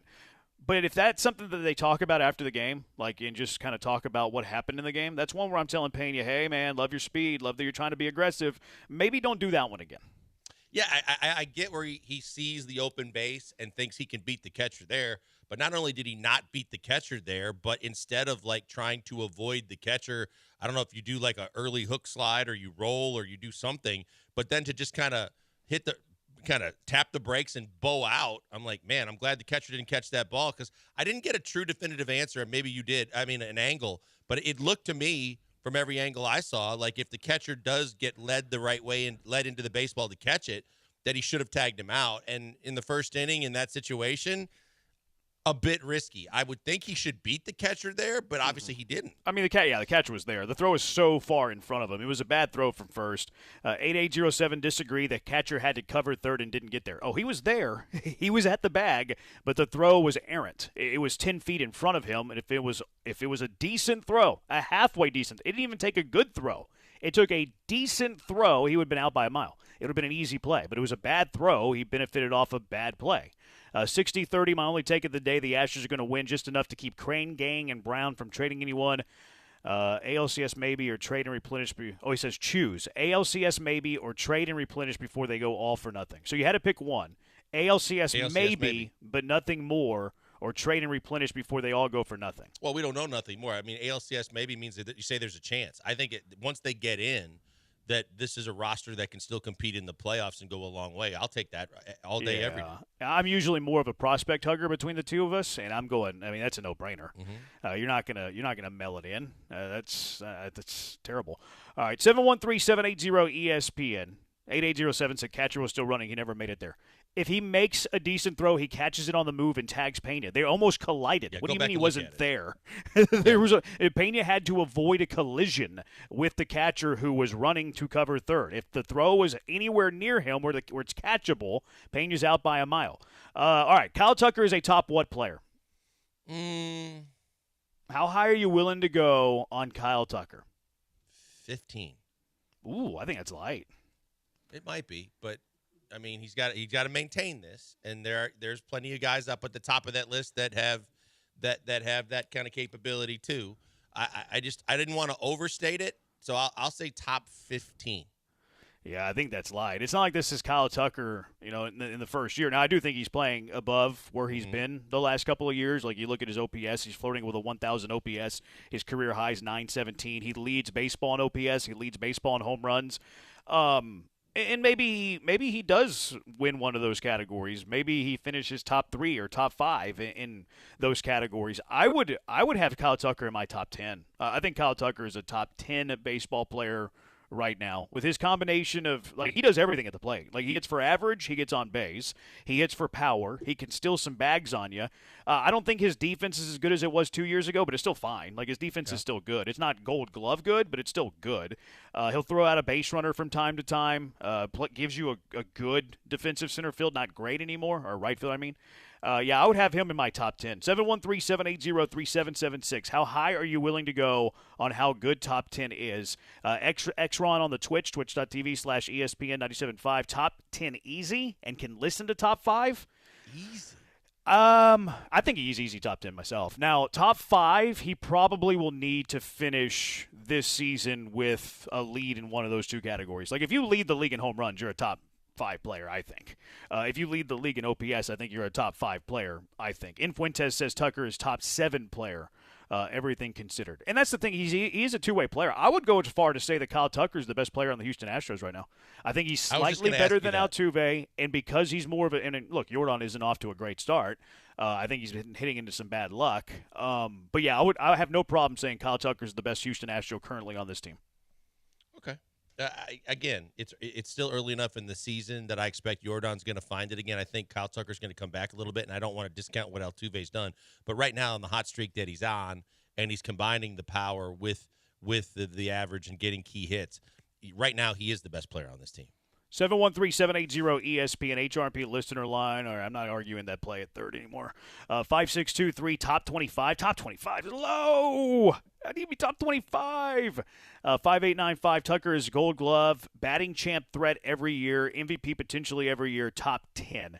I don't know if Kyle Tucker's been an MVP threat so much yet in his career. This year definitely though. Like if you're voting on the first 40-ish games, Kyle Tucker, I'm sure, is probably top 5 in baseball. I think his numbers clearly state, especially, I mean, and you can just start with the home runs, but his numbers should clearly state statistically he should be in the top 10 in this league for the start of the season. Yeah, I mean, if you're leading the league in home run, and look, I mean, if this continues, blah, blah, blah, blah, blah, it's not really part of the conversation. But if you were voting right now the win total for the Astros ain't great, so that might ding them a little bit for that. Mm-hmm. But if you lead the league in home runs and lead the league in OPS, you're definitely finishing top 5 in MVP voting. I'm just rattling off names to myself to just say Shohei, Acuna Jr., Soto, Mookie, Bryce Harper, Freddie Freeman. I don't know if I have Bryce Harper ahead of Kyle Tucker at this current stage. I mean, Bryce Harper's over the last couple of years, too. I expect Bryce Harper, I mean, he can carry his team just as well as anybody. Yeah, but you're going back a baseball card. You're not going the right now, this moment. The back of his baseball card. Which is why, I mean, that's why I can't put Jordan on it right now. I mean, Altuve's in the conversation somewhere in the top 20 because of his numbers. I'm just thinking like the best teams in baseball right now and their best players, and or at the start of the year when people were talking about MVP-type candidates. I don't know why you're going to the start of the year, though. Like, we're talking 40-plus games through. Because at the same time, yes, you credit it for the 40-plus games through. They got to finish the season with the same kind of numbers or have the same kind of – so there's a chance for the guys that maybe don't have the numbers Tucker has now. By the end of the year, they'll get better. Tucker might come back a little bit, so where it levels off. I'm not trying to discount Kyle Tucker, but there's a lot of great baseball players in this league. No, I think that's the beauty of the conversation is that it allows for nuance. Like some people are willing to put more weight on, the previous 3 years, let's call it, and not as much weight in the first 40-ish games of the year. Not to say that that's wrong. It's, some people fluctuate. I'm more like, what are you doing for me lately? And a guy that leads the league in home runs and leads the league in OPS is top 10 to me. 713-780-ESPN HRP listener line, 713-780-3776. Let's go out to the HRP listener line. Jimmy in Webster, who wants to switch the conversation up a little bit. That's okay. Jimmy, you're in the Hive with the Bees. What's up? Yeah, I was watching Alex Bregman last night, and plus the post-game interview. I mean, I don't think, he has to be that cocky. I mean, I know you got a couple hits, but that last one, that right fielder could have caught it. I mean, I know it's the age, but he's still a professional player. Where y'all stop? I hang up and listen. Appreciate it, Jimmy. I mean, the thing is whether he gets that last hit or not. When you kind of take the last 3 games of the road trip into last night, he had a hit in every game in Detroit. He comes in and does what he did last night. He's still hitting 2 and change, very minimal change, but at the same time, over his last 4 games, he's probably hitting over 400. So when you look at it, you say, I don't really care about the last at-bat when he has 2 bombs in the game. He seems to be finding his swing. He says after the game that he finally found something that clicked and that it's working for him, because that's how much, as we talked about in the first segment, that's how much you need him if you're going to do anything this season as a whole in baseball. You have to get contributions from him and the third base spot. So, regardless of the last at-bat and what happened there, it's extremely encouraging and should be a storyline that he did what he did last night, and he's also done it at the back end of the road trip.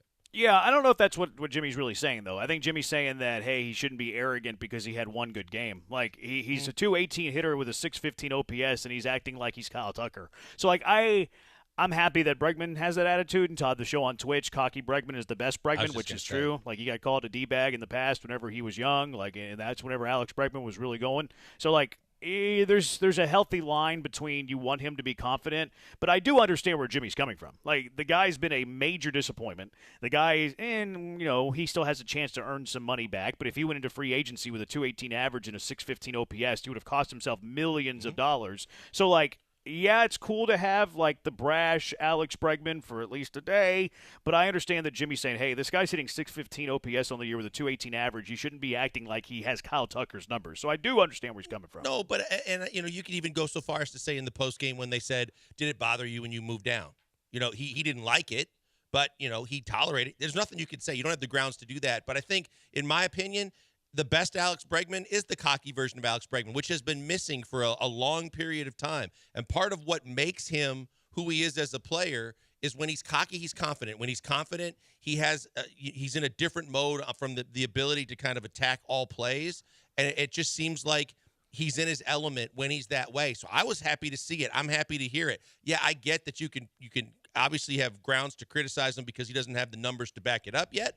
But if that's part of the overall bravado that gets Alex Bregman back, I'm all for it because this team doesn't have a whole lot of guys like they used to have with mound visits and dugout celebrations, all the things that kind of bring positive energy into that dugout. He was one of those guys, and he gets right when he has that kind of frame of mind. I like it.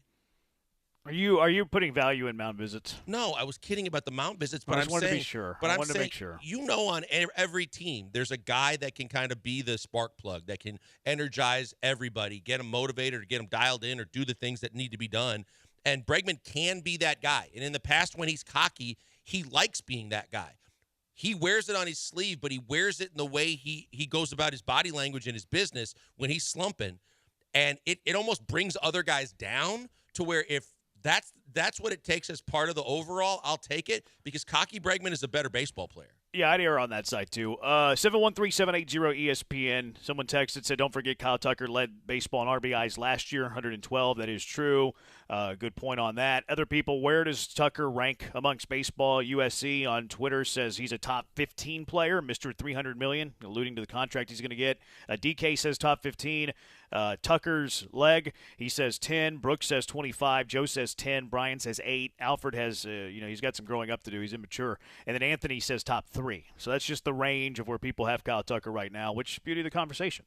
713-780-ESPN. You can weigh in on that if you'd like. 713-780-3776. Also, what are the worst things that you've heard said about top 10 center fielder Jake Myers this season?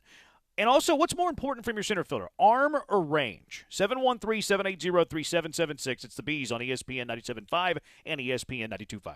Guys, I got something going. If you're a golfer, if you're a whiskey drinker, if you want to combine the two at one event, I've got something for you. X-Golf Katy is hosting Bourbon and Bunkers. It's a whiskey tasting event this Friday, May the 17th at X-Golf in Katy. You can grab your buddies. You can enjoy some incredible bourbon from all around the world. You can play in a closest to the pin contest on the simulators. And you can do it all with golf-minded, sports-minded people like yourself. The most accurate golf simulators that technology has to offer are the X-Golf simulators. The only ones in the area are in Katy. And I'm telling you, it's an unbelievable space because it's the best combination of sports bar meets golf simulators. 8 of those great simulators, all the TVs that you could ever want for a sports bar environment, great food, great beverage. And now this Friday, a Bourbon and Bunkers whiskey tasting event. It's phenomenal, but space is limited. You got to sign up. And once you're there, and if you're a golfer, you try the simulators, whether you do the closest to the pin contest or you just try one of the other simulators, you're going to be hooked. You're going to come back again and again. When it rains and your tee time gets canceled, you're going to want to be there. When you're looking for some place to hit balls after dark and you know that you can go in and play your own golf balls and have every shot dialed down to the distance, the spin, and the direction of every shot, including your putting and your chipping, you're going to love this place even more. Check them out today. Get online, X-Golf Katy. Make your reservations because the space is limited, but it's this Friday, May the 17th. It's Bourbon and Bunkers. Be a part of it now.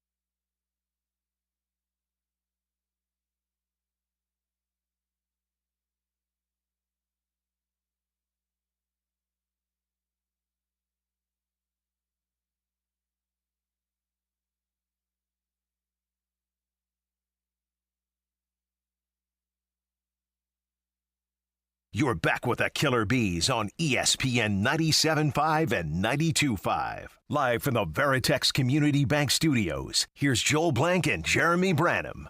713-780-ESPN, HRP listener line, 713-780-3776. Hate when people hate on cockiness. Let them cook, 8807, all right. 3977, Bregman was always that player. Remember that year they was doing the team stare? Yeah, that became addicting. Everybody started doing the stare because of the Bregman stare. Yeah, I think that's fair. 8327, Kyle Tucker, top 10, maybe in the last 6 games. Come on, man. Did you say that? I don't know. Did I say it? I don't know. I said he was top 10, period, not last 6 games. So, I don't know. Maybe you just misheard us. Kyle Tucker has the World Series ring. Case closed. Okay. Valuing winning there a little bit. Okay. All right. 713-780-ESPN. Astros lineup is out today, by the way. No Loperfido. Altuve, Tucker, Yordan, Pena, Bregman, Yiner, Singleton, Myers, Dubon. So there's the Astros 9. Thoughts? Well, I mean, at least Joey was brought up to play. Yeah, Sears is a lefty that's starting for the A's today, so I think it's tough to get Loperfido into the lineup whenever he's a lefty because the Astros have guys that can hit righties. Myers needs to be in the lineup against maybe every day, but especially against lefties. Dubon hits lefties really well. To me, it came down to Singleton or Loperfido today. I thought Singleton might get a day because he's been getting this run of play, and Dubon's been working at first. I thought they might play Dubon at first, Loperfido in left field today, but apparently not. So and I say a little bit tongue-in-cheek, but because of the fact that we've already been on the fact that on the road trip I thought he'd play more, and I don't think he's done anything that doesn't warrant it. The good news is that you've got a lot of guys that are in the same boat that have been performing well, so that it's a good problem to have if you're Joe Espada, that you can pick some guys, like you said, whether it's situational and matchups that look like it trends more towards one guy or the other. There shouldn't be a whole lot of complaining right now because everybody seems to be stepping up a little bit in that outfield rotation, which is a good thing. Yeah, you have a surplus there right now, and it's a surplus of guys that are going pretty good, as opposed to a surplus of guys that just can't get anything going. So yeah, I mean, it's not. I don't. There's nothing that I see wrong with that. Bregman's up to the 5 spot. Singleton moves down a little bit, but again, I think it's because of the lefty. I think it's because you have Sears on the mound. Bregman, of course, is right-handed. Singleton is lefty. Singleton does kind of have reverse splits, and Bregman does have reverse splits. He hits righties better than lefties, but still, going with the lefty-righty thing, I think that was the decision there. All right, 713-780-ESPN. What are the worst things that you remember being said about top 10 center fielder Jake Myers? He's a buffoon. I think that's kind of true, though. The S word was mentioned. He didn't. What's your S word? Stupid. Yeah. Okay, that's not the S word. My kids. I was like, what do you mean? That's my kids. They teach them at school. That's the S word. I was like, wait, we don't use that word around the kids. My daughter's like, stupid? I go, oh, never mind. It took me a second. Yeah. I mean, deer in the headlights. I've been as critical as anybody on him in the past. I don't think so. I don't think you've been as critical as others. Not this season, but in the past because of what we've seen. But, I mean, I go back to the attempted stolen base where he went face first. I mean, you got no excuse for that, though. That was just ridiculous. You'd have to take the L there. Yeah. Like that's just, that's my bad. You got to concede defeat on that one. I've seen people say he should be DFA'd and he doesn't belong in Major League Baseball. Like I think that's probably, other than like mean things and bad words, I think that's about as poor a thing you can say about Jake Myers. Even at the start of the year, I said I don't think he should be your starting center fielder, but I said he should be on the roster. He's got the capabilities defensively and as a pinch runner to be a guy on this team. But yeah, that's fairly harsh. XX Wrong said he looks lost, always like he's about to ask a dumb question or ask for directions. I think that's true. Yep. I can't argue that one. Yeah, even though he's playing well, I do think he definitely has deer in the headlights. He always kind of looks like he is lost. Like I think that is a fair thing to say. I had people tweeting at me yesterday. I guess that I'm the Jake Myers stan. I guess I'm the Jake Myers defender. Even though I've called Jake Myers a fringe everyday guy, should play against lefties and maybe a fourth outfielder defensive replacement. Now, I mean, I haven't said that like Jake Myers is the second coming of Ken Griffey or anything like that. But I do think he is performing well. His defense has been really good. His OPS 779, like that's well above average, especially whenever you factor in that he's playing a premium defensive position. He's certainly producing so far for the Houston Astros. But people they tweet at me every single time there's a questionable throw by Jake Myers. Like, did you see his throw? Yes, that's a fact that Jake Myers does not have a tremendous arm. It is a fact that Jake Myers does. That is a liability of his.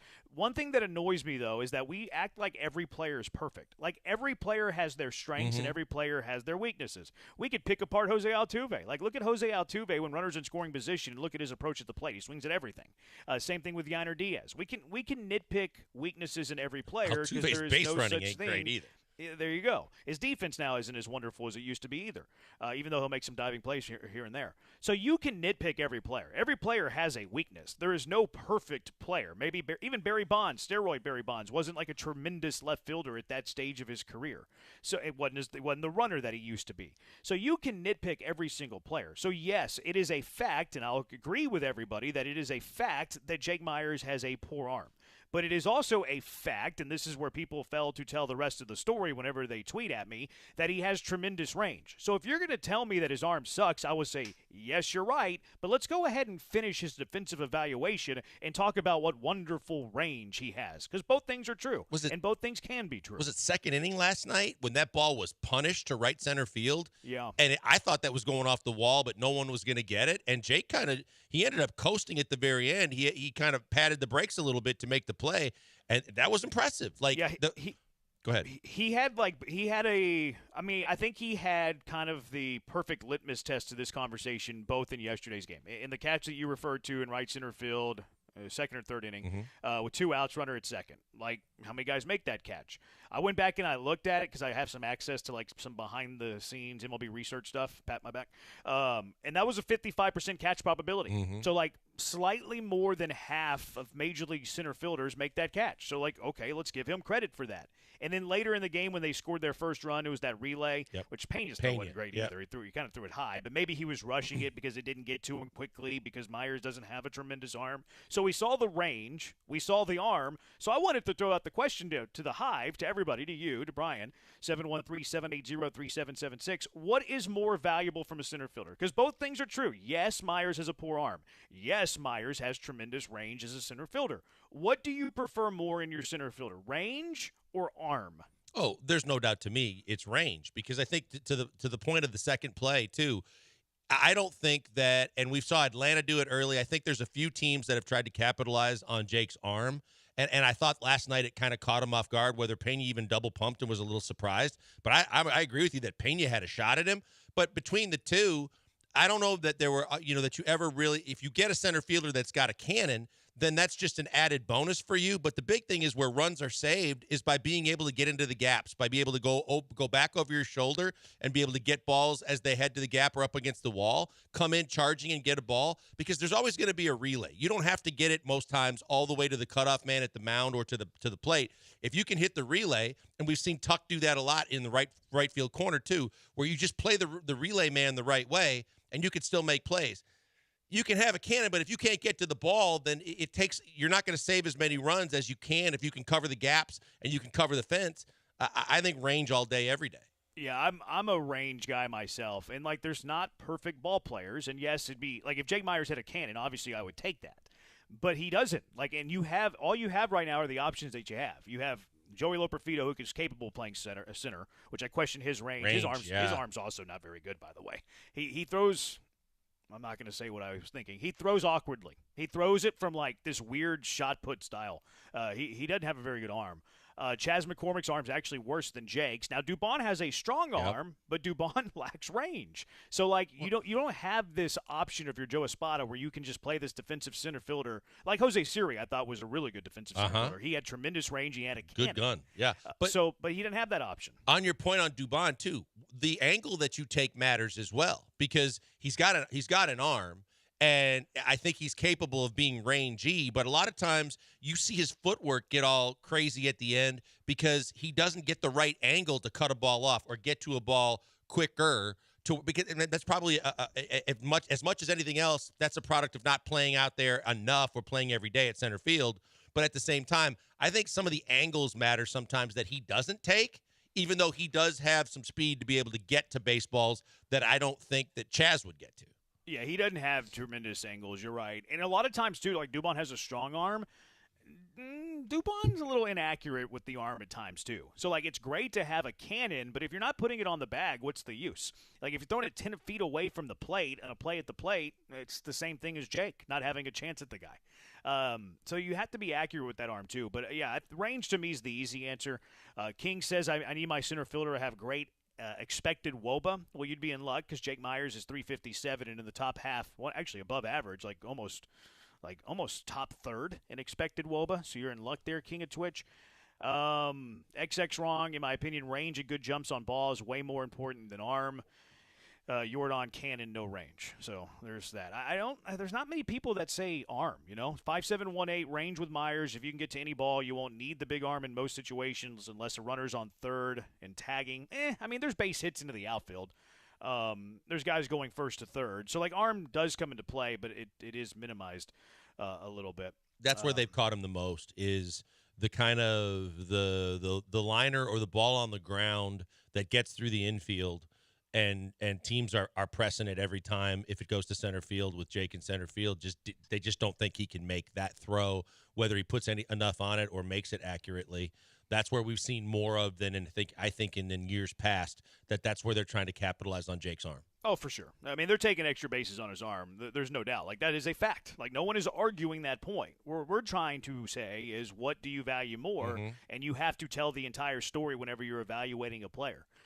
It would be like taking Hunter Brown's strikeouts and then not looking at his walks and his, hits against him. Tell the whole story on a player. Let's have the full evaluation. Kenneth says Pena was surprised that Jake hit the cutoff guy. Glad to see Jake hit him. Yeah, that's something he's got to do. I thought Pena double clutched a little bit. I thought it caught him off guard. I think Jake made the right play, especially whether he knows his shortcomings or not. But I thought Jake got the ball to Pena quick enough, and then I think Pena was a little bit startled when he turned and looked like, oh, they're going, and I got a shot at him, and then he's with a guy that has an above-average arm. He didn't make a good throw. Yeah, it was Pena's arm is not actually below average. It's below average? Yeah, it doesn't grade out well. And he was high. I think the reason that Pena's arm doesn't grade out well is sometimes he'll lob it over to first base if he has time. And these things measure everything. So when you're lobbing it over there, it's going to affect your overall arm strength whenever they're averaging every single throw you make. Because I was surprised when I saw that too. His arm does grade. I'm surprised average. Because the plays I'm talking about, most of the times on the relays when Tuck gets the ball in the corner, it's a relay to Pena, and Pena's arm on the relay to get it home is normally it's just on a rope. To where I believe, and a lot of the plays in the hole that he makes, I believe that he's got an above-average arm. I'm a little surprised to hear that, but I'm not the numbers guy that way. Yeah, there's a website that tells it to you. His arm strength's in the 31st percentile. So, but that surprised me too, because I think whenever he has to unleash one, he's capable. Now he doesn't have Correa's arm. I don't think anybody has Correa's arm. Yeah. But yeah, I don't think Pena's arm's poor. Well, I shouldn't say that. There's a guy in Pittsburgh and a guy in Cincinnati that would probably like to have a word.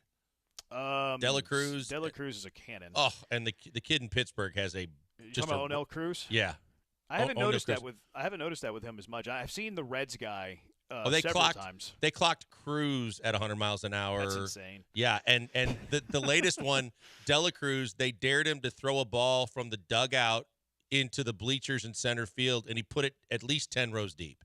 Yeah, those guys are freaks. Oh.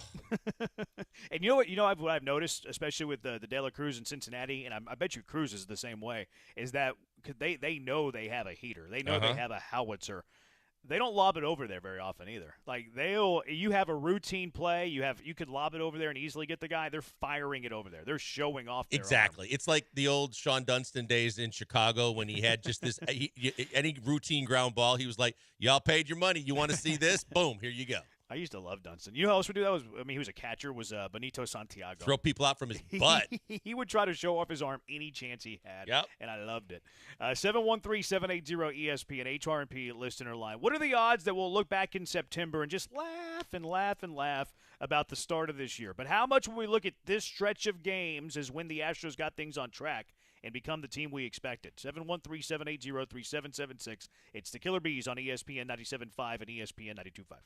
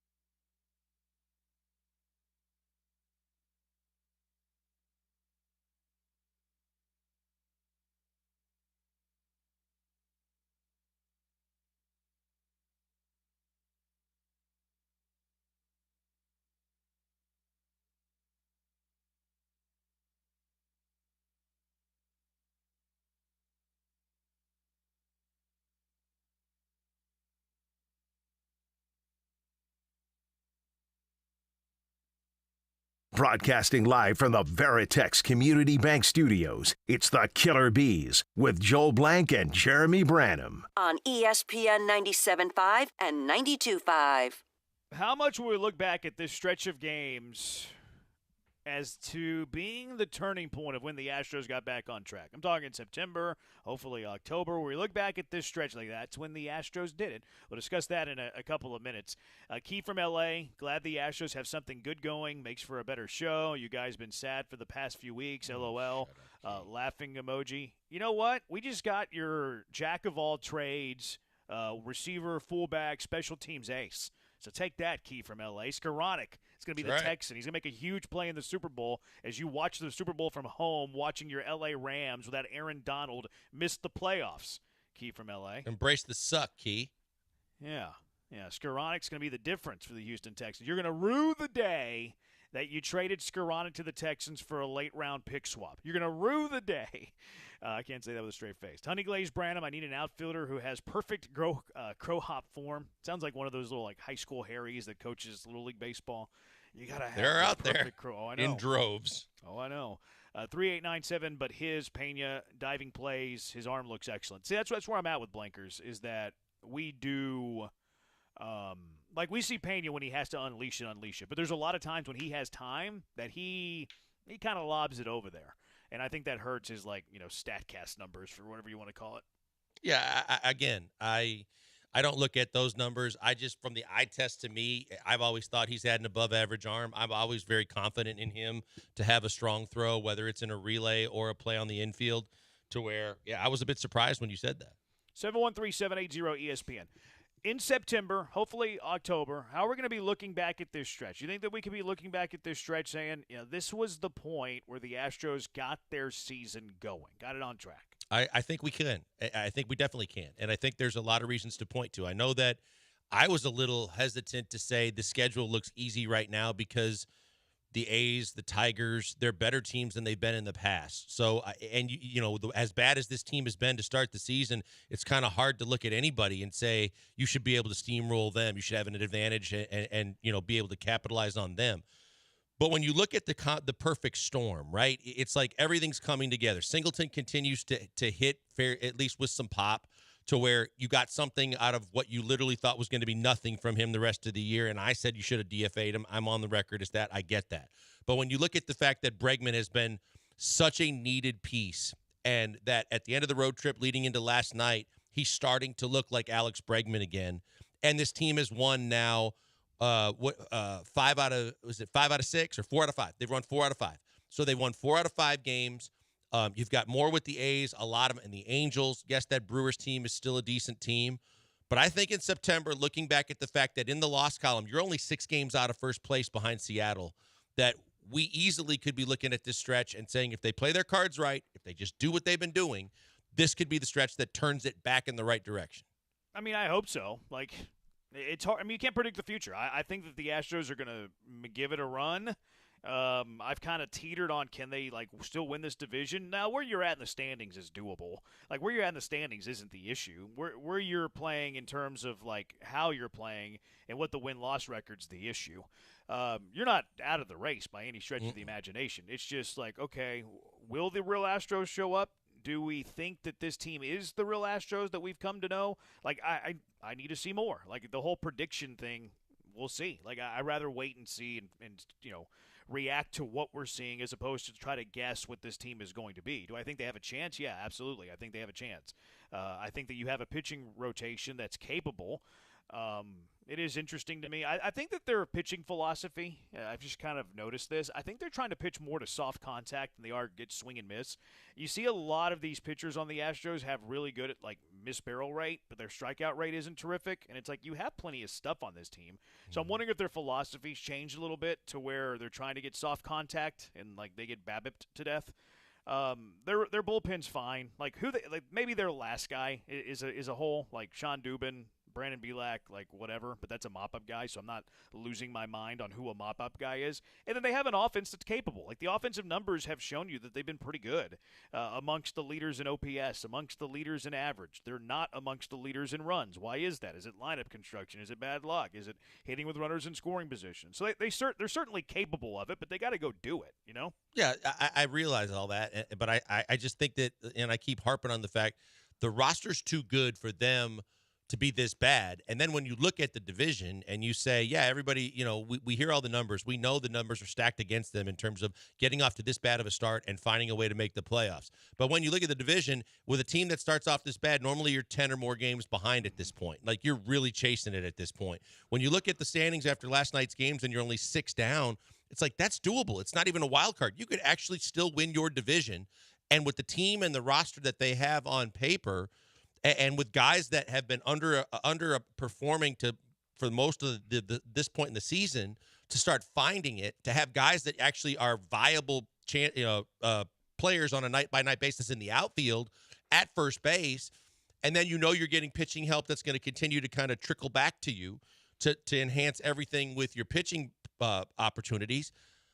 To me, it's just it's too early in the season with too good of a team for me to think anything other than the fact that, one, they can make the playoffs. I truly believe they're still going to win the division. Yeah, I'm kind of teetering on it. I'm with you on their roster being too good to miss the playoffs. If you miss the playoffs with this roster, it's an amazing failure. At the same time, like, the prediction game, like, there's a reason that I work in sports radio and I'm not at the ticket in Vegas, betting every single one of these games. 4071. If we aren't talking about this 10-game homestand in those months, then we ain't in the playoffs because we didn't take advantage of the stretch. They do got to take advantage of the stretch. 9913 division is bad word. Let's not pretend this isn't a winnable division for y'all. No, yeah, no one said that there wasn't. I think that they had this. The rest of the division had a chance to bury the Astros, and they haven't done it yet. Can the Astros take advantage of that? We hope. Don't know. All right, 713-780-ESPN HRP listener line. Big stuff going on in the basketball world today. Nothing with the NBA playoffs, nothing with Luka, nothing with whatever happened, OKC, SGA, Chet Holmgren. No, none of that. Caitlin Clark makes her WNBA debut tonight. How much does that move the needle? 713-780-3776. It's the Killer Bees on ESPN 97.5 and ESPN 92.5. Hey, before we go to the break, a word for Vanderford Air. Vanderford Air experts in so many different things. You have plumbing issues, they got you. You want to do a repipe, they got you. You want to put a full humidifying system in your house, they can do that.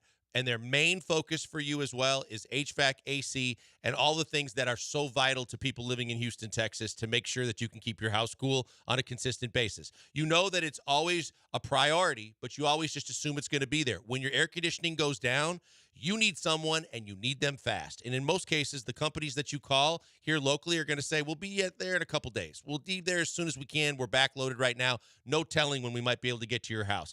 Vanderford Air is different. When you call them, no matter how busy they are, within 24 hours, they're going to come and see you. That is a massive, massive guarantee that can help you when you need them most. And the other guarantees that are there, they just only solidify why I encourage you to try Vanderford Air for anything you got going on, because it's all 100% money-back guarantee. They give you the best value at the lowest cost to you, guaranteed.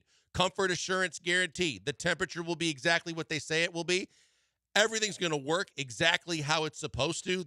The work that the people from Vanderford are going to do, it's guaranteed. The performance of the parts and the all the different machinery and systems that they put in, it's guaranteed. And the biggest thing is, if you're not 100% satisfied with everything that they do and what they've done for you, your money back. 100% satisfaction guarantee is massive in today's day and age. But when you can trust them with so many things, heating and air conditioning, plumbing, humidifying systems, everything under one roof, that is always going to be the same company with the same family values that are dedicated to Houston. Check them out today. Save this number. Maybe have them look at your system now to see if there's anything you need to be worried about before we get to triple digits. 281-557-COOL. 281-557-COOL, or check them out online, vanderfordair.com.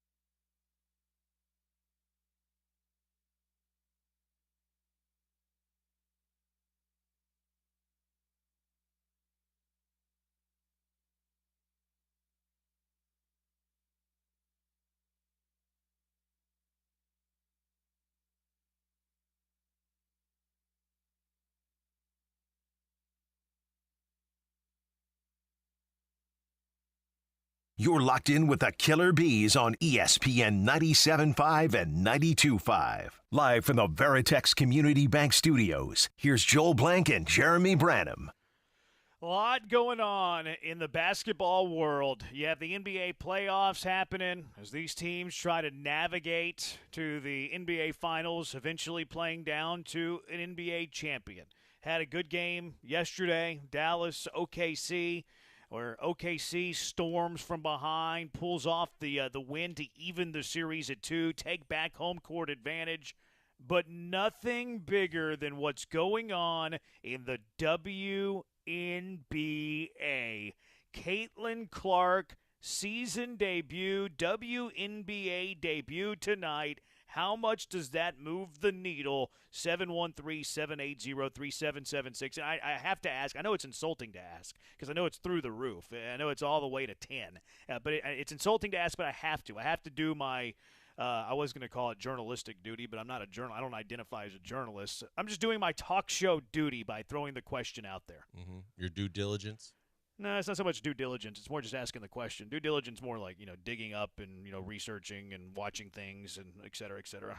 I got my WNBA League Pass ready to go. I've Do planned. they have that? I've played. No, I don't know. I bet they do. I wonder if they do. Because I don't know. You talk, I'll Google. I mean, because I do have the NBA League Pass. They do. They have it. Do they really? They have WNBA League Pass. I've never been more tempted. $34.99 a year, $12.99 a month. Who would do the monthly pass? Seriously, $12.99. You get amazing value at less than $35 a month for the entire year. Jeez. I mean, okay. Well, it's an option for the women's basketball fans. Look, she's done unbelievable things for women's basketball. She's going to be a leader for so many different things that involve any kind of media vote, and all the attention in the world is going to be focused on her. I'm not fired up about this. I'm curious to see how she plays because I think that there's going to be an adjustment for her to go from Iowa Hawkeye Caitlin Clark to WNBA Caitlin Clark playing against the best women's players in the world. There's a lot of good players in this league. I know that Connecticut has sold out for the first time in like 20 years or however long they've been in existence, but the problem is they only have 9,000 seats in their arena or whatever it is. I get it that it's a big deal. I'm going to be watching Knicks Pacers. I'm going to be on top of the Astros game. There's a lot for me to watch. I think it's big for women's athletics. I'd love that that my daughters, if they want to pay attention to Caitlin Clark and they want to watch basketball played a little bit more super. But I know that it was lead story material on all the Good Morning America, the Today Show. It's a big deal, or they're trying to make it a big deal nationally. But I had some people say to me, "Wait a minute, she debuts tonight. I thought she debuted a week ago, and that was preseason." So yeah, it was preseason. 1 to 10. You didn't tell me how much it moves the blanker's needle. I mean, I'll check the box score in the morning on the internet, so I'll say a 2. Oh, that's brutal. Sexist. For me, it's a 10. I'm at a 10 when it comes to watching Caitlin Clark and her WNBA debut. Per Tick Pick, they have sold twice the amount of tickets for tonight's home opener between the Connecticut Sun versus Indiana Fever than they sold for Suns home games all of last season. The get-in price for tonight's game, $103. The Suns' next home game get-in is $17. That's almost 10. Well, that's not almost 10 times. But that's a lot of times more than their next home game get-in. It's moving my needle to a 10. I'm at a 10. It's a 10. A 10. That's where I'm at with the Caitlin Clark WNBA debut. I'm fired up. I'm excited. I cannot wait to see You're going to watch it, right? No, I'm not. Okay. No, I'm not going to watch this. You kidding me? Astros play baseball. Cougars play baseball. Hey, like you said, there's NBA playoff games. No, I'm not watching a second of this. Look, to me, the biggest curiosity is when she plays a higher level of competition. I'm going to be curious to see the success rate, to see if she's able to do the things that she was able to do basically nightly in college. Because that's the next progression to truly being great, is the fact that she was a great college player. We saw Tim Tebow. He was a great college player. Can you be a great professional player? That all depends on how you can succeed on this next level, and that's what I'm curious about. Yeah. I just had an epiphany moment. They're playing the Connecticut Sun. Mm-hmm. Why does Phoenix call themselves the Suns? How many suns are there in our known galaxy and universe? Just one. Why did they put an S after Phoenix Suns? I've never thought about this until this very moment, and I didn't even know Connecticut's WNBA team was called the Sun. but it makes sense for a team to be called the Sun and not the Suns. I've never seen more than one Sun. Have you? Just one. Yep. Why do they call themselves the Phoenix Suns? I don't know why it's plural. I don't know if this is going to get Brian fired up and it's going to be an RBI's conversation. Well, I mean, there is more than one sun. There are more than one galaxy. There's more than one universe. Do we know there to be another sun? Have we seen this? Have we discovered this? Or is it unknown and we think there's another sun? You have two suns. Not with a U. At the center of any not constellation, I'm going to mix it up terms. I'm not great with astrology, but at the center of any universe is going to be some sort of massive star like the sun, because the sun is a star, giving off heat to that universe. So yes, there is more than one sun. So technically, Jeremy, the sun. We don't know that. There's three suns because there's KD, he's a star. There's Booker, he's a star. Lame. I mean, there's lots of ways to look at this. You do realize it's the same word upside down as right side up. They needed the S. What? If you look at suns upside down and right side up, it's the same word. Okay, yeah. Yeah, you're right. I used to notice that when they put it at center court, and I saw the courtside camera, the high angle. You guys want to start talking about space? No, I thought Brian was going to take us deep into space with that one. No, that's as far as I want to go. The Suns. It's so weird. Well, why is Connecticut known for the sun too, though? Well, aren't they named after the casino? I think so. The Mohegan Sun? That might be why they're singular. Okay, in Uncasville, Connecticut. It is Uncasville. Mohegan Sun. Yep. But because I remember trying to get broadcasters and people into Uncasville, and it ain't easy. But, where did y'all played there? Oh yeah, with the WNBA. Yeah, we played there twice. And when you look at it, I was like, that was at a time before casinos and any kind of gambling associated with sports was copacetic and cool, to where I didn't think that they should allow them, if that's the reason why they did, to call them the Sun. The Valley of the Sun is Phoenix, so you can understand the correlation between Phoenix and Suns. To me, I was like, how are you going to let Connecticut be called the Sun? All right, Brian, you're the science expert. I clearly am not. I'm a one-trick pony. 9913 says other planets have suns. That's not the case, right? Like every planet in our known galaxy has the one sun. Yeah, in the center of its universe. Yeah, and our galaxy is just the one sun. I mean, I guess you could. The other planets that we know of, we share the same sun with them. What about a galaxy far, far away, sun. Brian? Yeah, that's my point. There are, but it's unknown. There are endless numbers of other galaxies in the universe that would all have their own sun at the center of it. Have we discovered another known galaxy? The Andromeda galaxy, yes. And we've seen a sun there?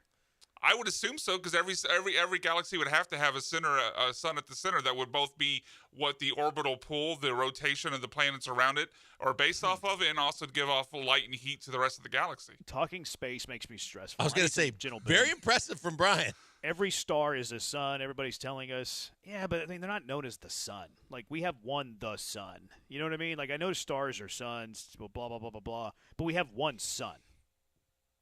Yes, we have one thing we call the sun because it's the biggest star that the rest of the galaxy rotates around. But the sun is a star, and there are millions of stars in our universe.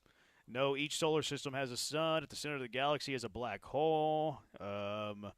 What else? No, each solar system. I already read that one. We're getting blasted for our lack of knowledge when it comes to science. I'm a one-trick pony. I don't know anything about this. Y'all, this is embarrassing. The sun is a star. There are billions of stars in our galaxy. We only refer to our star in the center of our solar system as the sun. I failed science in high Brian, school. we shouldn't be a part. Jeremy asked the question. Yeah, exactly. Joel and I didn't throw this out there. All right, idiots. The sun is not the center of our galaxy. We have a solar system inside the Milky Way. What would we call the Connecticut sun if they weren't the sun, since their university is the Huskies? What is Connecticut known for? Everybody says there's nothing there. The WWE. And ESPN. Right? I mean, what the hell is in Connecticut? That's it. I think we named it all. My goodness, you are mixing up the galaxy with our... I told you, I don't know science. Like, all right. 713-780-ESPN. I'm sorry I brought this up. My apologies. 713-780-3777. How many did she get tonight? Caitlin Clark? Yeah. It's her over-under, I wonder? I bet you it's around 15. There was the odds. Let me see if I can find it real quickly. Oh, yeah, here we go. I got one from Jimmy Shapiro. So her over-under is 20.5 points. Ooh. That's a lot. Yeah, it is, because in the preseason, but she was only getting about 12 to 15. I'll take the over. On 20? Yeah, she's the Steph Curry of WNBA. I'm going to take the under. She's got a couple players on her team, too, that can play as well. I'm going to take the under. Do they? I mean, Yeah. they were the number one pick for a They had the reason. number one pick last year. What's her the name? girl from South Carolina. I'm trying to remember her name. What's her name? Yeah, they have some other players. I can't name one single person on her team. That's not true. And I'm mad at myself because I can't remember her name. She was the best player for Dawn Staley a year ago. But it is true that you can't remember her name. Right now I can't, You can't name a single one of her teammates. Damn it. After you said that she's got other teammates. I mean, factually, she does have other teammates. Yes, that is true. That is true. All right, you make the pick. Put your shoes in Rafael Stone's, or put your feet in Rafael Stone's shoes, and make the pick for the Rockets at number 3. It's the Killer Bees on ESPN 97.5 and ESPN 92.5.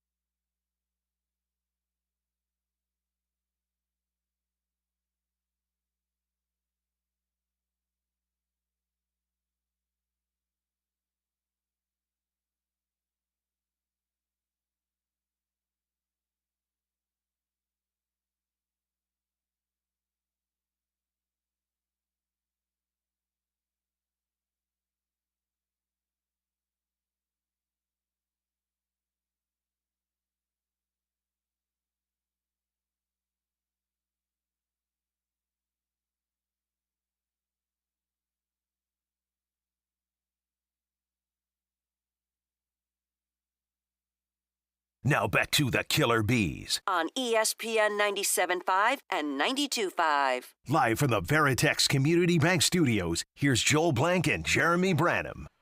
I'm getting killed for lack of science knowledge. 3049 adds you're going off information from NASA who faked a moon landing. So there is that. Look, I didn't pay attention in school. I didn't pay attention in school. I'm not very smart. I've said that multiple times. Aaliyah Boston was the name I was trying to think of. It doesn't count now. I know, but I'm just saying, like, when I had to do it, when we had to, like, I heard you guys talking last night. You can't be an ally now if you have to look it up. When we had to do every arena football game, I knew far too many arena football players. When we had to do the WNBA games, I knew way too many WNBA players. No, Joel, why would you say that's interesting? Why would you say you knew too many? Sexist. Because it was part of my job to see I know, but every why is it single But why game. is it too many? Yeah, why wasn't it the right amount? Brian, you know what's the problem here? The bigger problem is you started to spend too much time near Jeremy Branham to do these kind of things to me, to ask those kind of questions I mean, that way. he's like an hour away right now. Well, no, 30 minutes away. Hour? 30 minutes. One could never spend too much time with Jeremy Branham. I am an influencer, mind you. No, we you know how this guy said that NASA faked the moon landing? We just faked the last 5 minutes of that conversation so we could move on from women's basketball. Frickin' Brian didn't. He was dropping knowledge all over from afar, far away. Well, his was from space, not the WNBA knowledge. Yeah, I don't have any knowledge on the WNBA. PR Dizzle says layups and aggressive high fives doesn't move the needle for me. Well, did you like Tim Duncan? I mean, Tim Duncan was the big basic. He would throw down some ferocious layups. Tim Duncan, one of the greatest ever. Bank shot on the side, yep. All right, let's put our feet into Rafael Stone's shoes. 713-780 ESPN. Let's do the mock draft Nick Caserio game, but this time we're going to limit it because I think 4 is probably too many options when it comes to basketball. So this mock draft that we're working off of today, CBS, Kyle Boone, he has Alex Sarr going number 1 to Atlanta. Stephon Castle goes number 2 to the Wizards. He's a guy from Connecticut. And then the 3 options that we have, this one has Rob Dillingham, the 6-man for Kentucky going number 3. Yes, I knew that. Nikolai I know Tupac. you knew that. Well, I don't know why you felt the need to finish my sentence. Nikolai Tupac, the point guard from Serbia. I'm going to call him Tupac because it's fun. They have him going number 4 to San Antonio, and then I have no idea how to say this name. If you want to finish this sentence, please do. Zachar Risachir. Do you know how to say that Frenchman's name? Do not. Yeah, I don't know how to say. I'll have to look it up at some point. So those are your 3 options, Blankers. You got Dillingham, you got Tupac, or you have Risachir, the guy from France. You have your pick of any of the 3. Who are you picking? Man, can I just say none? No, you have to pick trade one it. of the 3. I'll take. I don't know enough about the other 2 guys. I'll take Dillingham because I think that again, it's another high potential guy that a lot of people seem to be extremely high on as a guy that's going to develop in the next 2 to 3 years into an above average player. As opposed to, I have like PTSD when it comes to Sergio Lual and guys like that, where you can take foreign players and they might not pan out either, and they may never come over here and play, and or you get guys like some of the guys they drafted in the last couple of years with first-round picks that just have completely fizzled out too. Yeah, see, so you went with Dillingham. All of the players in this draft, this is why the draft is weak. Like, there's not this clear-cut number 1 guy. Even in, like, the Rockets draft when they got Jabari, like, you had 3 guys. Like, you had 3 guys that were all, like, being talked about as a potential number 1 pick. You have, like, 7 or 8 guys who would be, like, the 8th pick in a normal draft. And that might be too low. Maybe, like, a 5th pick, et cetera, et cetera.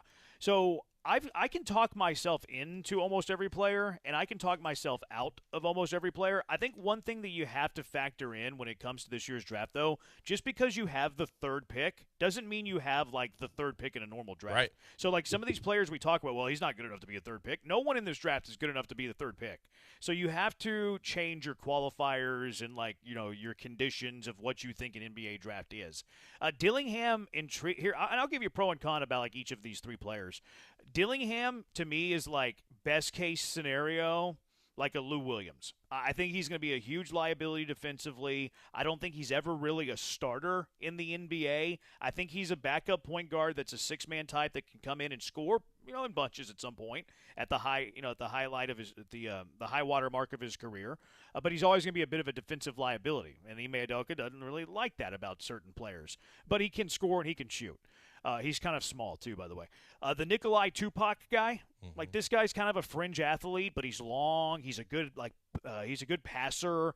He's a very high Q guy. He kind of reminds me of a non-flashy, what was the guy's name that always was a really good passer, couldn't shoot, and Daryl Morey always wanted him. He was from Spain. He bounced around. Ricky Rubio? Yeah, Ricky Rubio. I think he's a non-flashy Ricky Rubio. Like, he's going to be a good assist-to-turnover guy. He'll be okay to solid offensively, but, maybe questionable defensively, never a really good shooter. So that's Nikolai Tupac. But he's a 6'6" point guard. So, like, that plays. And then the Risachir guy I don't really like at all. I think he's all potential and really hasn't done a whole lot. So, of these 3, I don't like these 3 either, Blankers. Like, I would much rather have a different combination of the 3, and I look forward to other days when we have different mock drafts. But of these 3, you know who you described when you described Dillingham to me? Who's that? Ty Washington. Nah, I think it's too low of a bar. I mean, Ty Washington was supposed to be point guard, whether he's a starter or a bench guy with energy, can score a little bit, but Ty Washington, not the prospect that Dillingham is, though. Is that because of the rest of the guys in his class? No, it's because Dillingham's better than Ty Washington. Like I think Dillingham's going to be a scorer in the NBA. Like I think it's unfair to call him Ty Washington. Well, I mean, when Ty Washington was coming out, there's some people that believed he was going to end up being not necessarily a star, but a starter in this league, and he's barely hanging on to being in the league. Yeah, I don't like that comp. I mean, you can like it. We can just agree to disagree on that one. Tupac is interesting to me because he's a 6'6" point guard. He's a very good passer, and like this team could use a little bit of that. I don't love Dillingham's defense. But isn't Tupac more like Amen? I don't think so. I think Tupac's a better ball handler, and he's not nearly the athlete of Amen. Like Tupac's like weakness and liability is that he might not be, an NBA athlete. Like he's kind of a fringe athlete, but he's long, he's lanky. They think he's going to develop into a pretty okay shooter because he shoots free throws well, et cetera, et cetera. But they say he's a really good passer, high basketball IQ. So like these aren't great options. Like this might be the worst trio of all of the options we're going to look at some point throughout the next couple of weeks. I don't like any of them. And Tupac wouldn't be my pick at number 3, but if you're giving me these 3 options, I'm taking Nikolai Tupac slightly over Rob Dillingham. Okay. Just because of the length, he's a really good passer. Yeah, I think you're onto something though, because everybody is trying to figure. They're looking at the draft, and it is unlike because even the Cade Cunningham draft, the Rockets have never gotten to like a situation where they had top 3 and there was just one clear cut, or there was a loaded draft. But at the same time, there's been 2 drafts they've been involved in where the Jalen Green draft also had Cade Cunningham and it had Evan Mobley, and you had the Chet Jabari and the kid in Orlando from Duke, Apollo Banchero, that everybody thought was coming here for most of the lead up to the draft, to where there's been a lot of top-loaded drafts recently. I don't know that you could even say top-loaded in this draft. This is going to be a position of need draft where you either need younger players and you're trying to, you're just drafting on nothing but young potential with a chance to develop into a star, hopefully, or if you're the Rockets, you need a shooter, or you need someone that's a versatile athletic defender that can finish. Teams are going to be looking at what they need as in terms of position wise. More so, I don't know if you can do that in the NBA draft. Like, you're not supposed to, but this draft might be one of the weakest drafts in the last 10 years. Yeah, but I would argue that that's more of a reason to draft best player available and not by need. Like if you're not certain you can even get a starter in this draft, why are you drafting for need if you never can even meet the need? I think you have to go with the better talent. I think it's more reason than ever to trade out. Yeah, but everybody's saying that. Like, it's going to be difficult to trade out because everybody's trying to trade out and no one's trying to trade in. It's supply and demand. Like, every single team that I've seen, like, what are their draft expectations and draft plans, is that they all want to trade out. So it's never going to be cheaper to trade up, and how many teams are going to want to accept pennies on the dollar to trade down?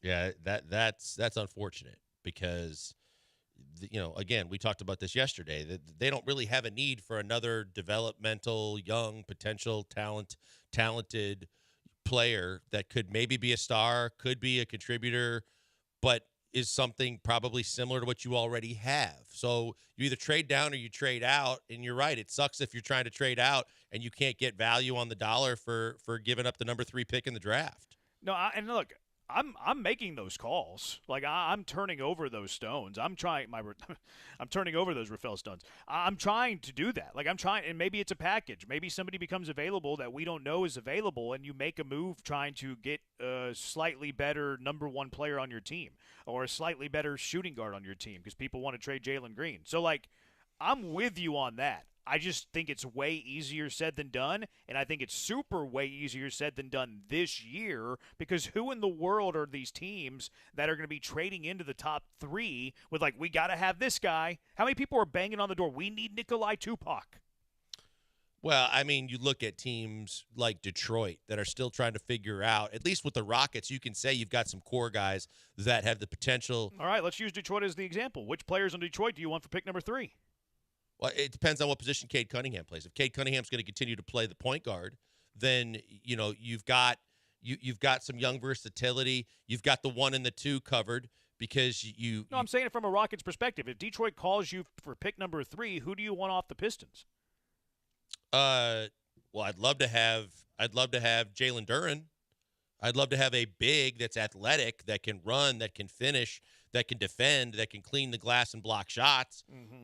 I mean, that's a guy that intrigues me. He's been traded once. He could be traded again. I'm with you. I hear you. That's something that attracts me. I think it's Fantasyland. I think it's La La Land. I don't think that they would be interested in trading Jalen Duren for Nikolai Tupac. You know what I mean? Like the players to trade into the top 3 just aren't there because it's not a normal year. That doesn't mean that they have to take Tupac. They could take Klingon. They could take a big. They could do something different. Duren for Klingon. But they might have a desire because they had the worst record in the league and fell to 5 to be able to move up and get a player better suited for either Monty Williams and all the ridiculous money they threw at him and to better support the guys they already have on their roster to try and make that thing work a little bit better. And maybe Duren, because he isn't the most offensively potent player, maybe they want a big that has more potential to score.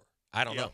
Yeah, I mean, I hope you're right. I hope that is something that would make some sense. I think that it's far-fetched. But, maybe that'll be the way that they go. And that is something that attracts me because there you go. You got a rim-protecting 5 that you know can be a good rim-protecting 5. Like, the hope is Klingon can be a rim-protecting 5. I think Sarr can be a rim-protecting 5. I think that's probably his strong suit right now, although he's a lousy rebounder. But I don't think he makes it to you at 3. I think he's gone at 1. I think I just not as much of a slam dunk as Wemby, but I think that Sarr will be the guy that Atlanta wants to build around. Yeah, I mean, I tend to agree with that. 713-780-ESPN. Cash him or trash him? What are you cashing? What are you trashing? It's the Killer Bees on ESPN 97.5 and ESPN 92.5. Hey, before we go to the break, we were just talking about the NBA playoffs. They're heating up. Another big game tonight with New York and Indiana. You got some great matchups coming up right after that, and it's a perfect time to elevate your game with MyBookie. I'm telling you, MyBookie, you can bet anywhere, anytime. You never miss a shot to be able to cash in on a play and make every game more interesting. And you can even live stream and bet on the games right from the sports book, giving you everything you'll need to decide cash out or let it ride. MyBookie really makes it easy to get paid. Tons of boosted props and slam dunk parlays. New boosts are now posted on the daily. It's more than just a sports book. There's buzzer beaters, underdog upsets, and a community to share in all the excitement. Make all that more fun, even the most boring games, by having something riding on it with MyBookie. Give yourself a head start today and play house money using promo code BET975 when you make your first deposit. Again, use the promo code BET975 and you claim a limited time bonus, which is like house money, when you sign up and make your first deposit. You get more money in your account, you have more chances to make more plays, and of course, you have more chances to cash in and win. And hey, for you existing customers, MyBookie even has a reload bonus, so let's go. Get in there right now. Do what I always tell you to do. Bet anything, anytime, anywhere. What the only place I tell you to do it, go to mybookie.ag and always remember our promo code BET975.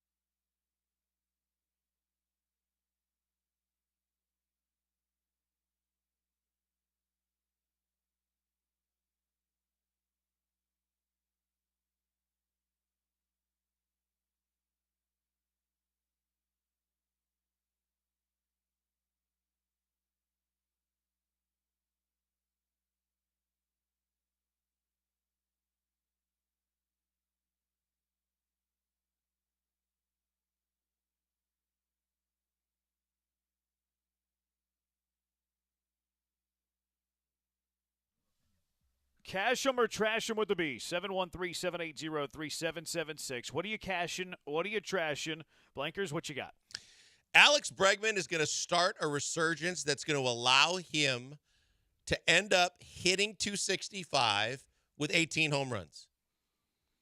265 with 18. How'd you land on 18 home runs? I thought 20 was too much. It's a funny number. I was like 20. Then I was like, well, it might, even for me, might be too overzealous and too much. I'll say 265 with 18 bombs. I don't think he gets close to 265. He was at 262 last year. He was at 259 the year prior to that, and that's whenever he had it over an 800 OPS both of those years. Bregman's more of a high on-base guy than a high average guy. So I'm going to go under on the 265. I don't think he'll get close to 265. Trash. And then you said 18 home runs. Yep. So he's got to do what? How many games have the Astros played? Like 42? 40, 41, 42, yeah. So say they have 120 games left. He's got 3, so he has to have 15 over 120. I'll cash that. I think he'll get to 18. Plus, he's a fly ball hitter. Mm-hmm. He likes to pop up a lot. He doesn't seem like he's changing that approach. I still think he wants to chase that. I think the 18 home runs is doable. I feel more confident for sure about the home runs than I do the average. So I'll trash the average, cash the homer. Brian? When was the last time he was over 265? Do you have his stat page up? 21. 2021, and then he did it every year prior to the COVID year, other than his rookie year. I'm definitely cashing the home runs. I think that's a doable number. I think he could get over 20 as well. The average, I don't know, 265. It does feel like a lot. I think he could get 255, 260. 265, I think I'm going to have to lean trash. Contract year, motivation. I would probably go under. But I mean, it's been a contract year the entire time. I know, but now he's got desperate times, desperate measures. He's got to make up some ground. I would take 250 right now. That's where I started, and Brian said that wasn't hot takey enough. Yeah, I think it would be a good over-under, though. Like, Brian's right. It is not hot takey enough. But I think 250 is where if I'm a Vegas odds maker, I think I'm setting it at 250. I think that would get 50% on each side. Which side would you take? I'd probably go with the under because he set the bar so low. I'm going to go over. I would hope so. Yeah. Yeah, I'll go under. All right. If Bronny James wasn't LeBron James' kid, he wouldn't even be a G Leaguer. Oh, that's fact. I'm cashing that all over the place. Someone did him a solid and made him the 98th best prospect in this draft because that way at least he made it in the top 100. I was going to say there's like 60 or 60. Yeah, there's 60 total picks. They ranked him 98, and that's too much. He wouldn't have gone in the third round if there was a third round. He averaged less than 6 points a game. There's no doubt that he's only getting drafted because he's his dad's kid, and that they also think there's a chance that maybe his dad, because his dad has said he wants to play with him too. We should not even be talking about this kid being drafted, and if he was any other kid, would be staying in school. But here we are. I'm going to cash this as well. I don't think he'd make it in the G League if it wasn't for the name on the back of his jersey. It'll be interesting, though, especially since with how weak everyone says this draft is, and first-round picks don't mean as much, second-round picks don't mean as much. I think everyone assumes he's going to go in the second round, so whatever team that drafts him can then guarantee LeBron comes there as well.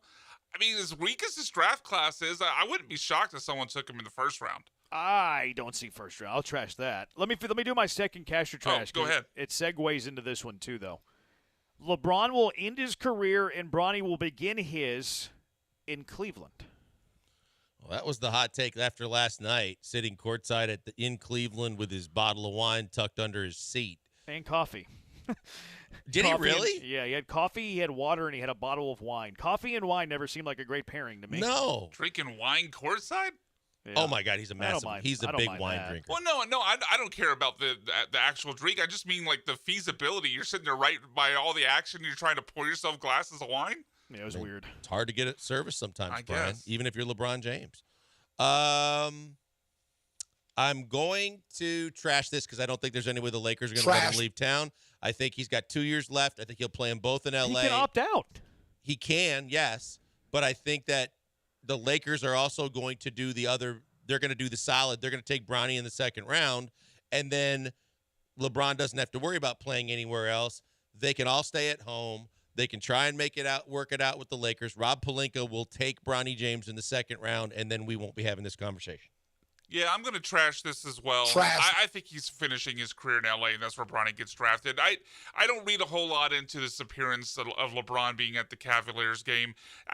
LeBron is I don't know, like if this was his move, if he's going back to Cleveland, I can't see him actually showing up and being at the game and signaling it this far ahead of free agency. Well, you know what they said? They said that he and his wife's mothers were both in Akron and Cleveland, so they were there for Mother's Day, so they stayed for the game. He's got a private plane. He can leave whenever he wants. So the year I was reading up on this, doing my due diligence, the year that he left Miami for Cleveland that offseason, he was at Big Z's retirement ceremony, like the jersey. I don't know if they did the jersey. It was Drunas Ilgauskas. Yeah, I don't know if it was a retirement. I don't think it was a jersey, but maybe his retirement ceremony. And he flew into Cleveland and just took part of it and whatever. And Pat Riley was ticked off. He was mad, and then he left that offseason to go to Cleveland. So people were saying that LeBron's super calculated and kind of likes the attention of this. I mean, the whole decision thing. No doubt. So they're putting 2 and 2 together because he did it in the past, kinda, that he's doing it again to kind of give a little bit of a subtle hint that, hey, Cleveland, what's up? He wouldn't mind playing with Donovan Mitchell, I can tell you that. Do you remember when he made the actual announcement after that too? It was some outdoor festival with like tens of thousands of people in Cleveland. I don't remember that one. Yeah, and he rolled out in the middle of the festival with all these people and said, "Cleveland, I'm back." He loves that stuff. Yeah, people were saying. That's what the streets are saying. All right, Brian, what you got? So Jared Goff gets the big contract yesterday, $53 million per year, $212 million total. I think before the season kicks off in September, 4 more quarterbacks are going to surpass Jared Goff either in average per year or total of the contract. Those 4 quarterbacks being Dak Prescott, Tua Tagovailoa, Trevor Lawrence, and for Joel Blank, Jordan Love. Oh my God! Please don't hurt me like that. I'm trashing that just for that Trash. Just the thought of that alone. But I can't see. They're all coming up due. I don't. Man, Tua to me and Dak. Dak's so interesting because I could see Jerry just not wanting to pull the trigger on that deal, and Tua to me, as much better as he's been the last couple of years.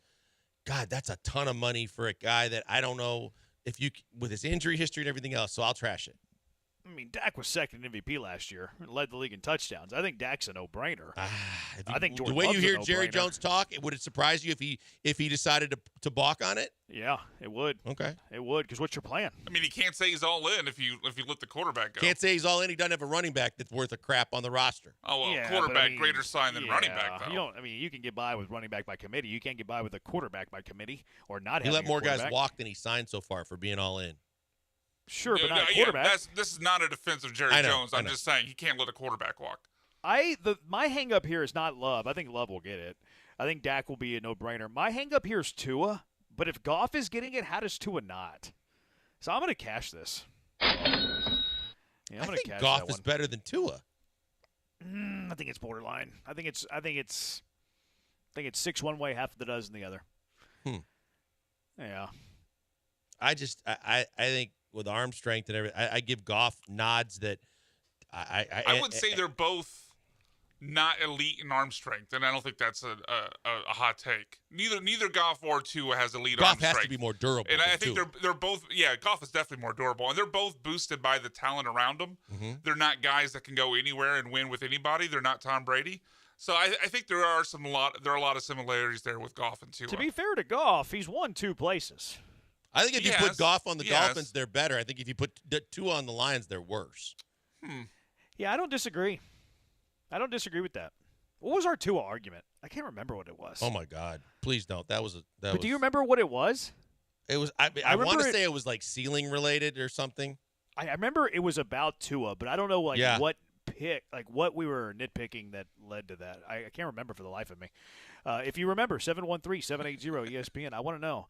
Braun is at the Cleveland game to try and force the Lakers' hand in drafting Bronny. Cash or trash? I don't think that's the reason. I don't think so. Trash. 8576 Bronny Jr. will be a walking triple-double. What? Oh my God! Save that. Field goal attempts, turnovers, and what else? What's the third thing that he's averaging double digits in? Negative plus minus. Yeah, there we go. Alex Bregman retires and becomes CEO of HEB. Trash. Yeah, mean, what you happened to the Where's Waldo guy that was in the commercials that was the longtime CEO of HEB? Scott McClellan? I saw him in the airport once. He's is he not on the commercials anymore? No. Haven't seen him in a long time. Yeah, maybe he just took himself. Maybe he didn't want to be in the limelight anymore. Maybe. He was worried about getting injured and underperforming like most of the guys in those commercials. I'll trash that, though, because there's no HEBs in Arizona. Trash. So, all right, 713-780-ESPN, HRP listener line. You know what Roaring Kitty is? Roaring Kitty is back. Is back. Got to tell you this incredible story. It's the Killer Bees on ESPN 97.5 and ESPN 92.5.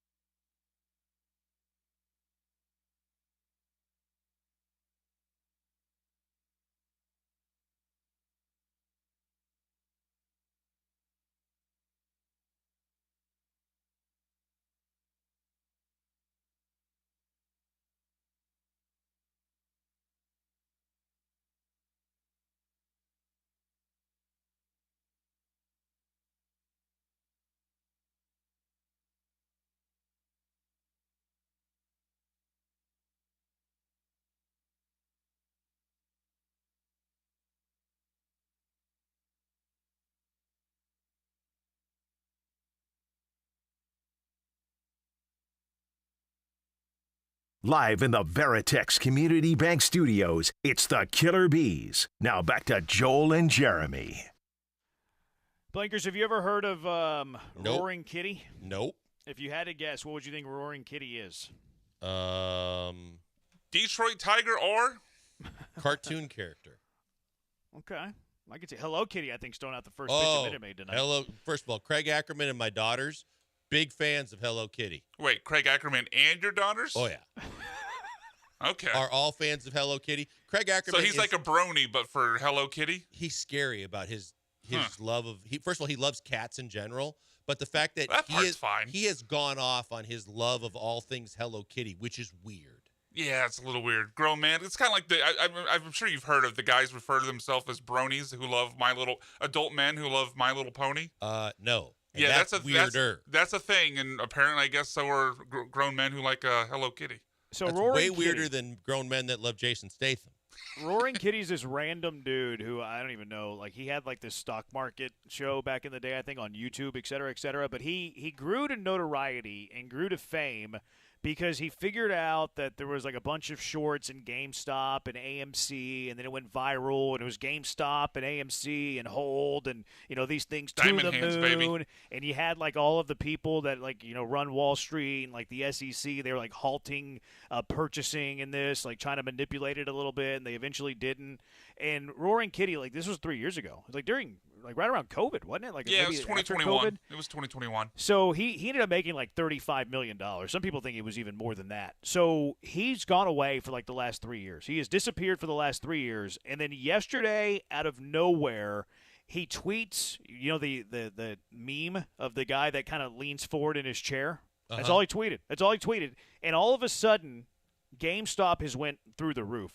My brother-in-law's staying with us this week, and he was the one that was telling me about this yesterday. He bought GameStop. He didn't tell me. He didn't tell me whenever he bought it, but he bought GameStop. I think when the markets opened yesterday is when he bought it, and it had already went up in some after hours. It was $24 and like 32 cents, somewhere between $25 when the market was opening yesterday. It climbed overnight all the way up to $80. It is currently trading at $53.50. I bought some yesterday when he told me about it at $39.15, but GameStop again is going to the moon. Hold, I think.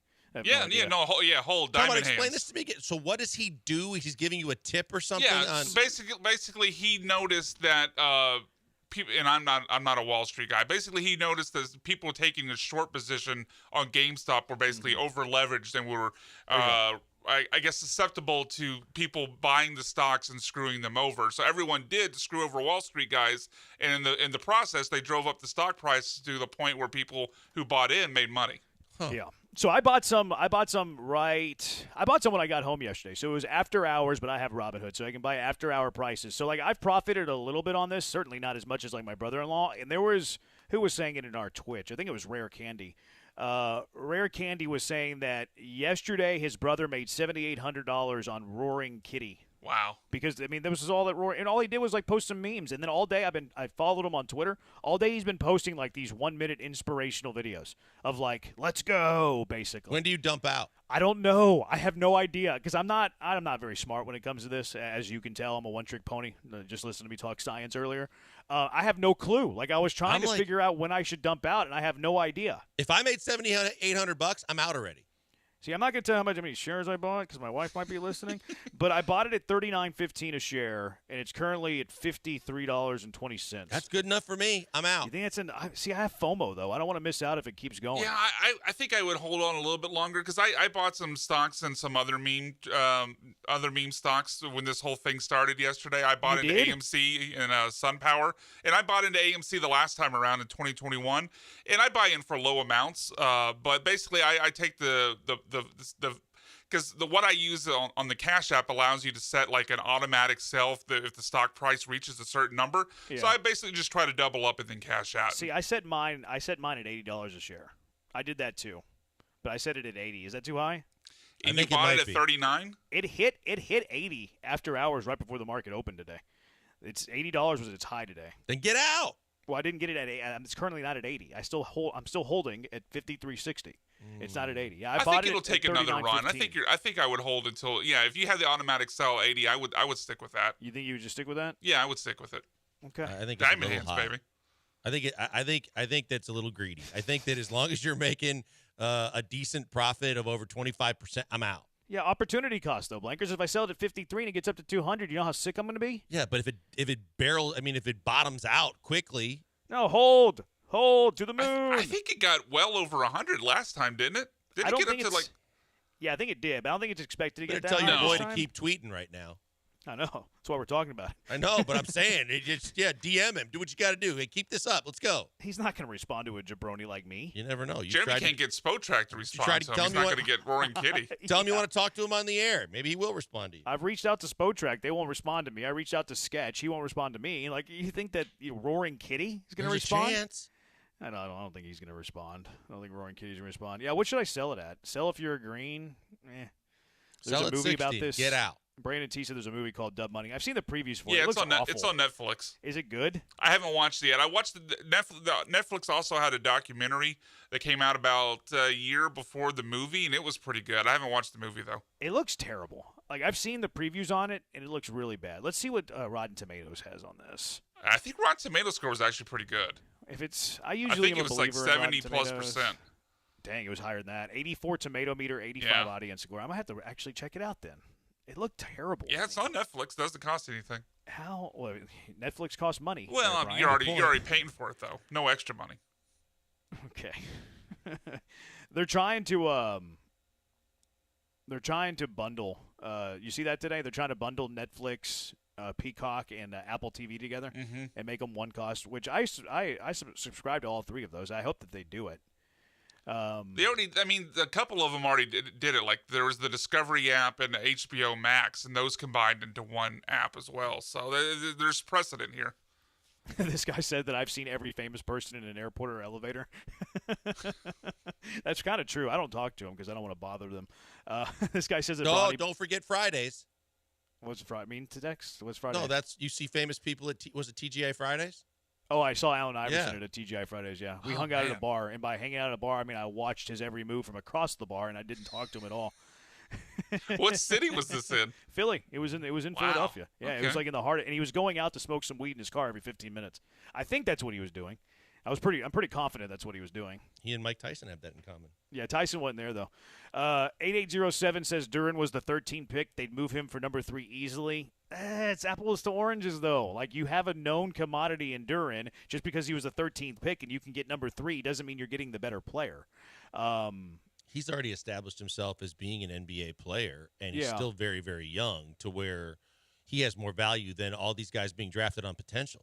And what I also hate about that argument is, like, okay, let's look at where they're picked, and that's what their comparable value should be. Like, what was Şengün, like 16?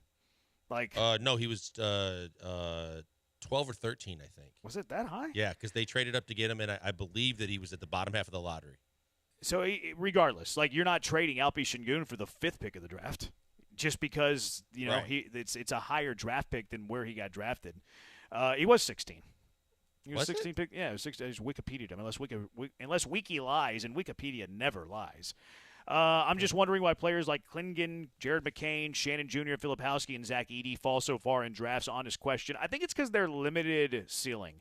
I think that these general managers see these foreign players a lot of times. It's like, oh, they have so much potential, and they'll draft based on the potential and the ceiling more than they draft based on the floor. Because McCain, limited athleticism, he's kind of small for a 2-guard. I don't think he's a point guard in the NBA. Really good shooter, though. Shannon's got some stuff off the floor he's got to deal with. Klingon, I think Klingon's going to end up being a top 5 pick, though. You think he can shoot the 3? He was talking. Klingon? I don't think so. He was talking to Kelly Eco about the fact that he can shoot the 3. I'm not sold on that. Maybe eventually. I have trouble believing it. 4133, I'm a UConn fan living in Houston. Do you like any UConn guys for the Rockets?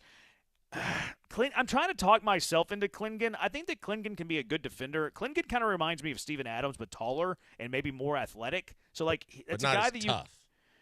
And probably not immediately, no, but maybe he can become that. But you're right. Steven Adams is like a tough son of a gun. He's an ass kicker. Yeah. But Klingon's, it's more of a size comp, but taller, because, like, they're both huge. Like, I think Steven Adams is like 265. Klingon's like 270. Somebody tried to compare him to Rudy Gobert on my timeline earlier. Like, no. Like, Klingon's not Rudy Gobert. That's a terrible comparison.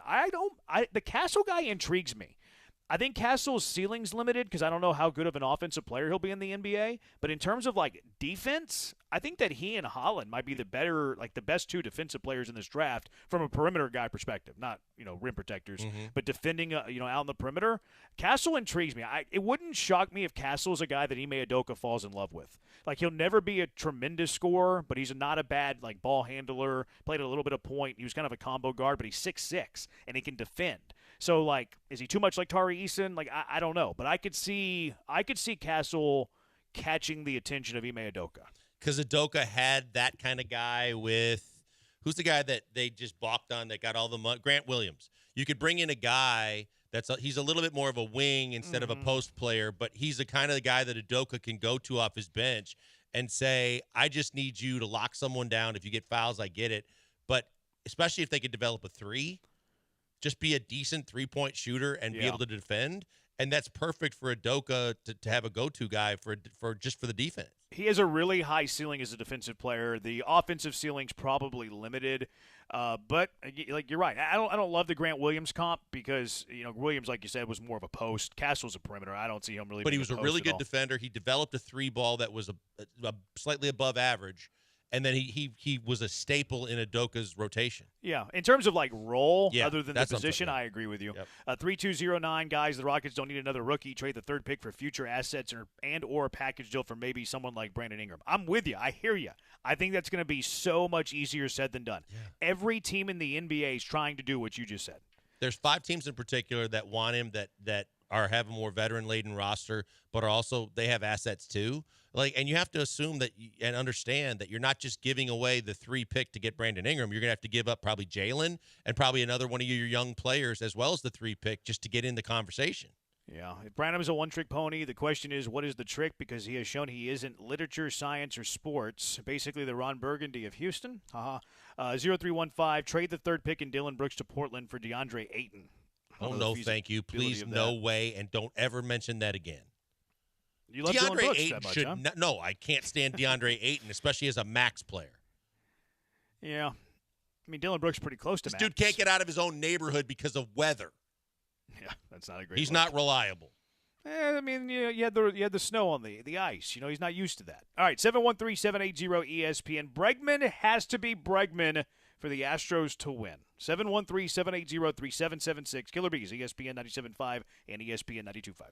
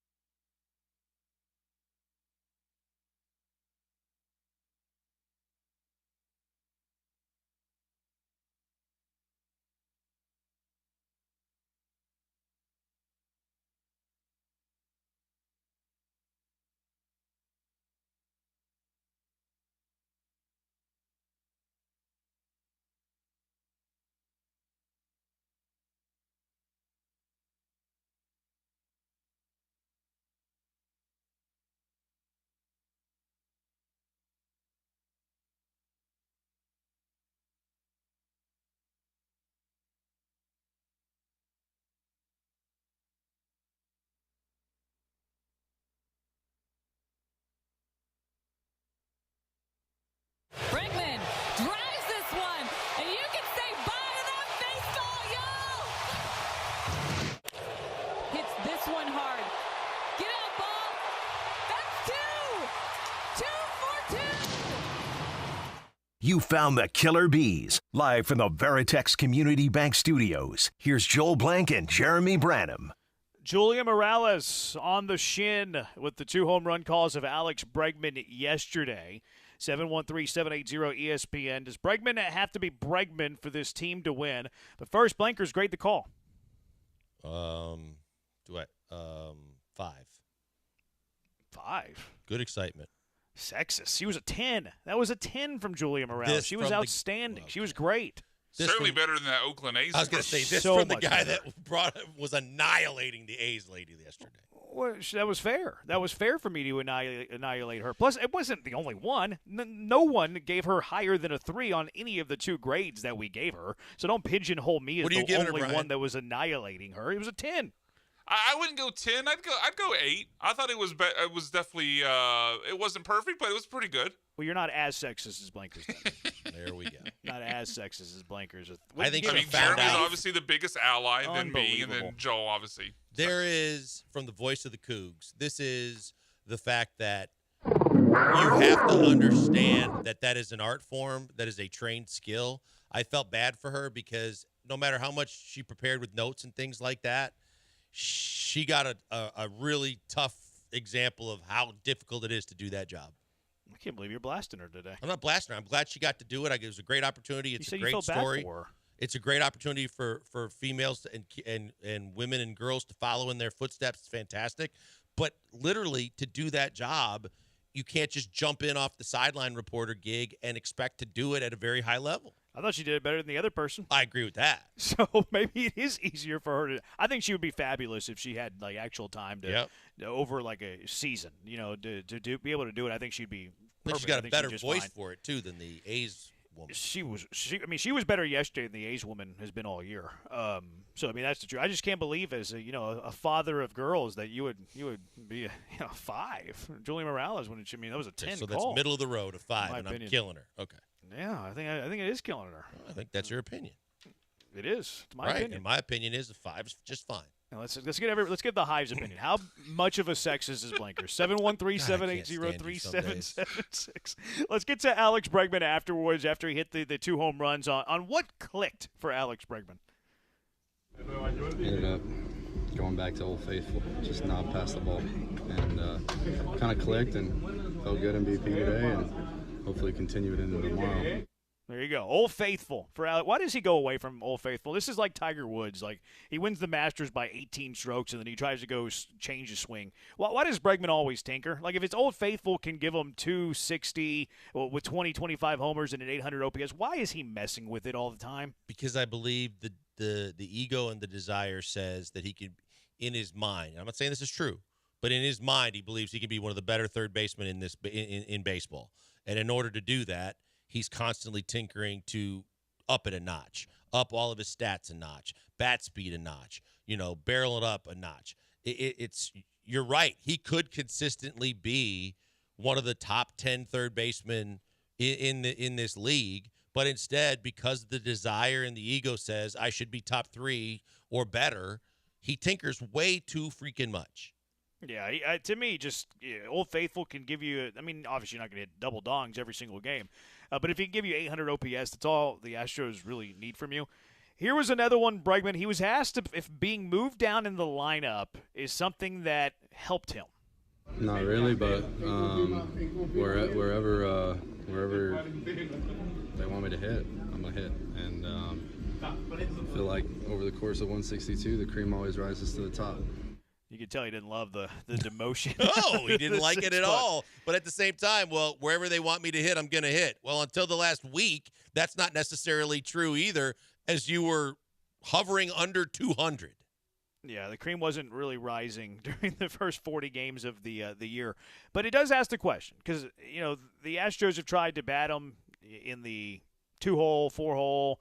Originally was in the 4th spot. Then they moved him up to the 2nd spot to try to get him going in front of Yordan Alvarez, get him pitches to hit. That wasn't working. Then eventually it led to the demotion into the 6th spot for Alex Bregman. And Joe Espada said after the game yesterday, too, like the more that Bregman, he said, well, he's not going to stay down there, 6th spot, very long once we start seeing the Bregman we all know. And he's up to the 5th spot today. Is that because there's a lefty on the mound? Potentially, maybe. But, you could tell that he didn't love the demotion to the 6th spot. But do the Astros need Bregman to be a playoff team? Well, what is the criteria of Bregman being Bregman? Is it Let's more? say 800 OPS the rest of the year, not get there, because I think it's out of the equation. From even if we want to include yesterday, from yesterday going forward, he's an 800 OPS guy. I think the answer to that going forward is yes. I think that he has to at least do that for you. Whether he gets to 20 bombs or not, whether he gets the average all the way up or not, the fact is that's a key offensive position in any lineup, but in this lineup, because everybody still believes he's top 4 best hitters in this lineup, and he's supposed to be in the top 4 in your batting order. In order to be in that spot in the batting order, that's the kind of numbers that you should be putting up. So you're right. I won't punish him and say you've got to lift the numbers that you've already graciously put up for us so far this year. I think that you have to be that kind of guy going forward, because this team has to be a hot team going forward, and just to try and get in and be where they think they should have been all season long that most people thought they would be at. So, yes, I would say that's kind of the Bregman that he has to be the rest of the way. Yeah, I'm with you. And maybe you could argue, like, maybe not one of your top 4 hitters. Maybe he's top 5 now with the emergence of Jeremy Pena. Mm-hmm. Maybe he can be 5. That's a good problem to have if he's 5 and he's, an 800 OPS guy. I think that they do. Like, this is why I defended a spot of batting him second for as long as I did. And he's killing us. He's killing us in the second spot. Yeah, he is. But if he's that guy all year long, you're not going to win many ball games. So, like, you got to get him kickstarted. Now, if he does it in the 6th spot and that gets him kickstarted, cool. That's fine. I don't have any, objection with that. But for the Astros, in my opinion, to be a playoff team, I do think that they need that Alex Bregman, not 2 home run Alex Bregman, 800 OPS Bregman. See, that's that's exactly what I was gonna push back with. Like, I think the 6th spot actually, whether he likes it or not, it helped to kind of get him going. And the difference is if this team got out of the gates fast, this team was winning more than it was losing, this team was in a position to be in contention for their division right from the start, then I don't think Bregman would have moved out of the 2 spot. But I think that desperate times, desperate measures, and a guy that desperately was trying to hit the ball, that's why he got moved down to 6. He deserved every bit of it. Now I hope that he can kind of move his way into the top 4 and stay there. Yeah, I'm with you. Like, you're right. If the records was if it was the other way around and you were 25-13 or whatever, mm-hmm. you would have he wouldn't have been moved. Nope. And it would have been fine because you're winning baseball games. But you're right. Desperate times, desperate measures. They put themselves in a hole where there's only one team that's ever made the playoffs from the hole that they put themselves in. So, yeah, I'm cool with that. Like, I'm cool with the demotion. I will defend him batting second because you need to get him going. But the moment you demoted him, I wasn't losing sleep over it because, yeah, it helped the Astros get him out of a critical spot in the lineup because he was killing you. He was hurting you. He earned it. He deserved every bit of it, no matter what his own personal situation was, and will be going forward. And because of the fact that you were so bad as a team, it facilitated everything to be done quicker. And now that he's showing signs of life, I think it's almost amusing. And maybe I hope you're right. It's just because of the pitching matchup that all of a sudden, because of the 2-bomb game and because he had the hit in every game in Detroit, that you're going to move him up to 5. But you need him. And if this makes him happier, great. Just keep doing knob before ball, whatever it takes to Old Faithful to keep being faithfully getting you hits and extra base hits, and everybody's going to be happy at the end of the day. But he and Abreu were the main reason why people were pointing fingers at the offense and saying, what the hell's going on with the offense, as well as there were injuries and pitching problems. What was your old little secret to hitting in terms of, his was knob before ball? Did you have any of those little mantras? No, my dad always taught me just, the best thing to do, even with 2 strikes, to make sure you put the ball in play. So you shorten your swing, you shorten your stride. Sometimes you could choke up as well, but it was just about good things happen when you make contact. Don't strike out, put the ball in play with 2 strikes, and don't be afraid to take it the other way. Don't try and put that vicious power swing on every baseball. Just try and make contact, and if it means taking it the other way, going with a pitch, so be it. Did y'all wear helmets whenever y'all played offense? Yes, Jeremy. I didn't have many of the hitting. Did cliches. you wear one with a face mask? No, that's for softball. Oh, okay. Are you calling me a woman? Are you being a sexist? No, again? not sexist. Softballish. I was such a naturally gifted hitter that I didn't have to worry about that. Remember, I hit 400 in high school, 2 for 5. More of mine were golf. Like, stick the knob of the club into your left hip, rotate around it, create the lag. And I think it's what Bregman generated power yesterday because he had that lag, Yep. Knob before ball, okay, whip the barrel through the strike zone. When you make contact with the baseball, you got yourself some lag, you got yourself some power, and Alex Bregman with a double dong day. Well, whether the videos were Tony Gwynn on the internet or Jeff Blum when he used to do those tutorials, or even Michael Bourne, there is something to the fact that if you lead with the knob of the bat, the barrel is in the zone longer and gives you a better chance. And it's flatter. It's flatter through the zone too. I'm not ready to give y'all my Tony Gwynn take. 713-780-ESPN. I have a bunch of Texans prop bets to throw at you guys. Let's see how you're feeling about these prop bets. Hold to the moon. Maybe we'll bet on some of these. 713-780-ESPN, HRP listener line. Killer Bees, ESPN 97.5, ESPN 92.5. Hey, before we go to the break, a word for my good friend Doc Linville. Doc Linville, best in the business at the NeoGraft procedure. I've been telling you about it for quite a while now. The NeoGraft procedure is a true game changer. It's an ability for you when you're losing your hair to get your hair back. It doesn't mean that you have to go to the desperate measures of sprays, creams, foams, toupees. You can get your hair back. And I didn't believe it was possible until I talked to Doc. I had a consultation with him. He explained to me how the NeoGraft works and how he takes hair from where you're never going to lose it. And I did not know and was not aware that genetically you never lose the hair on the sides and the back of your head. He repurposes some of it, kind of like transporting sod in your yard from a place where you have a ton of grass to a place where you need it. He takes some of that hair and puts it maybe in your hairline in front or maybe on that bald spot up on top. It's a game changer because that hair stays, it grows, it gets longer, it gets stronger. Think about it. He's taking it from a spot that you're never going to lose it. You see people all the time, all my buddies that have gone bald, they still can grow hair on the sides and the back of their head. He takes some of that, puts it where you need it. It's never going to go away. It's going to get stronger and longer, be with you till the day you die. That's fantastic. It's a game changer. And as listening to our show, because you are a loyal listener and you're interested in this procedure, you can get a consultation with Doc and his staff for free. It normally costs $150 for anybody else off the street. All you got to do is go to 975hair.com. Just check it out. That's all I'm asking you to do. If you really want a true solution to your hair loss problems, check it out. Go in and set up a consultation. There's no money out of pocket, no signing on the dotted line, no commitments you have to make. Just you going in, talking to Doc and his staff. They'll explain to you what the procedure is. You ask the questions, they get the answers. You see if it's right for you. Check it out at 975hair.com. Tell him I sent you by because he's the best in the business. It's Doc Linville. I encourage you, to get the NeoGraft procedure.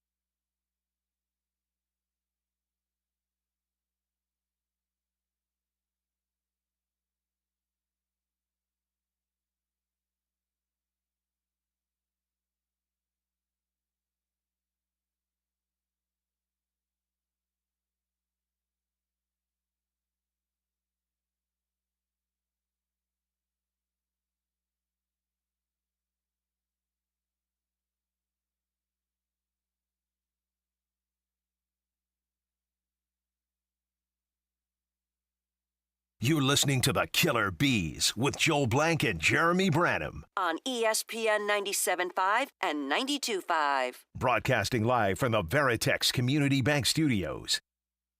Honeyglaze Branham's tweets are awful. He's like 0 for May. Yeah.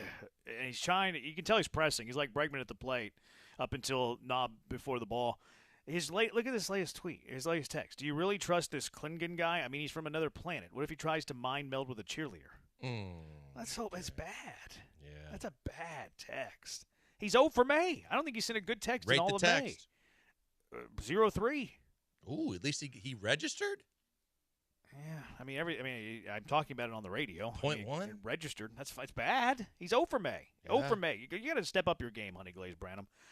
6630 Branham, I think you're trying to say HODL, which is hold on for dear life. GameStop gang. I don't know how to say HODL. I'm doing this for FOMO. I have no idea what I'm doing.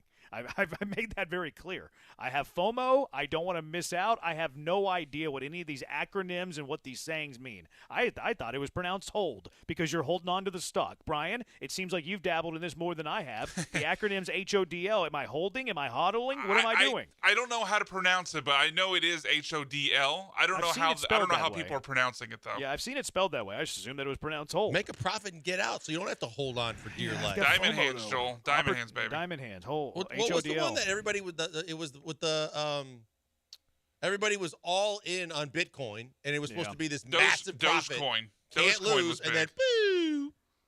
I still own some. Bitcoin's actually doing pretty well lately. It definitely tanked for a little while, but Bitcoin's actually doing a little bit better. I actually own some Bitcoin. I think I own some. What was the ETH one? Do you remember that one, Brian? No, I don't. No. I think there was an ETH one. Yeah, where's my? I can't find it. My Bitcoin. I don't know where my Bitcoin is. But yeah, Bitcoin's actually been coming up progressively. Been doing all right. 2284 Branham sitting didn't teach you anything at Humble. One time he got a bug in his nose and he didn't know how to get it out. That was about what he was. Him and Isaiah Carey. He had a bug in his nose. Oh my God, Jeremy! If you haven't seen it, you better look it up online. All right, I'm gonna write it down and I'll watch it. Oh, you will enjoy bug in nose. Isaiah Carey bug. It's all you need. Uncle Barney goes on with Isaiah Carey sometimes. I'll look it up though. Isaiah Carey bug, and I'll give you a review for tomorrow's show. Yep. I'm sure it'll be riveting. It was during like a live shot. Oh my goodness, it's funny.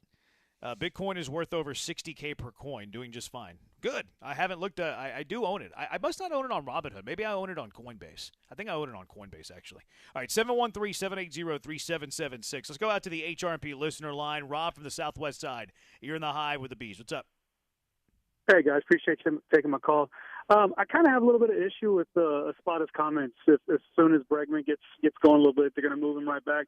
I don't really understand the putting Bregman's hurt feelings above the team. And in a hypothetical situation, Bregman gets going, Pena stays as hot as he is, Diaz is doing well, Singleton's doing well, and the team starts winning. Why change it? Leave Bregman where he is. Put the team wins first. We've got to go. Why? I just don't understand why. Just because his feelings get hurt down in the 6 hole. If the team is winning with him down there, leave him there. Leave Pena in the 4 hole. I know it's a little bit unconventional with Pena's lack of power. And just let's get rolling. Let's win some games and get back to the top. Appreciate the call, Rob. Look, I mean, I'm kind of with you that I wouldn't move him up quickly, but you do know that the fact is that we just got done saying you need Bregman if you're going to make that run that you want for this team to come together. I do have issues as well with the fact that sometimes this is where sports is at. Bregman put on 23 pounds because he was trying to add power because it was a contract year, because he was trying to put up the kind of numbers that constitute a bigger contract for a longer period of time that I said his ego has always believed that he deserves and he should get. But that's a delicate balance that every team's going to handle it differently. But I understand if you have an issue. I have an issue with Joe Espada. Like I said, I hope it's a pitching matchup thing that he moved him up to 5 today. I think it's too soon to move him up that quickly, but it's only one spot for tonight. We'll see where he is tomorrow night. But that's sports today. I mean, it's all about it's guys are making business decisions daily, and I think that franchises do it too. I'll I'll play the devil's advocate here. I don't really. Let me just, so to be very clear, I don't really have much disagreement with Rob's premise. I also don't really care about batting orders that much. Well, I'll talk to you about it for days. I've studied it because I'm a nerd. I'm a one-trick pony, et cetera, et cetera, et cetera. But I think the batting orders are very, very, very overrated. I think we put way too much weight in batting orders. But let's play the for the team game. And Rob, it's going to sound like I'm picking on you. I'm not, because I don't necessarily disagree with you. But let's play the team aspect. Let's say that we're making decisions for the Astros and not for Alex Bregman, moving him up in the batting order. J.P. Sears is on the mound today for the A's, left-handed pitcher. Who do you want in the box more? And Sears isn't going to be in the ninth inning. But let's say it's in the fifth inning. It's a critical spot. You got runners at second and third, 2 down. Who do you want in the box more, Alex Bregman or John Singleton? I mean, there's a case to be made right now that for me, even though it's the lefty-lefty, which I don't like, but Singleton has delivered more. Look, we've seen too many pop-ups, too many runners in scoring position left because Alex Bregman either hit into a double play or popped up. I think it's great that he's figured something out, but it's also fair for me to have apprehension about saying, well, because of last night and because he got 3 hits in Detroit, I want Alex Bregman over John Singleton. I honestly would lean John Singleton right now. Okay. That's fair for you to say that. John Singleton is 2 for 14 in his last 4 games, and Alex Bregman is 6 for 16 in his last 4 games. So, okay, you're with Singleton. You're going more body of the work than you are the recency bias, because recency bias, it's Bregman. Yep. Bregman's last 4 games been better, and Bregman's 5th game, he actually had 2 more hits. Bregman in his last 5 games has 8 hits. He's hitting 400. He has 8 hits in his last 5 games. John Singleton in his last 5 games has 3 hits. So, who do you want up more in that spot? And look, I believe in I believe in form. I believe in momentum. I think sometimes the analytical community and the sabermetrics community doesn't put enough weight in form, in momentum. Alex Bregman right now has the form and has the momentum over John Singleton. There is a lefty on the mound in J.P. Sears. If you're asking me which of those 2 guys I want up in a bigger spot against J.P. Sears tonight in the 4th, 5th inning, my answer is Alex Bregman. So if I'm making the decision based on the team, I'm making the decision that Alex Bregman's going to be higher than John Singleton. So I don't really have an issue with Bregman batting 5th against J.P. Sears at all. Bregman's hotter in the last 5 games. Singleton, body of work, I guess. I mean, if you're talking about a base hit, John Singleton 224, Bregman's at 218. My bigger their batting point average isn't that much different. My bigger point is when we were talking about the lineups and we talked about the fact that there's a domino effect. So if you're going to move him up, then a guy like Pena, who Pena's hitting 4th. Bregman just got moved up to 5th, and Rob was talking about tonight's lineup. Yeah, I'm just saying. When you say, because you say you don't really care that much about lineup and all that, but I'm saying, if it means moving Tucker out of a spot where he's hot or Pena out of a hot spot where he's hot. Well, that's not what happened, though. You're making the things that didn't happen. Not yet, but if they're looking like they're going to rush him up to get him back into the top 4, I'm not for that. If it's because he's been hot over the last 4. That's a different conversation. That's an entirely different conversation. Okay. It is. Rob didn't say anything about that, being in the top 4. He said he doesn't like him moving him up in the lineup because he's playing to Alex Bregman and he's putting Bregman's interest ahead of the team. Yeah, we all think that he shouldn't be affecting the top 4. He's not. Okay, I just think that it's a little too soon to even move him up out of where he's been, but that's fine. Yeah, we can agree to disagree on that. You want Singleton up in the box, I'll take Bregman, and I think that's actually a fair conversation to have. I think it'd be a coin flip if we just polled the audience. Yeah. Because of the fact that we're looking at the whole body of work. You're right. I agree with you that in the short term, based on the last 4 or 5 games, it should be Alex Bregman.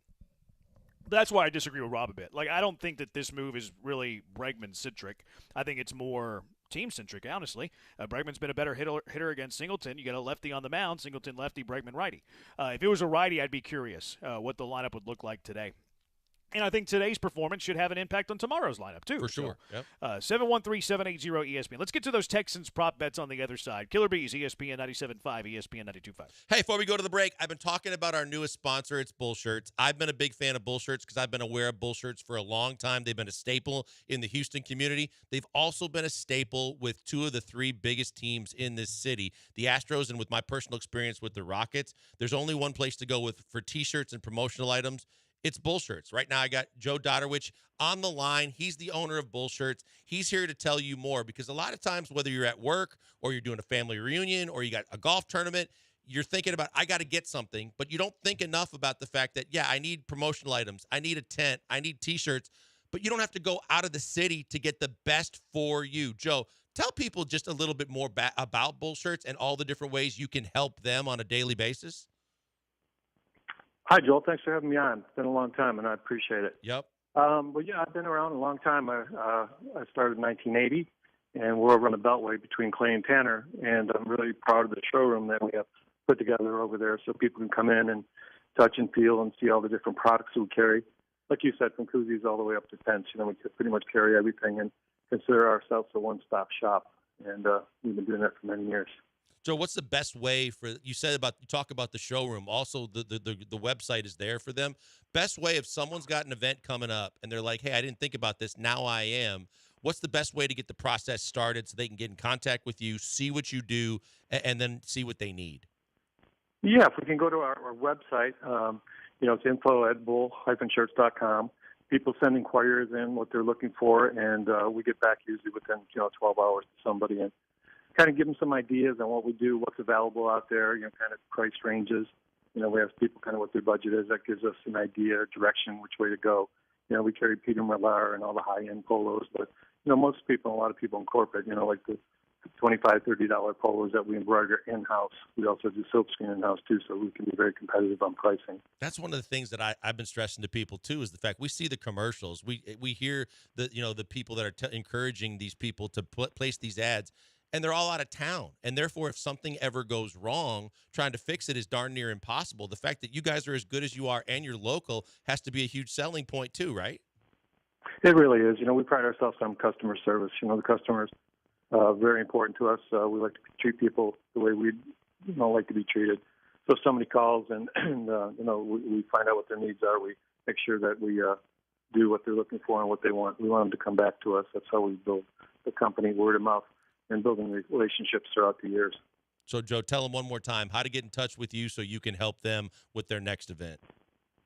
Please go to our website, bull-shirts.com. And we'd love to hear from everybody. There you go. I encourage you guys. I've told you what the work that they used to do when I was with the Rockets and continue to do around this city. That's the only place you should go for promotional items, T-shirts, and more. Thank you, Joe, for joining us. We appreciate you. We'll talk to you again. That's Joe Dodderwich. He's the owner of Bull Shirts. Go to bull-shirts.com.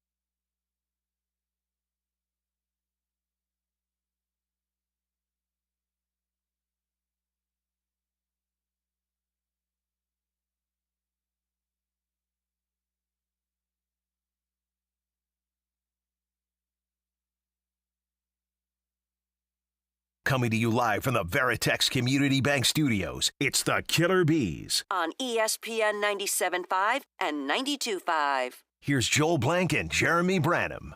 7560. Who cares where Bregman bats? Let's talk about how our ESPN radio host sucks. How can we replace them? My walkaway number is 100K. If you Venmo me 100K at Jeremy-Branham, I'll walk away tomorrow. 100K. Walkaway number. What's yours, Blinkers? Wow. I think you went light.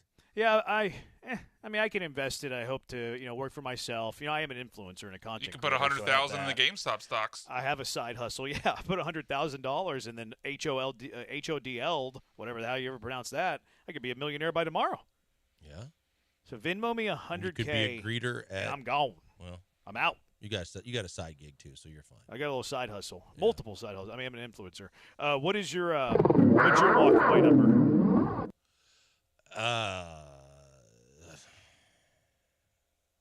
300,000. 300,000. There you go. Which, I mean, you are 3 times more valuable than me, so I think it's fair. So 7560. I hope we answered your question. Here's a good text from Honey Glazed Branham. He got off the schneid.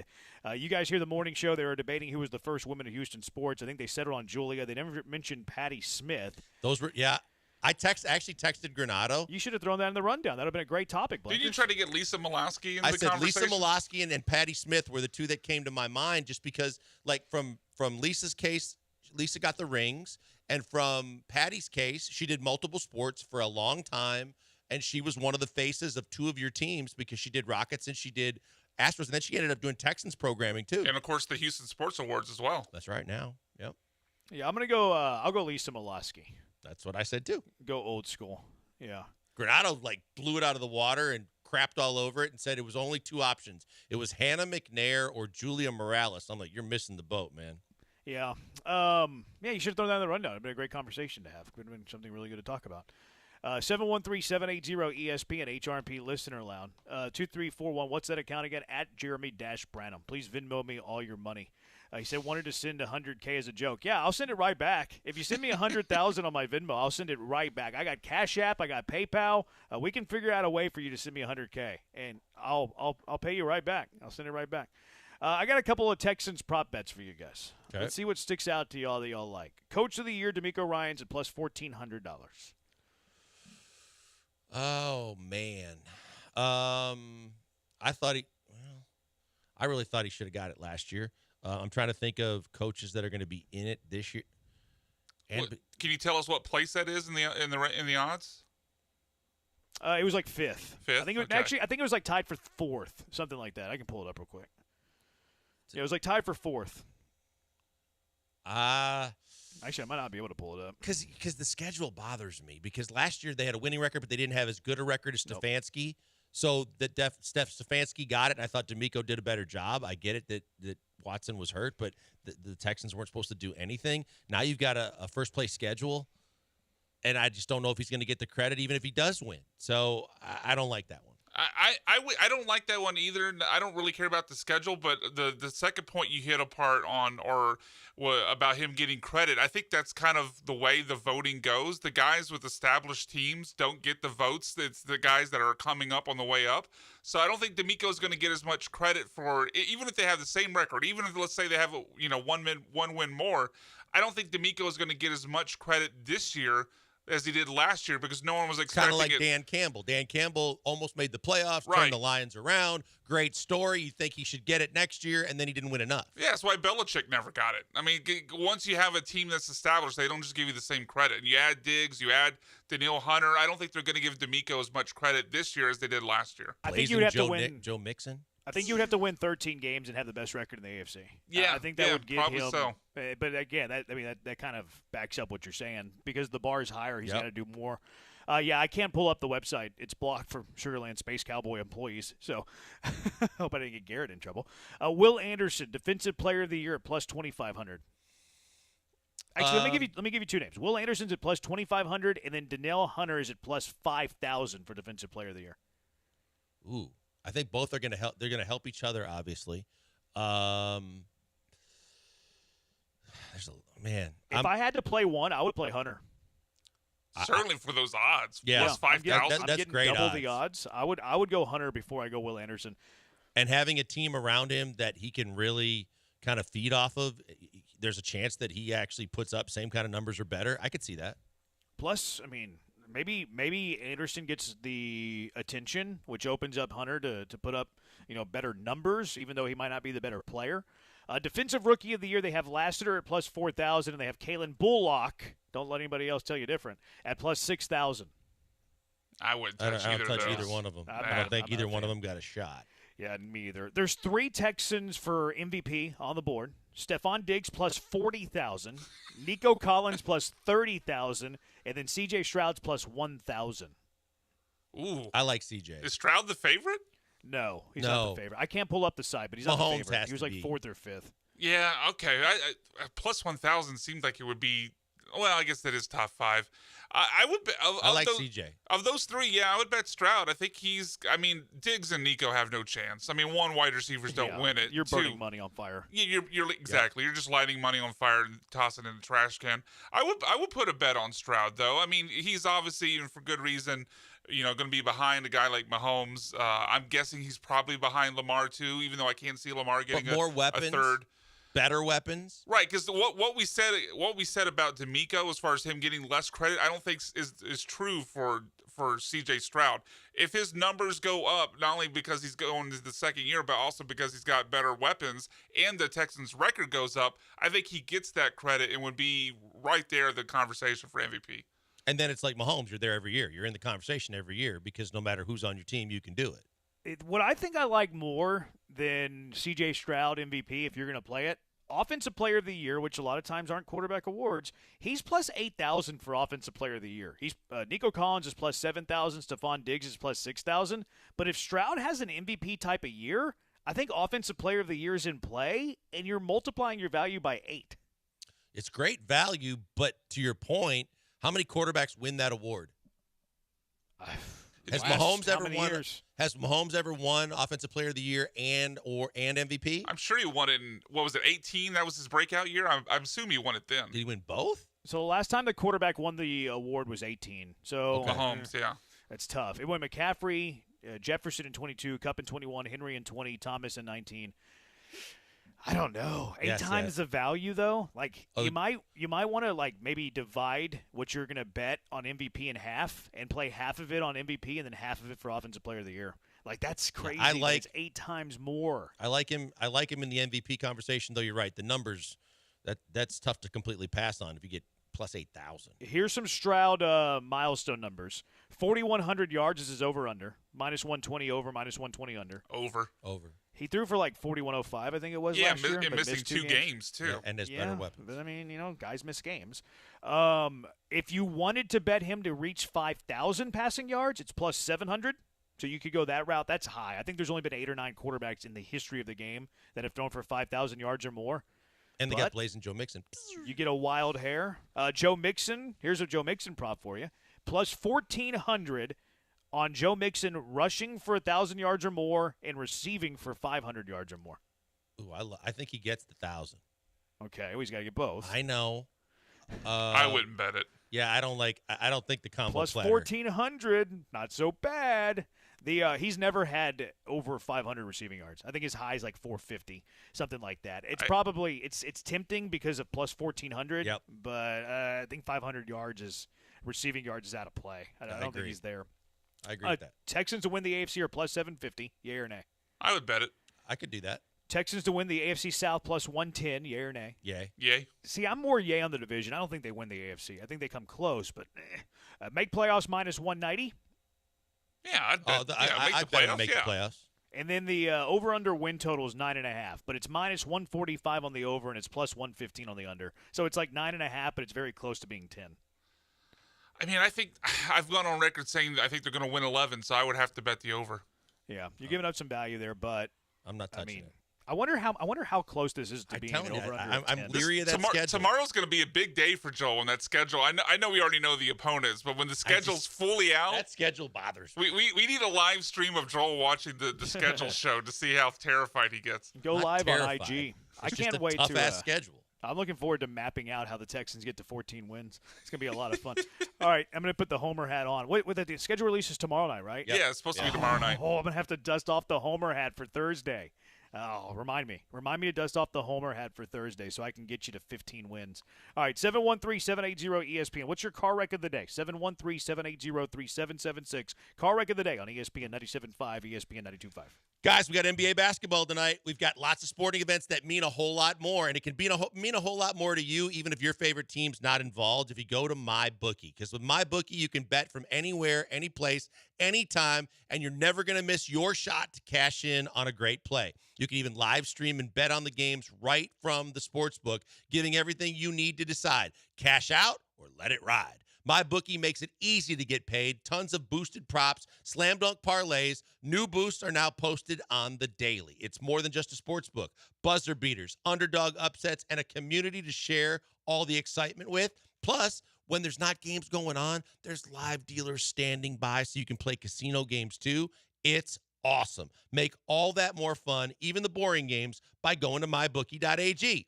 Give yourself a head start today. Play with house money using the promo code BET975 when you make your first deposit. Use the promo code BET975 when you make your first deposit. You'll get extra cash in your account. You can play with it right away and more chances to win because you have more games to bet on with more money in your account. And if you're an existing customer, you get to cash in too because you use that same promo code BET975 and you get a limited time bonus for reloading your account with MyBookie. So let's go. What are you waiting for? Pacers Knicks tonight. Big game. Astros, maybe you're feeling great about this run and the winning streak's going to continue.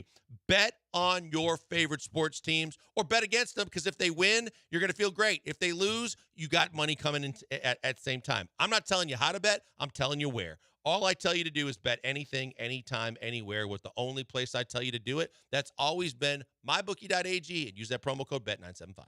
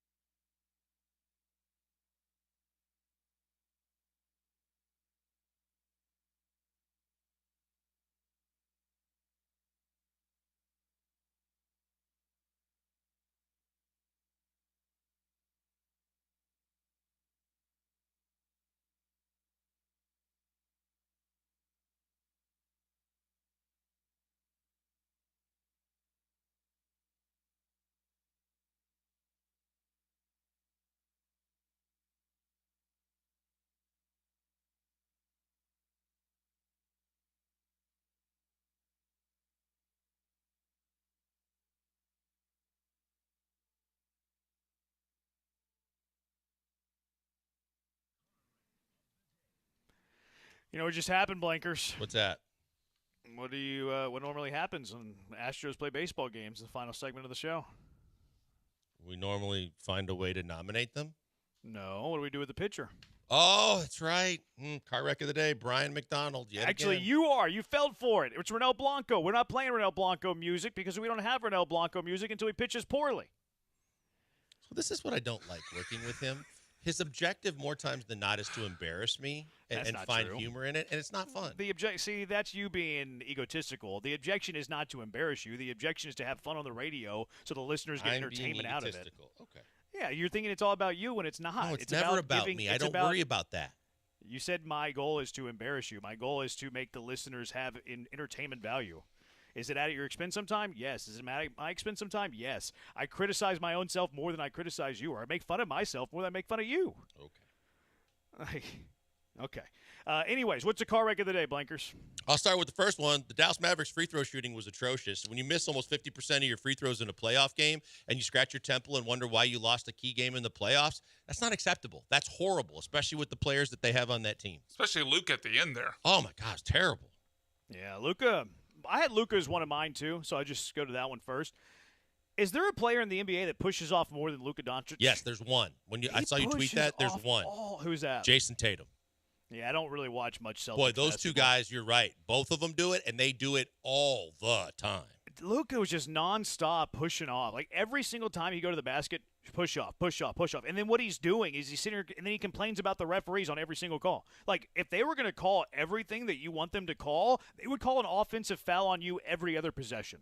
I think they're the two biggest whiners in the game right now. For as good as they are, they shouldn't have to be as Tatum and Luka. Granted, I'll give you that Luka's not right. He's not healthy. There's no doubt about that. But when people were clamoring for who should have been the MVP, if you didn't believe the Joker should get it, you're playing against the other guy that was up for the award besides Joker. It was Luka, and it was SGA, and SGA stepped his ass up last night and carried his team to victory. Yeah, he was really good down the stretch. I mean, they just hung around. Little surge at the end, won the game. That was a good win for them.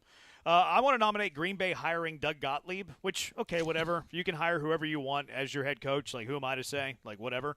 Did you see he's going to keep doing his radio show? Yeah. Mm-hmm. He's going to be a head coach of they're D1, right? A head coach of a Division I men's basketball team. And he's still going to do his radio show. Like, you have practices, you have travel, you have shoot-arounds, and he's still doing his show. There's got no a way, half-ass one. There is no way that he can say that now. I don't know how in the world that could be a reality come basketball season. I just don't know. I just don't think it's possible. Maybe he pre-tapes and it's a bunch of interviews. I mean, he's going to have to half-ass one of them. Yeah. It's brutal. Maybe like I don't know if he has a co-host or not. I have no idea. I've never listened to Doug Gottlieb on the radio. It's not fun. Does he have a co-host? I don't think so. It's only a 2-hour show. Yeah. See, what in the world, man? Like that's going to be weird. I'm hoping that maybe this is like he's going to continue his show until basketball season and then he's stepping away. Like that would make more sense. There's no way with full season of college basketball, and you know this, but there's no way he can do that, and I think that it's selfish to his team if he does. Yeah, I think so too. Also, car wreck of the day nominee Son on Spurs missed a goal that screwed Arsenal out of a title. Sure. I used to play a lot of FIFA during COVID, and I would play with Tottenham, him and Harry Kane. So I guess that his goal. So this must have been something with the points, huh? Is he still on? He's still on Tottenham, right? He missed a goal that screwed Arsenal out of a title. So Arsenal must have been getting something out of Tottenham winning. I'm just not familiar with the Champions League. Josh from Seabrook, Valery Nishokin, the right winger. I had to Google this guy. The right winger for the Colorado Avalanche officially getting suspended for 6 months, an hour before Game 4 against the Dallas Stars. What did he do? What did he do? You got to say what he did, Josh from Seabrook. Yeah, I have no idea. I know that there was a lot of controversy in 2 different games with headhunting, really dirty. People thought it was dirty hits. But, yeah, I need to know what the guy did. That 6 months is extreme. It looks like he's entering Stage 3 of the player assistance program. He had been in Stage 2. I don't know. I'll have to Google this and figure it out. Who did that, Josh from Seabrook? We're up against the clock. Yeah, I don't know what he did. Is that who nominated him, Josh from Seabrook? Yeah. Josh from Seabrook wins because of the fact that he did a nomination and didn't tell us what the hell it was for. How does our knowledge of space not win? That's true. That's true, too. Point. Yeah. And it's not going to be the Astros for at least one day, which is good. Specifically, specifically my knowledge of space. But yeah, let's go with Josh from Seabrook. I like that. All right, that's going to do it for us. Congratulations, Josh from Seabrook. Thanks to Brian for doing all the hard stuff. He's blank. I'm Branham. Hall of Fame at 7. Space Cowboy 7:35 on ESPN 92.5. Goodbye, everybody.